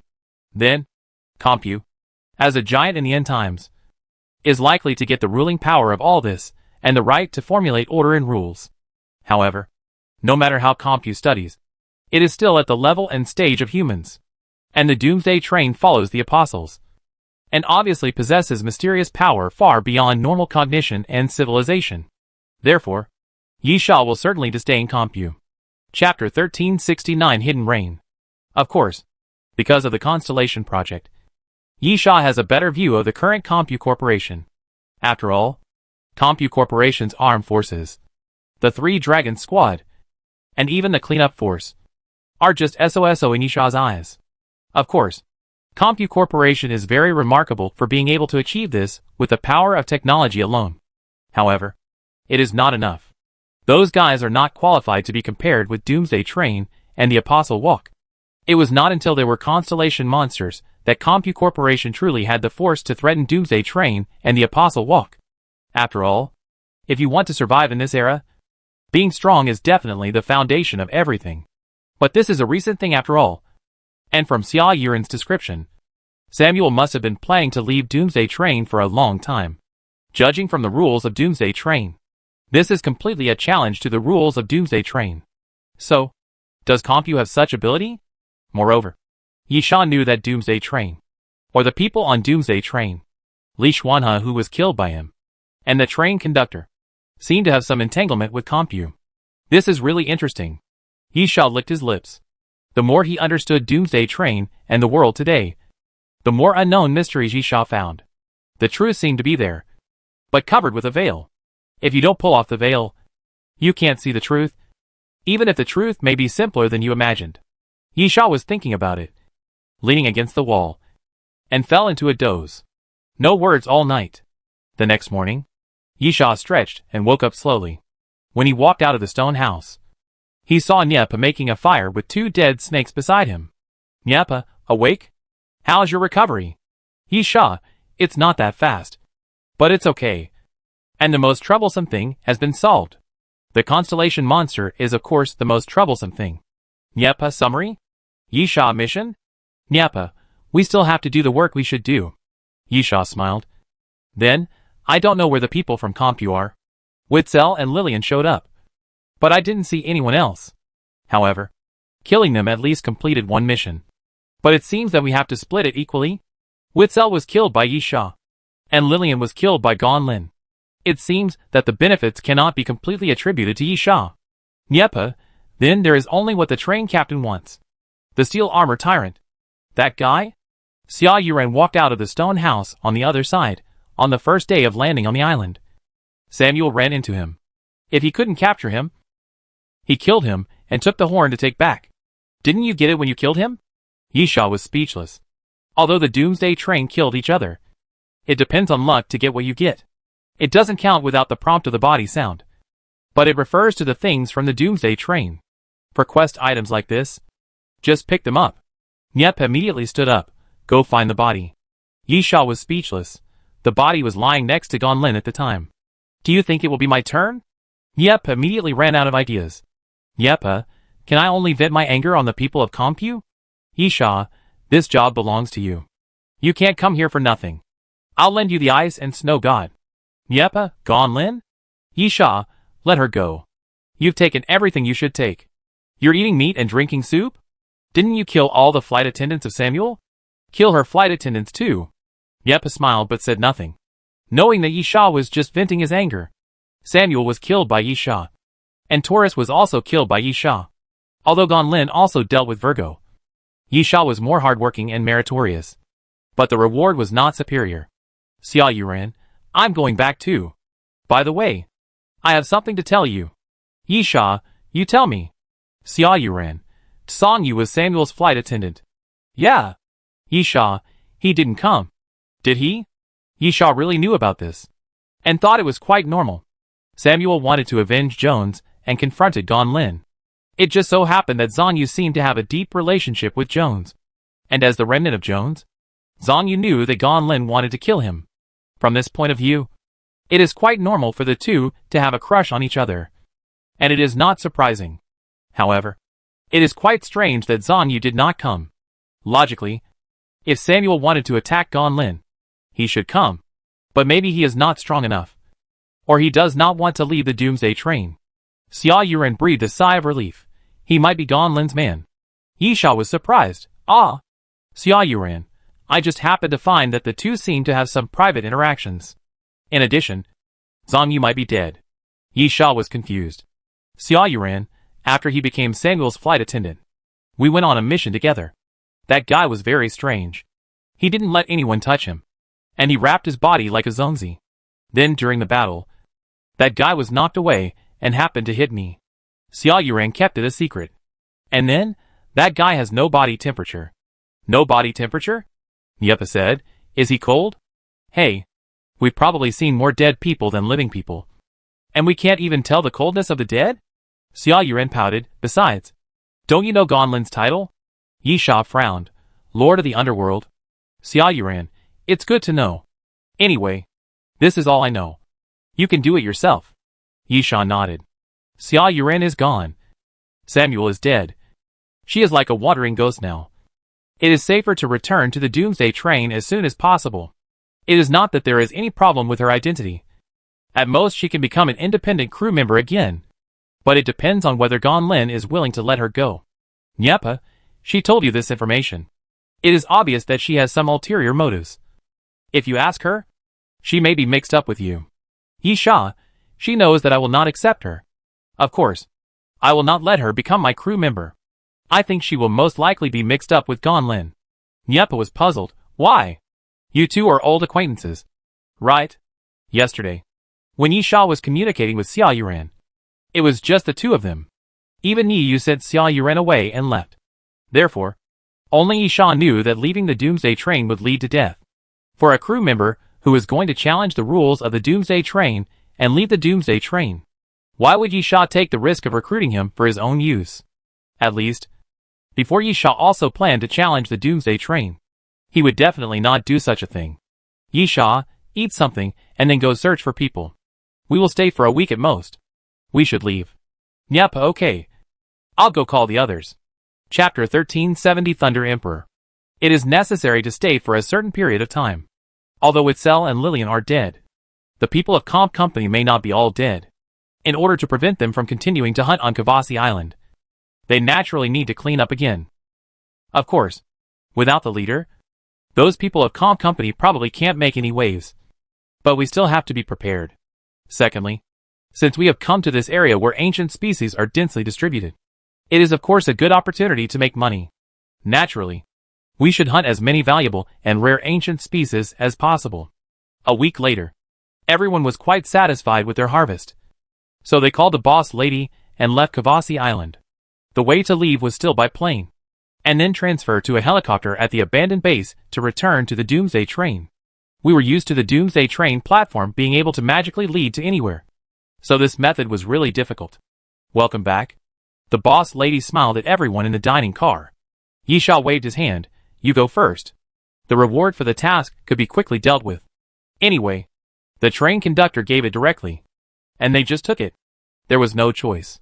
The main thing was that the ancient species hunted needed to be counted, which was a more troublesome job. Yi Sha wanted to order food and sat aside. He planned to be the last one to count. Of course, Yi Sha had something to ask the proprietress. The proprietress asked the waiter to help count, and it took a while to sort out the ingredients. After everyone said hello, they returned to their personal compartments. Yi Sha watched them leave before sitting down at the bar. The proprietress, you and Gon Lin will split the reward for killing Witzel and Lillian in half, and the rest will be settled with your crew. You take the Thunder Emperor. Is there any problem? Yi Sha, no problem. The lady boss opened the tablet and found the ability of Thunder Emperor. Okay. Take out the ancient species materials. I'll have someone count them. Yi Sha piled the things aside casually, and then checked the effect of Thunder Emperor. Thunder Emperor, King, Imagination ability, Elemental ability, Natural ability by changing the genetic structure. He can be fearless of electric current, and has the ability to convert electric current, and can manipulate all electric currents, even thunder. Current control, manipulate all electric currents to attack, and the damage is determined by the amount of current. Thunder Core, after genetic modification. Electricity can be stored in the body, and used when needed. Electric current into the body, when using this ability to attack. There is a 100% chance of paralysis, a 35% chance of reduced movement speed, a 35% chance of life weakening, a 25% chance of knockback, and a 5% chance of cardiac paralysis. Mad Thunder 10 directions. Genes are changed in a short period of time, and a large amount of current can be introduced. The body enters the thunder body state, and continuously attacks within a radius of 15 meters with itself as the center. It cannot be used when a large amount of current cannot be introduced. After use, it lasts for 15 minutes, and the interval between uses is 12 hours. Thunder Step, possessing lightning-like speed, within a radius of 150 meters. Regardless of altitude, it can reach the target in an instant. It needs to be used 3 times, with an interval of 120 minutes. Gyosho, domain ability, King ability with itself as the center. A domain is formed within a radius of 150 meters. Within the domain, all wind, thunder, rain, and snow abilities are increased by 35%. The player enters the Thunder Emperor state. When attacked, part of the damage will be rebounded to the enemy. When the attack hits, all healing abilities are invalidated.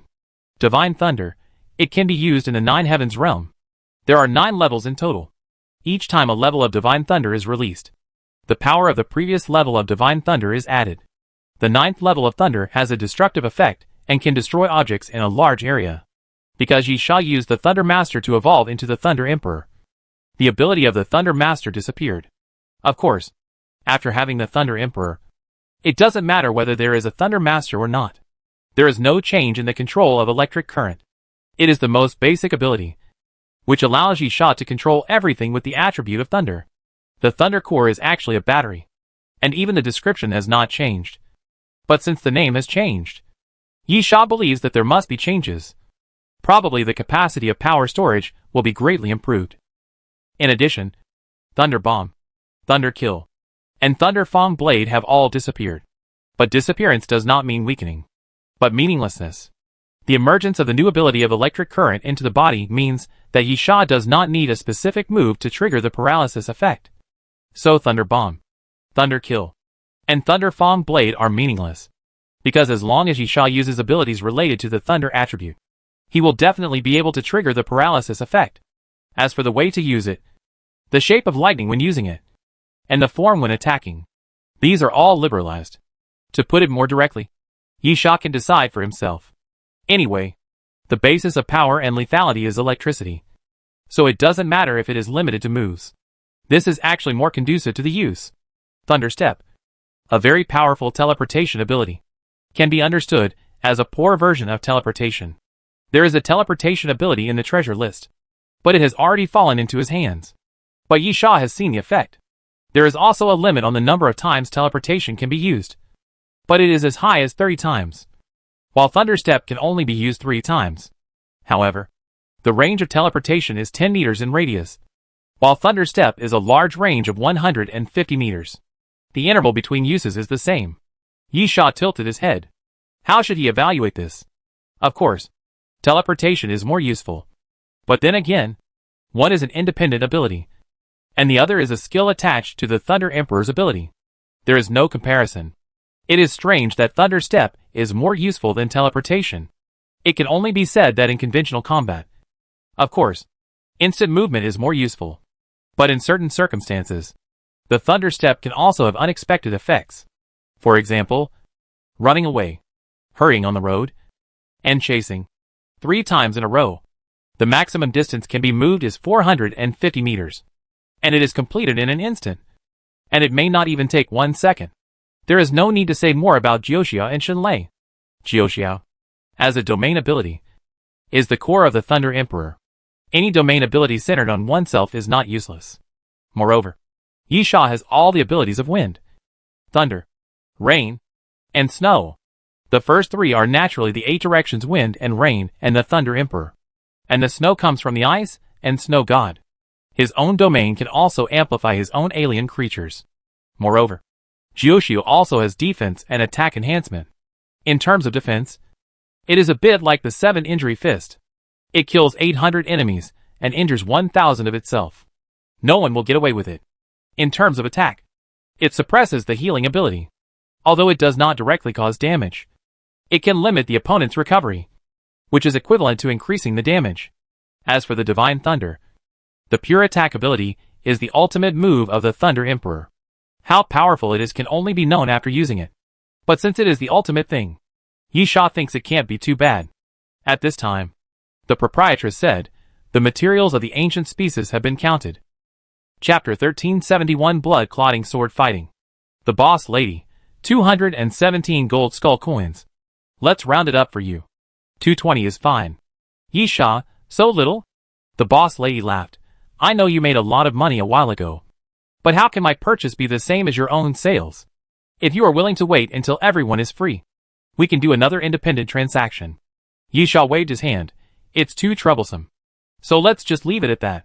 Show me the treasure list, and see if there is anything I can buy. Counting these 220 gold skull coins, Yi Sha's gold skull coins have exceeded 500. Although Yi Sha will keep some just in case. Otherwise it will be a lot of fun if he calls for logistics one day and finds that there is no money. But there is no need to keep so many just in case. The Boss Lady handed the tablet to Yi Sha and asked him to choose the ability. While turning the page, Yi Sha deliberately asked casually, people who leave the Doomsday train will die? Boss Lady, do you mean those who did not complete the mission? Yi Sha, including those who left on their own. The lady boss really didn't seem to care about this, and nodded as a matter of course. They will die. Yi Sha couldn't pretend to be indifferent, and raised his head. Why? Death was never mentioned in the mission. It just said that they couldn't get on the bus again. The lady boss smiled and took out the gilded hookah, took a puff with great enjoyment, and then laughed. A little teasingly, does it make a difference? Yi Sha frowned. No difference? The Boss Lady, you don't know the rules of survival on the Doomsday train. Do you? Yisha grinned. What do you think? The boss lady, if that's the case. Why ask such a naive question? The boss lady casually knocked the hookah on the table. Sheep that lag behind will be eaten by wolves. And a lone goose that leads the flock may never find its way home. The boss lady, survival of the fittest is such a simple truth. Don't you understand it? Yisha frowned. Already understood.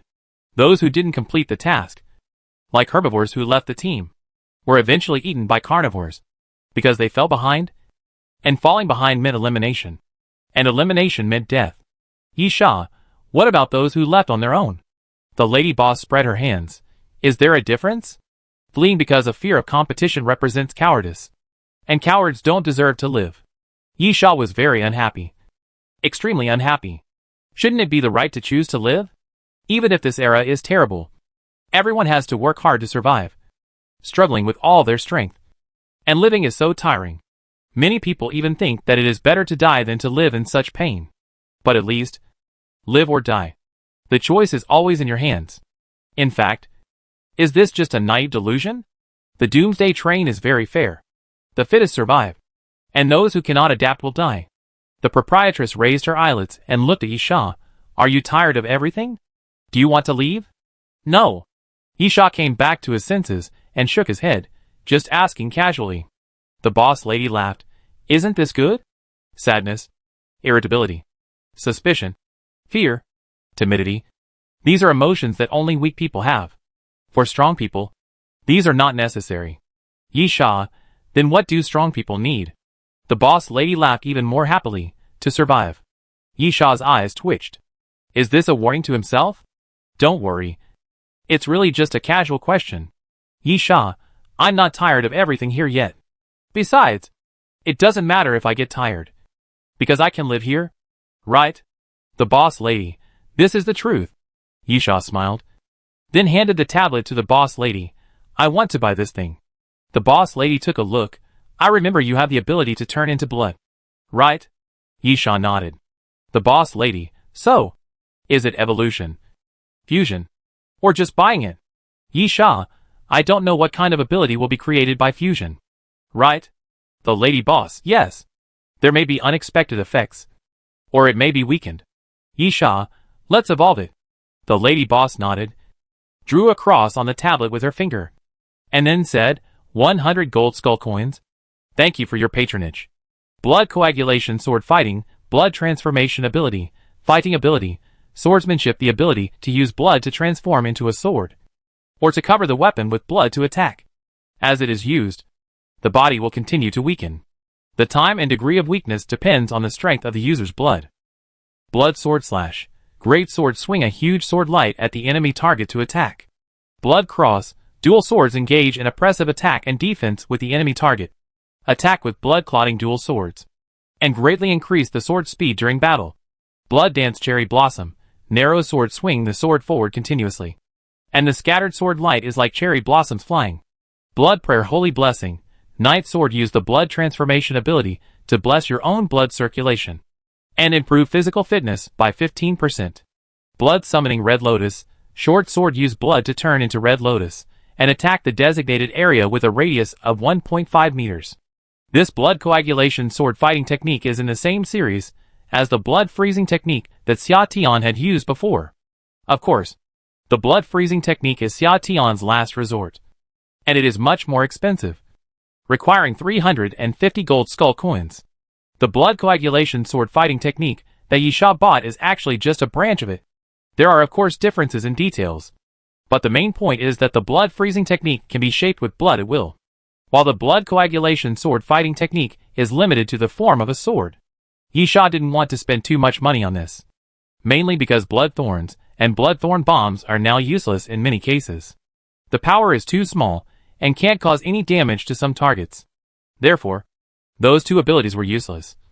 So Yisha chose to trade them in and evolve them into blood coagulation sword fighting to strengthen his regular combat ability. Of course, there is a very important reason. Blood coagulation sword fighting has two ways of attack. The first is to directly use blood to transform into a sword, and the second is to cover the weapon. The reason why Yisha chose the second method of use is because this thing can be used without affecting his use of the sword falling in southern Xinjiang. after the boss lady made a cross. This ability belonged to Yisha. The abilities in the treasure list are always unique. Wait a minute. Watching the boss lady take the tablet away. Her palm accidentally swiped on the tablet. As the treasure list turned pages, Yisha suddenly said, "Let me see this ability." Chapter 1372 Negotiation. Yisha's eyes fell on that ability. Flame Sun Armor, Imagination Ability, Defense Ability, Natural Ability, Elemental Ability to use flames for autonomous defense. Sunshine, Large-Scale Defense Ability. Can resist all attacks. Lasts for 15 seconds. And has a usage interval of 24 hours. The description of this ability is so simple that it can't be simpler.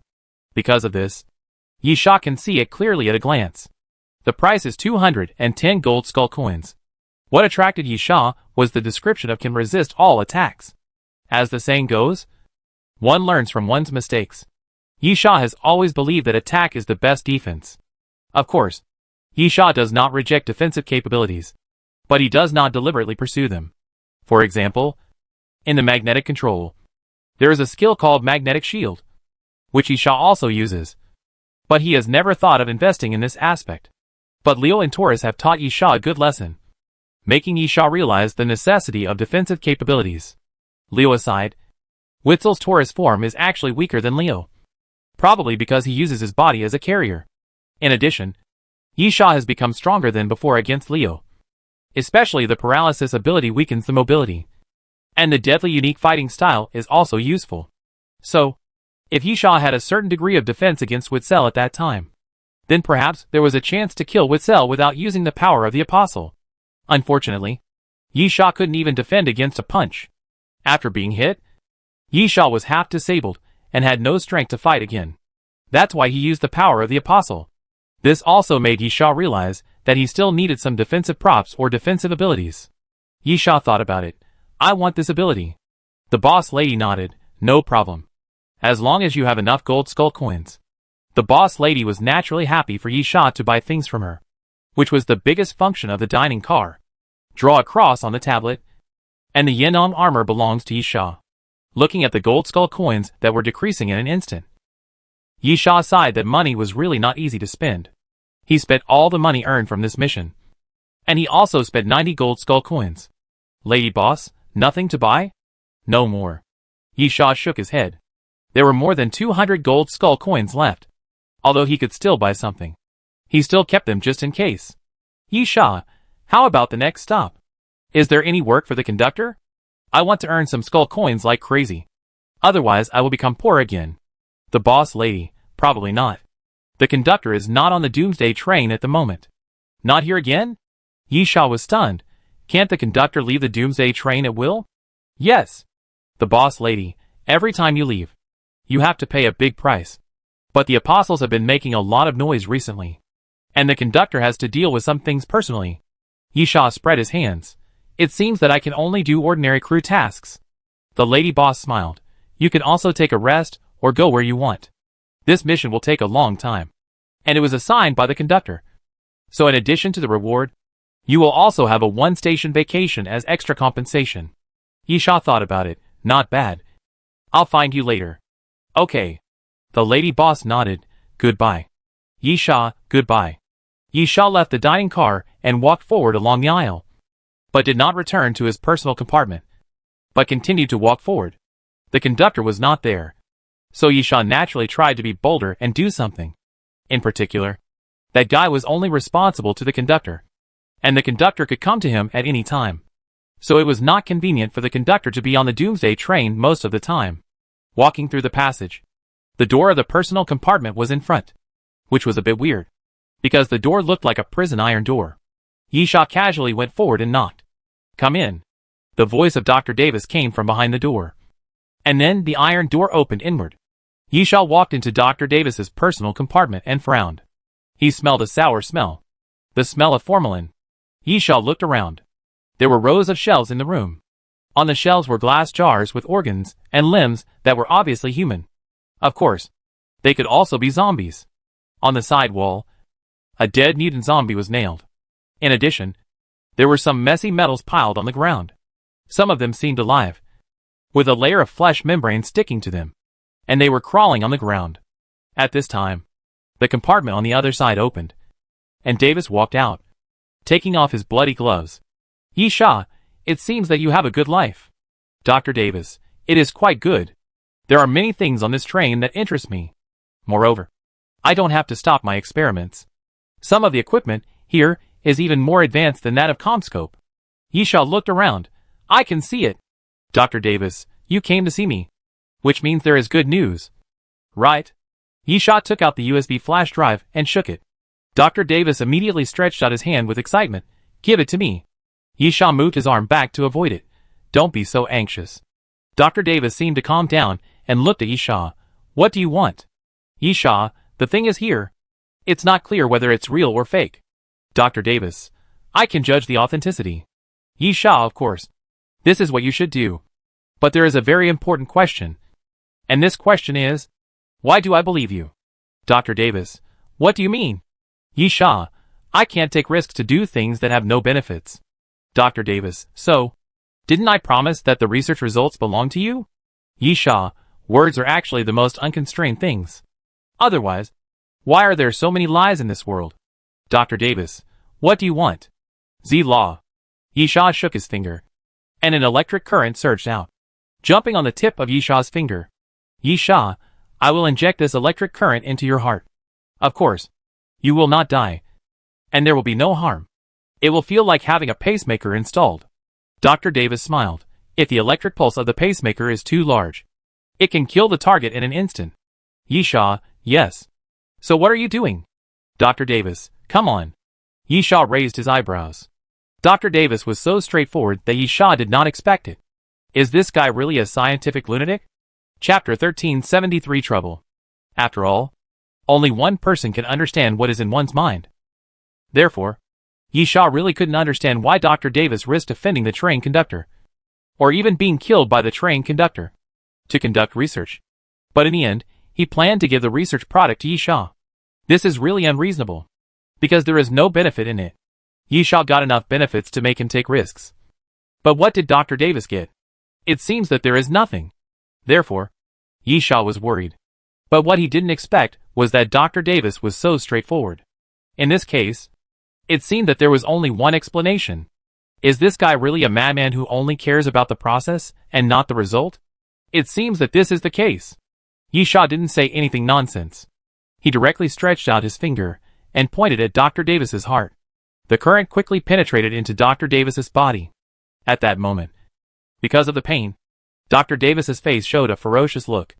But it was only for a moment, because the current was controlled by Yi Sha and would not kill Dr. Davis. This is also the strength of the Thunder Master's evolution to the Thunder Emperor. The use of the Thunder Master is limited to those few abilities. But the Thunder Emperor is different. How to use it depends entirely on Yi Sha's imagination. After a moment, Dr. Davis breathed a sigh of relief. Satisfied? Yi Sha casually threw the card USB flash drive to Dr. Davis. Dr. Davis took the card USB flash drive. Follow me. Dr. Davis's personal compartment is very large. It can be seen that the train conductor is really good to him. In addition to the living room, bedroom, and workshop, there are also anatomy room, computer room, and multifunctional research room. Dr. Davis went to the computer room. After plugging in the USB flash drive, an interface requiring password input suddenly popped up. Yi Sha frowned. It seems that I have been fooled. I need a password. No problem. Dr. Davis didn't care. Do you think the password can stump me? Dr. Davis fiddled quickly and began to decode. Soon, the password was deciphered. Davis entered the card USB flash drive, which was filled with densely packed documents. Dr. Davis, I need some time. Not too long. Half an hour is enough. You can do whatever you want. Yi Sha nodded and dozed off against the wall. Dr. Davis's eyes were filled with excitement. He quickly opened the document and kept checking it. Dr. Davis was very efficient at work. Moreover, half an hour was not just a casual remark. I don't know if he had obsessive-compulsive disorder, but he raised his head exactly 1 second later. It's true. Dr. Davis breathed a sigh of relief. These materials are the Constellation Project. That's right. Yi Sha opened his eyes. So, how long will it take? I'm not asking about progress, but getting something done. Of course. Dr. Davis was pleased. If Witzel can do it, Why can't I? Besides, there are detailed data. However, I can't answer your question about time. Yi Sha, what do you mean? Dr. Davis, what about materials? You want me to get something done. There must be enough materials. Right? Yi Sha, those things at the door were given to you by the conductor. Right? Just tell him that you want to do research. And then ask him for materials. Dr. Davis said disdainfully, do you think the conductor is an idiot? I took the materials to produce results. Do you think the conductor is just keeping idle people? And didn't you notice that there are some extra things in the dining car? Yi Sha was puzzled. What are they? Dr. Davis, mechanical zombies. All kinds of models. Yi Sha almost vomited blood. You made them? Dr. Davis, of course. What else? The conductor's materials were given for free? So, if you take the materials, you should get results. I just took things. But there was no finished product. The conductor immediately found out. Yi Sha frowned. It's a bit difficult. Dr. Davis, difficult? That's not difficult. Just cut a little each time you make it. Besides, it's handmade. So there will always be times when you accidentally fail. Yi Sha, then why are you talking nonsense for so long? Dr. Davis, of course you can do this with ordinary materials. But what about the precious materials? How can you cut the ones that are used in small quantities? Yi Sha thought for a while. Write it out. I'll do it. Dr. Davis, okay. Dr. Davis said as he sat down and started writing. Yi Sha stood by. And his face became darker and darker. It had been 5 minutes. But he hadn't finished writing yet. Are you kidding me? Yi Sha gritted his teeth. Didn't you say it was a rare material? So many? Dr. Davis, first. No data is 100% accurate. Even if the experiment was successful. There will be a slight deviation next time. What should we do? Constant testing. Constant adjustment. Naturally more dosage. Second. Do you think you are making zombies now? Just find someone to feed them the zombie virus. Yi Sha took the list and looked at it. I can't handle it. There are too many. I can hunt them, but I have to find a place to find them. Dr. Davis, you go to the dining car to buy them? Yi Sha shook his head. The conductor is not stupid. And the boss lady is not stupid either. Dr. Davis also frowned. Could it be that the data has been obtained, but the materials will fail? After thinking for a while, Dr. Davis said, then there are two ways. Yi Sha, you say. Dr. Davis, the first way is to target Compu. They must have inventory. Yi Sha, you name the place. I'll go. Dr. Davis, I think the key is not whether you go or not, but that you may not be able to get it even if you go. Yi Sha disdainfully, Compu should not have any constellation monsters at the moment. Witzel and Lillian are dead. And it is impossible to create one in the short term. Who can stop me? Who dares to stop me? Dr. Davis, the place I'm referring to is Compu's headquarters. Yi Sha was immediately speechless. Yi Sha didn't care about any Compu base or any Compu laboratory. But the headquarters was another matter. That's their base camp. If Yi Sha could go in and out 7 times by himself, Compu would have been destroyed long ago. Dr. Davis joked, rare materials must be transported back to the headquarters. Only the headquarters has so much inventory. There are rare materials in other places, but they are usually related to experiments. And so many things cannot be found. Yi Sha looked at Dr. Davis's teasing expression and wanted to punch the old man in the face. But he finally held back and gritted his teeth. Next method. Dr. Davis, you may have to go to the port city. You may not be able to get all the materials there, but at least you should be able to get 70% of them. Chapter 1374 Searching for Materials. Yi Sha was puzzled. Gangcheng? The one in China. Dr. Davis, you are Chinese. Right? Don't you know? Yi Sha, Administrative District? Dr. Davis nodded. Yes. Yi Sha, why can we get it there? There are a lot of ancient species there.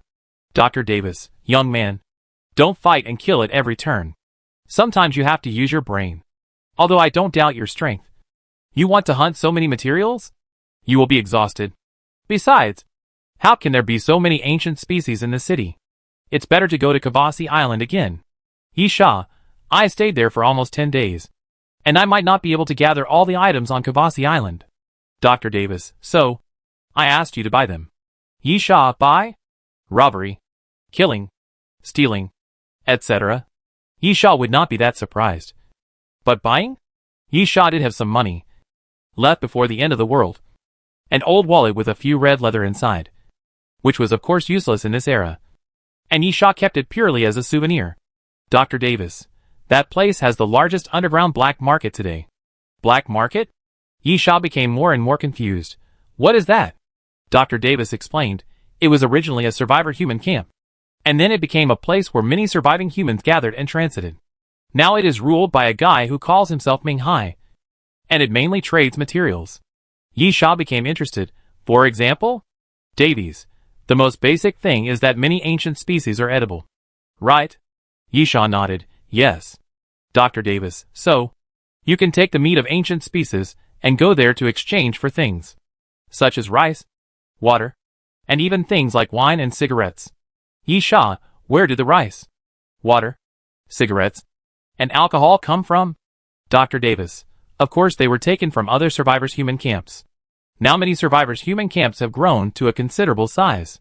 For example, some survivors' human camps have discovered clean water sources, and they have developed based on the water sources, and can also plant crops. However, water and rice alone are obviously not enough.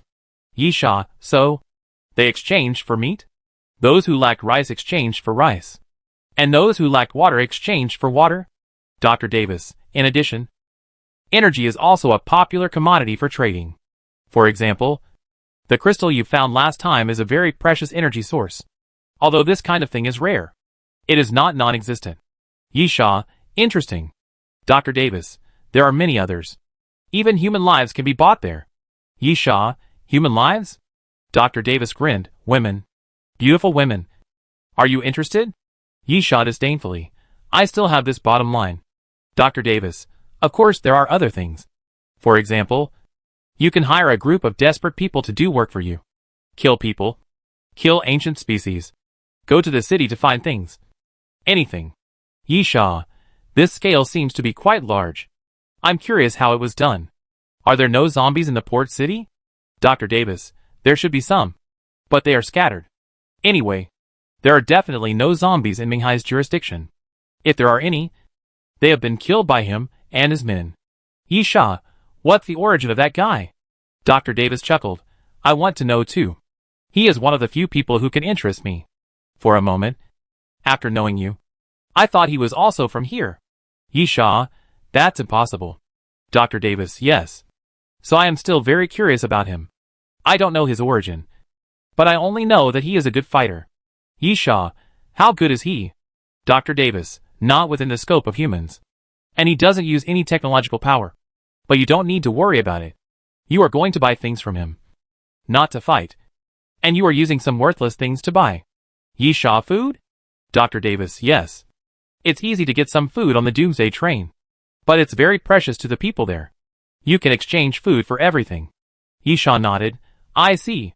Dr. Davis took out a small bag from the drawer, rummaged through it for a while, and took out a card and handed it to Yi Sha.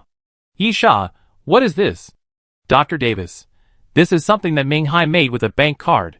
It mainly symbolizes identity. He is not someone you can meet whenever you want. But with this thing, he will meet you. Yi Sha was curious. What is your relationship with him? Dr. Davis. No relationship at all. Confu sometimes patronizes there, mainly to buy energy and some strange things. Ming Hai also helped Confu a few times. I met him twice. And he kept this. Yi Sha nodded. Just go to Gangcheng? Yes. Dr. Davis. There is a city called Jiosha District, which is controlled by Ming Hai. Just go there. Yi Sha, I understand. Wait for my news.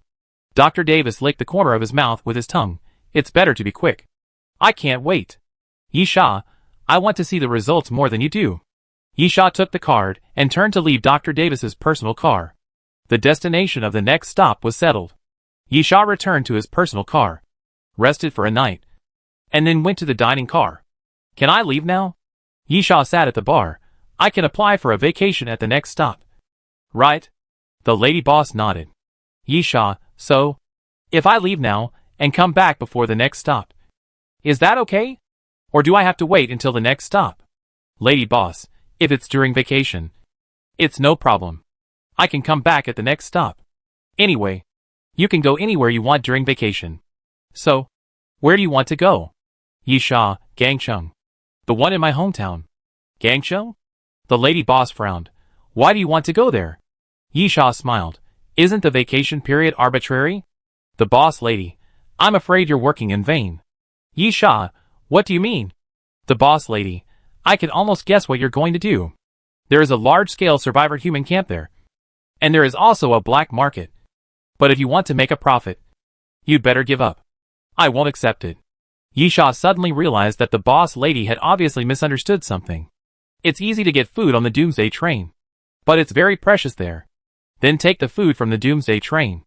Exchange it for materials, energy, etc. from the ancient species. And return to the Doomsday train to exchange for gold skull coins. Chapter 1375 Harbor City. Yisha's eyes lit up involuntarily. He hadn't thought of this before. This business is very profitable.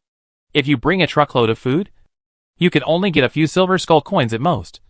But the things you get in exchange can be sold for dozens or hundreds of gold skull coins on the Doomsday train. The proprietress looked at Yisha with stars in her eyes, and poured cold water on him again. Anything that you didn't hunt yourself cannot be traded on the Doomsday train. It's useless not only for me, but also for others. Any effect of the exchange things will disappear. Yisha grinned. He really sealed the loophole. Otherwise, using this method, he could have made his strength reach a terrifying level in a short period of time.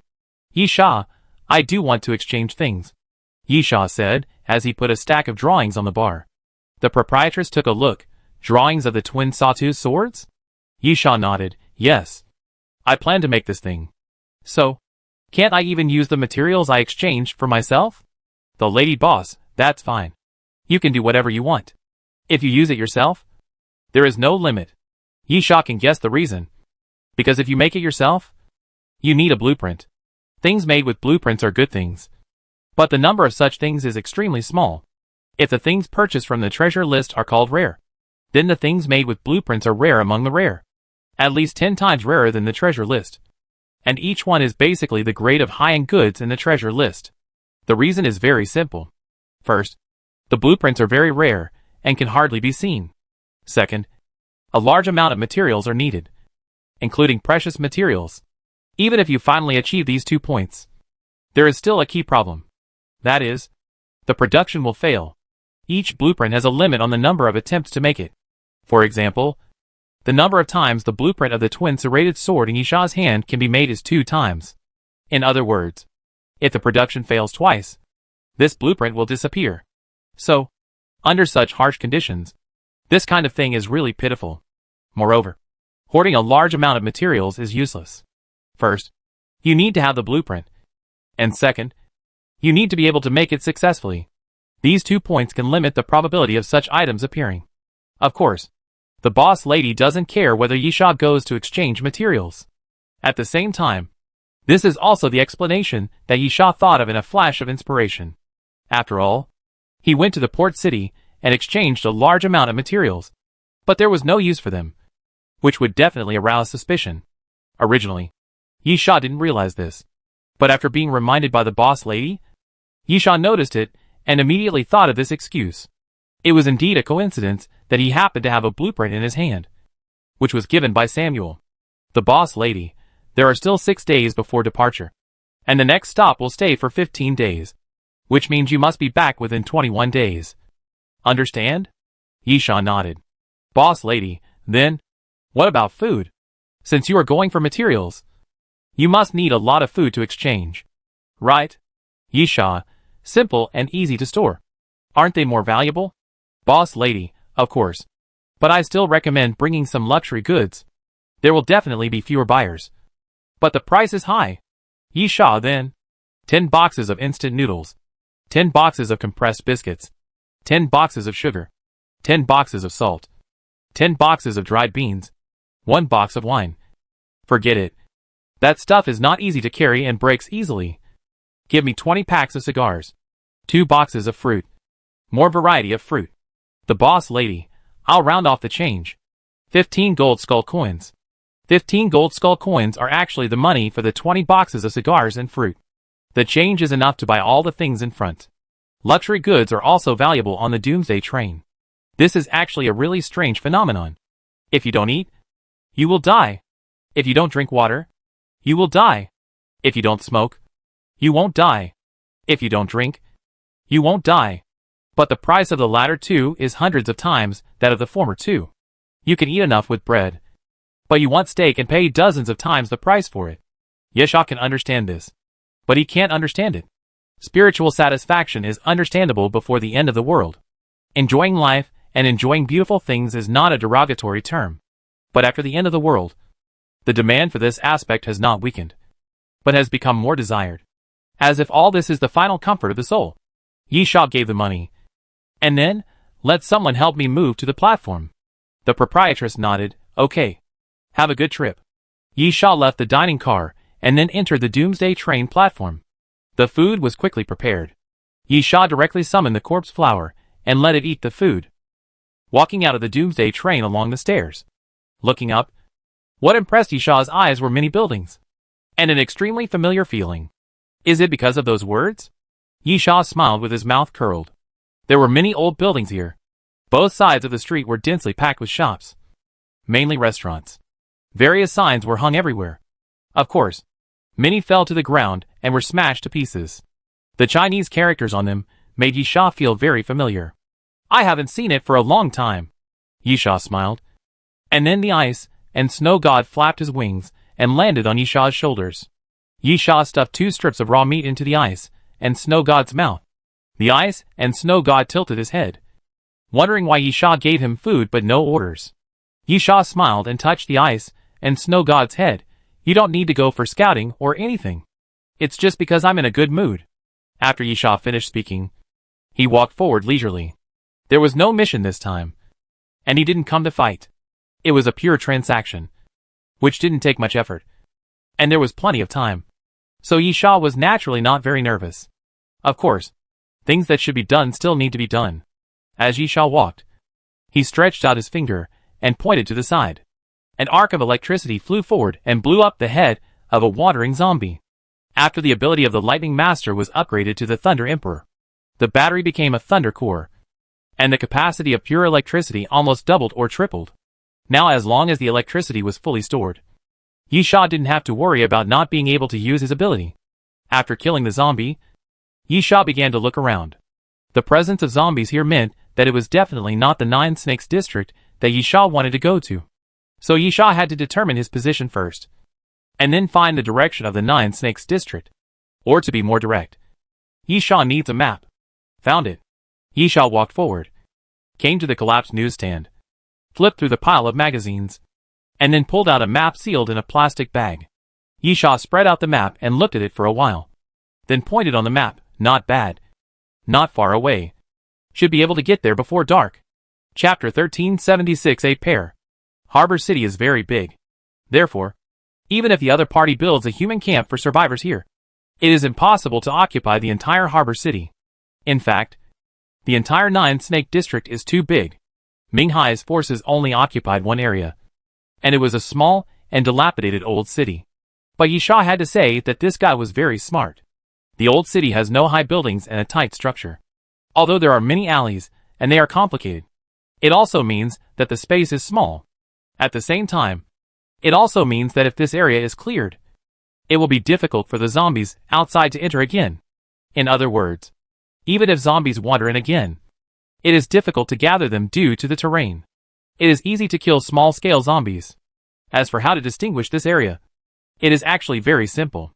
The streets of the city are interconnected, with too many entrances and exits. Unlike the ancient times, there are towers and walls. So the other party built sentries. It is called a sentry, but it is actually quite simple. The walls of the buildings on both sides were smashed through, and then machine guns were set up. There is a reflection on the roof of the building about 300 meters away. There should be a sniper, but it is not professional. When not shooting, snipers would cover their scopes to avoid reflections. Then, at the road entrance, a barbed wire fence was erected to block the road. Moreover, not far behind the barbed wire fence, there was a tank parked. No one knew where it came from.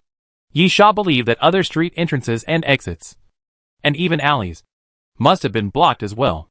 In this way, an area was isolated. As soon as Yisha approached the barbed wire fence, a voice came from the side. Stop! 5 or 6 fully armed men walked out of a shop on the side, and quickly pointed their guns at Yisha. Yisha raised his hands to indicate that he had no ill intentions, and then said, "I heard that transactions can be conducted here, so I came here." A bearded man walked up to Yisha and asked, "Is there a designated entrance and exit?" Yisha was stunned for a moment, and then said, "I heard about it from someone and came here because of its reputation. This is my first time." "First time?" The other party looked at Yisha and carefully examined him for a few times and said, "Alone? This is indeed a strange place. People who come here to trade are not alone. But even if they are alone, they usually drive a car because they have to escort the goods. I have never seen anyone like Yisha who comes empty-handed." Yisha thought to himself that he was negligent, and then said, "I am here to explore the way and check the situation. The convoy is behind us and will arrive in about 2 days. After all, it is the first time, and everyone is a little cautious." While speaking, Yisha quietly took out a box of cigars and stuffed it into the other party's hand without making a sound. The bearded man's eyes lit up, and he nodded pretentiously. "Since this is your first time here, there is nothing you can do if you don't know the rules. You can enter from here, but when the convoy comes later, remember to go to the east. You must register and check there before you can enter. Do you understand?" Yisha nodded quickly. "I understand. I understand." The bearded man waved his hand and asked someone to pull open a section of the barbed wire, then pointed to the back. "Go straight. There is a Burger King after the street corner. Go to the bathroom. There is a back door. Just go through." Yisha smiled respectfully again, then walked around the wire fence and walked forward. Walking forward, it was still very desolate. No one was seen, and it was even more impossible to imagine that there was any business in this place. However, following the direction pointed by the bearded man, he found the Burger King fast food restaurant. After entering, near the back door, Yisha suddenly heard voices, and they were very dense. Yisha immediately opened the door and showed a surprised look. People. So many people. In this era, Yisha hasn't seen so many people for a long time. And such a lively street. Although it can't be said to be crowded, there are indeed people coming and going on the street. There are all kinds of shops on both sides, selling everything, but most of them are food. There is a butcher shop on the side of Yisha, but they don't sell pork or beef, but ancient meat. Yisha walked forward and looked at the shops around him, feeling very interesting. The transactions here, buying and selling, will definitely not use money, because money is meaningless. So it is food for food. However, food for food seems meaningless. For example, taking a piece of cake and exchanging it for a piece of bread. What is the difference between the two? Does it taste different? Of course, the taste is indeed different. But such a transaction is not very meaningful. No one will come here from afar to exchange bread for cake just because they like to eat cake. Therefore, the focus of the transaction is quantity. For example, there is a snack shop next to Yisha. If a barbecued pork bun weighs 50 g, you need to exchange it for 150 g of food if you want to eat it. The food to be exchanged is not limited, and the ratio will also change according to the preciousness of the food to be exchanged. For example, the ratio of food that is easy to preserve will be reduced. For example, the meat of ancient species is indeed very dangerous to hunt ancient species. But the meat of ancient species is the easiest food to obtain in the end times. And the ratio is 50 g for 500 g. There is also the meat of animal zombies, which can be eaten after processing. But the risk factor is high. The zombie virus may not be 100% removed, and there is a small probability of infection. Unless it is absolutely necessary, no one usually eats this kind of meat. However, it is still food after all. But the ratio is as high as 50 g for 3000 g, because it is very worthless.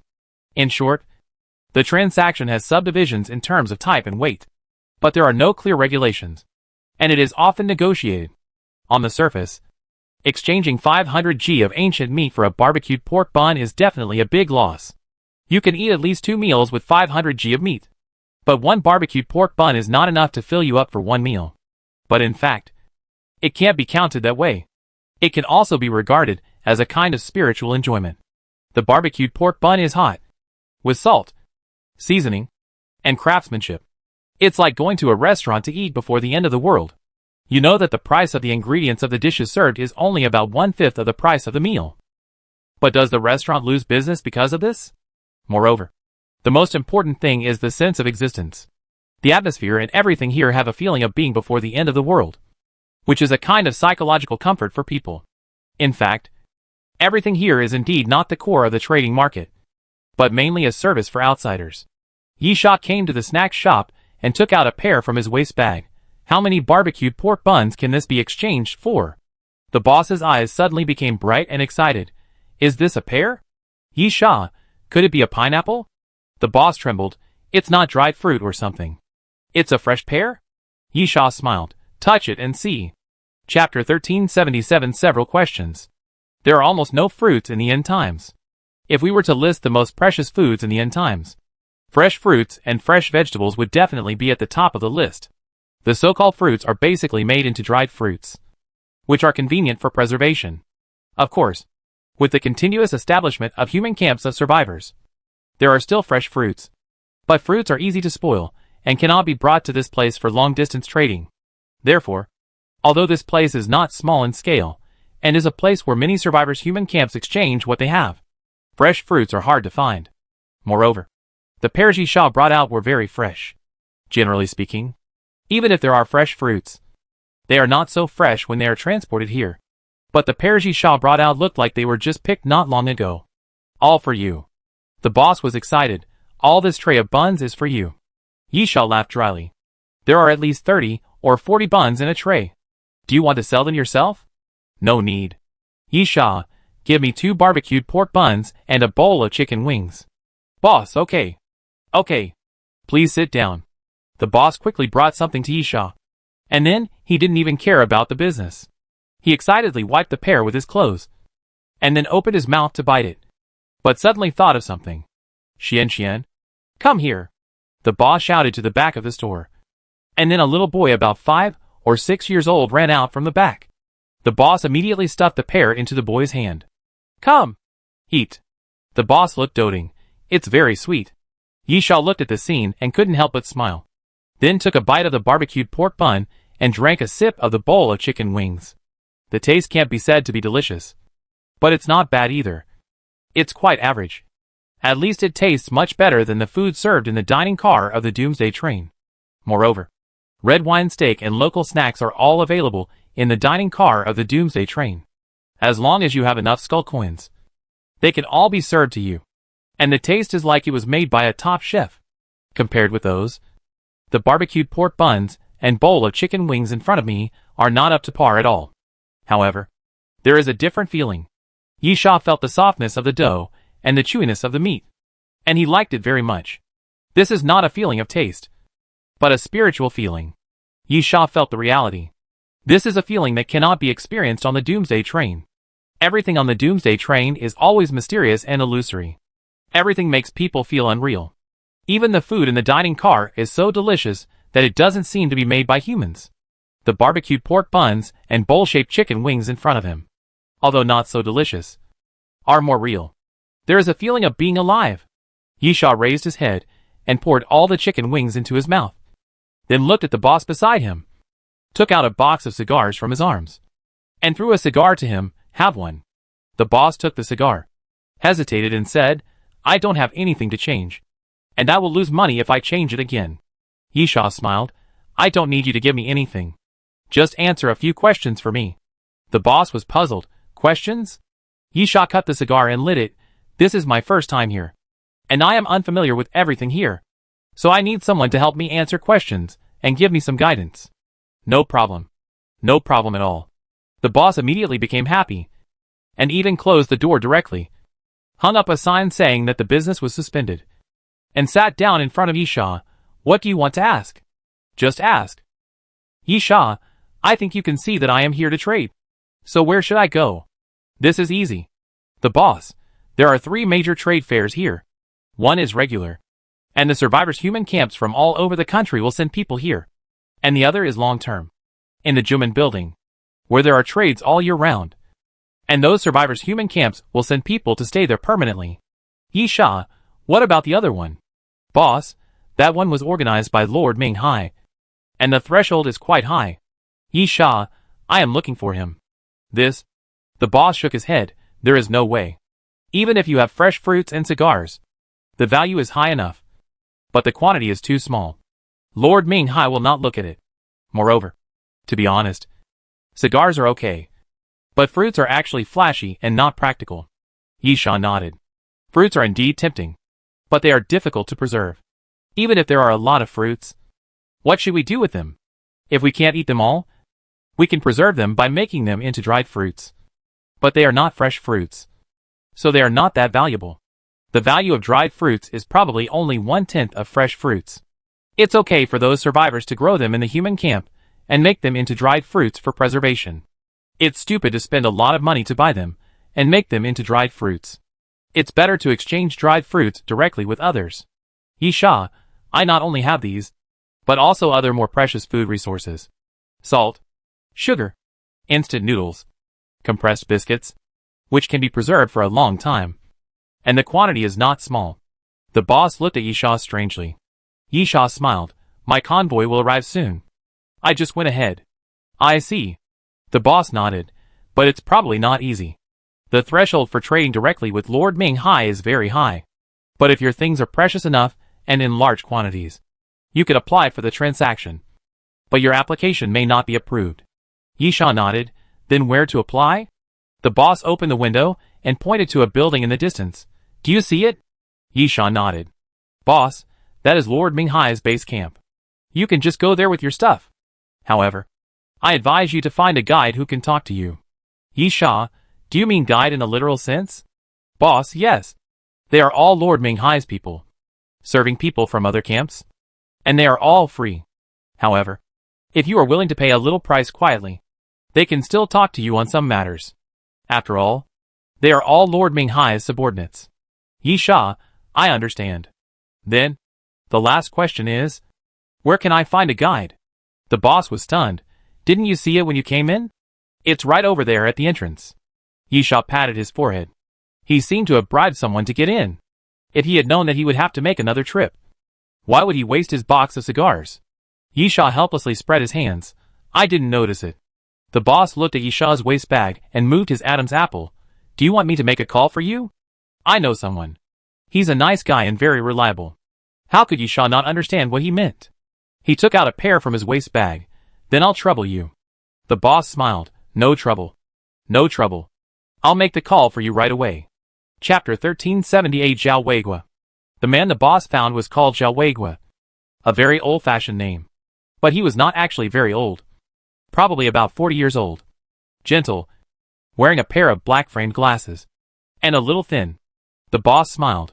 Old Zhao used to be a famous lawyer in our Hong Kong city. I don't dare to be one. Zhao Weigua smiled.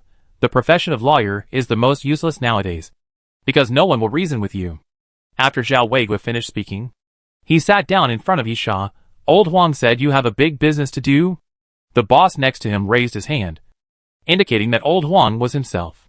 Yisha smiled and nodded, took out a cigar, and handed it to Zhao Weigua. There is indeed something to trade. Good stuff. Zhao Weigua took the cigar and looked at it, then cut it open neatly. This thing was not cheap before the end of the world, but just a few boxes of this thing. It is not a big deal. I can help you find a buyer. Yisha put his finger down. Take a look at the list. As Yisha said this, he put the list given by Dr. Davis in front of Zhao Weigua. Zhao Weigua took a look and said, I don't understand the value of them, but they all look like things from ancient species? Yisha, yes. I treasure them very much. I don't expect to collect them all. I'll take as many as I can. Oh, yes. There's another one. Yisha took out another list. These were the materials needed for the twin sawtooth swords. Since he was using this as an excuse, he had to pretend. It would be best if he could collect all the materials and make something. Then, the lady boss would definitely not be suspicious. Zhao Weigua, although I don't understand the value. Although the quantity is not large. It is obviously from different ancient species. It's very troublesome. What are you going to exchange? I don't think a few boxes of cigars will work. You can't just tear them apart one by one and look for buyers. Yisha smiled. So, I'm going to trouble you to help me make a connection. I want to meet Ming Hai, and he should be able to find a way to get me there. Zhao Weigua frowned, looking a little unhappy, and asked seriously, Is this your first time here? Yisha nodded. Zhao Weigua, here. It's best not to call Lord Minghai by his name.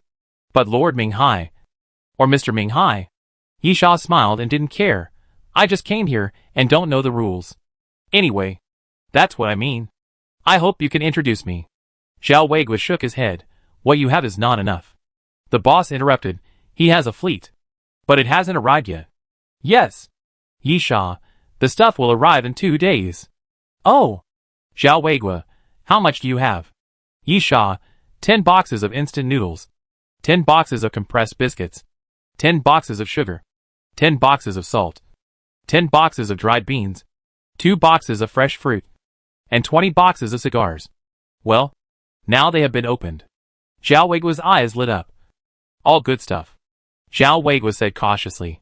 What are the specifications? Yisha, instant noodles are 32 packs per box. Compressed biscuits are 120 packs per box. Dried beans are also 32 packs per box. Sugar and salt are 30 kilograms per box. There are many kinds of fruits. Packed by myself. All kinds. And you still smoke cigars.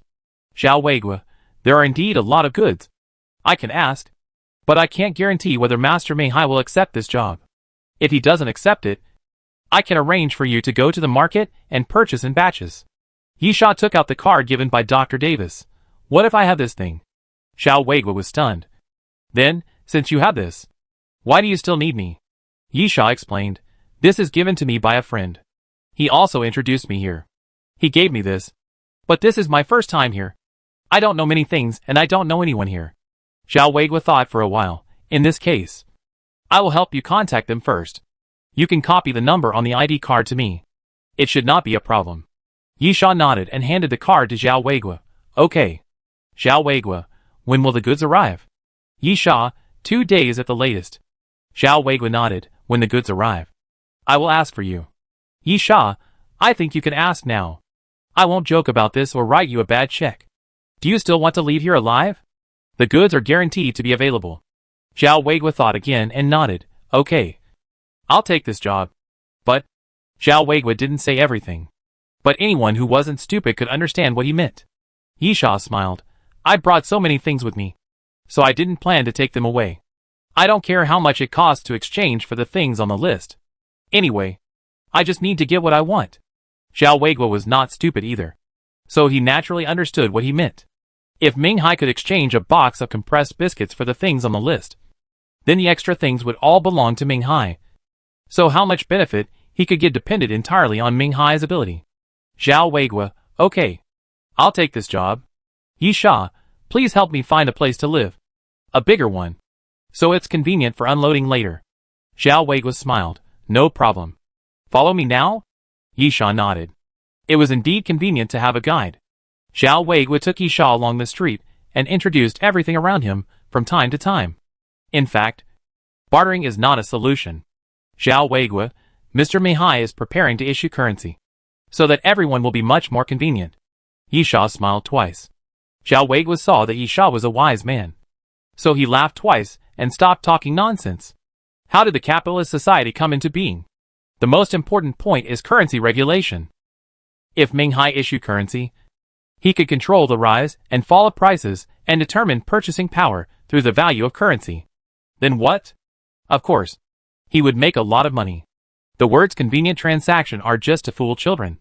But unfortunately, Yisha is not a child. Zhao Weigua found a place for Yisha to live, which was an old building outside the commercial street. Zhao Weigua, there are plenty of rooms. Use any of them. Yisha nodded. Okay. Let's stay here. Let me know if you have any news. No. Zhao Weigua smiled. Since you are already here, let's go shopping. I'll take you there. I'm a guide. Yisha shook his head. If you have the chance, you should finish your business first before you can go shopping. Zhao Weigua nodded. That's right. This is my phone number. Do you have one? If not, I'll give you one. Yisha, don't worry. I have one. Zhao Weigua, okay. I'll let you know tomorrow.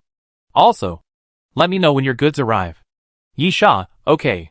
Watching Zhao Weigua leave, Yisha was quite satisfied with the trip. It was smoother than he had imagined. As for the things, they were always with Yisha. He just needed to find a chance to move them out. Chapter 1379 Minghai. Zhao Weigua's efficiency is faster than Yisha imagined. The next day, Zhao Weigua appeared in front of Yisha without Yisha calling. I have already told Lord Minghai about the matter. Zhao Weigua, Lord Minghai wants to see you. Yisha, but the goods? Although the goods have been in the belly of the corpse flower. It was said to be 2 days before. And now it appeared inexplicably in one night. Which is obviously inappropriate. Zhao Weigua, didn't you say that the goods are fine? In this case, you can talk to Lord Minghai first. Negotiate the terms of the transaction. And then give the goods when you see them. Yisha thought about it, and it made sense. Moreover, because of Dr. Davis, Yisha was actually quite interested in Minghai. How could an ordinary person have the ability to kill zombies? Maybe Minghai is the same kind of person as Dolan. Following Zhao Weigua out of the house, Zhao Weigua also prepared a car. After getting in the car, Zhao Weigua said while driving, I didn't know you were from Compu. A super big customer. Sorry for the disrespect. Yisha smiled. How did you know I was from Compu? Zhao Weigua, that card is a bank card. The bank card number on it is used as a serial number by us. Only big customers have it. The corresponding number, and who it was given to are all recorded. I see. Yisha nodded without further explanation. Zhao Weigua drove Yisha to Minghai's base camp. A 12-story old office building, which is the tallest building in this old city. After entering the office building, Yisha found that it was also a trading market. Many people around were talking about buying and selling, but no goods were seen. Zhao Weigua smiled. Here are all large transactions. It is inconvenient to carry goods. We negotiate first, and then go to the warehouse to check the goods after the negotiation. Yisha nodded. Entering the elevator, Zhao Weigua, 1st to 5th floors are trading points. 6th floor is the auction house, auctioning precious things. 7th floor is the casino. Wait a minute. Yisha was puzzled. Casino? Yisha didn't think that casinos were useful in the end times. Zhao Weigua smiled. Why not? Money can be used for gambling. Of course food can be used, including anything else. As long as it has value, it can be used as a bet. Yisha, can there be business? Zhao Weigua, of course. Business is not bad. Let me put it this way. Do you know the mentality of gamblers? Yisha, make a quick buck? Zhao Weigua, yes. This is the most typical mentality. In fact, there is no difference between before and after the end of the world. In the past, some people wanted to turn 1,000 yuan into 10,000 yuan. And now some people want to turn a piece of bread into a box of bread. Yisha shook his head. 1,000 yuan will not kill you. But a piece of bread can really kill you in this era. Zhao Weigua said disdainfully. The question of dying early or late is ultimately about greed. This kind of thing exists in every era. There are also some people who are just playing for fun and have strong self-control. Of course, there are many who lose everything while playing. Yisha laughed. You shouldn't tell me this. On the contrary, you should encourage me to go to the casino to play. It's useless. Zhao Weigua also laughed. I'm pretty good at judging people. You may play for fun, but you won't get addicted. You are the kind of person with strong self-control. Yisha was curious. How did you tell? Zhao Weigua, it's hard to explain. It's just a feeling. After all, I was a lawyer before the end of the world, and I have come into contact with many people of all kinds. After talking to many people, I can roughly understand what kind of person he is. The two chatted. Zhao Weigua briefly introduced the office building, and then the two went directly to the 12th floor. Zhao Weigua, the 10th to 12th floors are the private territory of Lord Minghai. You can't enter without his approval. As they were talking, the elevator door opened. Yisha looked up and saw some people standing in the corridor. They were all bored and not working. Zhao Weigua walked up to a man and whispered a few words to him, then waved to Yisha and walked to the end. Pushing open the door at the end, there was a luxurious office with carpets and many gold ornaments around. There was a desk in front of him. A man was dozing with his feet on the desk. When he heard the sound, he suddenly opened his eyes. Zhao Weigua stepped forward. Minghai. The person has been brought here. Minghai stood up from the chair.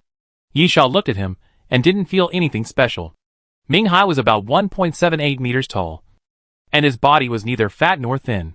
He had some muscles, but he was not very strong. He was of normal body type and had done some exercise. He was about 30 years old, with an ordinary appearance. He was not handsome or ugly, and he didn't have any special features. He was the type that would be hard to recognize if thrown into a crowd. Judging from Ming Hai's ability to build this place, he is obviously a person with outstanding abilities. It is a bit disappointing that he is so ordinary. Ming Hai looked at Yisha. What's your name? Ming Hai's voice is very distinctive. A little hoarse and rough, which doesn't match his appearance and figure, and is very recognizable. Yisha, you can call me Yisha. Ming Hai nodded. Are you from Compu? If Compu needs something, they usually inform me in advance. But it seems that they didn't this time. Yisha, I'm not from Computech. But you can understand that someone from them introduced me here. And the ID card was also given to me by them. Ming Hai nodded. Then opened the laptop beside him. And then, I confirmed the number. And the person corresponding to the number is Dr. Davis. He gave you the ID card. Right? Yes. Yisha smiled. Are you worried that I don't have the goods? You can trade after you see the goods. Ming Hai closed the laptop. I can find most of the things on your list. And I'm not worried that you don't have the goods. But now there is another problem. Yisha, what's the problem? Ming Hai, I want to make another deal with you. Yisha, what deal? Take you and Compu to exchange for something. Ming Hai picked up the intercom. Come on. Arrest him. Almost instantly, the office door was knocked open, and the people who were outside rushed in, pulled out their guns, and pointed them at Yisha. Yisha glanced around. What do you mean? Ming Hai, Dr. Davis defected from Compu. That guy probably has a lot of Compu's research data. Or something else. Compu spent a lot of money to find him. And then a poor guy came to me with Dr. Davis's ID card. Chapter 1380 Red Flame Armor. Ming Hai said this. His expression became teasing. Please tell me. Ming Hai looked at Yisha. If it were you, what would you do at this time? Yisha sighed. Of course. Arrest this unlucky guy. And then force him to tell the whereabouts of Dr. Davis. After catching him, ask for credit from Compu in exchange for benefits. Ming Hai smiled. It's a coincidence. I think so too. So if you give me a favor, I will give you a favor too. Anyway, you shouldn't get any benefits. I will let you go after I catch Dr. Davis. How about this proposal? By the way, the things you want are no problem. I will accept this deal. Yisha, good proposal. Ming Hai, that's right. Hello. I'm fine. Everyone is fine. Then, tell me, where is Dr. Davis? Yisha, I didn't say I agree. After all, your proposal has very obvious shortcomings. Ming Hai smiled. Can you tell me? What makes you dissatisfied? As for the deal, it's all negotiated by everyone. Yisha disdainfully. With just a few crooked men like you. Can you catch me and force me to tell you the whereabouts of Dr. Davis? Ming Hai was stunned for a moment. Then, I am sure that you should have some skills. But this is my territory. Yisha, so what? Ming Hai shook his head. I thought you were a smart man. It seems that I was wrong. I have to let you know what will happen in my territory. Ming Hai said, while turning his head to indicate. Bang! The next moment, a man shot directly at Yisha. But Ming Hai did not intend to kill him. The other party aimed at Yisha's calf. However, at the moment of the gunshot, a flame suddenly burst out from Yisha's calf, quickly crystallized, and then was shattered by the bullet. After shattering, the crystals quickly turned into flames and disappeared quickly. The people around were extremely vigilant. Obviously more vigilant than before. Ming Hai was stunned and looked at Yisha. Sorry. I want to take back what I said just now. You are not just a little capable, but a very capable person. Yisha smiled. So, I advise you to trade directly with me. The best result is that both sides get what they need. As for Dr. Davis, I think it is also a good choice to pretend that you have never seen this ID card. Ming Hai, but I've seen it.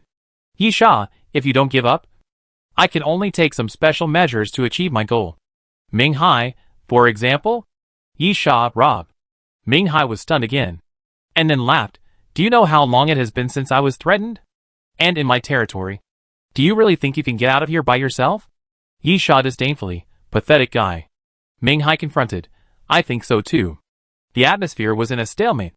In the end, Ming Hai was the first to lose patience and suddenly signaled to the others, who fired again, still not shooting at the upper body, but directly at Yisha's lower body. Obviously not wanting to kill Yisha. Flames surged out from under Yisha's feet again, spreading out in all directions, then crystallizing.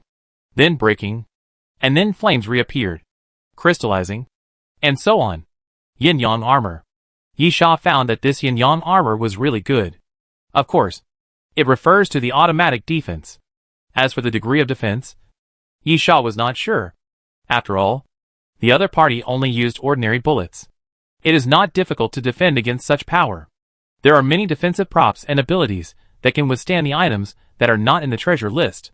Huh? Yi Sha sighed, and then waved his hand fiercely. I actually planned to solve it in a more peaceful way. But you forced me to use violence. So there is nothing I can do. Shock wave. Accompanied by the waving of his arms, the invisible force pushed out in all directions. And those people were pushed out by Yi Sha one after another, and kept hitting the wall. Yi Sha took a step forward and punched Ming Hai. Ming Hai kicked the desk without saying anything, and the desk flew up and came towards Yi Sha. With a bang, the desk was smashed by Yi Sha. Ming Hai roared, rushed out from behind the desk, and kicked Yi Sha in the chest. Yi Sha took 2 steps back and looked at Ming Hai in surprise. This guy was really strong. He could kick him back. This strength was indeed, as Dr. Davis said, not within the scope of normal humans. Ming Hai sneered. Do you think that an incompetent person can build such a place in the end times? You underestimate me. Yi Sha smiled. You overestimate yourself. Seeing Ming Hai rushing towards him again, with his fist directly at his face, Yi Sha casually stretched out his hand. Bang! Ming Hai's fist slammed into Yi Sha's palm, and then was caught by Yi Sha. Yi Sha smiled. Even if it is not in the category of human beings, it just cannot be considered human beings. And Yi Sha suddenly laughed at himself. His laughter was a little obscure. Yi Sha, I'm already a monster. Bang! Yi Sha grabbed Ming Hai's fist, swung it casually, and then threw Ming Hai directly out, hitting the wall hard. Yi Sha stepped towards Ming Hai, walked in front of Ming Hai, and looked down at him. I'll give you another chance to make a deal. I'll pretend nothing happened. Ming Hai gritted his teeth and growled at Yi Sha. Go to hell. Ming Hai slapped the ground with one hand, then suddenly jumped up from the ground and kicked Yi Sha. Bang! Yi Sha casually raised his hand to block Ming Hai's attack. But at this moment, Ming Hai disappeared. Yi Sha raised his eyebrows, then felt something and turned around suddenly. Bang! Ming Hai appeared behind Yi Sha somehow and punched again. Bang! Yi Sha stretched out his hand and caught Ming Hai's fist again. Yi Sha, teleport? Ming Hai gritted his teeth and didn't answer. Instead, he stretched out his hand and wiped it forward. The deer head decoration hanging on the wall suddenly flew towards Yi Sha and stabbed Yi Sha's back.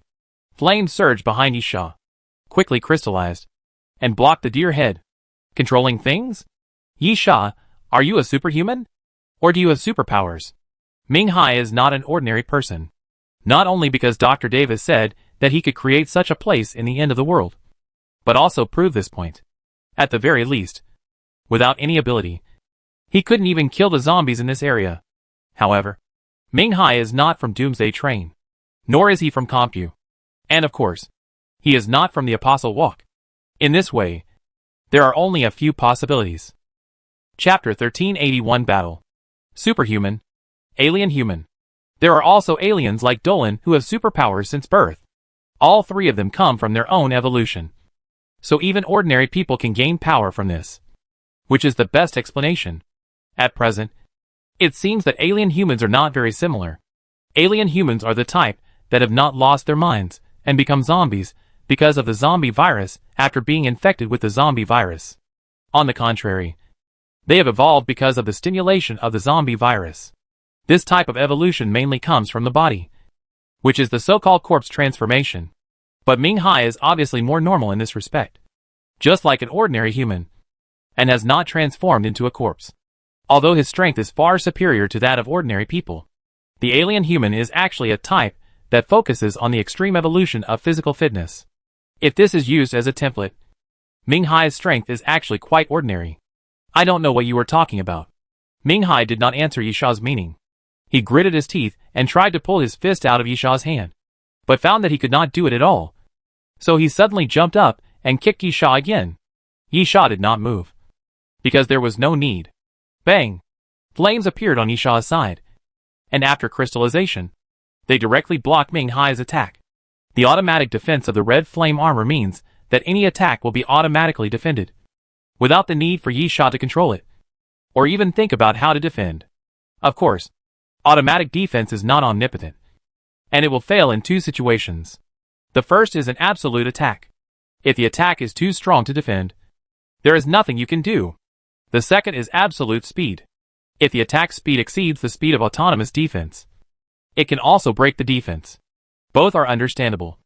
After all, there is no absolute defense. But the red flame armor is at least the ability of more than 200 gold skull coins in the treasure list. Even if facing the constellation monster, Yi Sha feels that it is unlikely to resist the attack all the time. But it should be possible to block it a few times. Not to mention that there is a defensive big move. But it is obvious that Ming Hai will definitely not reach this level. Which means that the yin-yang armor is enough to deal with Ming Hai's attack. Bang, bang, bang. Ming Hai kicked several times in a row. But it was useless. Yi Sha, I think, as long as you are not a fool, you should understand the gap between us. Why bother struggling? Ming Hai panted, you are not a human. Yi Sha was stunned for a moment. And then the self-deprecating smile appeared again. Yi Sha knew very well that Ming Hai was not scolding him, but narrating a fact. Indeed, in the eyes of normal people, can Yi Sha be considered a human being? Of all the people who are still alive on the Doomsday train, who are still alive at every stop, which one can be considered human? Can humans automatically release flame defense? Can humans call the wind and rain? Can humans control electricity? What Ming Hai said was not wrong. He was no longer a human, but an alien, or even a monster. But, so what? At least he was still alive.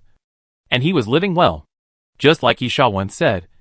For this, he could give everything. Even if he became a monster. Then, just treat me as if I am not a human. Or just treat me as a monster. Yi Sha looked at Ming Hai and smiled. So, do you have the courage to fight a monster? Ming Hai seemed very calm. The people around him looked at the flames emerging from Yi Sha's body. They were obviously afraid and timid about this supernatural power. But Ming Hai did not, and remained very calm. Suddenly, Ming Hai smiled. I forgot to say that I am also a monster. The moment Ming Hai finished speaking, Yi Sha suddenly felt his palm empty. But Ming Hai disappeared from his sight again. Teleportation. This time, Yi Sha was very sure that Ming Hai was using a teleportation-like ability. From this point of view, Ming Hai did not seem to be a superhuman. Brain abilities do not include teleportation, because brain abilities are all spiritual abilities, which are the opposite extreme of alien humans. If alien humans have evolved beyond humans in the physical body, then the brain abilities of superhumans belong to spiritual evolution. Therefore, in the brain area, the ability to make oneself float, the ability to accelerate, and the ability to take objects from the air can be used, and oneself can be manipulated as an object. But there is no instant movement, and it is impossible to make the body suddenly disappear and suddenly appear. In other words, Yi Sha grinned. Is this guy similar to Dolan? Suddenly, a strong wind appeared behind Yi Sha. Ming Hai appeared again, and a fierce punch fell.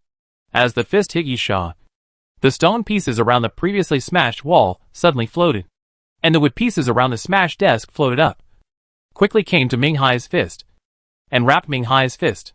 Ming Hai is using this method to increase the power of his punches. Why does it feel weird? Yi Sha murmured. This ability seems to be the ability of superhumans to manipulate objects. Bang! Yi Sha didn't care about Ming Hai's attack at all, and let Ming Hai punch at him. The flame appeared again and easily blocked Ming Hai's fist. But, crack! The ground under Yi Sha's feet made a crisp sound. But the ground could not withstand the force transmitted by the two people during the fight, and suddenly broke. Boom! With the continuous appearance of cracks, the ground finally couldn't bear the weight and collapsed completely. Ming Hai and Yi Sha fell to the next level together. Yi Sha tiptoed and landed lightly on the ground. There were gravels falling on his head, but they were all blocked by the crystallized flames. Yi Sha couldn't help showing a satisfied expression again. It seems that the yin-yang armor is not only aimed at attacks against enemy targets, but also offsets all attacks that will cause damage to Yi Sha. This is a good thing, which means that even if Yi Sha encounters any accidents, the red flame armor can help Yi Sha resist. Ha! At this time, Yi Sha heard a low shout, and then Ming Hai rushed forward. As the saying goes, 1 or 2 is not 3. Yi Sha, this is your last chance. Bang! Ming Hai's fist blasted forward, and was blocked by the crystallized flame again. Yi Sha, last chance. Trade? Or force a trade? Yi Sha raised his palm while speaking. Sizzle! The sound of electric current surged appeared, and then arcs appeared in Yi Sha's palm, passing through the flames and hitting Ming Hai's body fiercely. Bang! After the arc hit Ming Hai's body flew backwards, hit the ground fiercely, and kept twitching. Chapter 1382 Immortal Body. Yi Sha's heart skipped a beat. It seems that he used too much force. Yi Sha really didn't want to kill Ming Hai, for many reasons. For example, Yi Sha still had a good impression of this place, and the people here also made Yi Sha feel close. After all, they were all Chinese. Of course, these were relatively shallow reasons. The most important thing was that killing Ming Hai would be very troublesome. Ming Hai's existence represented the existence of order in this place. And if Ming Hai died, all of this would disappear, and this place would fall into chaos. And it was estimated that many people would hunt him down.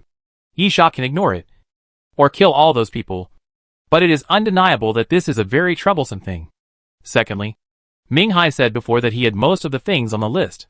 This is the key point, and it is also the purpose of Yi Sha coming here. If Ming Hai dies, even if Yi Sha wants to rob, he has to know where to rob. Even if he knows where the warehouse is, he has to search for it himself, which is all troublesome. Therefore, Ming Hai cannot die for the time being. It would be best if this guy is willing to cooperate. It doesn't matter if he is unwilling to cooperate. Hijacking this guy for things is the most convenient way. However, Yi Sha had just obtained the power of the Thunder Emperor, and after getting used to the strength of the Thunder Master, Yi Sha obviously forgot to adjust the power. The power released by the Thunder Master was certainly not comparable to that of the Thunder Emperor. However, he was killed. Looking at Ming Hai lying motionless on the ground, Yi Sha patted his forehead in distress and cursed. That old Davis praised you so much, but you are not resistant to beating at all. Huh? While Yi Sha was cursing, Ming Hai suddenly opened his mouth, spit out burnt ash, and suddenly sat up. Yi Sha was also startled. A zombie? Yi Sha first thought that he was infected with the zombie virus and was going to become a zombie. But after a closer look, it didn't seem like that. Ming Hai's eyes were clear, although he looked a little miserable and his body was charred. He was not charred. Ming Hai supported himself and got up. You can control fire and electricity. You are really a monster. Ming Hai got up from the ground and twisted his arm, making the joints crackle. It seemed that he was not seriously injured. This time it was Yi Sha's turn to be puzzled. Although he didn't want to kill Ming Hai, he was not hurt after being hit by him? This was obviously abnormal. Ming Hai grinned, as if he could see what Yi Sha was thinking, and said ferociously, "Don't forget. I said that I am also a monster, because I am immortal." Immortal? Yi Sha tilted his head and raised his hand again. Sizzle! Electricity surged through Yi Sha's palm again, and then rushed to Ming Hai. After hitting Ming Hai, it spread wildly and turned into countless arcs that wrapped Ming Hai's body. The sound of electric current surged continuously. Ming Hai's whole body twitched continuously, and then he fell backwards like a zombie, with black smoke coming out of his body. Yi Sha was puzzled again. Immortal body? As Yi Sha was talking, Ming Hai suddenly stopped twitching, and then slowly got up from the ground. Ming Hai sneered and said in an affirmative tone, "Immortal body." Yi Sha glanced at Ming Hai's erected hair, and always felt that the other party's confident words were really not convincing at all. So, you should understand. Ming Hai, everything is meaningless in front of me. You can't defeat me. I am invincible, because no one can defeat an immortal. Bang! Before Ming Hai finished speaking, Yi Sha's voice suddenly flashed, and he appeared in front of Ming Hai using the Go Step, punching Ming Hai in the face. At the moment when the fist hit, Yi Sha even saw that Ming Hai's face seemed to be sunken. His nose was obviously broken, and his mouth was crooked. He flew across the entire corridor and hit the wall behind him. The wall was broken into pieces. Ming Hai was clinging to the wall like a painting, and then slid down bit by bit. The face was completely unbearable to look at, full of blood. However, the distorted face was slowly changing back to normal. The broken nose was straightened again, and the swelling on the cheek was also rapidly subsiding. Ming Hai stood up and gritted his teeth. "Didn't your mother teach you not to wave your fists when others are talking?" Yi Sha, I only know that villains usually die because they talk too much. Ming Hai grinned. The problem is that I can't die. Yi Sha, it's just super speed regeneration. Yi Sha doesn't believe in the nonsense of immortality. He doesn't believe it. He tore Ming Hai's body apart. And this guy can still live. Super speed regeneration is not omnipotent. For example, the meat tree is well known to be a relatively difficult existence among the mutant zombies. Not only because of the characteristics of fusion, but also because fusion can bring super speed regeneration to the meat tree. But hasn't Yi Sha killed a meat tree? And killed more than one. However, Yi Sha had to admit that Ming Hai was really tough. The second time he shocked him, Yi Sha aimed directly at his heart. But he didn't die. The last time he shocked him, a normal person would have had his brain smashed out. But he didn't die. But that's okay. Yi Sha, since he's tough, I can attack him with confidence. Yi Sha pointed his toes and rushed forward again, suddenly coming to Ming Hai. Bang! Ming Hai instinctively swung his fist and collided with Yi Sha's fist. With a click, Ming Hai screamed in pain when his fists collided. His finger bones were completely broken and his fingers twisted unnaturally. Yi Sha grabbed Ming Hai's head and pressed it hard to the ground. Bang! Ming Hai's head hit the ground, breaking a piece of it. At the same time, people kept coming from all directions. After finding Yi Sha, they immediately opened fire. Bang! Bang! Bang! The gunshots continued to ring. But Yi Sha didn't care at all. Ordinary guns could not break through the defense of the red flame armor. Sure enough, as soon as the bullets reached Yi Sha, red flames surged up, quickly crystallized, and blocked all the bullets. Sizzle! Yi Sha looked at the people around him, who were shooting and approaching him, and spread his palms, and electric current surged out of Yi Sha's palms. Go! At this time, Ming Hai's voice suddenly sounded, shouting loudly, Go! You are not his opponent. Don't come to die. Yi Sha glanced at Ming Hai, grabbed Ming Hai's hair, and pulled Ming Hai's head up. You are really more durable than I thought. Ming Hai bared his teeth at Yi Sha. Come at me if you have the guts. Our battle is not over yet. Yi Sha nodded. As you wish. Chapter 1383. Seeing Zheng Duoqing again. Bang! The moment Yi Sha finished speaking, he pushed Ming Hai's head down to the ground again. After a loud bang, the ground collapsed again. This old office building was more fragile than expected. With a loud bang, Yi Sha and Ming Hai fell to the next floor again. Ming Hai's face was covered in blood. He grabbed a broken stone and threw it at Yi Sha. However, the stone still did not hit Yi Sha and was blocked by the red flame armor. Still not giving up, Yi Sha sneered. You said you were immortal, so no one can beat you. I really want to know. You can't even touch my body. How can you beat me? Ming Hai did not answer, but grabbed a handful of dust from the ground and threw it at Yi Sha. This time the red flame armor did not appear. Obviously the red flame armor did not think that this thing could hurt Yi Sha. Yi Sha stretched out his hand to cover his eyes, to avoid the dust from blinding him. And when he let go, he found that Ming Hai actually turned around and ran away. Yi Sha said disdainfully, Can you run away? Z-Law. Yi Sha's palms opened and closed, and electricity surged from the palms again. Then Yi Sha raised his hand and slashed forward. The electricity continued to stretch and turned into the shape of a knife, slashing down fiercely. Ming Hai heard the sound of the current surging and immediately jumped to the side. Boom! The lightning blade fell to the ground, almost brushing Ming Hai's body, and then slashed the ground. Then a huge hole was cut in the ground of the corridor, and countless stone chips fell downwards. Screams could be faintly heard from below. Yi Sha walked towards Ming Hai with his hands behind his back, while Ming Hai looked at the crack and then jumped down. Yi Sha raised his eyebrows and looked down at the crack. The top 3 floors of the office building were Ming Hai's private area. It was very empty, and there were not many people. And they were all Ming Hai's people. But the lower floor was different. The lower floor was obviously like an auction house or something, with many people gathered. When the crack appeared, it caused a commotion. Yi Sha already knew what Ming Hai was up to. That guy wanted to take advantage of the rioting crowd to escape. Yi Sha didn't delay. He jumped up and chased Ming Hai down from the crack. There were panicked people everywhere around. Ming Hai squeezed in the opposite direction of the crowd. Get out of the way! Get out of the way! I told you to get out of the way! Did you hear me? Ming Hai cursed and pushed people forward. Yi Sha sneered, then suddenly jumped up, then bent and straightened. And then the string ring shot out a thin line, which stuck directly to the ceiling. Yisha twisted his waist violently and swung forward. Using this method, Yisha continuously ejected thin lines, then flew over the crowd and chased Ming Hai. After passing the crowd, he looked up and found that Ming Hai was heading towards the corner. Yisha naturally chased him closely. The corner was a little dim. In fact, the light on this floor was very ambiguous, with a light red color, and it only covered an area in the center, with almost no light around. The doors and windows were also closed and chained. After groping in the corner, Yisha soon found an open door. He stepped in and walked in. This place seemed to be a warehouse, with some things piled up around and covered with some black cloth. Yisha pulled the black cloth down, and it turned out to be a cage underneath. In the corner of the cage sat a woman with lifeless eyes. Yisha knew what this floor was used for in an instant, and also knew what this woman did. Pure goods. Yisha was not angry. Some things have a bottom line. Yisha did not do it. But it does not mean that everyone will not do it.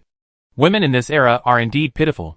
Before the end of the world, women were not necessarily a vulnerable group.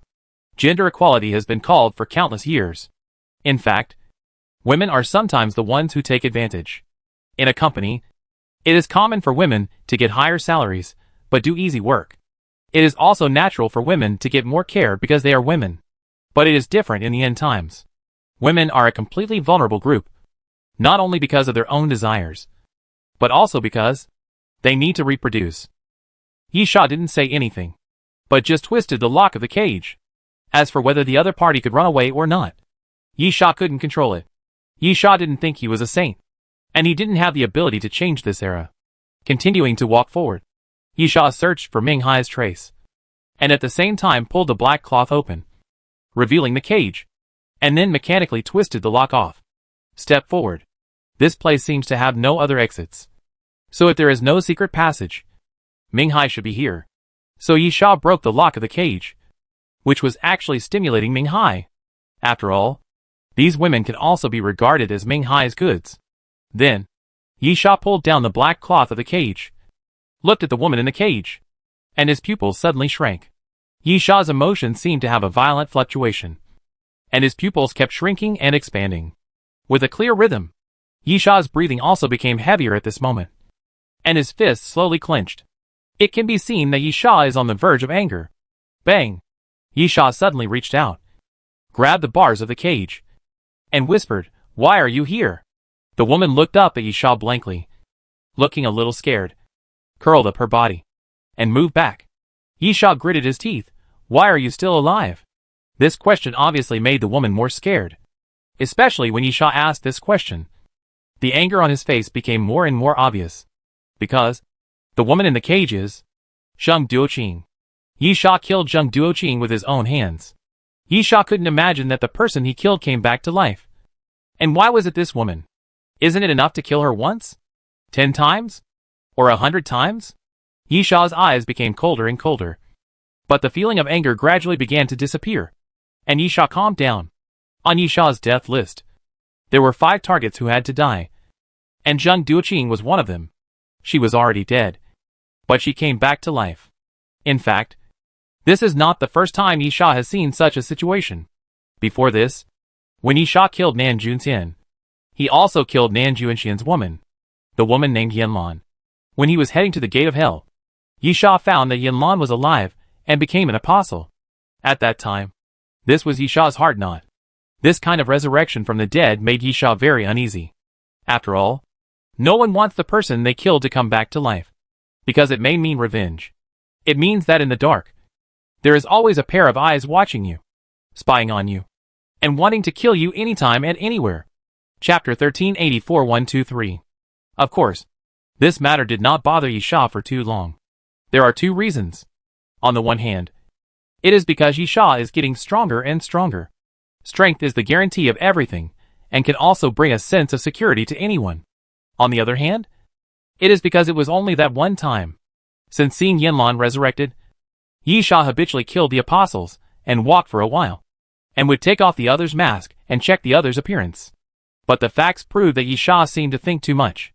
Yisha has never seen anyone resurrected from the dead again.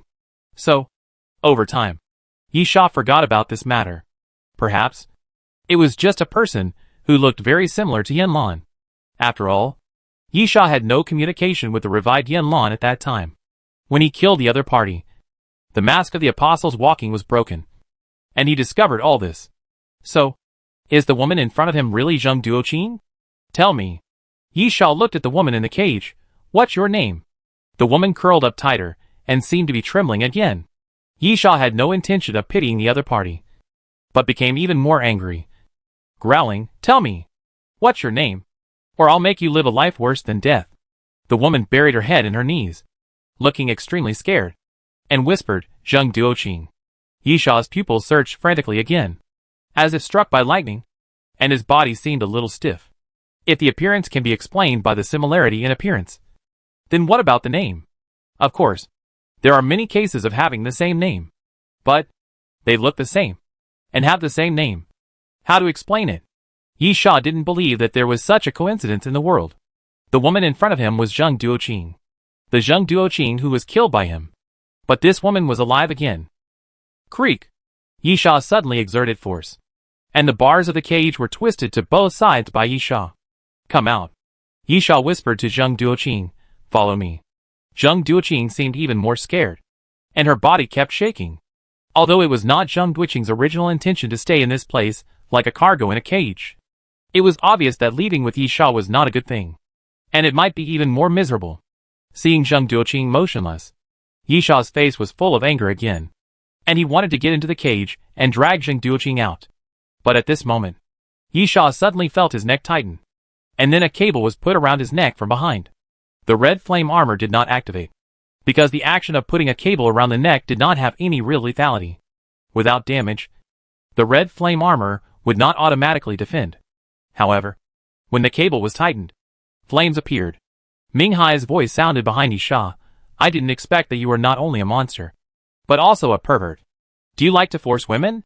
Ming Hai didn't want to strangle Yi Sha to death, because if he couldn't strangle her, the flames of the red flame armor would burn the cable quickly. What Ming Hai did was to stab the end of the cable that was not wrapped in rubber into Yi Sha's body fiercely. And then the crackling sound made by the jumping of the current continued to appear. Ha! Yi Sha opened his mouth and breathed a sigh of relief. Suddenly raised his arm, and elbowed Ming Hai in the face, knocking Ming Hai away. Are you an idiot? Yi Sha pulled the cable off his neck, after seeing my ability to manipulate electricity. You actually tried to electrocute me? Yi Sha grabbed a section of the cable with one hand, and the current continued to flow out. But it did not cause any harm to Yi Sha.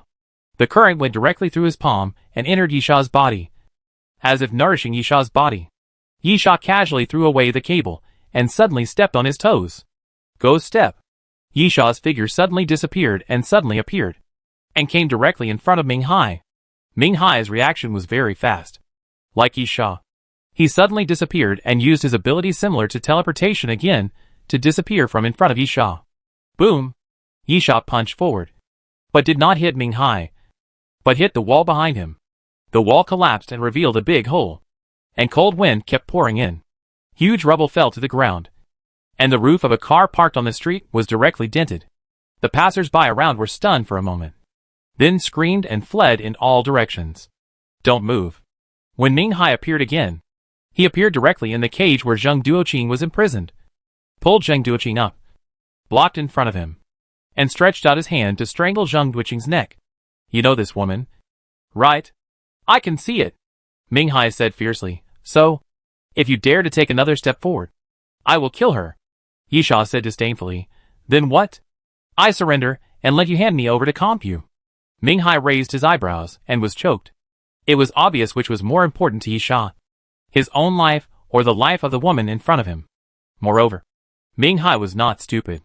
Judging from Yi Sha's previous attitude, although he must know this woman, he did not seem to have any feelings for her. No, this was not true. Yi Sha and Zheng Duoqing still had feelings for each other, but these feelings were anger and hatred. Therefore, threatening Yi Sha with this woman's life will obviously not work. But you want this woman. It's true. Ming Hai, how about I exchange her for Dr. Davis? And I'll give you the things you want, and we'll each get half of the benefits from Compu. Yi Sha sighed. Confidence is a good thing, but being overconfident is another matter. You still don't seem to recognize the gap between us. The moment Yisha finished speaking, Ming Hai suddenly felt a slight chill on his neck, because a dagger was against Ming Hai's throat. Ming Hai turned his head and saw the Archon, who suddenly appeared, with a look of astonishment on his face. Yisha actually had helpers? Didn't he come alone? I had clearly asked someone to inquire. Yisha curled his lips. Hiding was one of the Archon's specialties.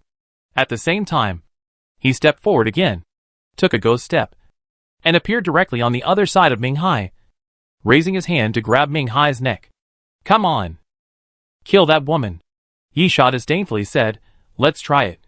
You break this woman's neck first. Or I break your neck first. Let's see who is faster. Ming Hai moved his Adam's apple and said dryly, I admit that you will be faster. But what's the use? I am immortal. It's meaningless for you to break my neck. And I can really kill this woman. Yisha didn't care. Then try it. I'll count 1, 2, 3. Start now. 1, 2. Chapter 1385 Lost.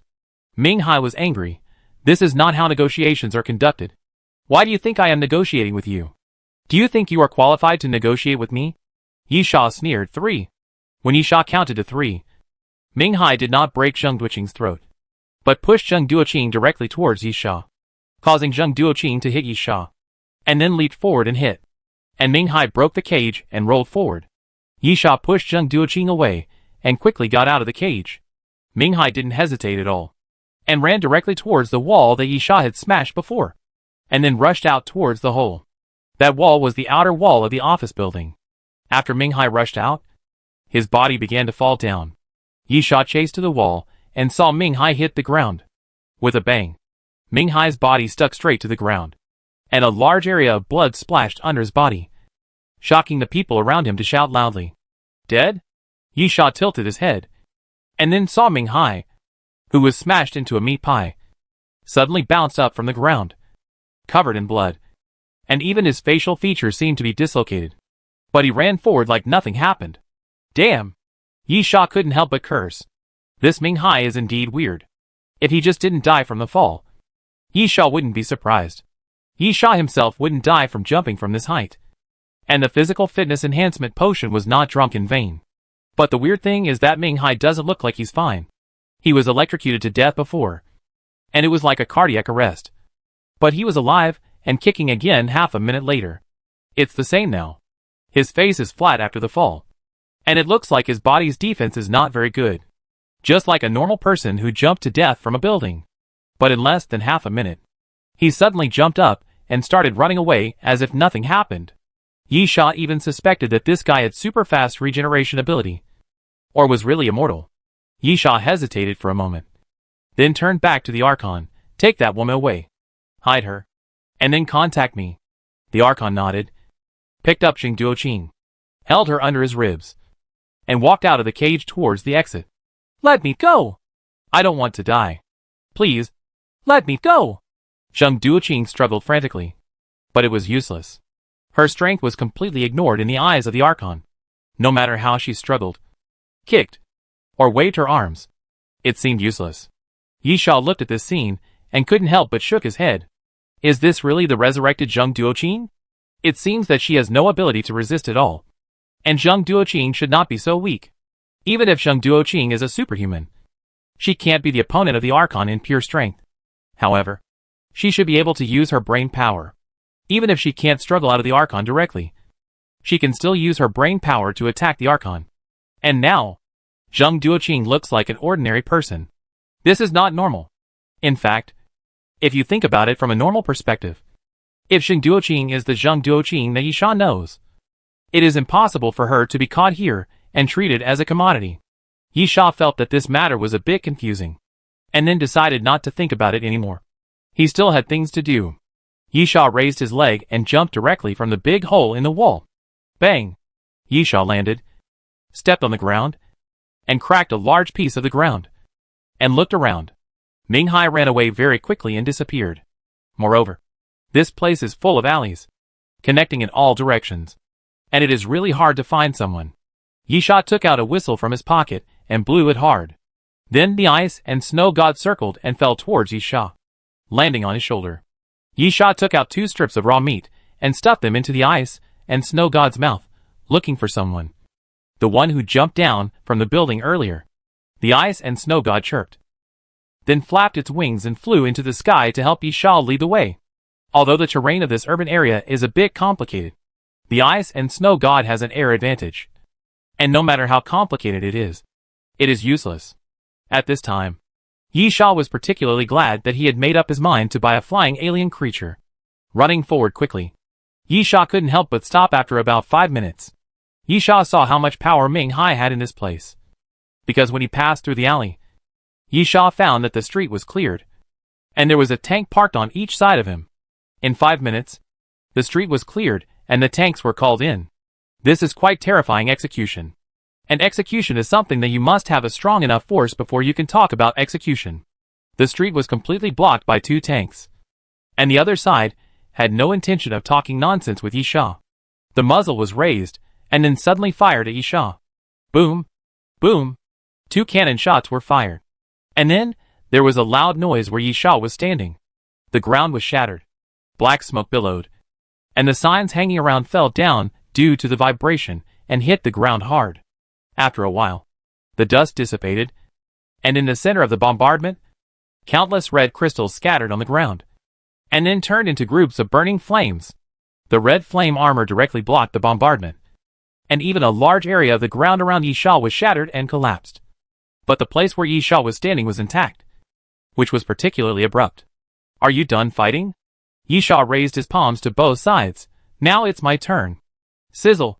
Electricity surged in Yisha's palms, and then 2 currents shot out to the left and right, hitting the 2 tanks hard, accompanied by a loud roar.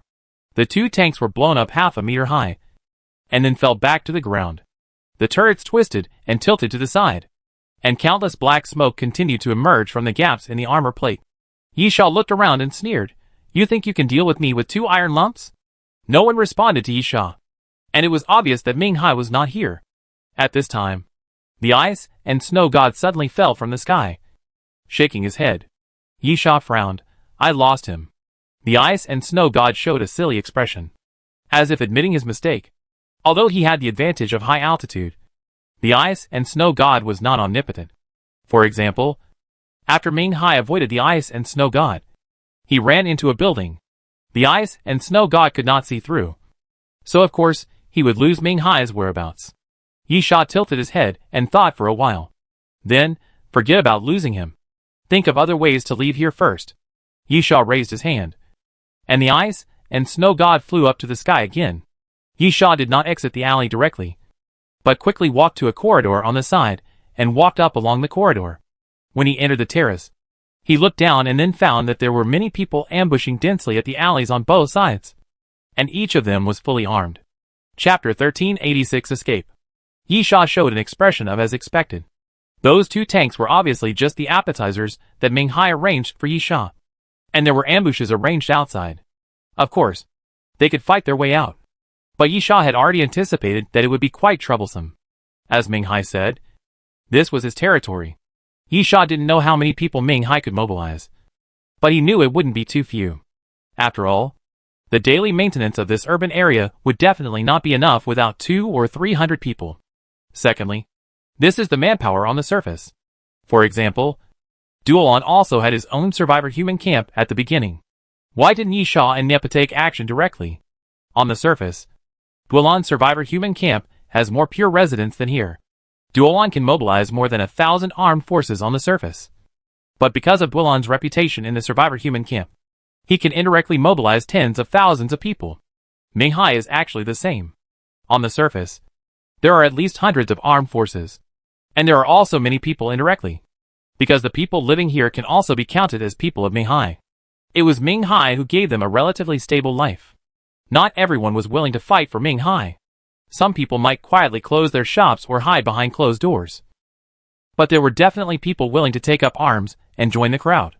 Secondly, Ming Hai had another advantage. That is, the other survivors' human camps. The people who came here to trade materials. Those people could also be driven by Ming Hai. Of course, those people would definitely not fight for Ming Hai. But it was actually very easy to use them. Just release incorrect information. For example, They were only told to encircle and suppress one person. And the key point was the 3 words one person. Those people had never seen Yisha's strength. Nor did they know how dangerous Yisha was. What should they do at this time? Most people would definitely judge strength by numbers. And would involuntarily have a thought like, can't a dozen people beat one person? If Ming Hai promised some more benefits, it would be easier to mobilize these people. Therefore, even if he was not afraid, Yisha did not plan to kill directly. It was too troublesome. Although Yisha had killed many people, he did not have a homicidal habit. Even if so many people stood there for him to kill, he would probably be exhausted to death.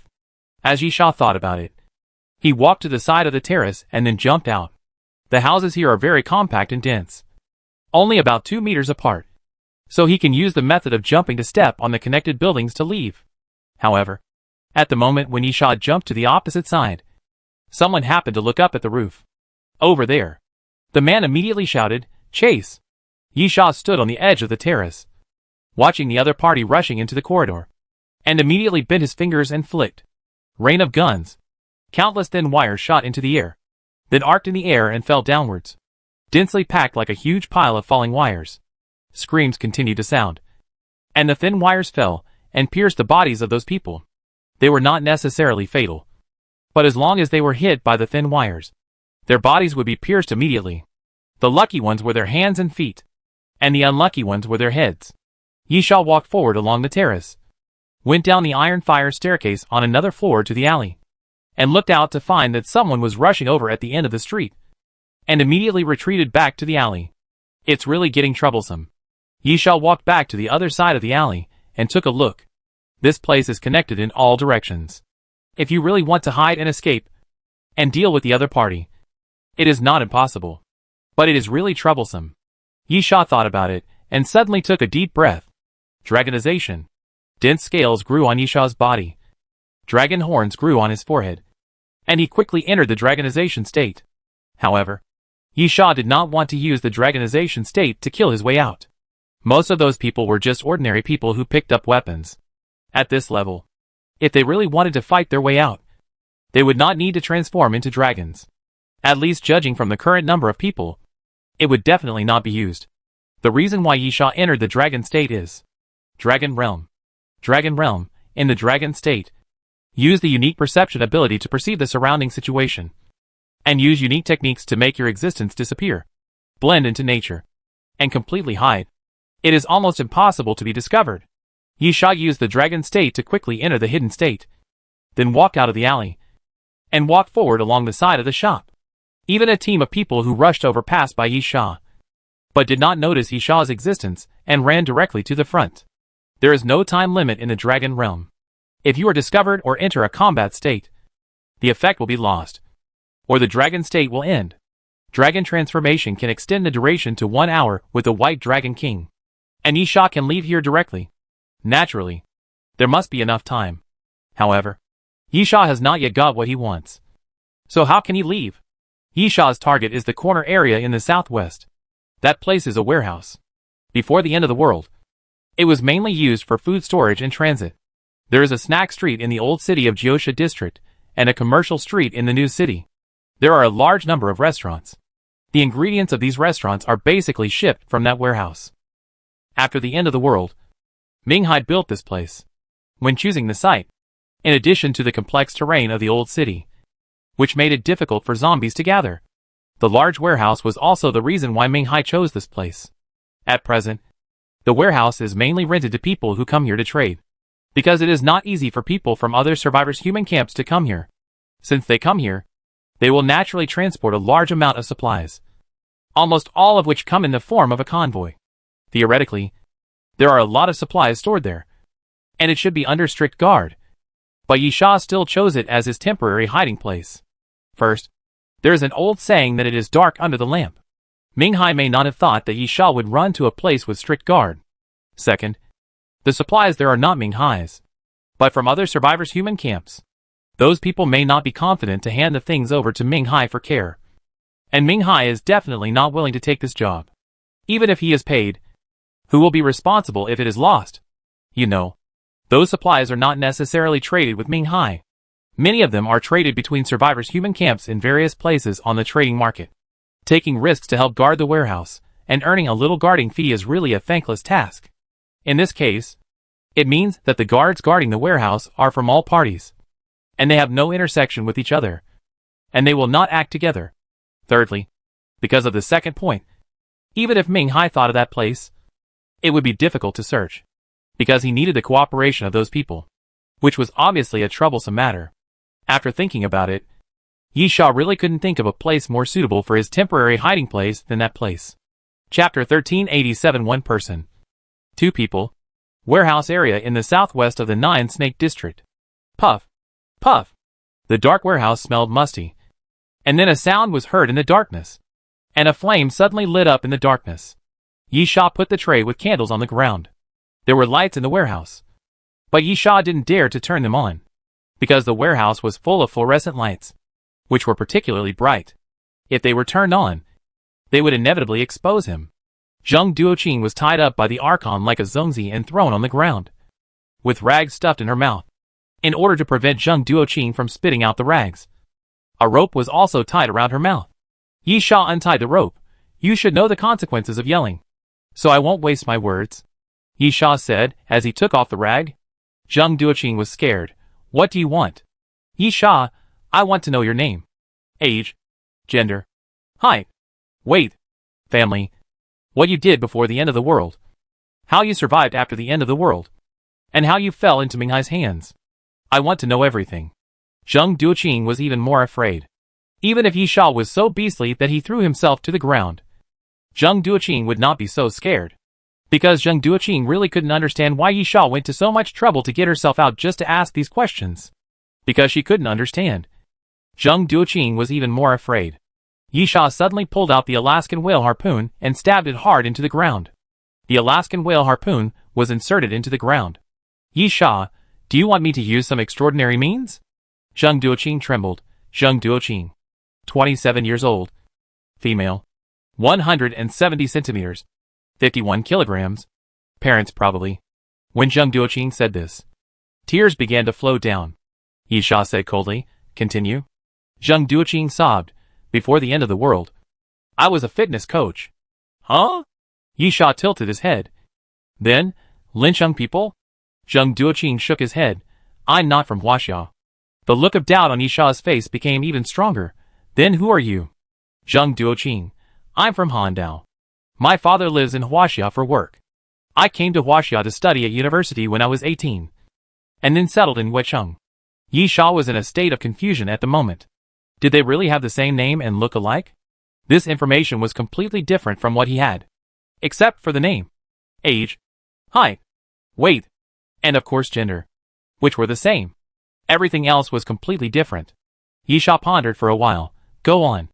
How did you survive after the end of the world? Zheng Duoqing, run. Everyone was running. He Luo saved me. But he was not a good person. He wanted to. I escaped. I met people who left the city. They all escaped from the city. We lived in the wild for a long time. A huge beast attacked us.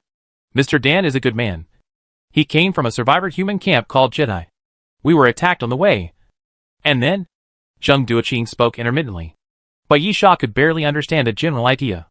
However, the more Yi Sha listened, the tighter his brows frowned. Zheng Duoqing's survival diary is a history of escape, or it can be called a diary of a disaster star. Zheng Duoqing is from Weicheng. She didn't die in the hands of zombies immediately, because a male coach from the same gym saved her. However, the reason why the coach saved her was that he was interested in her, mainly for her body. Then Zheng Duoqing escaped and survived in the wild like most people at that time. Compared with the city, there were indeed fewer zombies in the wild. But she was unlucky enough to encounter the ancient species. After escaping, Zheng Duoqing wandered for a while, and then was rescued by a convoy of survivors from a human camp. When he returned to the camp, the small survivor camp had been destroyed by the ancient species. Zheng Duoqing continued to wander with the living people. On the way to the city to find food, he was attacked by a large number of zombies, resulting in the death of most people. Zheng Duoqing escaped, and was then found by Ming Hai's people and taken directly back to the port city. Of course, as a cargo, Yi Sha didn't know what to say. Was this woman a jinx? Or was she just lucky? This was too unlucky. Wherever she went, something bad happened. But the amazing thing was that she survived every time. However, Yi Sha didn't have time to delve into this. The important thing was that these experiences were completely different from what Yi Sha knew about Zheng Duoqing's experience. Yi Sha thought for a moment. Was she a fitness coach before the end of the world? Zheng Duoqing nodded. Yi Sha, what did you mainly teach? There are many types of fitness. Men usually focus on muscle lines. But it's hard to say for women. There are women who train their muscles. But most of them train to shape their bodies, be flexible, etc. Mainly the overall lines of the body. It's not uncommon for some people to go to the gym and only use treadmills. Zheng Duoqing, rhythmic gymnastics, body shaping, yoga. Yi Sha looked at Zheng Duoqing's buttocks, which were indeed very perky. Asian women's bodies are usually not too exaggerated and are relatively flat. If the buttocks are not trained, there is generally no obvious curve. Zheng Duoqing has obviously practiced buttock lifting. Yi Sha, do you lift weights? Zheng Duoqing, occasionally. To work on the lines of my back and arms. Yi Sha picked up Zheng Duoqing's palm and looked at it. There were fine calluses on it, and it was a little rough. Generally, even if you wear protective gear or apply magnesium powder, you will still have some calluses if you exercise for a long time. Yi Sha frowned, which meant that Zheng Duoqing might be telling the truth. The possible reason was that Zheng Duoqing was not allowed to have a natural talent and a hot body. As for calluses, it was not uncommon for them to have them in the difficult end times. These characteristics could only be used as a reference. Yi Sha pondered. Subconsciously, Yi Sha believed that Zheng Duoqing was not lying. There was no actual evidence. It was mainly because of the feeling that the Zheng Duoqing in front of him was very different from the Zheng Duoqing in his impression. In Yi Sha's impression, Zheng Duoqing was a queen. Calm and composed. The thing she was best at was acting as a caring big sister. But the woman in front of her was completely the opposite type. The feeling was too different. Please. Zheng Duoqing begged for mercy. Let me go. Yi Sha stared at Zheng Duoqing for a long time. From Yi Sha's eyes and expression, one can see that she was struggling. After an unknown amount of time, Yi Sha slowly stood up, then turned around, as if he was going to leave. Zheng Duoqing's expression was obviously relaxed. But at this moment, poof! The Archon suddenly pulled out a dagger and stabbed it into Zheng Duoqing's back. Zheng Duoqing widened her eyes, feeling the pain from behind, with a look of disbelief on her face. She struggled and wanted to scream. But before Zheng Duoqing could scream, the Archon stretched out his palm and covered her mouth. Chapter 1388, Falling into a Trap. You thought I would let you go, didn't you? Yi Sha rubbed his hair, showing some pain. Yes. I really shouldn't have killed you. I should have let you go, because you don't seem to be the same person. Yi Sha looked up at Zheng Duoqing's eyes gradually faded. Maybe I should feel guilty, knowing that you are not the same person. I still chose to do this. Yi Sha took a deep breath, because just seeing your face and hearing your name makes me uneasy. Yi Sha really couldn't describe his current mood. The woman in front of him really didn't look like the Zheng Duoqing he knew. But regardless of appearance or name, Yi Sha really didn't think there was such a coincidence. This was a kind of uneasiness from the unknown.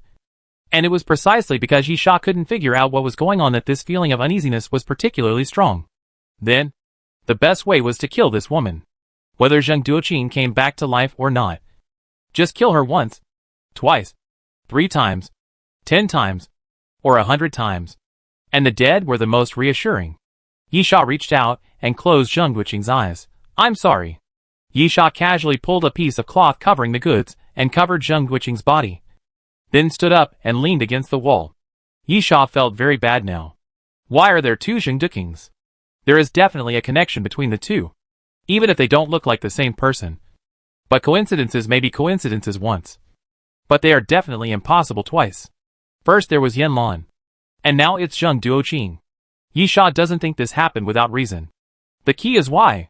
Yi Sha leaned against the wall, like a sculpture, silent, completely lost in thought. The candlelight flickered beside him, dim and hazy.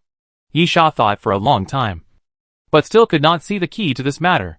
Yi Sha guessed that it might be related to the Apostle Walk, because the second Yan Lan he saw was an Apostle Walk. But why was Zheng Duoqing not? But the problem is that the first Zheng Duoqing was an apostle walk. But why was the first Yanlan a member of the Doomsday train? Everything was strange. It wasn't until the cry of the snow god that Yisha came back to his senses. He raised his arm, and the snow god landed on Yisha's arm, and began to shake his head. Oh! Yisha looked at the snow god. Have you found Minghai's trace? The snow god spread his wings and flew up. Then kept circling in the air. Yisha, large-scale transfer? The snow god shook his head, and continued to circle. Yisha, it's not people who are being transferred. But things? This time, the snow god stopped spinning and landed on Yisha's shoulder. Interesting. Yisha, lead the way. The snow god spread his wings and flew out of the warehouse immediately. And Yisha followed closely behind. It was already night. The sky was pitch black. And the once bustling Nine-Snake district had become quiet. And only some lights could be vaguely seen. Yisha followed the snow god and quickly ran along the street. All the way forward. East District. Warehouse. There are 2 warehouses in the Nine Snakes area. The southwest area is mainly rented to people who survive the camp, and is relatively large in scale, while the east area warehouse is smaller in scale, and is also Minghai's private warehouse. Yisha climbed to the roof of a building, took out a telescope, and looked forward. He could see several trucks parked at the entrance of the warehouse. And then a group of people were moving things out. Huh? Yisha was stunned. The other party was moving something. And it seemed to be what he wanted. This? Yisha curled his lips. Are you deliberately trying to lure me? Yisha looked carefully. The things that the other party took away were only a small part of his list. At the same time, according to the report from the Ice and Snow God, it means that the other party had already taken away the things. Is it really trying to lure me? Yisha curled his lips. He was 100% sure that this was a trap set by Minghai. The reason was very simple. There were indeed many types of things on Yisha's list. But the quantity was not large. Dr. Davis ordered 3 copies of each type just in case. Some of the rare ones were even sold in single copies. He only listed some substitutes. Normally, about 1.5 trucks would be full of what Yisha wanted. But now, there were 5 trucks, which made a lot of noise. Each truck only had a little bit of stuff, and it had been transported before. There was only one possibility. Minghai did it on purpose for Yisha to see. Just to let Yisha find out that the things he wanted were transported away. And if they were transported away at once, Yisha might not find out. Secondly, if they were transported all at once, if Yisha happened to find them, they might be robbed. Interesting. After thinking about it for a while, Yisha understood what Minghai was planning. And it was an open conspiracy. Now that Yisha saw it, he also guessed that it was a trap. But what could he do? Either Yisha gave up the things, or if he didn't want to give up, then even though he knew it was a trap, he could only jump in. However, Yisha was curious about where Minghai got the confidence to seduce him. Yisha admitted that the guy was extremely durable. But it seemed that he was just durable. Minghai was no match for him. Otherwise, he would not have run away before. In this case, what was the point of luring Yisha out in this way? Let Yisha beat him up again? Besides, if the thing was in Minghai's hand, Yisha might not kill him. But since he knew where the thing was, Yisha had no scruples at all. Therefore, the reason why Minghai did this must be that he was confident that he could deal with Yisha. But if that's the case, the problem is back to square one. How can Minghai have the confidence to deal with Yisha? In that case, Yisha thought for a while and smiled. I'll play with you. Yisha quickly walked downstairs, and then let the Ice and Snow God fly into the air to monitor those cars. He wanted to see if Minghai's trap could trap him. While thinking, he left the terrace and walked forward along the street. Yisha was not worried about losing him, since it was a trap to lure him. Minghai was eager for Yisha to follow him. Those cars would definitely slow down, and the Ice and Snow God would definitely be able to keep an eye on him. The destination was quite surprising. It was Minghai's base camp, the old office building. Yisha stood in front of the office building. Quietly. There was no one on guard, and the office building was almost dark, with only a few rooms on. Yisha put his hands in his trouser pockets, always feeling like he was being lured into a trap. But thinking about it carefully, it was not surprising. Such an obvious trap. Wasn't it just luring someone into a trap? Chapter 1389 Punch. Yisha walked up the stairs and pushed open the door of the office building. The hall was dark. with only the lights flickering faintly in the emergency passage. Hey! Yisha looked around. I'm here. Don't play tricks. Just come out. The lights in the hall suddenly lit up, illuminating the surroundings. Here. Minghai sat in the corner, with wooden boxes stacked around him. After Minghai stood up, he pushed a wooden box hard, and the wooden box fell to the ground. The lid of the box opened, and a bunch of things fell out. Minghai spread his hands. Here's what you want. It's not complete, but it's almost there. Yisha laughed. You lured me here in the middle of the night to give me something? Come on. Use whatever skills you have. No. No. No. Minghai stretched out his fingers and shook them. I think there is a misunderstanding between us. Yisha, so? You are here to apologize? Minghai, I have no grudge against you. You should know the key to our fight. So, we are not fighting to the death. And there is no need to fight to the death. Yisha, you are going to use your mouth to make me tell you the whereabouts of Dr. Davis, instead of your fists? Minghai, no. I am not going to use my mouth or my fists. Anyway, you admit that you know the whereabouts of Dr. Davis. Right? Yisha, yes. Then what? Minghai, then? Then it has nothing to do with me, Minghai said as he moved to the side. Then, in the direction of the corridor, a door was pushed open, and a man and a woman walked out from behind the door and stood beside Minghai. Minghai smiled at the two of them. You too. Did you hear me? My information is correct. He does know where Dr. Davis is, and he has brought him to you. So, what about the reward we agreed on? The woman said impatiently. It will be delivered in half a month. Okay. That's straightforward. Minghai stepped aside and said to Yisha, do you need me to introduce you to the origins of these two people? No need. Yisha curled his lips. I'm not stupid. Yisha now admires Minghai a little. Sure enough, the guys who can make it in the end times are obviously not bad in brains in addition to their powerful fists. Minghai's way of doing things was very simple. That is, to get himself out of this matter. However, he wanted to get out of this matter, and also wanted benefits. What should he do? It was very simple. He reported this matter to Compu, and asked Comp to send people over. Then he used something to lure Yisha out. He said so much nonsense before, but it was actually just to pave the way for Yisha to admit that he knew where Dr. Davis was as he wished. Then, it was really as Minghai said. It was none of his business. Compu promised benefits, and he brought Yisha to them. Then how to deal with Yisha was Compu's business. Hey! At this time, the woman shouted at Yisha, tell me where Dr. Davis is. Yisha looked at the other person twice. The woman had long wavy golden hair, a tall figure, and a strong temper. She looked very irritable. The man next to the woman seemed much more stable. He was silent, about 40 years old, with an ordinary appearance. What was more eye-catching was that there was a scar at the corner of the man's eyebrow, which extended all the way to the neck. Yisha breathed a sigh of relief. What are your origins? The cleaning team? Since you know about the cleaning team, just answer our questions obediently, so that you can suffer less. The woman sneered at Yisha. The cleaning team? Aisha, the deputy captain of the 13th team. Yisha nodded, then looked at the man. Then you are the captain? The man spoke for the first time, but did not say much. Just indifferently reported his name, India. Elsa took a step forward. I don't have time to talk nonsense with you. If you don't plan to tell me the whereabouts of Dr. Davis, then I have to do it for you. Oh! Yisha nodded. Come on. Elsa was stunned. She originally thought that Yisha was communicating with them to compromise, but she didn't expect to get such a sentence in the end. Elsa immediately felt that she was fooled and angrily said to Yisha, boy, you are looking for death. Bang! Elsa's temper was indeed very hot. She took action immediately after a disagreement.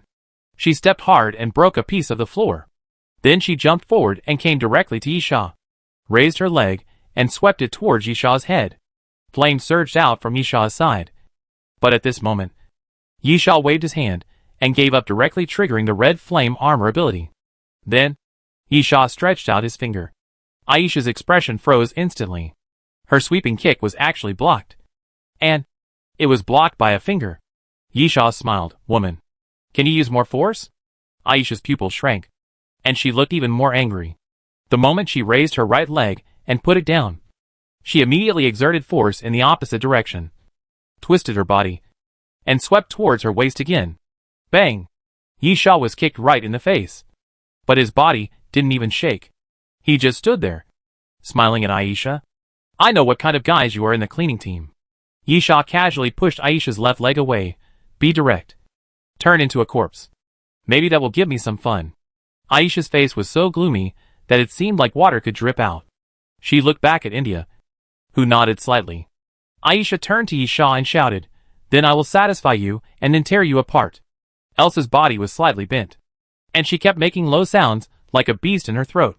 She raised her hands forward, and her nails kept growing longer and then slowly turned black.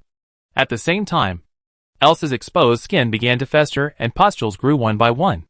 Then those pustules kept bursting, and the smelly green liquid kept dripping on the ground.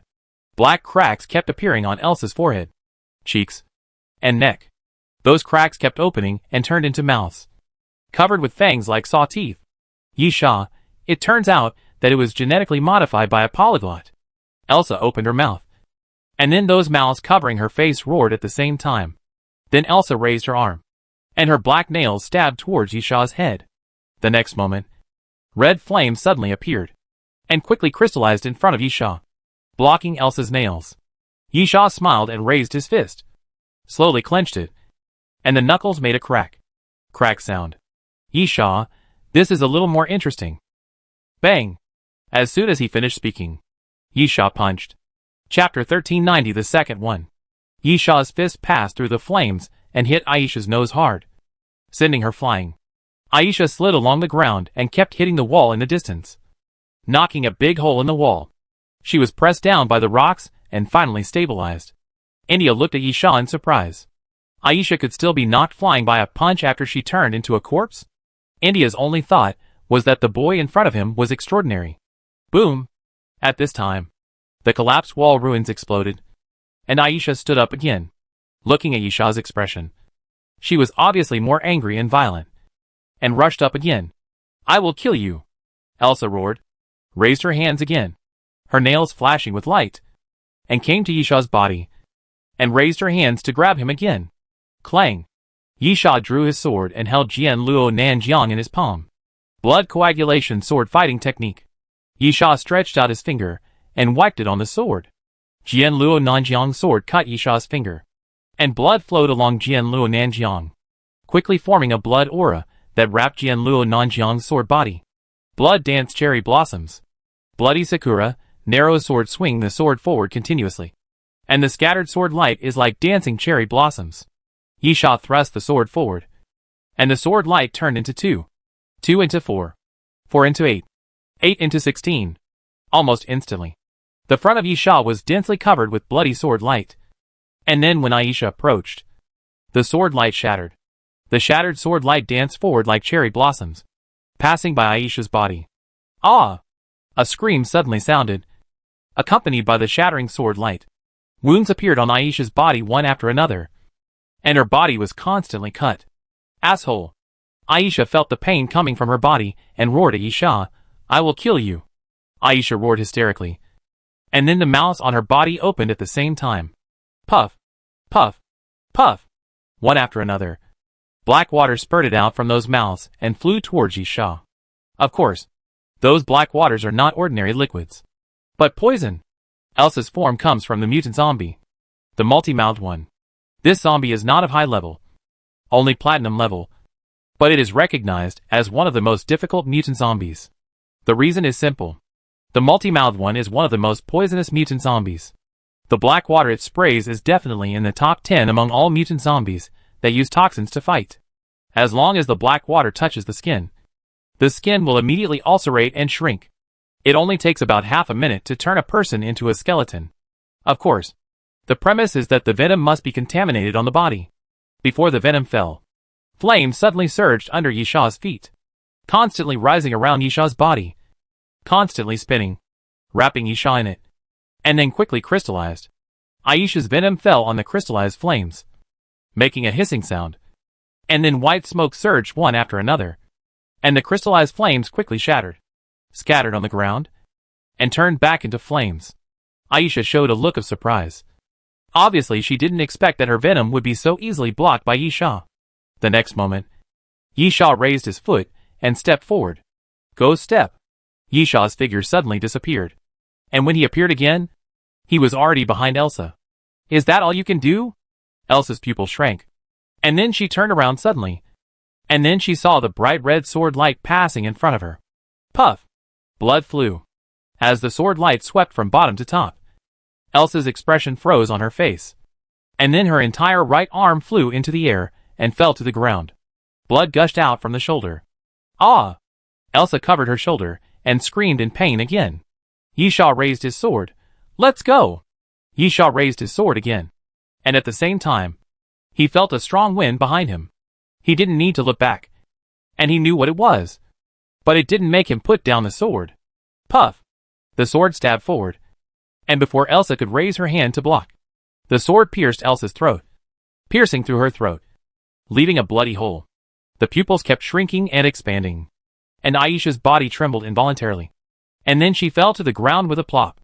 At the same time, India appeared behind Yisha, raised his fist, and hit Yisha's back of the head from behind. He wanted to save Aisha at that time. But since he couldn't save her, there was no other way. So it was also good to take the opportunity to kill Yisha. However, India's fist didn't touch Yisha, and the flames of the red flame armor rose again. And after quickly crystallizing, it formed a crystal wall, blocking India's fist. Yisha suddenly turned around at this time and kicked India in the waist, kicking India back, pulling a distance of 3 to 5 meters from Yisha. India clenched his teeth. Blood suddenly flowed from both sides of his mouth, and then 2 half-inch long fangs grew out. India's skin gradually changed color, and his hair began to fall off continuously. His head swelled, as if he had a huge tumor. Compared with Aisha, India's corpse state is quite cute, at least not much different from humans. Just the skin color changed. The body became thicker, and there were 2 more fangs. But Yisha could tell at a glance that India was much stronger. It was not because of their positions. One was the vice captain, and the other was the captain. But because although India's corpse transformation was not obvious, his blue-gray skin was all over his body, which was a characteristic of full-body corpse transformation. According to the standards of alien humans, the whole body was corpse transformed, and with obvious corpse transformation characteristics, and could also amplify itself in multiple forms. It must be the strongest. 1 step back is a single form, and 1 step back is full-body corpse transformation. Aisha was only half dead, which could only be considered partial. The difference was obvious at a glance. Besides, India could withstand Yisha's kick even in his non-dead state, which proved that he was much stronger than Aisha. Bang! India entered the state of corpse transformation. His legs were completely free, and he rushed forward like a cannonball. The ground cracked into spider web cracks, and he rushed towards Yisha. India punched again, and flames appeared in front of Yisha again, bombarding forward. With a loud bang, the crystal formed by the flame was smashed by India's punch, and India's fist speed slightly slowed down and continued to move forward. Yisha raised his eyebrows. The defense of the red flame armor was actually broken, but Yisha still did not move, because the defense of the red flame armor was not so easy to break. Just as India's fist moved forward, the second layer of flame appeared. The second layer of flame condensed into crystals again, which was obviously much stronger than the first layer. This time, it blocked India's fist firmly. Chapter 1391 Game Over. India gritted his teeth, and the 2 fangs at the corners of his mouth trembled slightly. It can be seen that India is constantly increasing his strength. But no matter how hard he tries, he can't break through the defense of the red flame armor. It's really disappointing. Yisha, can't you even find some fun for me? Yisha's wrist shook, shaking out a sword flower. And the sword fell to the south of the border and swept forward again. Blood boundary sword slash. Blood boundary sword slash. Great sword swing a huge sword light at the enemy target to attack. Yisha raised the sword Luo Nanjiang high with a fire-burning action, and the blood energy wrapped around the sword Luo Nanjiang suddenly surged, forming a blood-red sword light that was 7 or 8 meters long, and even poked a hole in the ceiling. The next moment, Yisha swung the sword and slashed it. The sword light moved forward, cut a huge crack in the ceiling, and then fell towards India. Bang! India's corpse state was obviously not just changing the color of the skin.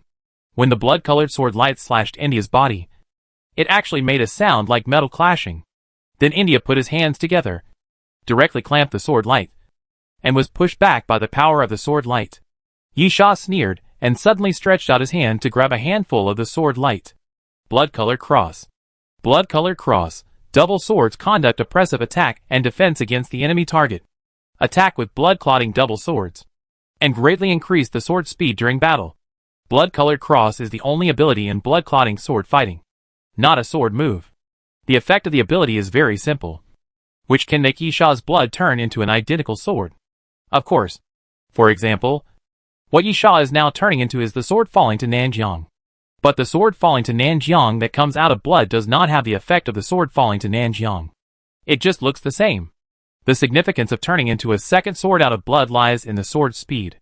The double swords are definitely much faster than the speed of a single sword. And the bloody cross also has the effect of increasing the sword speed. Yisha tapped his toes, and took another ghost step to come to India. Both swords come out together. India reacted very quickly, and immediately swung his sword to meet the attack. But he only blocked 3 swords, because Yisha's sword speed was getting faster and faster. Yisha's sword strikes were in a circular way, with the tip of the sword and the toes drawing a circle. He took steps at a fast or slow frequency, and chopped in circles and half circles. In addition to being fast, it was also continuous, with one sword after another. India could not take on more after 3 sword strikes, and then thrust his body forward. Clang, clang, clang. The 2 swords kept slashing forward and slashing at India's body. The sound of metal being chopped kept appearing, but India's body could not be cut open. Yisha looked up and found India looking at him teasingly. It was obvious that the speed of the 2 swords was indeed terrifying. But even if they could hit, it would be meaningless if they could not break the defense. Yisha pulled down the corner of his mouth. Congratulations. You are finally qualified to find some fun for me. Sizzle. Yisha suddenly put away the sword, then pressed forward with one palm. And then a current suddenly surged out of Yisha's palm, hitting India's chest fiercely. India's body flew backwards immediately. And before he landed, he opened his mouth and spurted out a mouthful of blood, staining his clothes red. Obviously, this blow injured India badly. Bang! Then India fell to the ground. India's expression was a little distorted. After the electric current hit him, it not only caused great damage to his body, but the cracked electric current also penetrated into his body, constantly hurting him. In fact, India's corpse state obviously affects defense and strength, among which the improvement of defense is more obvious. Although it is said to be injured, the surface impact damage caused by the electric current to India is not as great as imagined. The real damage came from the body. The broken currents penetrated into India's body, causing great damage to India. India's corpse state obviously could not act on the body. Yisha walked towards India with his hands in his trouser pockets, watching India struggle to wipe the blood from the corner of his mouth and try to get up. Suddenly, he raised his leg and kicked India on the chin, knocking India to the ground again. Yisha, thank you for finding me some fun. But that's it. Zila. Game over. Electricity surged out of Yisha's palm again, and he was about to press down on India. But at this moment, a figure suddenly blocked India's way. Bang! Minghai was hit by Yisha, and his body flew backwards. He twitched on the ground for a while, as if he was dead. But at this moment, Minghai suddenly opened his mouth, sprayed out a mouthful of black ash, and sat up from the ground again. Yisha, don't you care about this matter?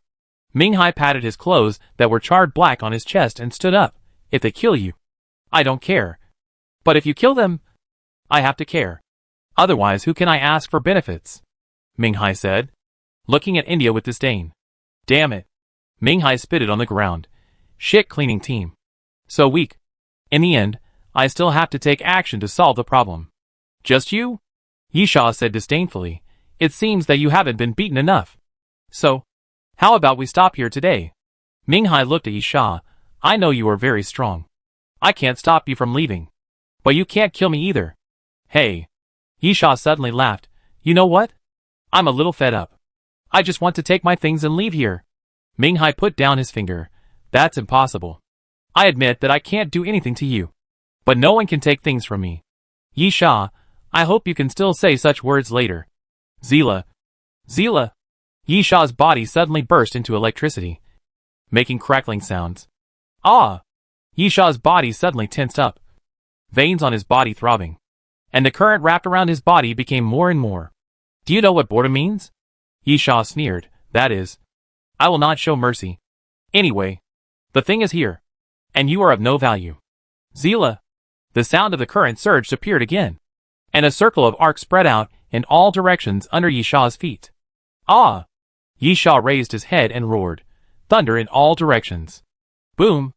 A loud roar suddenly appeared, accompanied by the crackling sound of the current on Yisha's body, and suddenly thick electric poles surged around.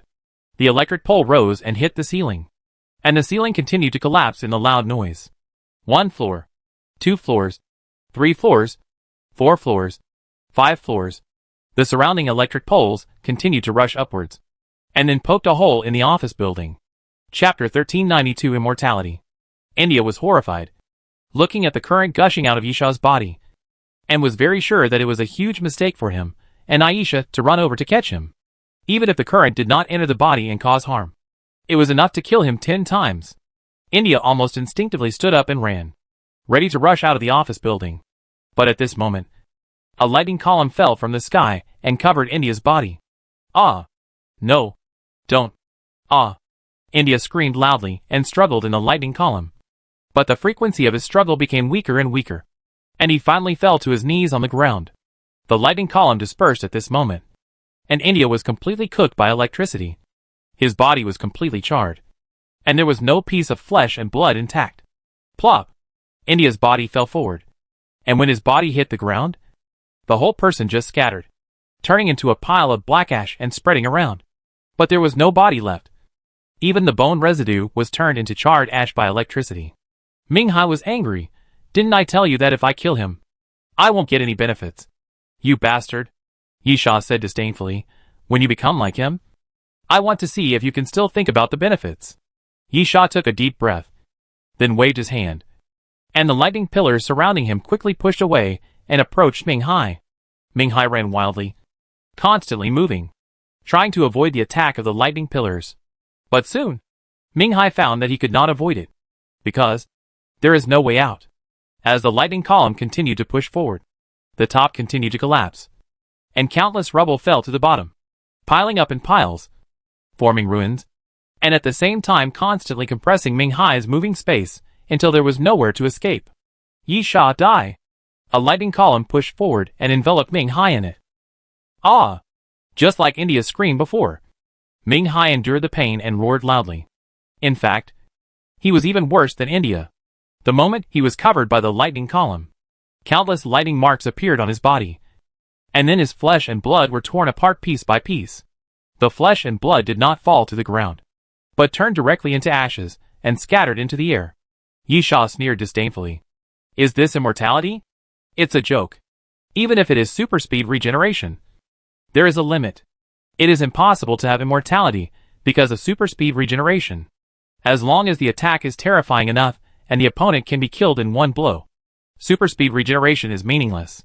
Another method is continuous, powerful killing, just like the lightning column in front of him. As long as the frequency of continuous killing exceeds the recovery speed of super speed regeneration, the damage caused by continuous killing is higher than the recovery degree of super speed regeneration, and the opponent can be killed. Of course, Yisha did not deny that guys with super speed regeneration are difficult to kill. Ordinary attacks are indeed useless. But Quanglai Shifang is obviously not one of them.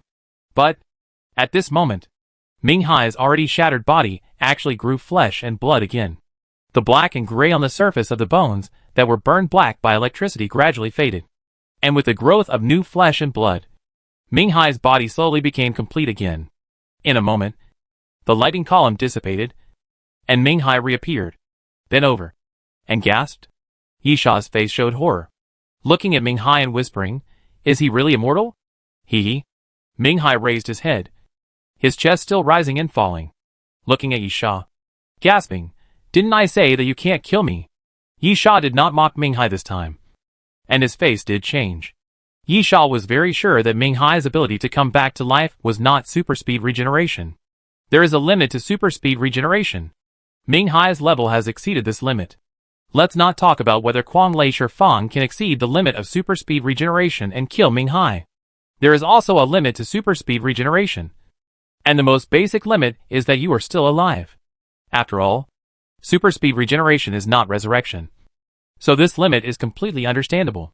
In fact, resurrection also has limits in this regard. Yi Sha can use the 12 trials of immortality to resurrect. But Yi Sha never waited until his body was completely turned into ash before resurrecting. He always activated the resurrection in advance to make himself alive. Because you need a body to resurrect. If the ashes are annihilated, what can you resurrect? Resurrection is not creating a person out of thin air. Based on Ming Hai's condition just now, he is definitely in a state where he may not be saved even if he is resurrected. His flesh and blood have completely turned into ashes. And even his bones have been burned by electricity. Any monster should be dead. But Ming Hai is alive. And it is impossible for a dead person to come back to life. But Ming Hai is alive in a completely unreasonable way. Yi Sha, what on earth are you? Surprised? Ming Hai grinned. I don't think you should be so surprised. I have never seen anyone who can release electricity and flames from his body. So we are all monsters. Ming Hai's breath gradually calmed down. And he seemed to have completely recovered. He looked at Yi Sha and said, there is only one beast king in the mountain. Normally, one of us must fall. Ming Hai walked to the side and patted the pile of things. But I don't think we can't coexist. Lions have lion packs. Tigers have tiger packs. As long as there is a leader, they can live in harmony. Yi Sha, what do you want to say? I have a new proposal. If you don't want to tell the whereabouts of Dr. Davis, then don't tell it. I don't want the wanted reward from Compu. Ming Hai smiled and said, take everything you want. If you don't have it, I'll help you get it. Yi Sha then? How about we join forces? Ming Hai licked his lips and said, anyway, we are all monsters. Isn't the combination of monsters very powerful? As long as we join forces, everything will be possible. In this era, with our abilities, we can call the wind and rain. Ming Hai was obviously very satisfied with his proposal. And he became more and more excited as he spoke. Ming Hai, look. Our combination is a good match. Isn't it? You are very strong and responsible for killing those disobedient guys. And when they try their best to kill you, I will stand in front of you. Because I am immortal. Who in this world can kill me? If we join forces, we will be invincible. Invincible? Yi Sha said disdainfully. Are you out of your mind? Ming Hai, am I wrong? Or am I not sincere enough? I am willing to share everything I have with you. After all, we are the same kind. Aren't we? Isn't it natural for humans to be with humans and monsters to be with monsters? Unfortunately, I have seen too many monsters in your mouth. Yi Sha took a deep breath. Besides, do you really think I can't do anything to you? Yi Sha curled his lips, suddenly stretched out his hand, pinched his fingers, and snapped his fingers. Chapter 1393 Gas Station. Snap! A crisp snapping sound appeared. And then Ming Hai felt the ground around him shaking violently. Boom! Boom! Boom! The ground cracked and made loud noises one after another. And then under Ming Hai's surprised eyes, corpse flower vines continued to emerge from the ground and rushed towards Ming Hai. Ming Hai immediately started to flee. But this guy is really average in other aspects except for his ability to withstand beatings. Seeing that there was no escape, Ming Hai's voice flashed. And he used the ability similar to teleportation again to move over a large area. Then, with a bang, two corpse flower vines suddenly intertwined to form a wall. And Ming Hai ran straight into it. The next moment, cold frost surged from the corpse flower vines, wrapping Ming Hai's body, and immediately freezing Ming Hai shivering. And then two corpse flower vines surged and tied Ming Hai's body. Let go. Ming Hai struggled. Let me go. Yi Sha leisurely took out a cigar and lit it, walked to Ming Hai, and blew a puff of smoke on Ming Hai's face. Isn't it just that you can't be killed? Yi Sha sneered. It's better not to kill you. Look at your current state.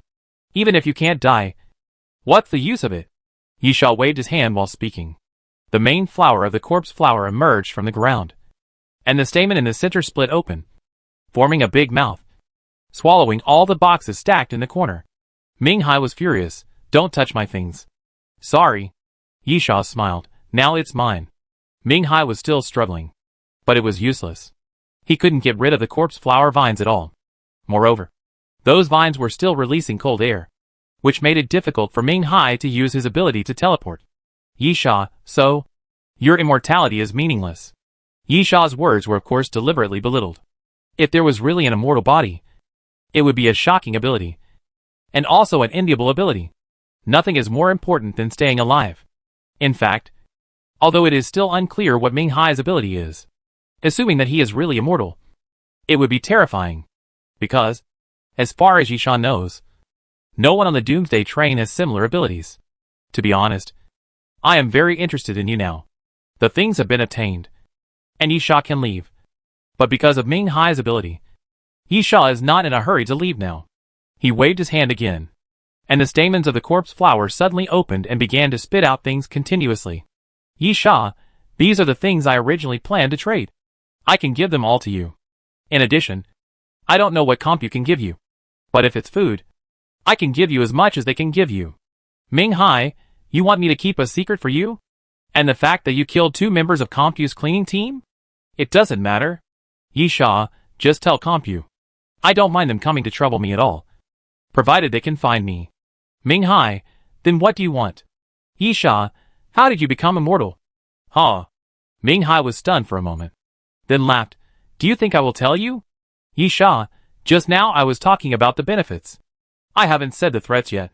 Ming Hai said disdainfully, you can't kill me. Do you think you are fearless if you are immortal? Yisha looked around. You have made this place into the current scale. I am afraid it has taken a lot of effort. Right? Yisha's face suddenly became gloomy and cruel. Half an hour. Yisha sneered. I can destroy this place without leaving anyone alive. Ming Hai's face changed drastically. You dare. Yisha, it seems that you at least admit that I have such ability. Very good. In this case, I will let you see if I dare or not. Yisha pointed to the door, then raised his palm, and an arc of electricity quickly surged from the palm. Watch it. Yisha, the target is the street next to the door. I only need 1 strike to completely destroy it. As for the people in those buildings, how many do you think can survive? The arcs beat faster and faster, slowly gathering together. I'll tell you. I'll tell you. Ming Hai shouted loudly. I'll tell you. Yisha clenched his fist, and the arcs dissipated. Ming Hai licked his lips. According to the total amount of supplies you brought, regardless of the type of supplies, give me 3 times the amount, and I will tell you. Moreover, I will not tell anyone about the whereabouts of Dr. Davis, and I will also treat those 2 guys from the Coquelin base as if they had never appeared. Yisha, okay. Yisha agreed nonchalantly. If he removed the luxury items, like cigars and fresh fruits from those things, even if the amount increased 100 times, Yisha would not feel bad. Ming Hai, actually, it's useless to tell you. If I could find that place, I would have already found it. Yisha was puzzled. That place? Ming Hai, actually, I was once a human, not a monster like I am now. Yisha, nonsense. Ming Hai, so? You actually know the answer, right? You just want to verify it from me and further confirm the answer. Your ability should come from the same place as mine, right? Yisha, remind you. I am the one asking the question now. Where exactly is the place you were talking about? Ming Hai, like you said, I was once a human. After the end of the world, I escaped from the city and was trapped in a desert. There was no water or food. I once thought I was going to die. Yisha interrupted. I don't have time to listen to your reminiscences about life. Tell me the key points. Okay. Okay. Ming Hai, when I thought I was going to die, I found a gas station. I found water and food in the supermarket of the gas station, which allowed me to survive. At the entrance of the supermarket of the gas station, there was a capsule machine. The next moment, Ming Hai suddenly felt suffocated. But Yisha suddenly reached out, grabbed Ming Hai's collar, and pulled Ming Hai to his front. What did you say? Yisha whispered to Ming Hai. What did you see there? Tell me again. Ming Hai struggled, making a woohoo sound in his throat, and signaled Yisha with his eyes. Yisha took a long breath, calmed himself down, and then let go of Ming Hai. The feeling of suffocation disappeared, and Ming Hai coughed a few times. Even if I am immortal, I still feel pain and suffocation. So don't kill me casually. It's very uncomfortable. Even if I am immortal, I don't like to die a few times for no reason. Chapter 1394 The Gashapon Machine That Year. Shut up.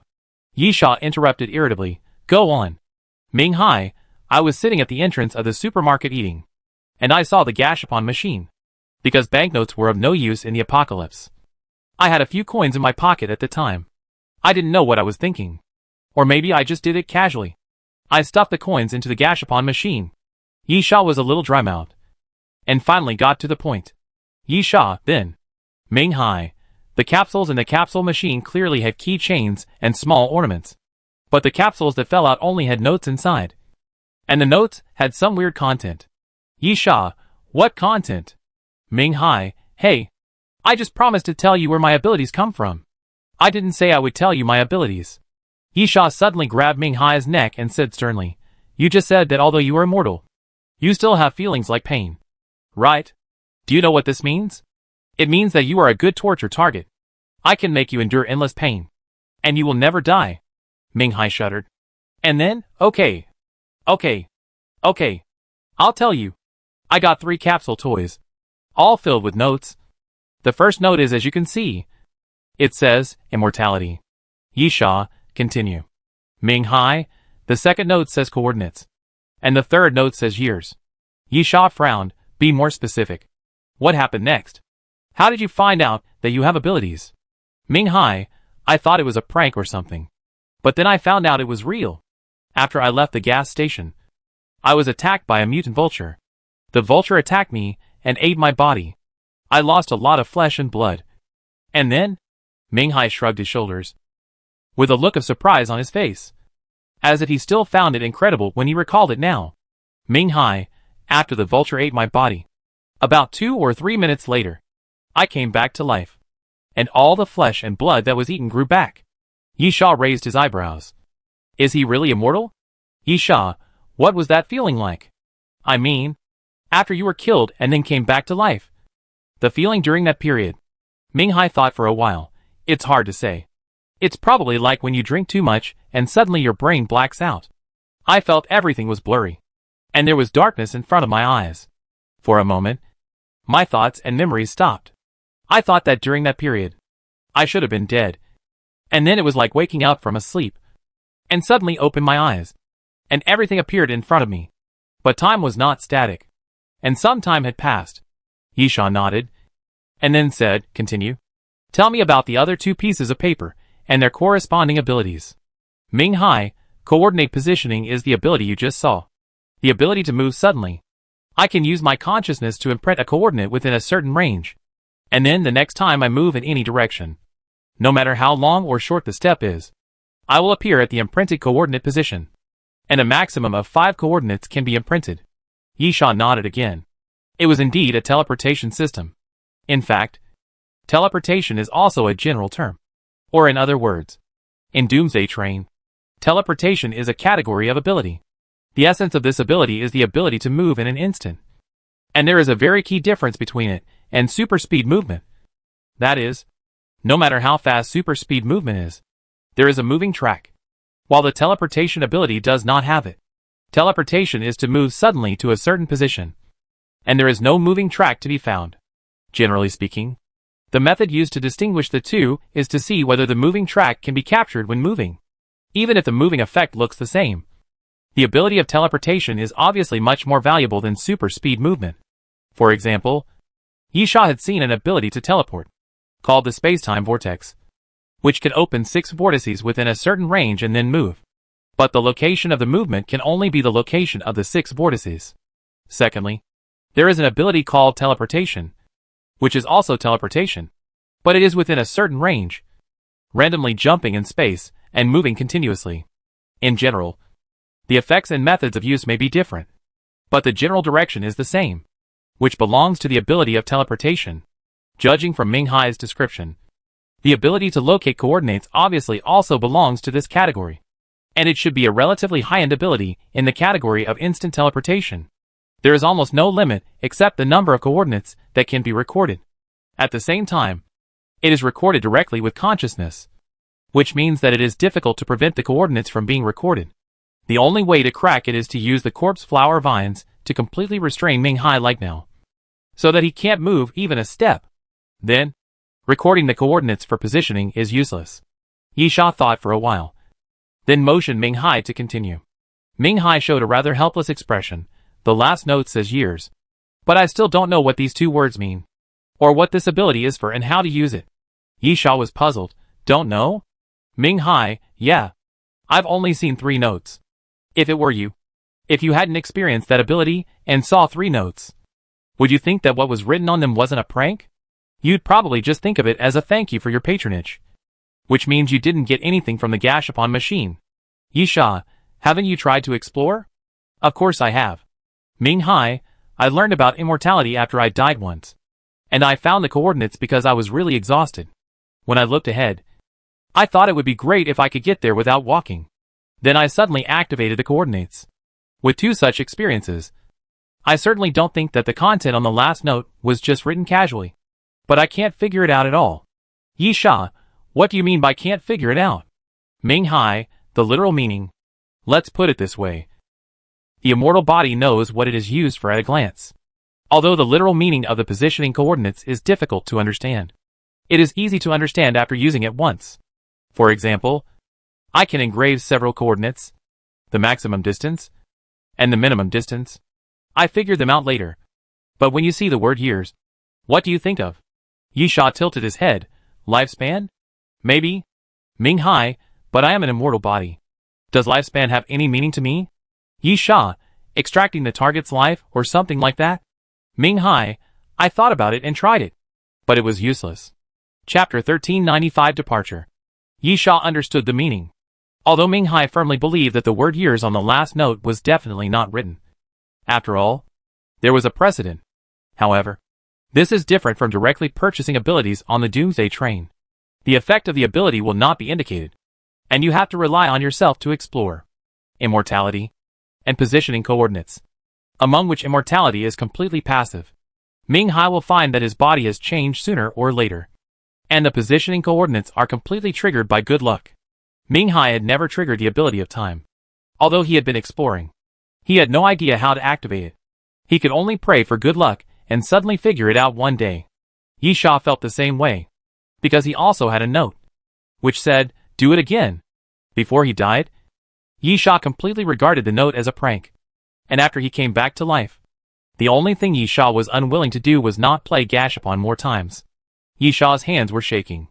This was his biggest secret. But he didn't expect that this was not just his secret. Ming Hai was not a member of Doomsday Train. Nor was he a member of the Apostles. Nor was he from Compu. His ability actually came from the Gashapon machine.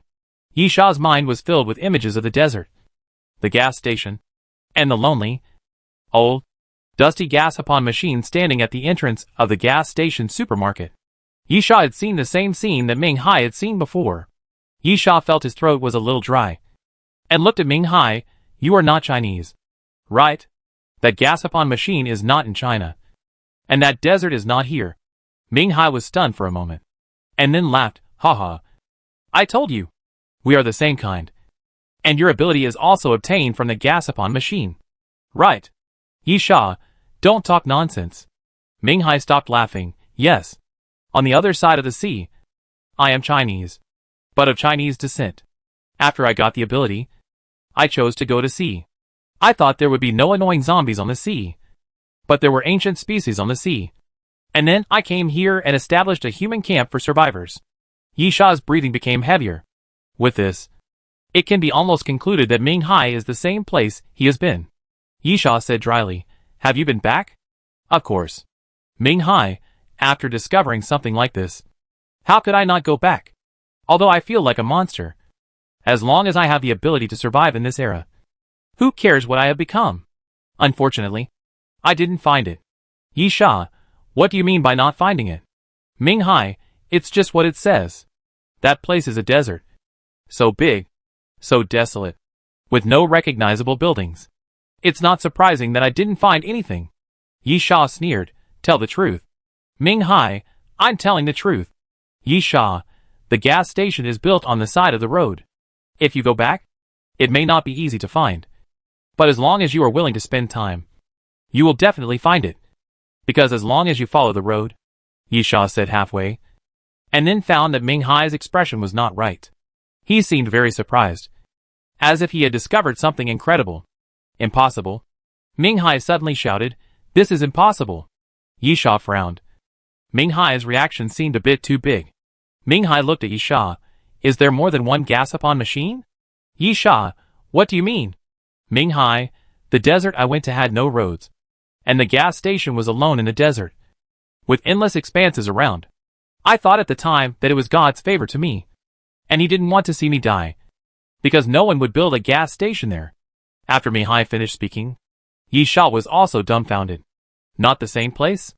Yisha saw Ming-Hai's excitement, as if he wanted to immediately find the gas station that Yisha had been to. Yisha felt that this guy didn't seem to be lying. Yisha recalled, there are 3 rows of gas stations. The supermarket is on the left. The sign has fallen off. The supermarket is about 40 square meters. It is not large. It is more like a convenience store than a supermarket. There is a capsule machine at the door. It is red with yellow stripes on the side, and is covered with thick dust. Ming-Hai's expression became stupid. And then, there is a space behind the supermarket, selling hot dogs, hamburgers and cola, gas stations and car wash services. The front room is the staff rest area. There are car wash tools. There are graffiti on the wall of that room. It's a place. It's a place. After the two finished speaking, they added a sentence in their hearts almost at the same time, because the characteristics they described are exactly the same as in their memories. Yisha took a deep breath and confirmed again, that place should be on Eagle Mountain Highway in Minnesota. No! Ming-Hai, near St. Louis. Yisha and Ming-Hai were dumbfounded again. The gas station and the capsule machine they saw were obviously the same, but the location was completely different. Although they were both in North America, the distance was far apart. If you don't consider airplanes as a means of transportation, the distance between the two sides is at least 10 days and a half a month apart. Even if the two people's cognition was wrong, it couldn't be that far apart. Moreover, Yisha knew that he would never remember it wrong. The reason is very simple. When Yisha found the capsule machine in his previous life, he had already boarded the Doomsday train. One of the stops was Wolf City in Minnesota. Then, when he was on a mission, he saw the gas station. The Doomsday train's hint must point to the right place. So, why is this happening? Could it be that the gas station can be moved? Yisha held his chin and thought. But he couldn't figure out the reason. Maybe it's time to go there, Yisha muttered, then waved his hand. The corpse flower vines quickly surged up and spread out in all directions, loosening Ming-Hai. And Ming-Hai fell to the ground with a plop. I will do what I promised. Yisha, send someone to move things to the peninsula pier tomorrow. After Yisha finished speaking, he snapped his fingers, and the corpse flower vines quickly lurked into the ground and quickly disappeared. Hey! Ming-Hai watched Yisha decisively turn around and leave, and shouted, think about it. The two of us joining forces is definitely the best combination. And we can also go to find that place and that capsule machine together. Yisha waved his hands impatiently, obviously not interested in Ming-Hai's proposal at all. Yisha was a little confused now. Amid Ming-Hai shouting, Yisha walked out of the office building that had almost become a ruin, walked forward, and soon disappeared into the night. Chapter 1396 Need a Corpse. Since Yisha made a promise, he was still very trustworthy. He returned to the Doomsday train and moved things again, and piled them all in the agreed place. As for whether Ming-Hai would take them, that was Ming-Hai's business. After moving the things, Yisha returned to the Doomsday train. The proprietress was not surprised that Yisha came back so quickly. According to Yisha, he went to trade, although there were twists and turns along the way. It did not take much time. In fact, the Doomsday train did not even leave. The boss lady teased, it seems that you can save your vacation time at the next stop. Yisha smiled. I am used to the conductor's generosity. I am not really interested in ordinary tasks. Is the conductor back? The boss lady shook her head. Yisha nodded. It seems that there is no chance to make a fortune. I will study the drawings and make them. The boss lady, do you want my help? Just a little handling fee is enough. Yisha, how much? Dr. Davis didn't get all the materials he wanted, but he got more than 70%. Yisha got the materials for the twin serrated swords. Since he got them all, he might as well try to make them. What if he could make them himself? The boss lady smiled and slapped her face. Yisha tried. 5 gold skull coins? The boss lady continued to smile without saying anything. Yisha spread his hands. I'd better do it myself. Although he thought that the price of 5 gold skull coins was indeed a bit low, Yisha still had some hope. But forget it if it was 50. What if the boss lady messed up? The money would not be refunded. The boss lady, it's up to you. Anyway, the blueprint can be made twice. If you fail, you can come to me the second time. Although I can't guarantee that it can be made. The success rate should be higher than yours. Yisha nodded. It was certain that the boss lady's success rate was relatively high. Otherwise, why would she charge a handling fee? After leaving the dining car, Yisha felt relieved because he had tested the train conductor and found out that he was not there. He went directly to find Dr. Davis and threw all the materials to him. Dr. Davis frowned at the piled materials. Incomplete. No way. There are only so many. Yisha, I have also listed the incomplete ones. I will find a way to find them for you as soon as possible. Dr. Davis nodded. As soon as possible. Yisha, can we start research and production first? Dr. Davis, yes. But the equipment is incomplete. At best, we can only make a template and do some preparatory work. The key steps cannot be carried out. Yisha, how long will it take? Dr. Davis, there is no rush. How can such an experiment be carried out directly? I need to calculate the data and then use the computer to simulate and infer. Moreover, I don't plan to imitate Witzel. Yisha was puzzled. What do you mean? Dr. Davis sneered. Witzel's ability is not bad. But he is too conservative and too timid. I found that the data he recorded has 2 production modules. So he must have made at least 2 constellation monsters. Yisha nodded. Leo and Taurus. Virgo is a semi-finished product. And it should not use the same data. Dr. Davis, you should have fought against them all? Yisha, I haven't fought with Virgo. Dr. Davis, what's there to say about a semi-finished product? Is there any obvious difference between Leo and Taurus? Yisha thought for a while. It seems that there is not much difference. Both of them have strengthened their bodies to the limit. But apart from being terrifyingly strong, there is nothing special about them. Taurus was made by Witzel after he transformed his body. So it is weaker. If Leo's strength is 10 points, Taurus is about 8.5 points. Dr. Davis was not just listening. He was taking notes while listening. Muttering, the human body is not good. Even after transformation, it is difficult for the human body to compare with the ancient species and mutant zombies. Yisha did not disturb Dr. Davis and stood by for a while. About a quarter of an hour later, Dr. Davis looked up. What I just said is the problem of Witzel. He has no spirit of adventure. Because he succeeded once, he tried his best to copy the previous success. So, in theory, Leo is successful. But Taurus is a failure. It is just a poor copy. Yisha, you want to make different types of constellation monsters. Of course. Dr. Davis was confident. If you want to do it, you must do it to the best of your ability. But because it is the first time, it can only be regarded as a trial. Even if it succeeds, I believe that the constellation plan still has potential to be tapped. If you can continue to provide materials, we can continue to cooperate. I believe I can make the most perfect constellation monster. Yisha, wait until you complete the first production first.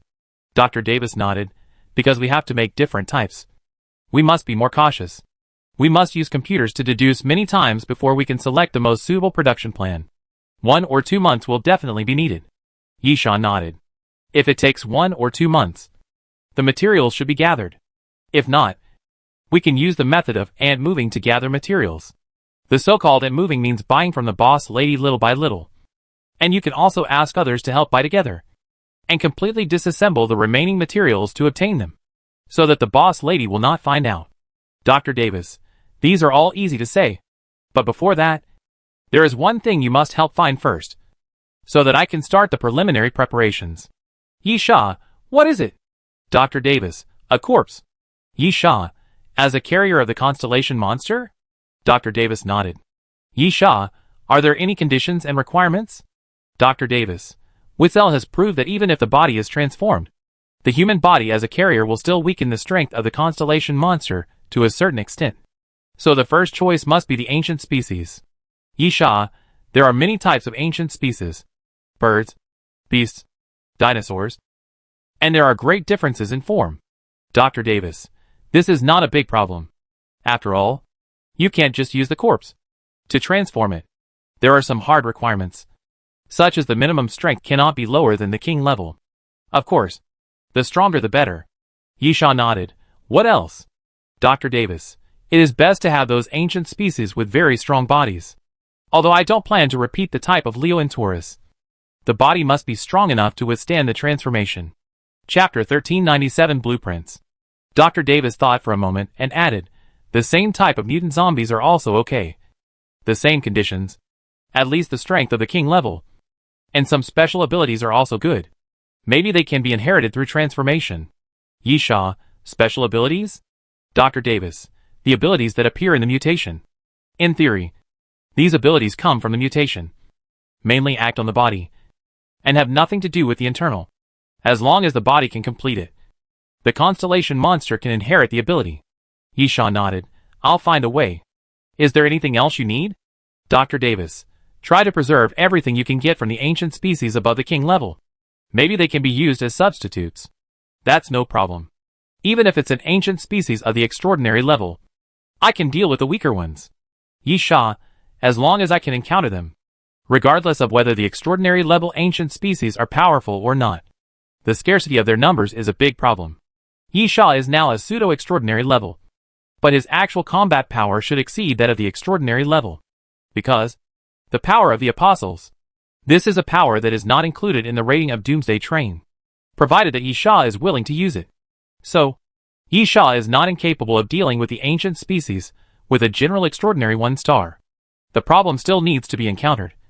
Just like on the Doomsday Train. There are only 2 deputy train captains, and the train captain, who have crossed the threshold of extraordinary. Extraordinary, as the name suggests, symbolizes the strongest. The 2 words extraordinary represent the pinnacle of everything. Dr. Davis thought about it seriously. Do you think Leo and Taurus have reached this level? Yisha nodded. I asked the boss lady this question. And she told me that Leo's strength is close to that of the deputy train conductor. Which means that Leo must have reached the extraordinary level. However, as the pinnacle of extraordinary, there are still differences in strength and weakness. Dr. Davis nodded to show that he understood. Extraordinary 1 star represents the qualification to move towards the pinnacle. And extraordinary 5 stars is the pinnacle of everything. The gap between the 2 is very obvious. Every 1 star increase in the king level will make a huge difference in strength. Not to mention the extraordinary. Yisha, no other questions? Dr. Davis, no. I will find you if there is anything. Try not to find me. Yisha, especially when the conductor is here. After Yisha finished speaking, he directly exited Dr. Davis's personal compartment. After leaving, Yisha did not return to his personal compartment, but went in Nyepo's personal compartment. This is a rare guest. Nyepo opened the door of the carriage and was stunned when he saw Yisha. You actually came to my side. Yisha took out a piece of metal and threw it. If you don't welcome me, I can leave. Nyepo nodded. Trace him metal. Did you get this thing? The metal in Yisha's hand is the last material Nyepo needs to make ionization collision. With this piece of metal, Nyepo can start making ionization collision. Nyepo decisively said. According to the agreement, as long as the ionization collision can be successfully made, the Eagle King suit is yours. Of course, I am not afraid that you will regret it. Yisha smiled. I came here for another reason. I want to watch you make the ionization collision. Oh! Nyepo was curious. Why do you want to see this? Yisha, you have made a lot of things yourself. Right? Tiger King. Eagle King. I know you have also completed another set of firearms called Wolf King. Nyepo, I haven't made the Wolf King yet. I am missing the last pistol. I have not been able to find the materials to make the magazine. So I am dragging it on. Of course, the main reason is that I have enough firearms at the moment. So I haven't looked for it on purpose. Yisha nodded. In his previous life, Nyepo relied on 3 sets of firearms. Tiger King, Eagle King and Wolf King. To conquer the world. At that time, Nyepo not only had the title of Firearms Master, but also some people called him Beast King. Mainly because of the names of the 3 sets of firearms. However, in this life, Nyepo's trajectory has changed. He has become a flight attendant, which is much better than the previous life. Of course, the things he uses have also changed. Yisha, in short, you have a lot of experience in this area. As Yisha spoke, he took out the blueprint of the twin megalodon sword. Nyepo showed a look of realization. You want to make this sword? Yisha nodded. Yes. Nyepo, show me the blueprint. Yisha handed the blueprint to Nyepo, who looked through it carefully. After a while, Nyepo said, I am good at making firearms, not cold weapons. But this is a technological sword, and many parts are similar. I can give some reference opinions. Yisha, technology sword? Nyepa was surprised. You don't know about the technology sword? Of course Yisha knew about the technology sword. Among the items sold on the food truck, there are 3 categories, namely technology weapons, technology armor, and technology props. It means that the technology level before the end of the world is used as a measure, and things that exceed this level can be made. Simply put, they are future weapons, future armor and future props. Yisha's destroyer is a technology weapon, and that set of combat suits is a technology prop. After all, it has no defensive power. Yisha, the reason I was surprised is that I never looked at the blueprint carefully. Yisha only looked at the first page of the twin sawtooth swords, and then left it there. Judging from the shape, the twin sawtooth swords don't look like technological weapons, but like retro cold weapons. So Yisha was a little surprised. Anyway, follow me. Nyepa, I will make the ionization collision first. You watch and figure out the general production process. And then I will help you make this sword. Yisha nodded. Okay. Nyepa stood up.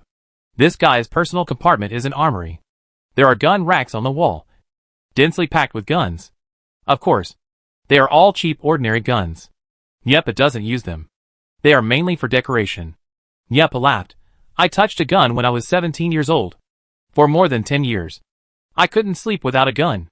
In fact, I have some symptoms of post-traumatic stress disorder. Yisha nodded. He had heard of this kind of problem. It is more common in some veterans who have seen blood, and people in the special forces. They are not adapted to a peaceful society. Without knives, guns and other weapons, they will feel insecure, etc.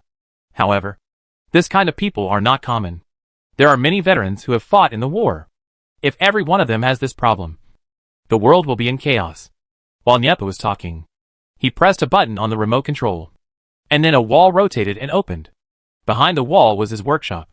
After entering the workshop, Nyepa began to fiddle with the tools, and then placed the materials on the workbench and counted them.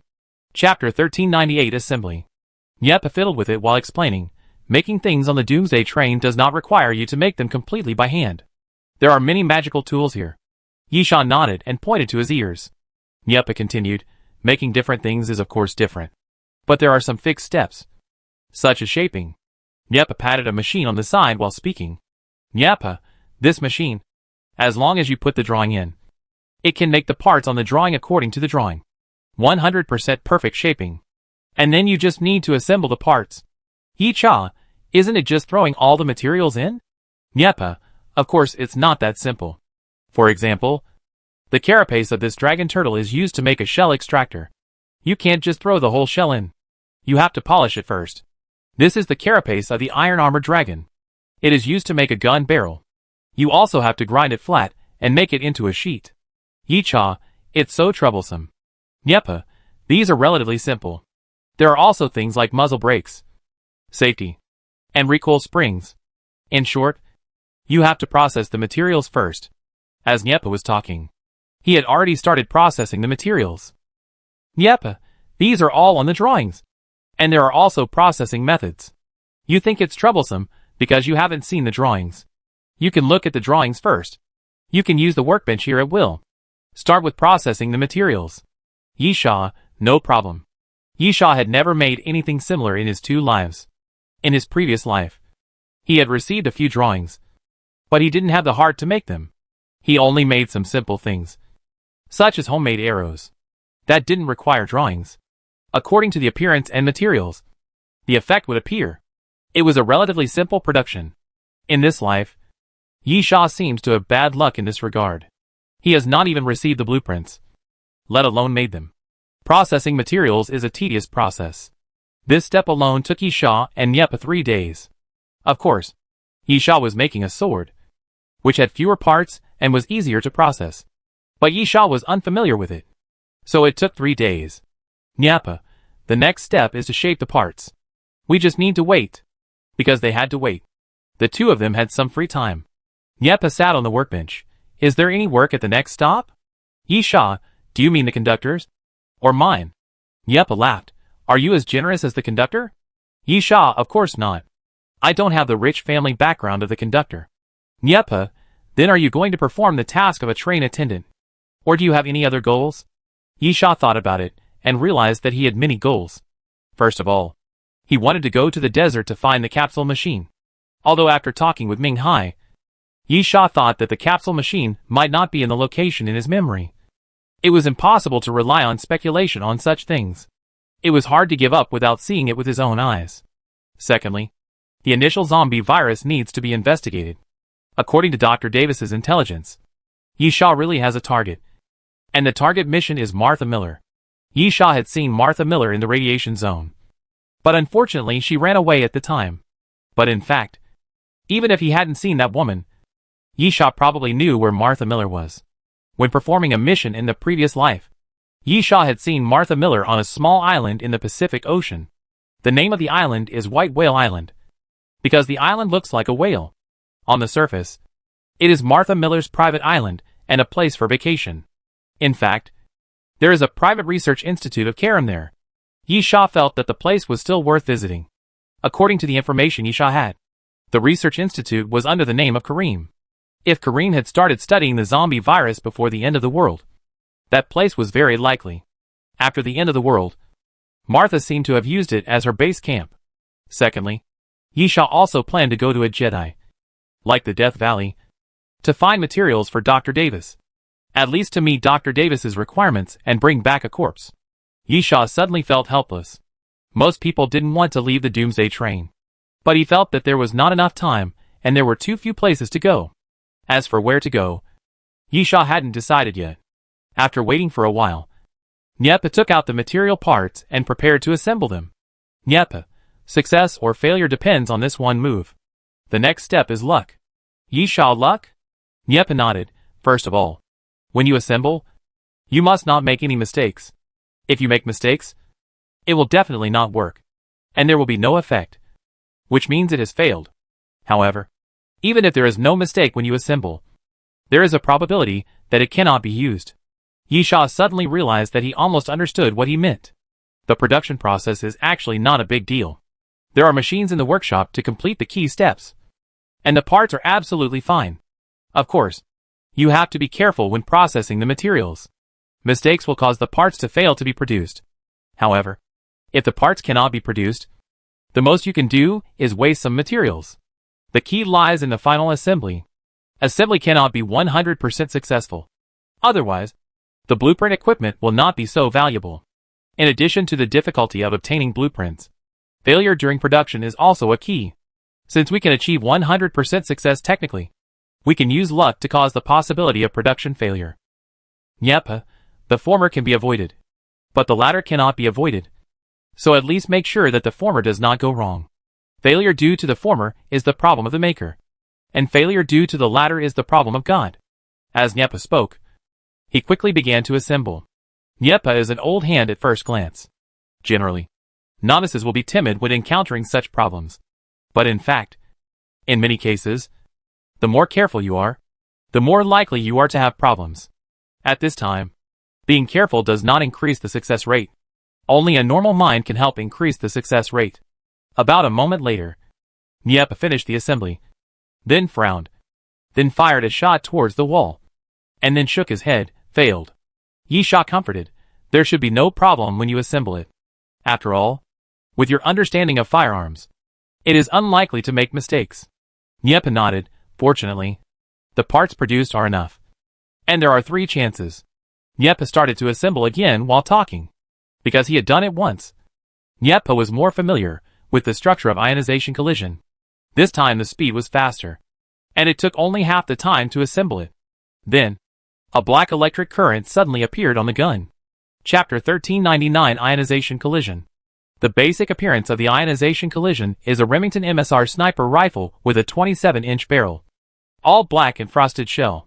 From the appearance alone, it is almost the same as the MSR sniper rifle, with only a few changes. And the frosted shell looks very technological. The most important thing is that when Nyepa pulled the trigger, a slight electric current sound suddenly came from the front butt position.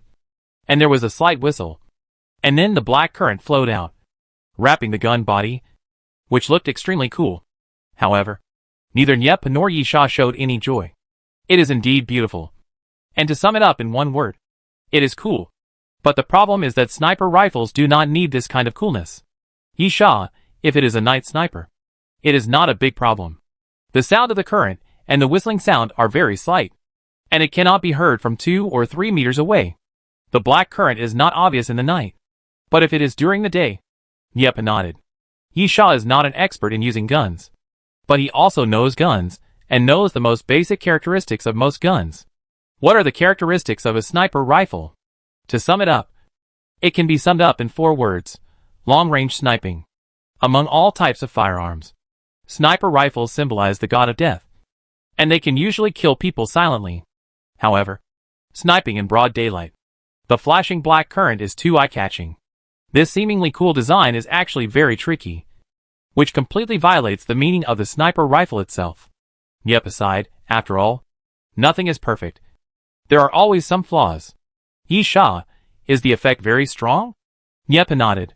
Ordinary sniping comes with a 50% chance of armor penetration. Penetration, destruction, paralysis, a 0.5% chance of triggering ionization bombardment, and a 100% chance of killing the target. Moreover, every time a target is killed, the power is increased once, and the maximum stacking is 7 times. Yisha bared his teeth, putting aside the previous ones. This 100% chance of killing the target is so cruel. Even if there is only a 0.5% chance, it is terrifying enough. If it is triggered, it will ignore all defenses and kill if hit. Niepa, weakness scanning can detect the weaknesses of enemy defense items and attack them. It also comes with 2 skills. Thunder, which can penetrate multiple targets in a straight line to kill them, and electromagnetic explosion, which can destroy all electronic equipment while attacking. Yisha nodded. It's hard to evaluate these 2 skills, mainly based on their power. But the latter is functional and very powerful, which means that all people using technological equipment will only get beaten when facing Niepa. Niepa, what I am most satisfied with is that there is also an ionization field, which allows the ionization collision to switch into 3 forms: sniper rifle, double gun, and shotgun, and can be used in conjunction with gun fighting. From the effect, this gun is very powerful, worthy of being a gun made according to the blueprint. Yisha, it seems that some defects are not unacceptable. Niepa spread his hands. It's already made. Can it be used? Niepa smiled, and then threw a silver gun box in the corner to Yisha. Niepa, it contains the Eagle King suit. Sniper rifles are unnecessary. I'll give you the Eagle King. Yisha smiled. Thank you. Niepa's Eagle King suit is also a very good sniper weapon. It is a complete set, including a sniper rifle, a pistol, a grenade, and a field knife. The Eagle King sniper rifle itself has nothing special. In addition to its good power, it only has a ballistic memory effect, which can make the bullet of the second shot completely simulate the ballistics of the first shot. It seems to be useful, but not very useful. No one is stupid enough to stand there after the first shot misses. But it is indeed useful in some specific situations. However, the key to a set of firearms is the set. When equipped with a complete set of Eagle King pistols, there will be an additional reconnaissance bomb effect. If there are other targets within a radius of 10 meters with the reconnaissance bomb as the center, a prompt will appear. Then equip the Eagle King grenade. The Eagle King grenade itself is a poison gas bomb that can release poison gas all around. The set effect is called continuous killing, which can switch the Eagle King sniper rifle to continuous sniping mode and perform recoilless shooting. Finally, there is the Eagle King field knife. The prototype of the knife is the Jungle King. There are a lot of things hidden inside, which is the same as the genuine Jungle King field survival knife, with the scabbard and the small objects hidden inside. There are a total of 24 functions. However, the set effect triggered by the Eagle King field knife is relatively ordinary. It can be installed on the Eagle King sniper rifle as a bayonet, but it is understandable. Doesn't Niepa have gun fighting skills?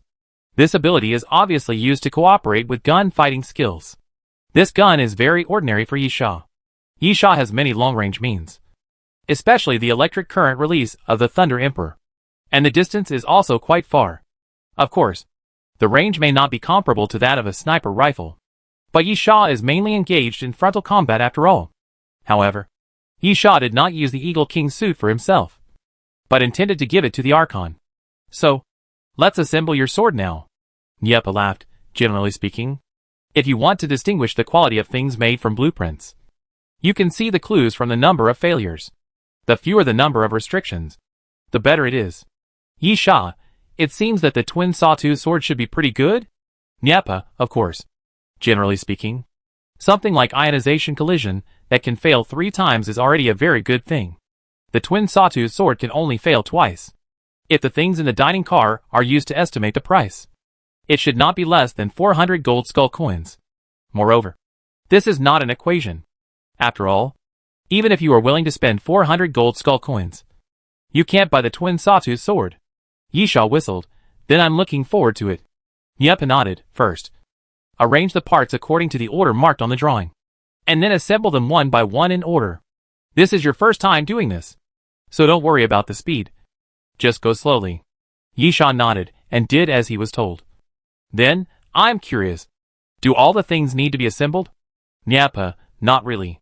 For example, if you make a pure cold weapon, the last step is forging, which is similar to the ancient blacksmithing. You have to hammer the thing into shape. But the shaping is still the responsibility of the machine. You just need to hammer it hard. But after hammering it, whether it succeeds or not depends on luck. But if you knock the wrong part, it will inevitably fail. Yi Sha, I see. Niepa, there are many other types, such as jewelry, which is another way to make it. In short, the drawings have detailed steps, and most of them can be understood at a glance. The question is whether there will be mistakes when you start after understanding them. Yi Sha nodded to show that he understood, and stopped talking. Instead, he picked up the parts on the workbench and started to assemble them. Chapter 1400 Twin Sawtooth Swords. Yi Sha first made the hilt, which seemed to be the simplest part. But when he really picked up the parts, Yi Sha felt his scalp tingling. The hilt had a lot of parts, according to the overall appearance of the blueprint. The twin sawtooth sword is in the shape of a Western great sword. The hilt is assembled in long strips on the left and right. But there are so many small parts that it gives people a headache. There are 12 screws inside, 7 inserts, and 8 gears. Niepa, technological weapons are like this. Have you ever seen a sword with gears and screws installed inside? I guess the main operating part is the hilt. Take your time. Don't rush. Yi Sha nodded and slowly started to make it according to the drawings. After completing the hilt, the sword body was much simpler than expected. The sword body has 2 pieces in total. It's very simple and can be put together. The main thing is the internal parts. There are gears, chains, and a charging core, which need to be put into the sword body accordingly. Compared with Niepa's speed, Yi Sha's speed was of course much slower. After all, it was his first time making it. It took Yi Sha more than an hour to complete the assembly. The next moment, Yi Sha's eyes lit up. It's done. Yi Sha sighed that his luck seemed to be quite good, and he succeeded in one try. The shape of the twin serrated swords looks quite majestic. The length of the sword including the handle is about 1.5 meters, a standard Western broadsword, and the width of the sword is about 2 palms. Since it is a serrated sword, the blade is naturally not smooth, and the 2 sides are wavy. But the inner arc of the wave is semicircular, but in the undulating position, it is a sharp triangle. There are 2 guards on both sides of the hilt, which are not decorations, but sharp blades that can easily cut many things. In addition, since it is called the twin sawtooth sword, as the name suggests, it can be known that although this sword is in the form of a large sword after assembly, it is actually a double sword. The large sword can be disassembled. Yi Sha exerted force with both hands, and the sword body could hear the sound of the spring turning, and then a crack appeared in the center, and then it was divided into 2, becoming a double sword. Twin sawtooth swords, technology weapons, were weapons a cross-era sword made with the power of future technology. Only the strongest soldiers are qualified to use it. Lead the charge, great sword, dual swords fight with this sword, ignoring the effects of knockback, repulsion, and oppression, reducing the impact of brain ability by 35%, and improving the mental state by 25%. Fight to the death, great sword, dual swords fight with this sword. Through the core energy conversion in the sword body, there will be no physical consumption, and you will not be tired and fight to the end. Iron Blood Soldier, great sword when fighting in great sword form. You lose the sense of pain, and all healing and regeneration abilities are improved by 1 stage. Storm Eye, dual sword in the dual sword form. Activate the core energy of the sword body to create a storm circle, which is affected within a radius of 7.5 meters. Strength, attack speed, and movement speed are all reduced by 25%. And physical consumption is increased by 25%. Indomitable Great Sword, dual sword when fighting with the twin serrated swords. The physical fitness is improved by 10% every 5 minutes. And the cumulative stacking is 30%. When in a seriously injured state, the core energy is stimulated to ignore the injury for 5 minutes. Endless Battlefield, field after launching the Endless Battlefield. You can specify a target before you die or the target dies. Neither side can escape the battlefield. There is no time limit, and the interval between each use is 48 hours. Yi Sha did not hide it from Nyepa, and directly showed the effect of the twin sawtooth sword, which in return was Nyepo's astonished expression. I don't know what to say. Nyepa smacked his lips. This thing is so perverted. Yi Sha nodded, not knowing whether to cry or laugh. The various effects of the twin sawtooth sword are very consistent. That is, either kill others or be killed by others. In terms of effects, although there are no earth-shattering moves, they are actually very abnormal if you think about it carefully. Leading the charge is a passive immunity ability. Immunity to knockback. Knockback. And oppression is not bad. After all, these three effects do not cause direct damage. Especially immunity to oppression is not very useful to Yi Sha. With Yi Sha's strength, there are not many people who can cause him pressure. But reducing the brain ability effect by 35% and increasing the mental state by 25% is abnormal. The effect of brain attack on Yi Sha is at least halved. And Yi Sha himself is a type with very strong willpower. This means that when Yi Sha holds this sword, he is completely the nemesis of superhumans. Fighting to the death is also very useful. The consumption of physical strength is always a problem that needs to be considered in battle. And Yi Sha ignores this problem as long as he uses the twin serrated swords. Iron-blooded soldiers and Storm Eye correspond to the Great Sword and Double Swords respectively. And the types are similar. Iron-blooded soldiers improve themselves and also have no attack power. But pain will affect the battle. Losing pain is the biggest improvement. Moreover, this ability is actually very abnormal. The abnormality lies in the latter. For example, if there is a primary regeneration ability, it will become an intermediate level. The intermediate level will become an advanced level. And the advanced level will become super speed. As for whether super speed can be improved, I don't know. But in any case, the stronger the recovery ability, the longer the battle will definitely last. And losing the sense of pain can also be used to a greater extent. If the Iron Blood soldier is to improve himself, then the Eye of the Storm is to weaken the enemy. If the enemy becomes weaker, it naturally means that he becomes stronger. There is nothing much to say, and the literal meaning is easy to understand. Perseverance is similar to the Eye of the Storm. The literal meaning can be understood. It increases physical fitness through time and strengthens the ability to continue fighting. The last domain ability is the best interpretation of this weapon. This ability has no effect on enhancing combat power. The only effect is that one of the two sides in the battle must die to end the battle. At the same time, this is also the characteristic of the twin sawtooth swords. Fight to the death. The effects of the twin sawtooth swords are actually not for attack or defense, but mainly for enhancement and weakening. The core is a protracted war, which creates a situation of fighting to the death. The endless battlefield takes these four words to the extreme. Usually, the strength of a weapon can often be seen by whether there are any earth-shattering moves.